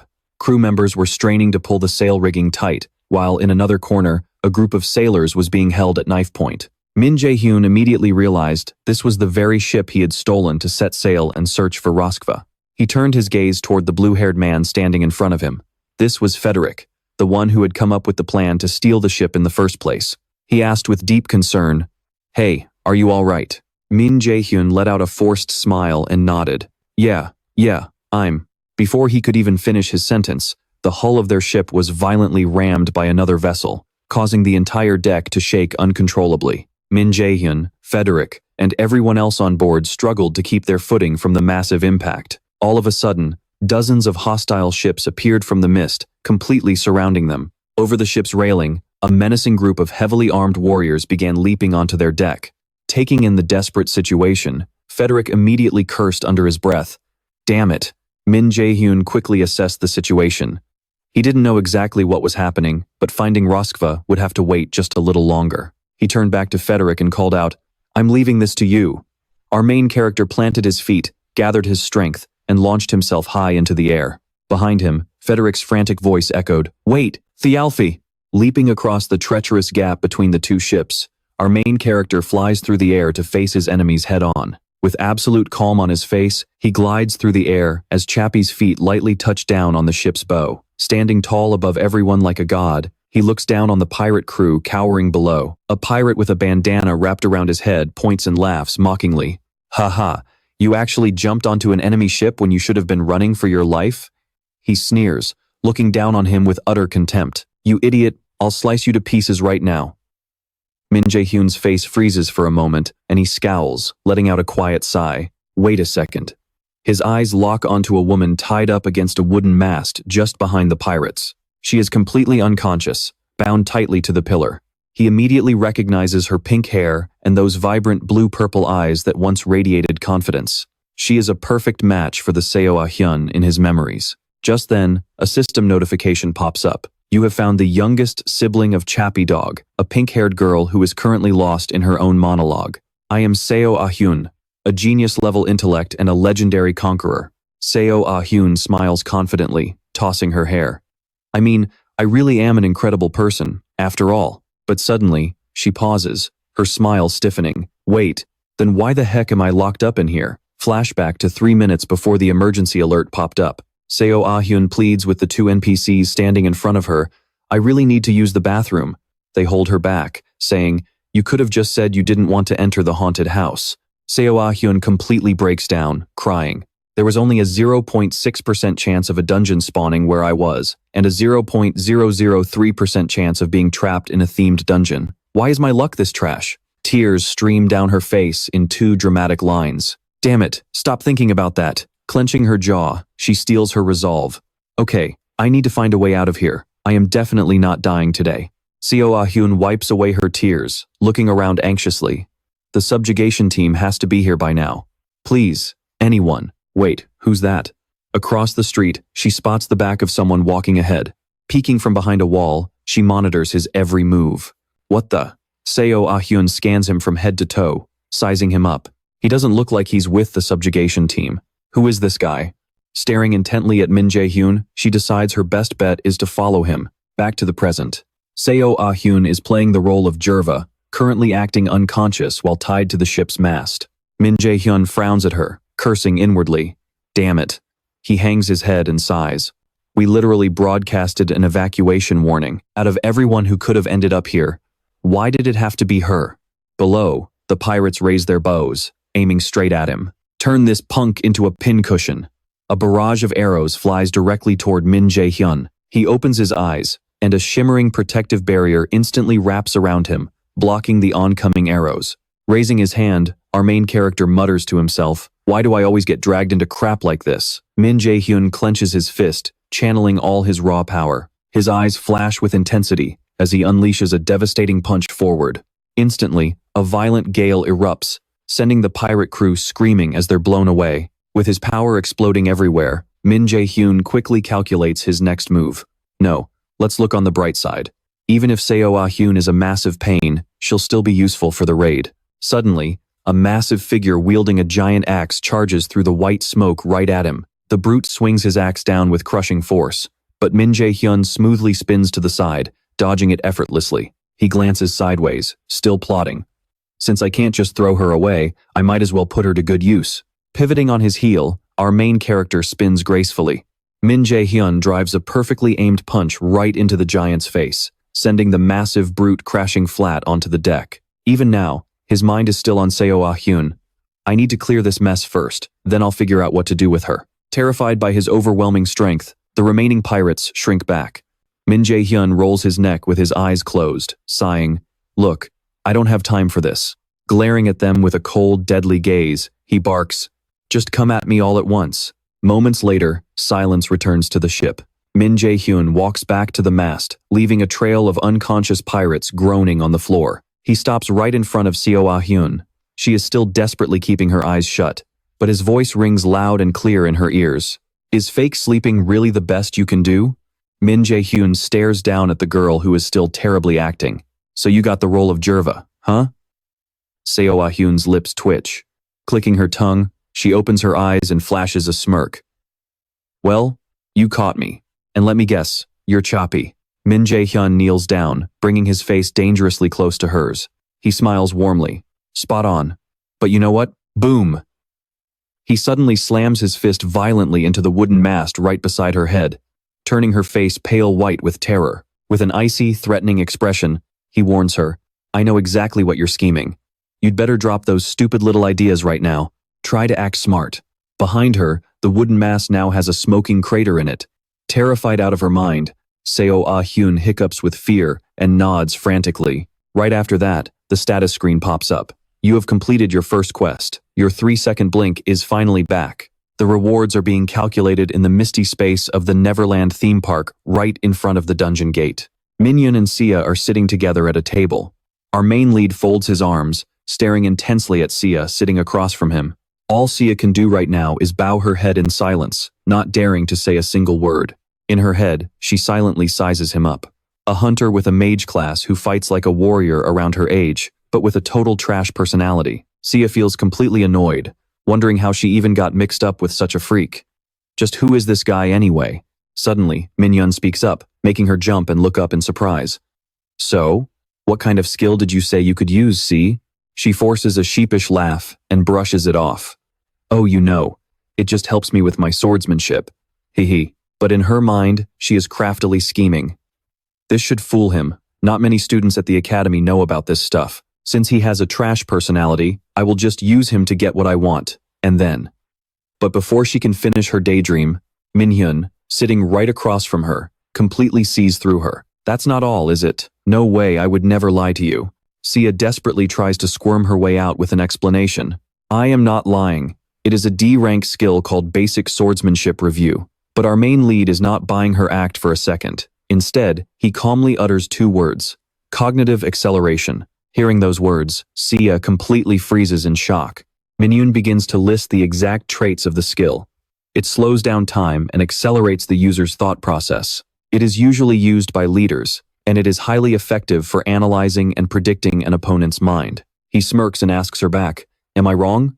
Sia feels her head spinning as she stammers in sheer terror. How did you know that? Min Jaehyun places his hands on the table and stands up, getting ready to leave. In any case, I can't take you with me. You were planning to lie to me and use me. His eyes grow cold and dangerous as he glares at her. I am not that stupid. Sia immediately leaps to her feet and runs after him. Wait.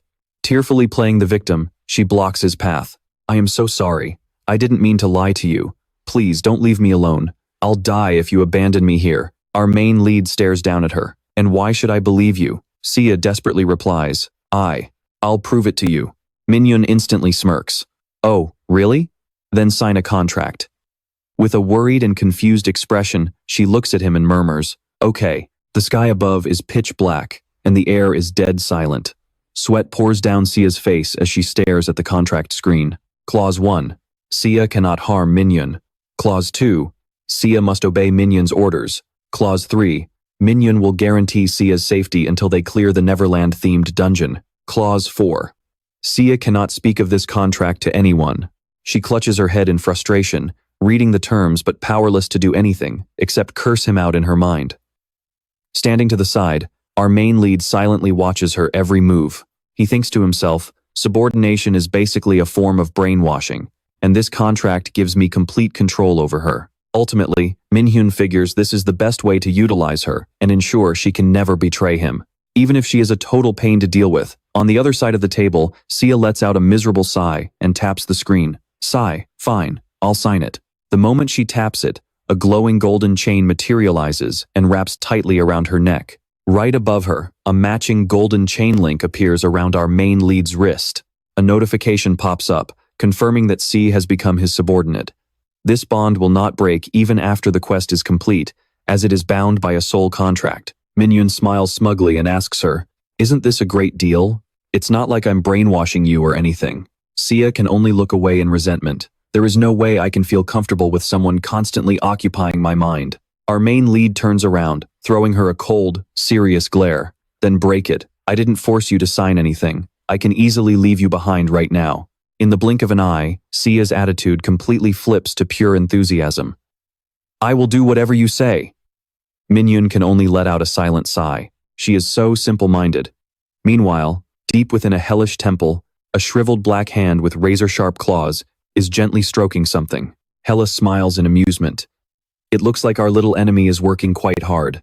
She grins with delight, noting that his gaze has grown much sharper. Currently, she is resting in the lap of a massive beast with a white head and pitch-black fur. Hela looks up, fake crying and whining. Oh dear, they are going to be so angry if I leave right now. Whatever should I do? 4 hairy black beast legs slowly step closer to her as the creature speaks. Then, Hela, you will be my eyes. She simply smiles at the newly arrived beast, resting her chin on her hand.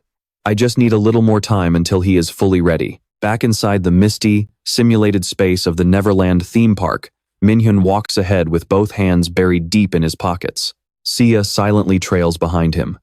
Unable to contain her curiosity, she finally asks, so where are we heading now? Our main lead stops in his tracks, turning slightly to look back at her. The haunted house.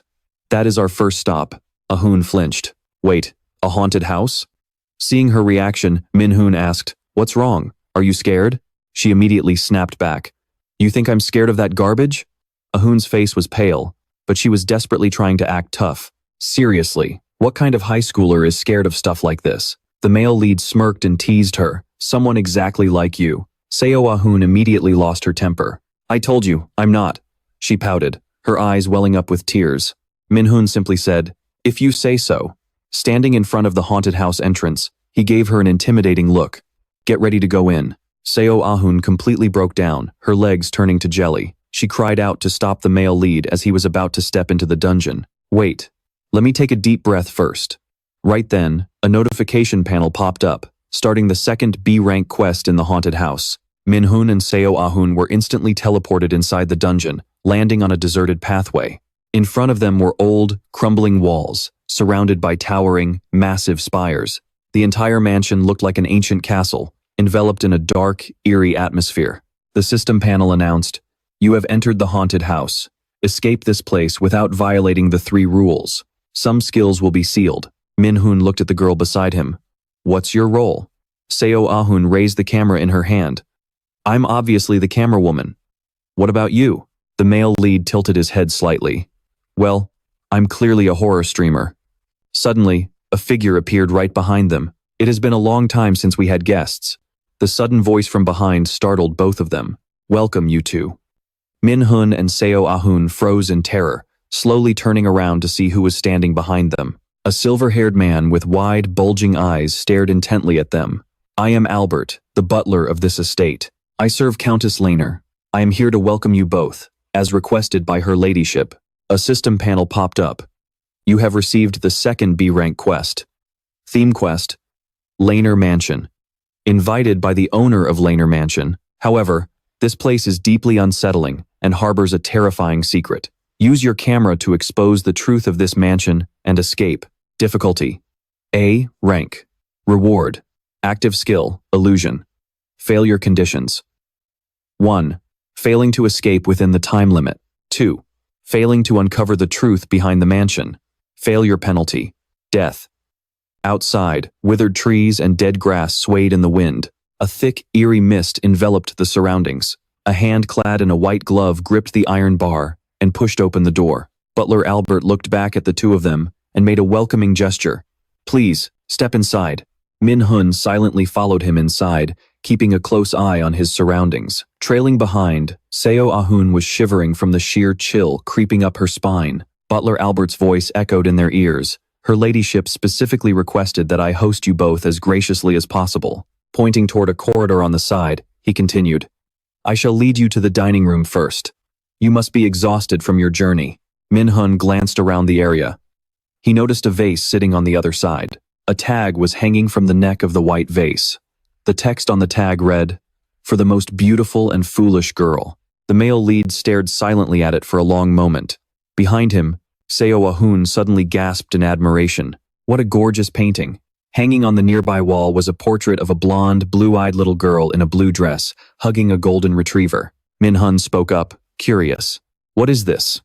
At that moment, Butler Albert looked back and explained, "This is a portrait of my master and her beloved pet." Looking at the girl in the painting, the male lead estimated she must have been 12 or 13 years old. He glanced at the butler. She must really cherish her childhood.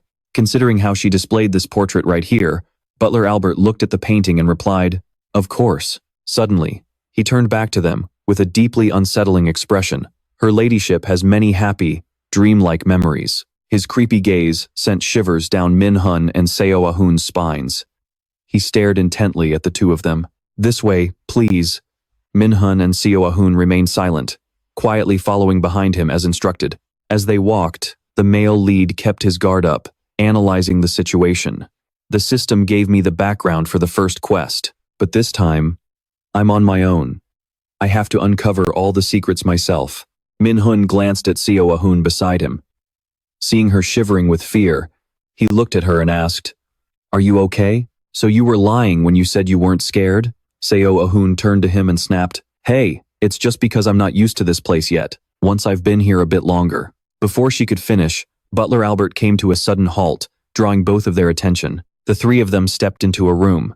The butler announced, "We have arrived." In front of them stood a long dining table, lit with candles, and set with 12 servings of food. Standing by the door, the butler said, "This is the banquet Countess Laner has prepared for you both."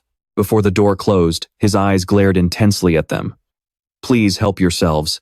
I will return once you two are finished." Right after that, the door slammed shut, letting out a loud, echoing thud behind them.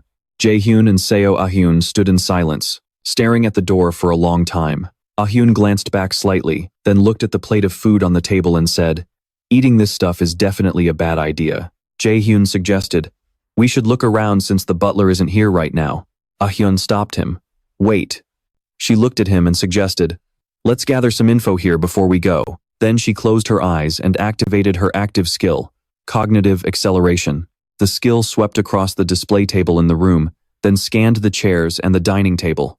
All the gathered information rushed straight into Ah-hyun's head. Her eyes snapped open as she processed everything, and she looked at Jaehyun with excitement. "I've figured some things out about this mansion." Jaehyun rested his chin on his hand, silently praising her. "That was fast. I guess it makes sense since it's an innate skill." He looked at her and asked, "What is it?" Ah-hyun began to explain, "I think the owner of this mansion is a child, around 12 years old." Jaehyun asked her, "Why do you think that?" She pointed at a chair and analyzed, "The chairs in the main hall are the proof."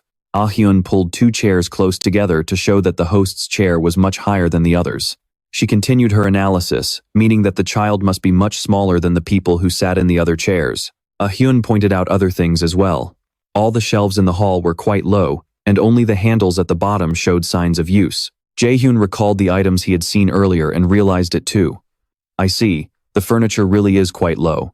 He looked at Ah-hyun and made a decision. "All right, let's move." She agreed, "Okay." Ah-hyun picked up the video camera and examined it. "This camera is seriously expensive," she muttered as she walked closer to Jaehyun. "I wish I could take it with us." Jaehyun stood frozen, not moving an inch. Ah-hyun looked at him, confused. "What's wrong?" Jaehyun's face grew serious. "This is no time for jokes." He frowned, staring intently at the door in front of them. "We're locked in." Meanwhile, over at the Neverland amusement park, 2 hours had already passed since the themed dungeon first appeared. Jeonwoo stood in front of the camera, reporting the news. According to a staff member, a conqueror from the Jeonha Guild and a high school student named Seo Ah-hyun are currently inside the dungeon. We are all deeply concerned about whether they will be able to make it out safely. Over in a corner, one man was standing while another sat nearby. Jisoo rubbed his neck and cursed under his breath. "Damn it, we were supposed to get promoted soon. What the hell is this?" The blonde man in a suit sitting next to him also let out a sigh. Yeah, who would have thought a themed dungeon would pop up in an amusement park of all places? Jisoo shoved his hands into his pockets, searching for something as he spoke. "If our performance review by the HR committee goes south," he looked over at the 2 people talking ahead of them. "You might end up getting demoted too. Even though you got promoted during the Goldpin incident, my promotion will definitely be cancelled." The blonde man replied, "Gee, thanks for the positive words, Senior Seongwoo." Jisoo just frowned, lighting a cigarette. "We're going to take the fall for all of this. Check on those 2 inside." He complied and replied, "Got it." The blonde man started looking at the tablet in his hand. It displayed Jaehyun's info, showing his class as a mage belonging to the Jeonha Guild. The blonde man froze when he saw the details, thinking, "Is it really him?" He recalled what he knew. "I heard he enrolled in the Mills Academy. Did the Jeonha Guild actually recruit him?" Standing next to him, Jisoo was so shocked he dropped the cigarette from his mouth, staring at him. "What? What the hell? Is it 3 people instead of 2? The blonde man glanced at him and shook his head. "No, that's not it." He turned around with a smile, speaking about the themed dungeon. Remembering Jaehyun, he confidently murmured, "I think this will be taken care of." Meanwhile, the massive black door remained tightly shut, refusing to budge. Seeing this, Ah-hyun was so terrified that tears welled up in her eyes. Jaehyun stared at the door, thinking, "Looks like they're choosing to stick to the old playbook." He stared at the locked doorknob and muttered, "How annoying." Ah-hyun's entire body trembled as she panicked.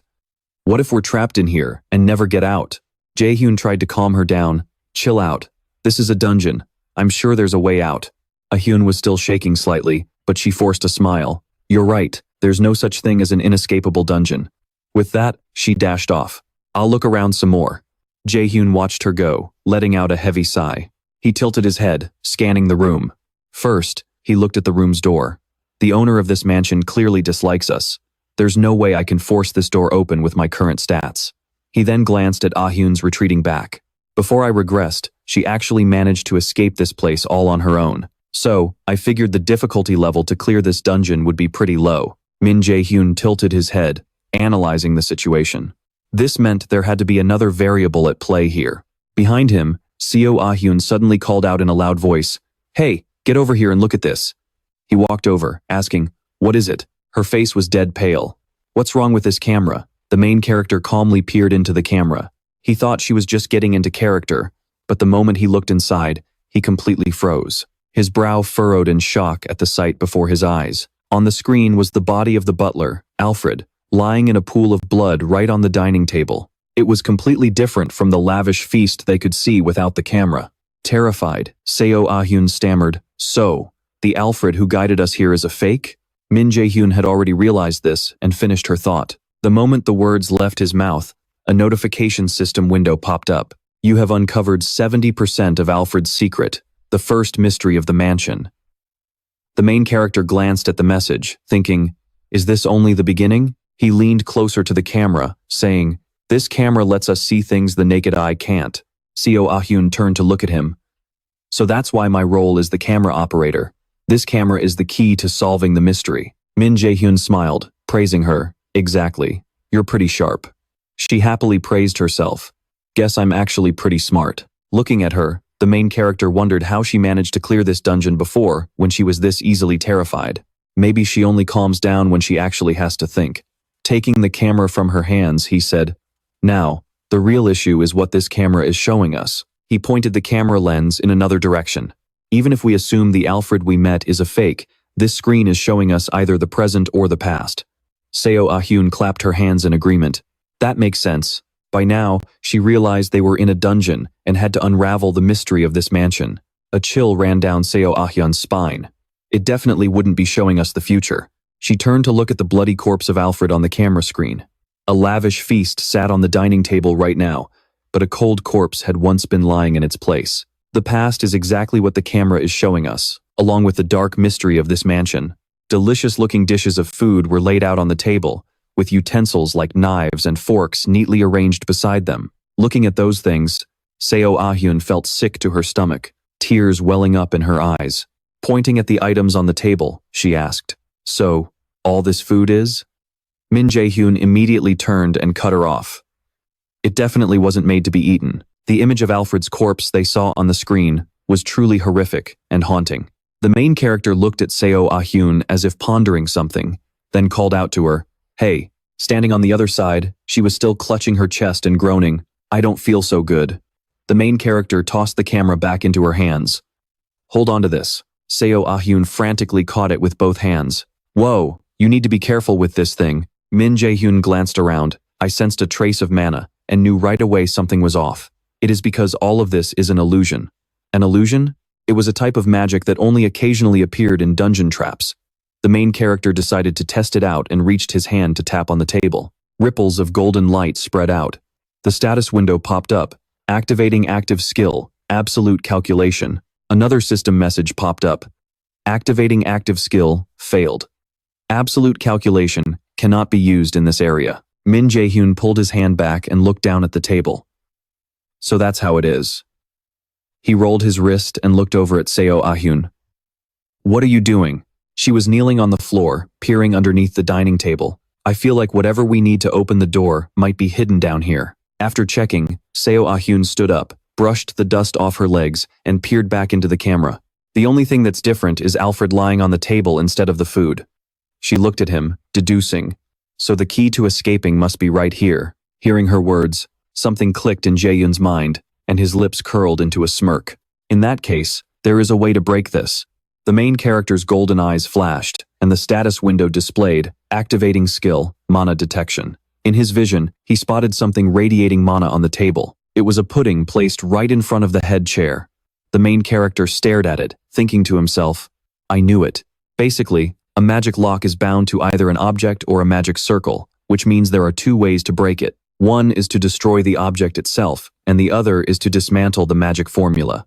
Min Jaehyun stared at the dish and said, "The key is probably inside that pudding." Seo Ah-hyun froze in shock for a long moment, her brow furrowing as fear filled her eyes. Her voice trembled as she asked, "Inside the pudding?" Looking through the camera screen once more, that exact spot was where Alfred's gruesome face was. Seo Ah-hyun's face went pale and broke out in a cold sweat, her vision starting to blur. On the other side, Min Jaehyun began to tease her. "What's wrong? Are you scared?" She loudly fired back at him. "No way!"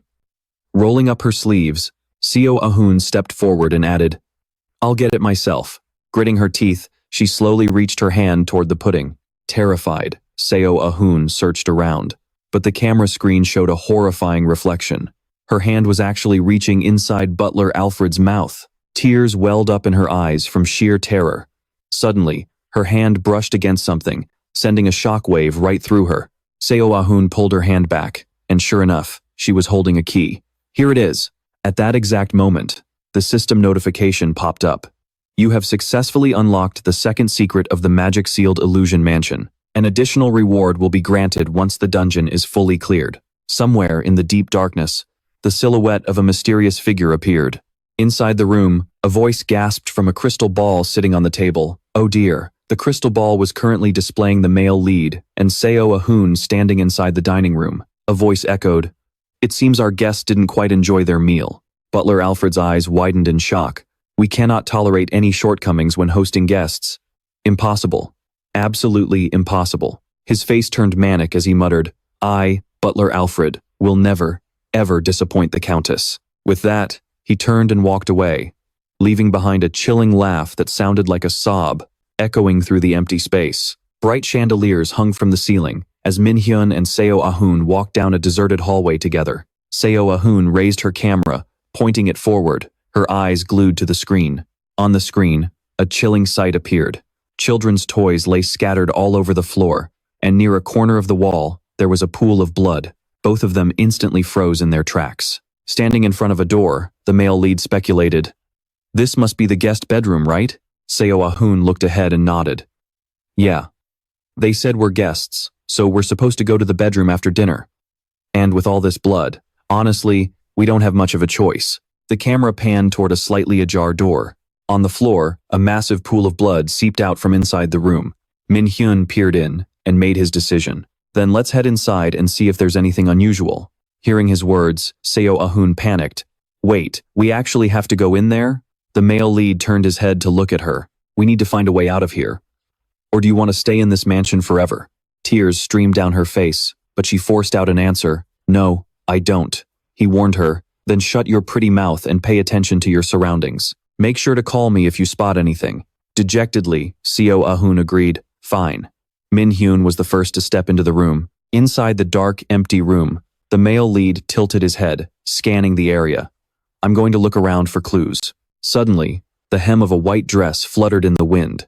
It swept past right behind Min Hyun. The male lead tilted his head to glance behind him.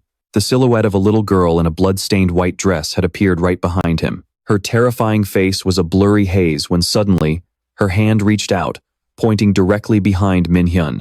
A loud clap of thunder roared outside, and before he knew it, Alfred was standing right behind him. Inside a pitch-black basement, only a single, dim orange lamp on the wall cast a faint glow. A low groan echoed through the space as a blurry face appeared before him. Min Hyun gasped, his eyes flying open as he woke up from his unconscious state. Worried, Seo Ah-hyun leaned in close and called out to him, "Hey, are you okay?" She knelt on the ground, looking at him with deep concern. "Oh my gosh, are you all right?" The male lead massaged his temples and groaned, "My head is splitting. Stop shouting." Min Hyun scanned their surroundings and cursed under his breath. Damn it.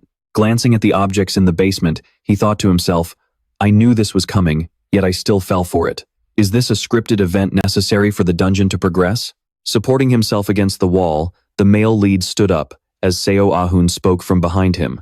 "I used cognitive acceleration to figure out our current situation." She explained the situation to him. "Judging by the moss and humidity, it looks like we're locked in an underground dungeon." Looking at the equipment in the cell, she continued, "And there are clear signs of torture here as well." Seo Ah-hyun tilted her head, frowning in anger. This is seriously giving me the creeps. Why on earth would an old mansion have a dungeon anyway? Min Hyun gripped one of the iron bars of the cell to test its strength. He gestured behind him. Then there must be a key around here. Clenching his fist, the male lead activated his silence skill. Min Hyun threw a devastating punch straight at the iron bars in front of him. The entire cell shook violently, leaving Seo Ah-hoon completely frozen, her mouth hanging wide open. Cracks began to spiderweb across the wall above them, sending dust and debris raining down. Finally, the iron bars holding them captive shattered completely. Min Hyun walked out ahead to scan the area, warning her, "Try to stay as quiet as possible. Nothing good will come of it if Alfred, whoever or whatever he really is, finds us." Following closely behind, Seo Ah-hoon sarcastically retorted, "Right, because punching down a wall is your definition of staying quiet?" Jaehyun looked back at her. She snapped, "Shut up. Just figure out a way to get us out of here instead of rambling." Before she could even finish her sentence, a shadow suddenly lunged from behind her. Sensing something was off, Jaehyun whipped his head around, looking back. A brown, furry creature flew through the air, landing straight in his arms. He stood there, completely frozen, staring at what he was holding. What on earth is this? He lifted the dog up with both hands, noticing it was holding a key in its mouth. A puppy? Seo Ah-hyun stood behind him, her jaw dropping. She froze for a second before screaming at him, "Drop that puppy right now!" Jaehyun glanced back at her, completely confused. He held the puppy up a bit higher, to get a closer look, and asked her why. Judging by its appearance and mana, it was just a normal puppy. "Look, it's holding a key. It must have been locked up down here too." Seo Ah-hyun stared warily at the dog in his hands. There is no way the dungeon would hand us a key this easily. What if this puppy is a trap? Hearing her words, the little golden pup in his arms bristled and began to growl angrily. Intimidated by the puppy's hostility, Seo Ah-hyun frowned and took a step back. Suddenly, a notification screen popped up, announcing a new quest. Subquest accepted. Flandier's Diary. Flandier's Diary. Enter Countess Flandier's room on the 4th floor of the mansion and read her diary. Difficulty: B. Reward: reversal of the themed dungeon's skill lock. Failure condition: death before time runs out, or failing to complete the quest before the deadline. Time remaining: 1 hour, 59 minutes, and 59 seconds. Looking at the screen, Jaehyun calculated his moves. That's not a bad reward at all. Finally, he smiled and made up his mind. This meant there was some connection to the secrets of this mansion. The heavy iron door was gently pushed open. Carrying the golden puppy, Jaehyun walked down the hallway with Seo Ah-hyun, both of them keeping a close eye on their surroundings. Jaehyun scanned the area. "We made it to the 3rd floor." He put the puppy down on the ground and turned to Seo Ah-hyun. "But right now, I have no idea which way we should go." She let out a sigh. "We don't have the camera anymore, so our only choice is to look around." Jaehyun didn't say a word, forcing her to call out to him again. "Hey!" But Jaehyun still didn't answer. His eyes were wide, staring blankly ahead. Unable to understand his behavior, Seo Ah-hyun turned around to see what was behind them. "Is something wrong? You're starting to scare me." Just as those words left her mouth, she noticed the shadow of a little girl in a white dress standing behind them. Looking closely, the little girl had long, slightly curly blonde hair, but her face was eerily covered in blood. Jaehyun stepped forward to speak to her, but a hand reached out to hold him back. Seo Ah-hyun looked at him anxiously. "Let's just leave it alone. We don't have time to talk to a ghost." Determined, Jaehyun pushed her hand aside and stepped forward. "Why are you still here?" He stared at the figure in the distance and continued, "Do you still hold a grudge against this mansion?" The blonde girl in the white dress shook her head. Jaehyun pressed further. "Then, are you here to help us?" The blonde girl nodded in response. He asked her once more, "Then let me ask you this. Where is Countess Flandier's room on the 4th floor?" The little girl's blood-stained hand pointed forward. Both Jaehyun and Seo Ah-hyun turned around to look in the direction she was pointing. "Is she pointing toward the end of the hallway?" Jaehyun looked at the blonde girl and said, "All right. Thank you." Before leaving, he made her a promise. "I'll help your soul find peace as soon as I get the chance, so please wait for me." He turned to Seo Ah-hyun. "Let's go." Even then, she kept glancing back. The hallway was dark, and the little blonde girl was nowhere to be seen. Meanwhile, on the other side of the Neverland amusement park, 2 men sat facing each other across a table. Jero looked at the man opposite him. "The Lotus Guild will take full responsibility for everything related to this themed dungeon. Is that what you're trying to say?" Park Sung-jae calmly looked back at him and replied, yes.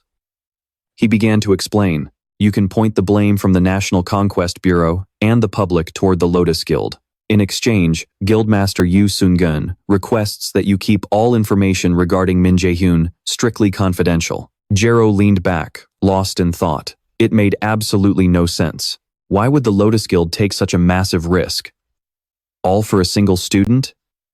Park Sung-jae lowered his head, avoiding his gaze. I'm not in a position to tell you the reason. Jero stared at him for a long moment, trying to read him. Finally, he closed his eyes and rubbed his neck. Well, it's not like we have anything to lose from this offer. We'll go along with your terms. But if he fails to clear this dungeon. Before he could finish, Park Sung-jae cut him off with a reassuring voice. Don't worry. If he were the type of person to fail at something like this, the Lotus Guild wouldn't have gone to such lengths for him. Meanwhile, a sharp slash of light flashes through the pitch-black darkness. A suit of iron armor has its head sliced clean off. Se-ahun stares in utter disbelief at the scene before her. There's no way. On the ground lie countless beheaded suits of iron armor, scattered everywhere. She mutters blankly. I thought living armor was a C-rank monster.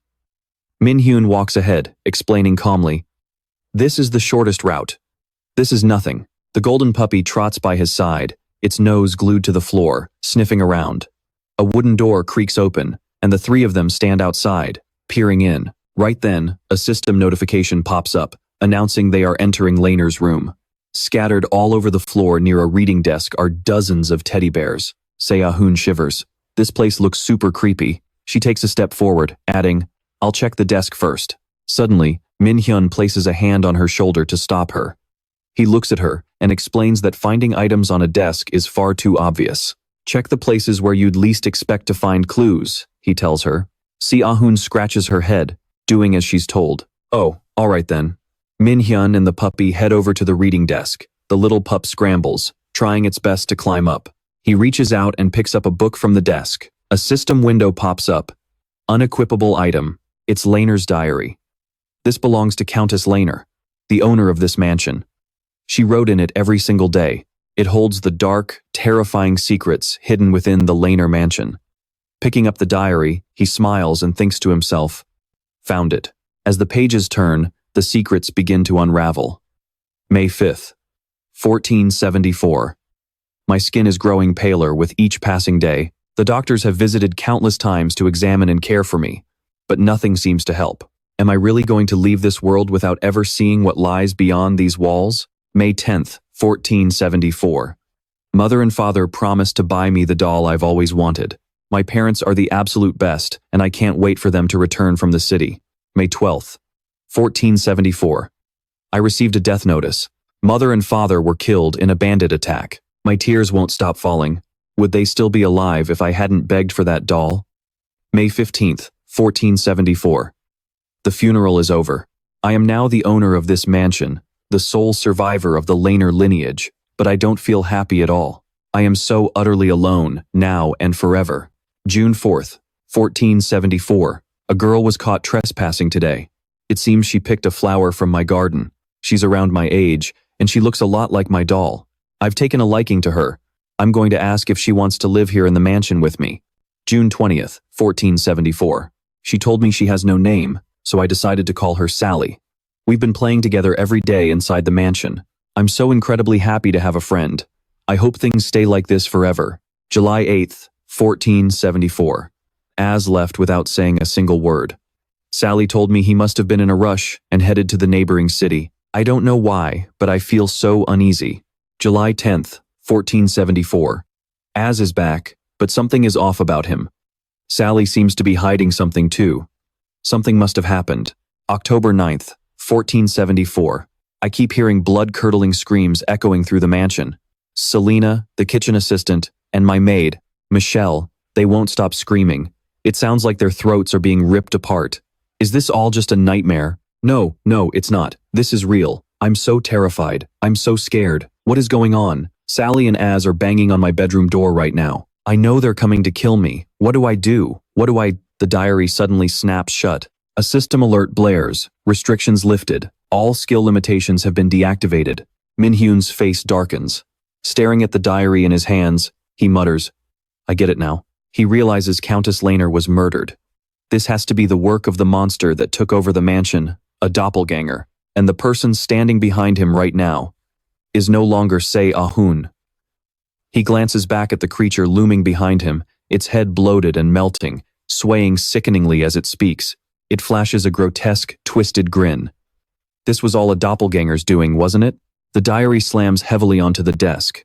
To the left, a crowd of identical figures appears, all sharing the exact face of Az, the butler. And to the right, it's the same horror, a line of Az-faced clones, their glaring red eyes locked onto him. They stand behind the floating, elongated-headed monster, letting out a chorus of bone-chilling, raspy chuckles. System notifications start spamming the air.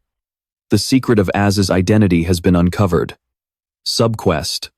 Laner's diary, completed. The final notification blinks into view. You have successfully uncovered all the secrets of the mansion. Now, escape the mansion alive.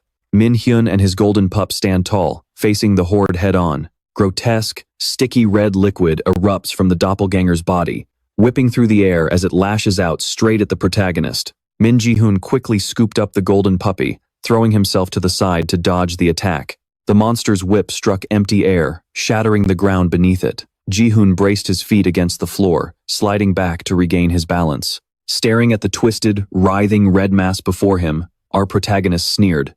So, you finally decided to show your real face. I was getting sick of your terrible acting anyway. The doppelganger monster chuckled in amusement, mocking him. Aren't you a sharp one? For a mere human, Jaehyun calmly replied, it wasn't exactly rocket science. He recalled the moment they first found the little golden pup. He had already grown suspicious of the monster when it was still disguised as Sia. Staring right through the faceless doppelganger, whose body resembled a flickering red flame, Jaehyun smirked. Maybe I'm just that smart. He tilted his head, giving it a condescending smirk. Actually, scratch that. It's probably just because you're incredibly stupid. The monster's slimy, amorphous body froze at his words. You! Then, flying into a blind rage, it craned its head forward and shrieked. How dare you insult me? Inside the pitch-black mansion, the staircase looked as if it were drenched in a bloody, crimson aura. The dim chandelier hanging from the ceiling swung violently back and forth. Suddenly, every single bulb shattered, sending sharp glass shards raining down everywhere. Jaehyun shielded the golden puppy in his arms, leaping to the side to avoid the deadly rain of glass. At that exact moment, the slimy monster lunged forward to attack.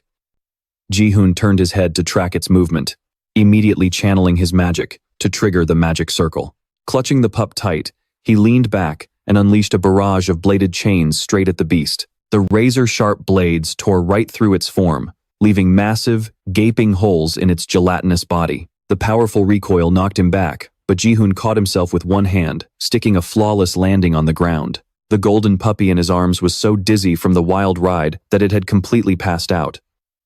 Jaehyun glanced up at the ceiling to assess his opponent, a B-rank doppelganger. He quickly analyzed the creature's stats.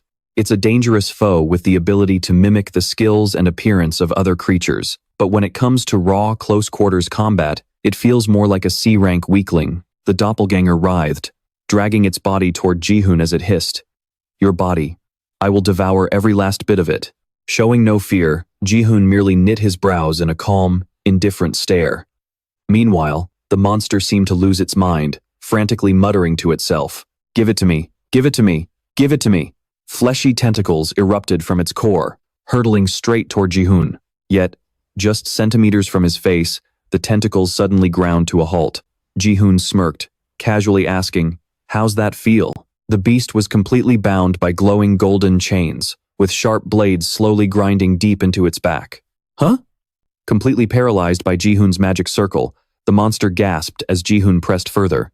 After a lifetime of playing mind games with its victims, the monster was now the one being played. It looked up, groaning in agony, as the chains tightened their grip. Suddenly, a massive explosion erupted with a deafening shriek. Its body torn to shreds, the dying monster opened its mouth, screaming in bitter envy. Its eyes bulged as it repeatedly rasped, I'm so jealous. So jealous. Memories of Lania's bright, joyful smile flashed through its mind, alongside its own bewildered reflection when it first saw her. It let out one final, desperate sigh. I just wanted to be human too. With that, its body exploded, throwing up a thick shroud of dust and smoke. Jaehyun stood calmly, holding the puppy as he waited for the dust to clear. Looking down at the little furball, he smiled and teased. Nice barking back there. You really are a natural-born dog. Indignant, the puppy barked back angrily. Woof, woof, woof. Chuckling, Jaehyun turned, gave its head a gentle pat, and walked toward the exit. All right, you did a good job, so I'll let you off the hook. He placed his hand on the door, and it began to pulse with light. Tilting his head, Jaehyun cast one last glance behind him. Standing at the top of the stairs was a little blonde girl wearing a green dress. It was Duchess Lanya. She was smiling warmly, waving goodbye to him. Jaehyun smiled back.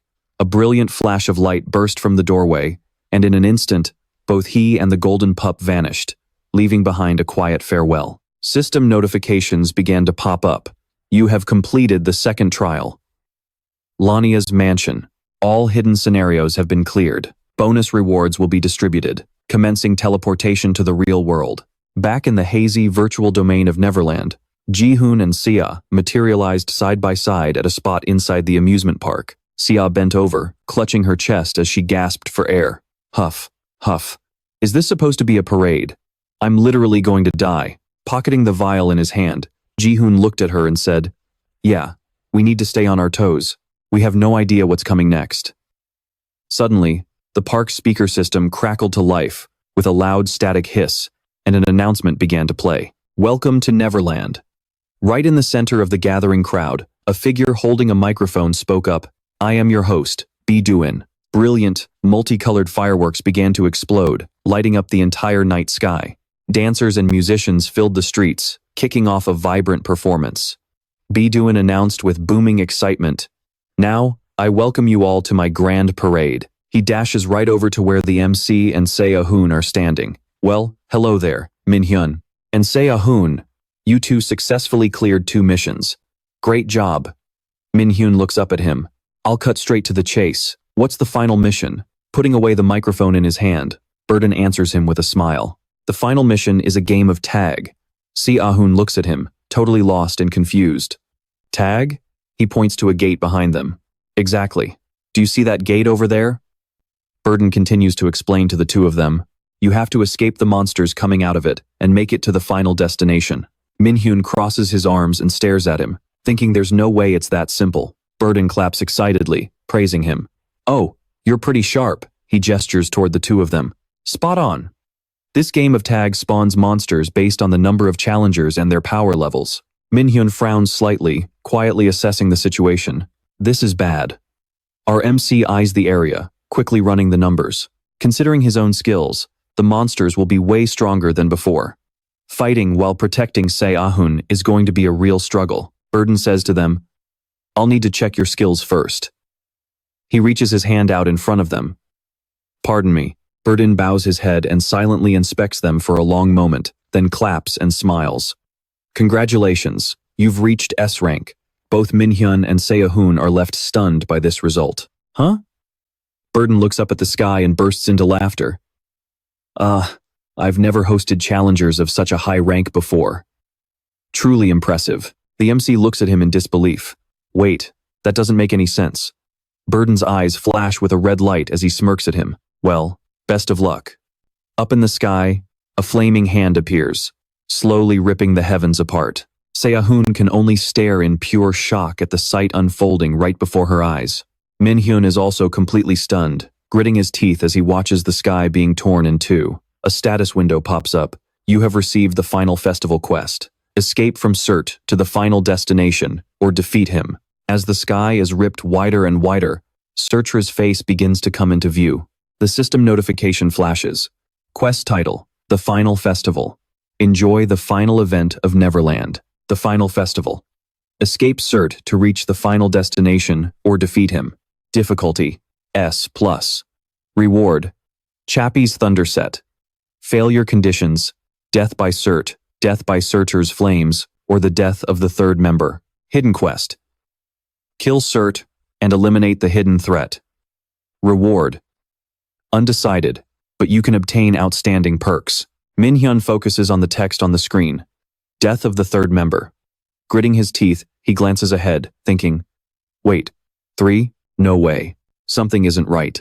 Surt, engulfed in flames, has fully manifested and lets out a roaring growl in front of them. Surtur, the entity destined to engulf the world in a sea of fire. The entity that sought to burn the world to ashes before the first giant, Ymir, even appeared. The fire sword in his hand is so hot it can turn anything into ash without even trying. Min Jaehyun grits his teeth and swears, "Damn it!" He grabs Jaehyun's hand and bolts forward. A massive explosion erupts right behind them. Jaehyun glances back in sheer terror. "How are we supposed to escape that thing?" Pulling her along as they flee, our MC replies, "I'm working on it. If you don't want to die, shut up and just run." A massive blast erupts inside the Neverland Park grounds, sending smoke and fire billowing into the sky. Somewhere up in the sky, a pair of black cat paws step onto a blue orb. I think we went a bit too far with this game. Licking her front paw while casually watching the show, Hela asks, "Should I help them out?" A voice speaks from inside the orb. "You're terrible. You have absolutely no intention of helping them." Smiling, the person on the other side of the orb replies, "Just leave them be." Hela beats her chest in amusement. "I want to see how he manages to survive this." Scorching columns of fire erupt continuously, and a single swing of Surtur's fire sword completely obliterates almost everything around them. A flying piece of debris grazes Min Jaehyun's face, cutting a line across his cheek. Looking back at Surt, he quickly calculates his options. Taking him head-on is too dangerous. I need to avoid a direct confrontation and head straight for the destination. Running behind him, Jaehyun yells out, "Over there!" Spotting a signpost, she points it out to the MC. "I think that's our destination." Min Jaehyun sprints forward, urging her on. "Got it. Hang in there just a little longer." The MC activates his active acceleration skill, and a burst of light erupts behind him, boosting his speed. Taking massive strides, the MC pulls Jaehyun forward. Gritting his teeth as he runs, he sizes up the situation. "This is a straightforward event. We just need to reach the finish line. I'll draw the monster's aggro." He glances back at the girl running behind him, and all Jaehyun has to do is reach the goal. Raising his hand, Surt looks around. "Who dares summon me?" Staring straight ahead, he conjures a blazing fireball in his hand. He hurls the fireball directly at Min Jaehyun and Jaehyun's backs, triggering a massive explosion. The MC looks back at her with concern. "Damn it, get a grip and listen to me." Jaehyun ran, gasping for breath, her eyes locked onto him. Min Jaehyun shifted his gaze toward the Ferris wheel ahead. "We're splitting up. Got it? Run straight for the Ferris wheel." She immediately caught on to his plan. "Are you going to lure that monster away?" He shot back. "What? Do you want me to use you as bait instead?" Min Jaehyun let go of her hand and barked out an order. "Just run." Jaehyun did exactly as he said, sprinting forward with all her might. Right after, the male lead spun around to assess the situation behind him. Surt was standing right there, looming over his back. He turned to face the beast head-on. Min Jaehyun glared up and roared at it. "Over here, you bastard!" Surtur narrowed his eyes, annoyed by his complete lack of fear. The monster unleashed a torrent of fire right where he stood, but he nimbly leaped high into the air to dodge it. With 3 quick bounds, Min Jaehyun landed right on top of the clock tower. He looked down at Surtur with pure disdain and mocked. "You really think you can catch me with that turtle-like speed?" Now absolutely furious, Surt practically breathed fire, his eyes blazing with intense rage. With one massive swing of his fist, he shattered the clock tower to pieces. Surtur then cast a quick glance around, assessing the surrounding area. Meanwhile, Jaehyun was running forward with every ounce of strength she had left, whispering words of encouragement to herself as she sprinted. "I'm almost there. Just a little further." But suddenly, the entire Ferris wheel exploded right before her eyes. Jaehyun froze in utter shock, her legs refusing to move. Min Jaehyun widened his eyes in disbelief, staring at the destruction. What? A system notification popped up. The target had been destroyed. The clear conditions for the quest, excluding the hidden quest, had now been changed to impossible. Right in front of Jaehyun, everything had been completely swallowed by a sea of flames. Surtur laughed mockingly at the two of them. "You worthless mortals. Did you really think you stood a chance against me?" "Surtur, huh?" The male lead lowered his head, his hands clenching into tight fists. Gritting his teeth, he came to a grim realization. Since things had escalated to this point, there was only one option left. He raised his head, his golden eyes flashing with deadly intent. "I have to kill him." Another fireball came hurtling from a distance, but Min Jaehyun raised his hand and shattered it instantly. Surtur praised him with amusement. So far, only a select few have ever blocked my attacks. Impressive. The monster slowly raised his blazing greatsword. He sent a massive fiery/tearing straight toward the male lead.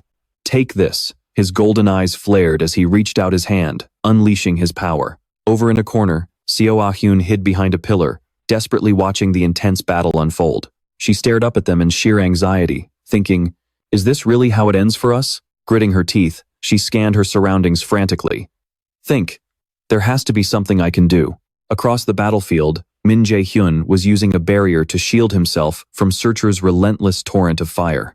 Peeking out from behind her pillar, Seo Ah-hyun called out to catch his attention. Hey, she smiled warmly at him and said with newfound excitement, I've got it. I know how to beat that giant.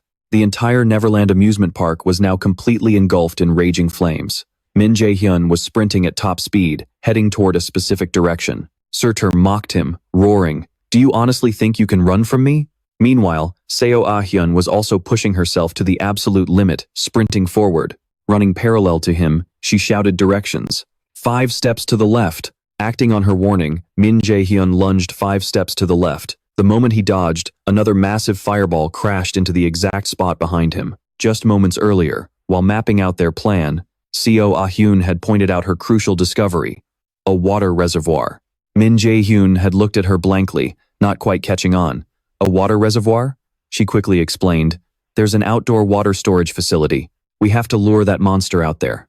We can use the water to snuff out his flames. The male lead began analyzing the information, like the head or the heart, definitely. Even if he's a giant from myth, he's just a clone, not the real deal. He'll die if we strike his weak point. Seo Ah-hyun laid out her strategy. I'll use my skill to predict Surtur's movements and call them out to you. So your job is to lure him straight to that reservoir. Back in the present, her voice cut through the chaos in his ears. 3 steps to the left. Duck.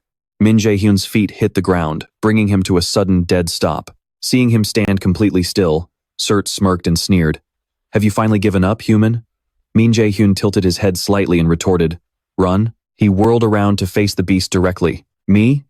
Surtur scowled, visibly irritated by the mockery. I heard you weren't even a match for the Norse gods. He continued to provoke him. You're nothing but a glorified gatekeeper. I didn't think you'd have the balls to call me weak. Surtur's entire body erupted in pure, blazing fury. What did you say? Min Jaehyun kept his smirk, his heterochromatic eyes flashing with deep defiance. What? Are you scared of me, a mere human? That was the breaking point. Surtur's rage exploded completely, his entire body turning into a roaring inferno. Foolish human. The massive torrent of fire he unleashed was suddenly intercepted and enveloped from both sides by 2 powerful streams of water. Surtur stands there in absolute shock, completely clueless as to why the guy's image suddenly vanished right before his eyes. Right then, the massive water tank cracks open, sending a violent torrent rushing outward. A system notification pops up, confirming the activation of his active skill, Illusion. The raging floodwater surges forward, slowly swallowing Surtur whole. Then, Min Jaehyun lets out a fierce war cry. Descending from high above, sword gripped tightly in his hand, he charges straight at the monster. The tip of his blade drives flawlessly into Surtur's heart. Stunned and completely unable to accept his defeat, the monster can only stare at him in disbelief. You played dirty. Min Jaehyun just smiles and fires back. So what? A win's a win. His eyes bulge with sheer rage. Don't get cocky, human. I am Surtur. He desperately reaches his claw toward the boy. This is just a clone. Once you face my real body, you won't get off this easy. With those final words, Surtur's massive body completely crumbles into dust right in front of Min Jaehyun. System windows immediately flood his vision. You have completed the final trial of the 3rd round of the last festival. Hidden route cleared. Bonus rewards are now being calculated. For your unbelievable performance, you have received Surtur's eternal flame. Meanwhile, a completely shell-shocked Seo Ah-hyun slowly steps out from the shadow of a wall. Staring at the fading light ahead, she lets out a breath. Wow, it's actually over. Meanwhile, in the quiet night, a faint blue orb floats silently in the sky. Down on the bridge, a black cat sits completely still, its sharp eyes locked on the scene below. Hela flicks her tail, glancing at the orb with a smirk. Well, looks like he didn't need our help after all. He's made his choice. From Hela's view, Min Jaehyun seems completely unfazed. Beside him, Seo Ah-hyun stands with her hands on her hips, looking smug, while Hella narrows her eyes, analyzing the boy. That Min Jaehyun kid. He's definitely going to keep things interesting. He practically radiates a hunger for power. Hela casts her eyes down, her smirk widening. Don't you agree, Your Majesty? As the glowing orb spins, a voice implies he is still nothing more than a lowly mortal. Hela casts a playful glance at it and hums. And yet, you're the one most obsessed with his every move. The orb reacts with a sense of mild annoyance. Hela clears her throat and turns her attention back to Min Jaehyun. The Aesir must never find out about this extraordinary anomaly, even if a war of destiny is inevitable. Below, Min Jaehyun is still scanning his surroundings. Hela's eyes turn sharp and serious. It's still far too early. Odin, the All-Father of the Aesir, is the enemy we must overthrow. That boy needs to get much stronger. A system window flashes before him as the item is equipped. Name, S-grade lightning steps of Thialfi, the footwear worn by Thialfi, the mortal who ascended to become the god of light. Once equipped, it significantly boosts your strength and agility, granting you the active skill, Light Steps. Effects. 1. Strength plus 50, agility plus 150. 2. Grants active skill, Light Steps. The active skill details expand. Name, S. Grade Light Steps. Temporarily grants the user an explosive burst of speed. 1. Doubles the agility stat for 5 minutes. 2. Can be applied to others. Min Jaehyun is stunned for a second, then bursts into a grin. As Thialfi's boots glow with a brilliant light, he thinks, even though I knew what they did, actually seeing it is incredible. A powerful S-grade item like this is extremely rare. He casually glances over at Seo Ah-hyun, who is waiting for him. Sensing his gaze, Seo Ah-hyun quickly hides her hands behind her back, breaking into a nervous sweat. Min Jaehyun lets out a sigh, looking down. Is she hiding something? Actually, whatever. He casually issues a command, subjugate. Seo Ah-hyun instantly freezes like a puppet, robotically holding out a floating item. The item I received is the Seal of Jerva. It boosts my strength by 50 and grants me the courage skill. Min Jaehyun raises an eyebrow. Courage, huh? Seo Ah-hyun's face darkens, a vein popping on her temple as her hands tremble with a forced, awkward smile. It completely negates the panic state while boosting both strength and agility. Breaking out of the trance, Seo Ah-hyun frantically claws at her hair, in pure frustration. He is so annoying. Min Jaehyun turns around, rubbing his chin in thought. I don't really need status resistance. Cognitive acceleration seems way more useful. And now, I can summon her whenever I want. Right on cue, Verdandi appears behind him with a radiant smile, catching his attention. I take it you're pleased with the reward. He turns to face her. Well, I had to bust my back for it. Let's get out of here. Verdandi's smile fades as she steps closer to him. Her eyes flash a brilliant red as she rests a hand on his shoulder. You, the one destined to be our ultimate adversary. Min Jaehyun's eyes widen in shock. He quickly spins around. Wait, but Verdandi just pulls her hat down, giving him a knowing smile before vanishing into a flash of light. Outside, a heavy, ominous mist hangs over the dungeon entrance as the crowd waits in tense silence. Suddenly, the barrier cracks and completely shatters, revealing Neverland to the world. The reporters on the scene instantly light up, eagerly broadcasting that the survivors are finally making their way out. With the barrier completely gone, Neverland returns to its peaceful state. Min Jaehyun and Seo Ah-hyun slowly walk out, greeted by the thunderous cheers of the crowd. Look, there are 2 of them. They actually made it. Min Jaehyun looks thoroughly annoyed, while Seo Ah-hyun completely freezes, overwhelmed by the flashing cameras and the roaring crowd. Jay shoves his way through, pushing people aside to clear a path. Out of the way, I have some urgent matters to discuss with the survivors. But as Jay looks up, he freezes in his tracks.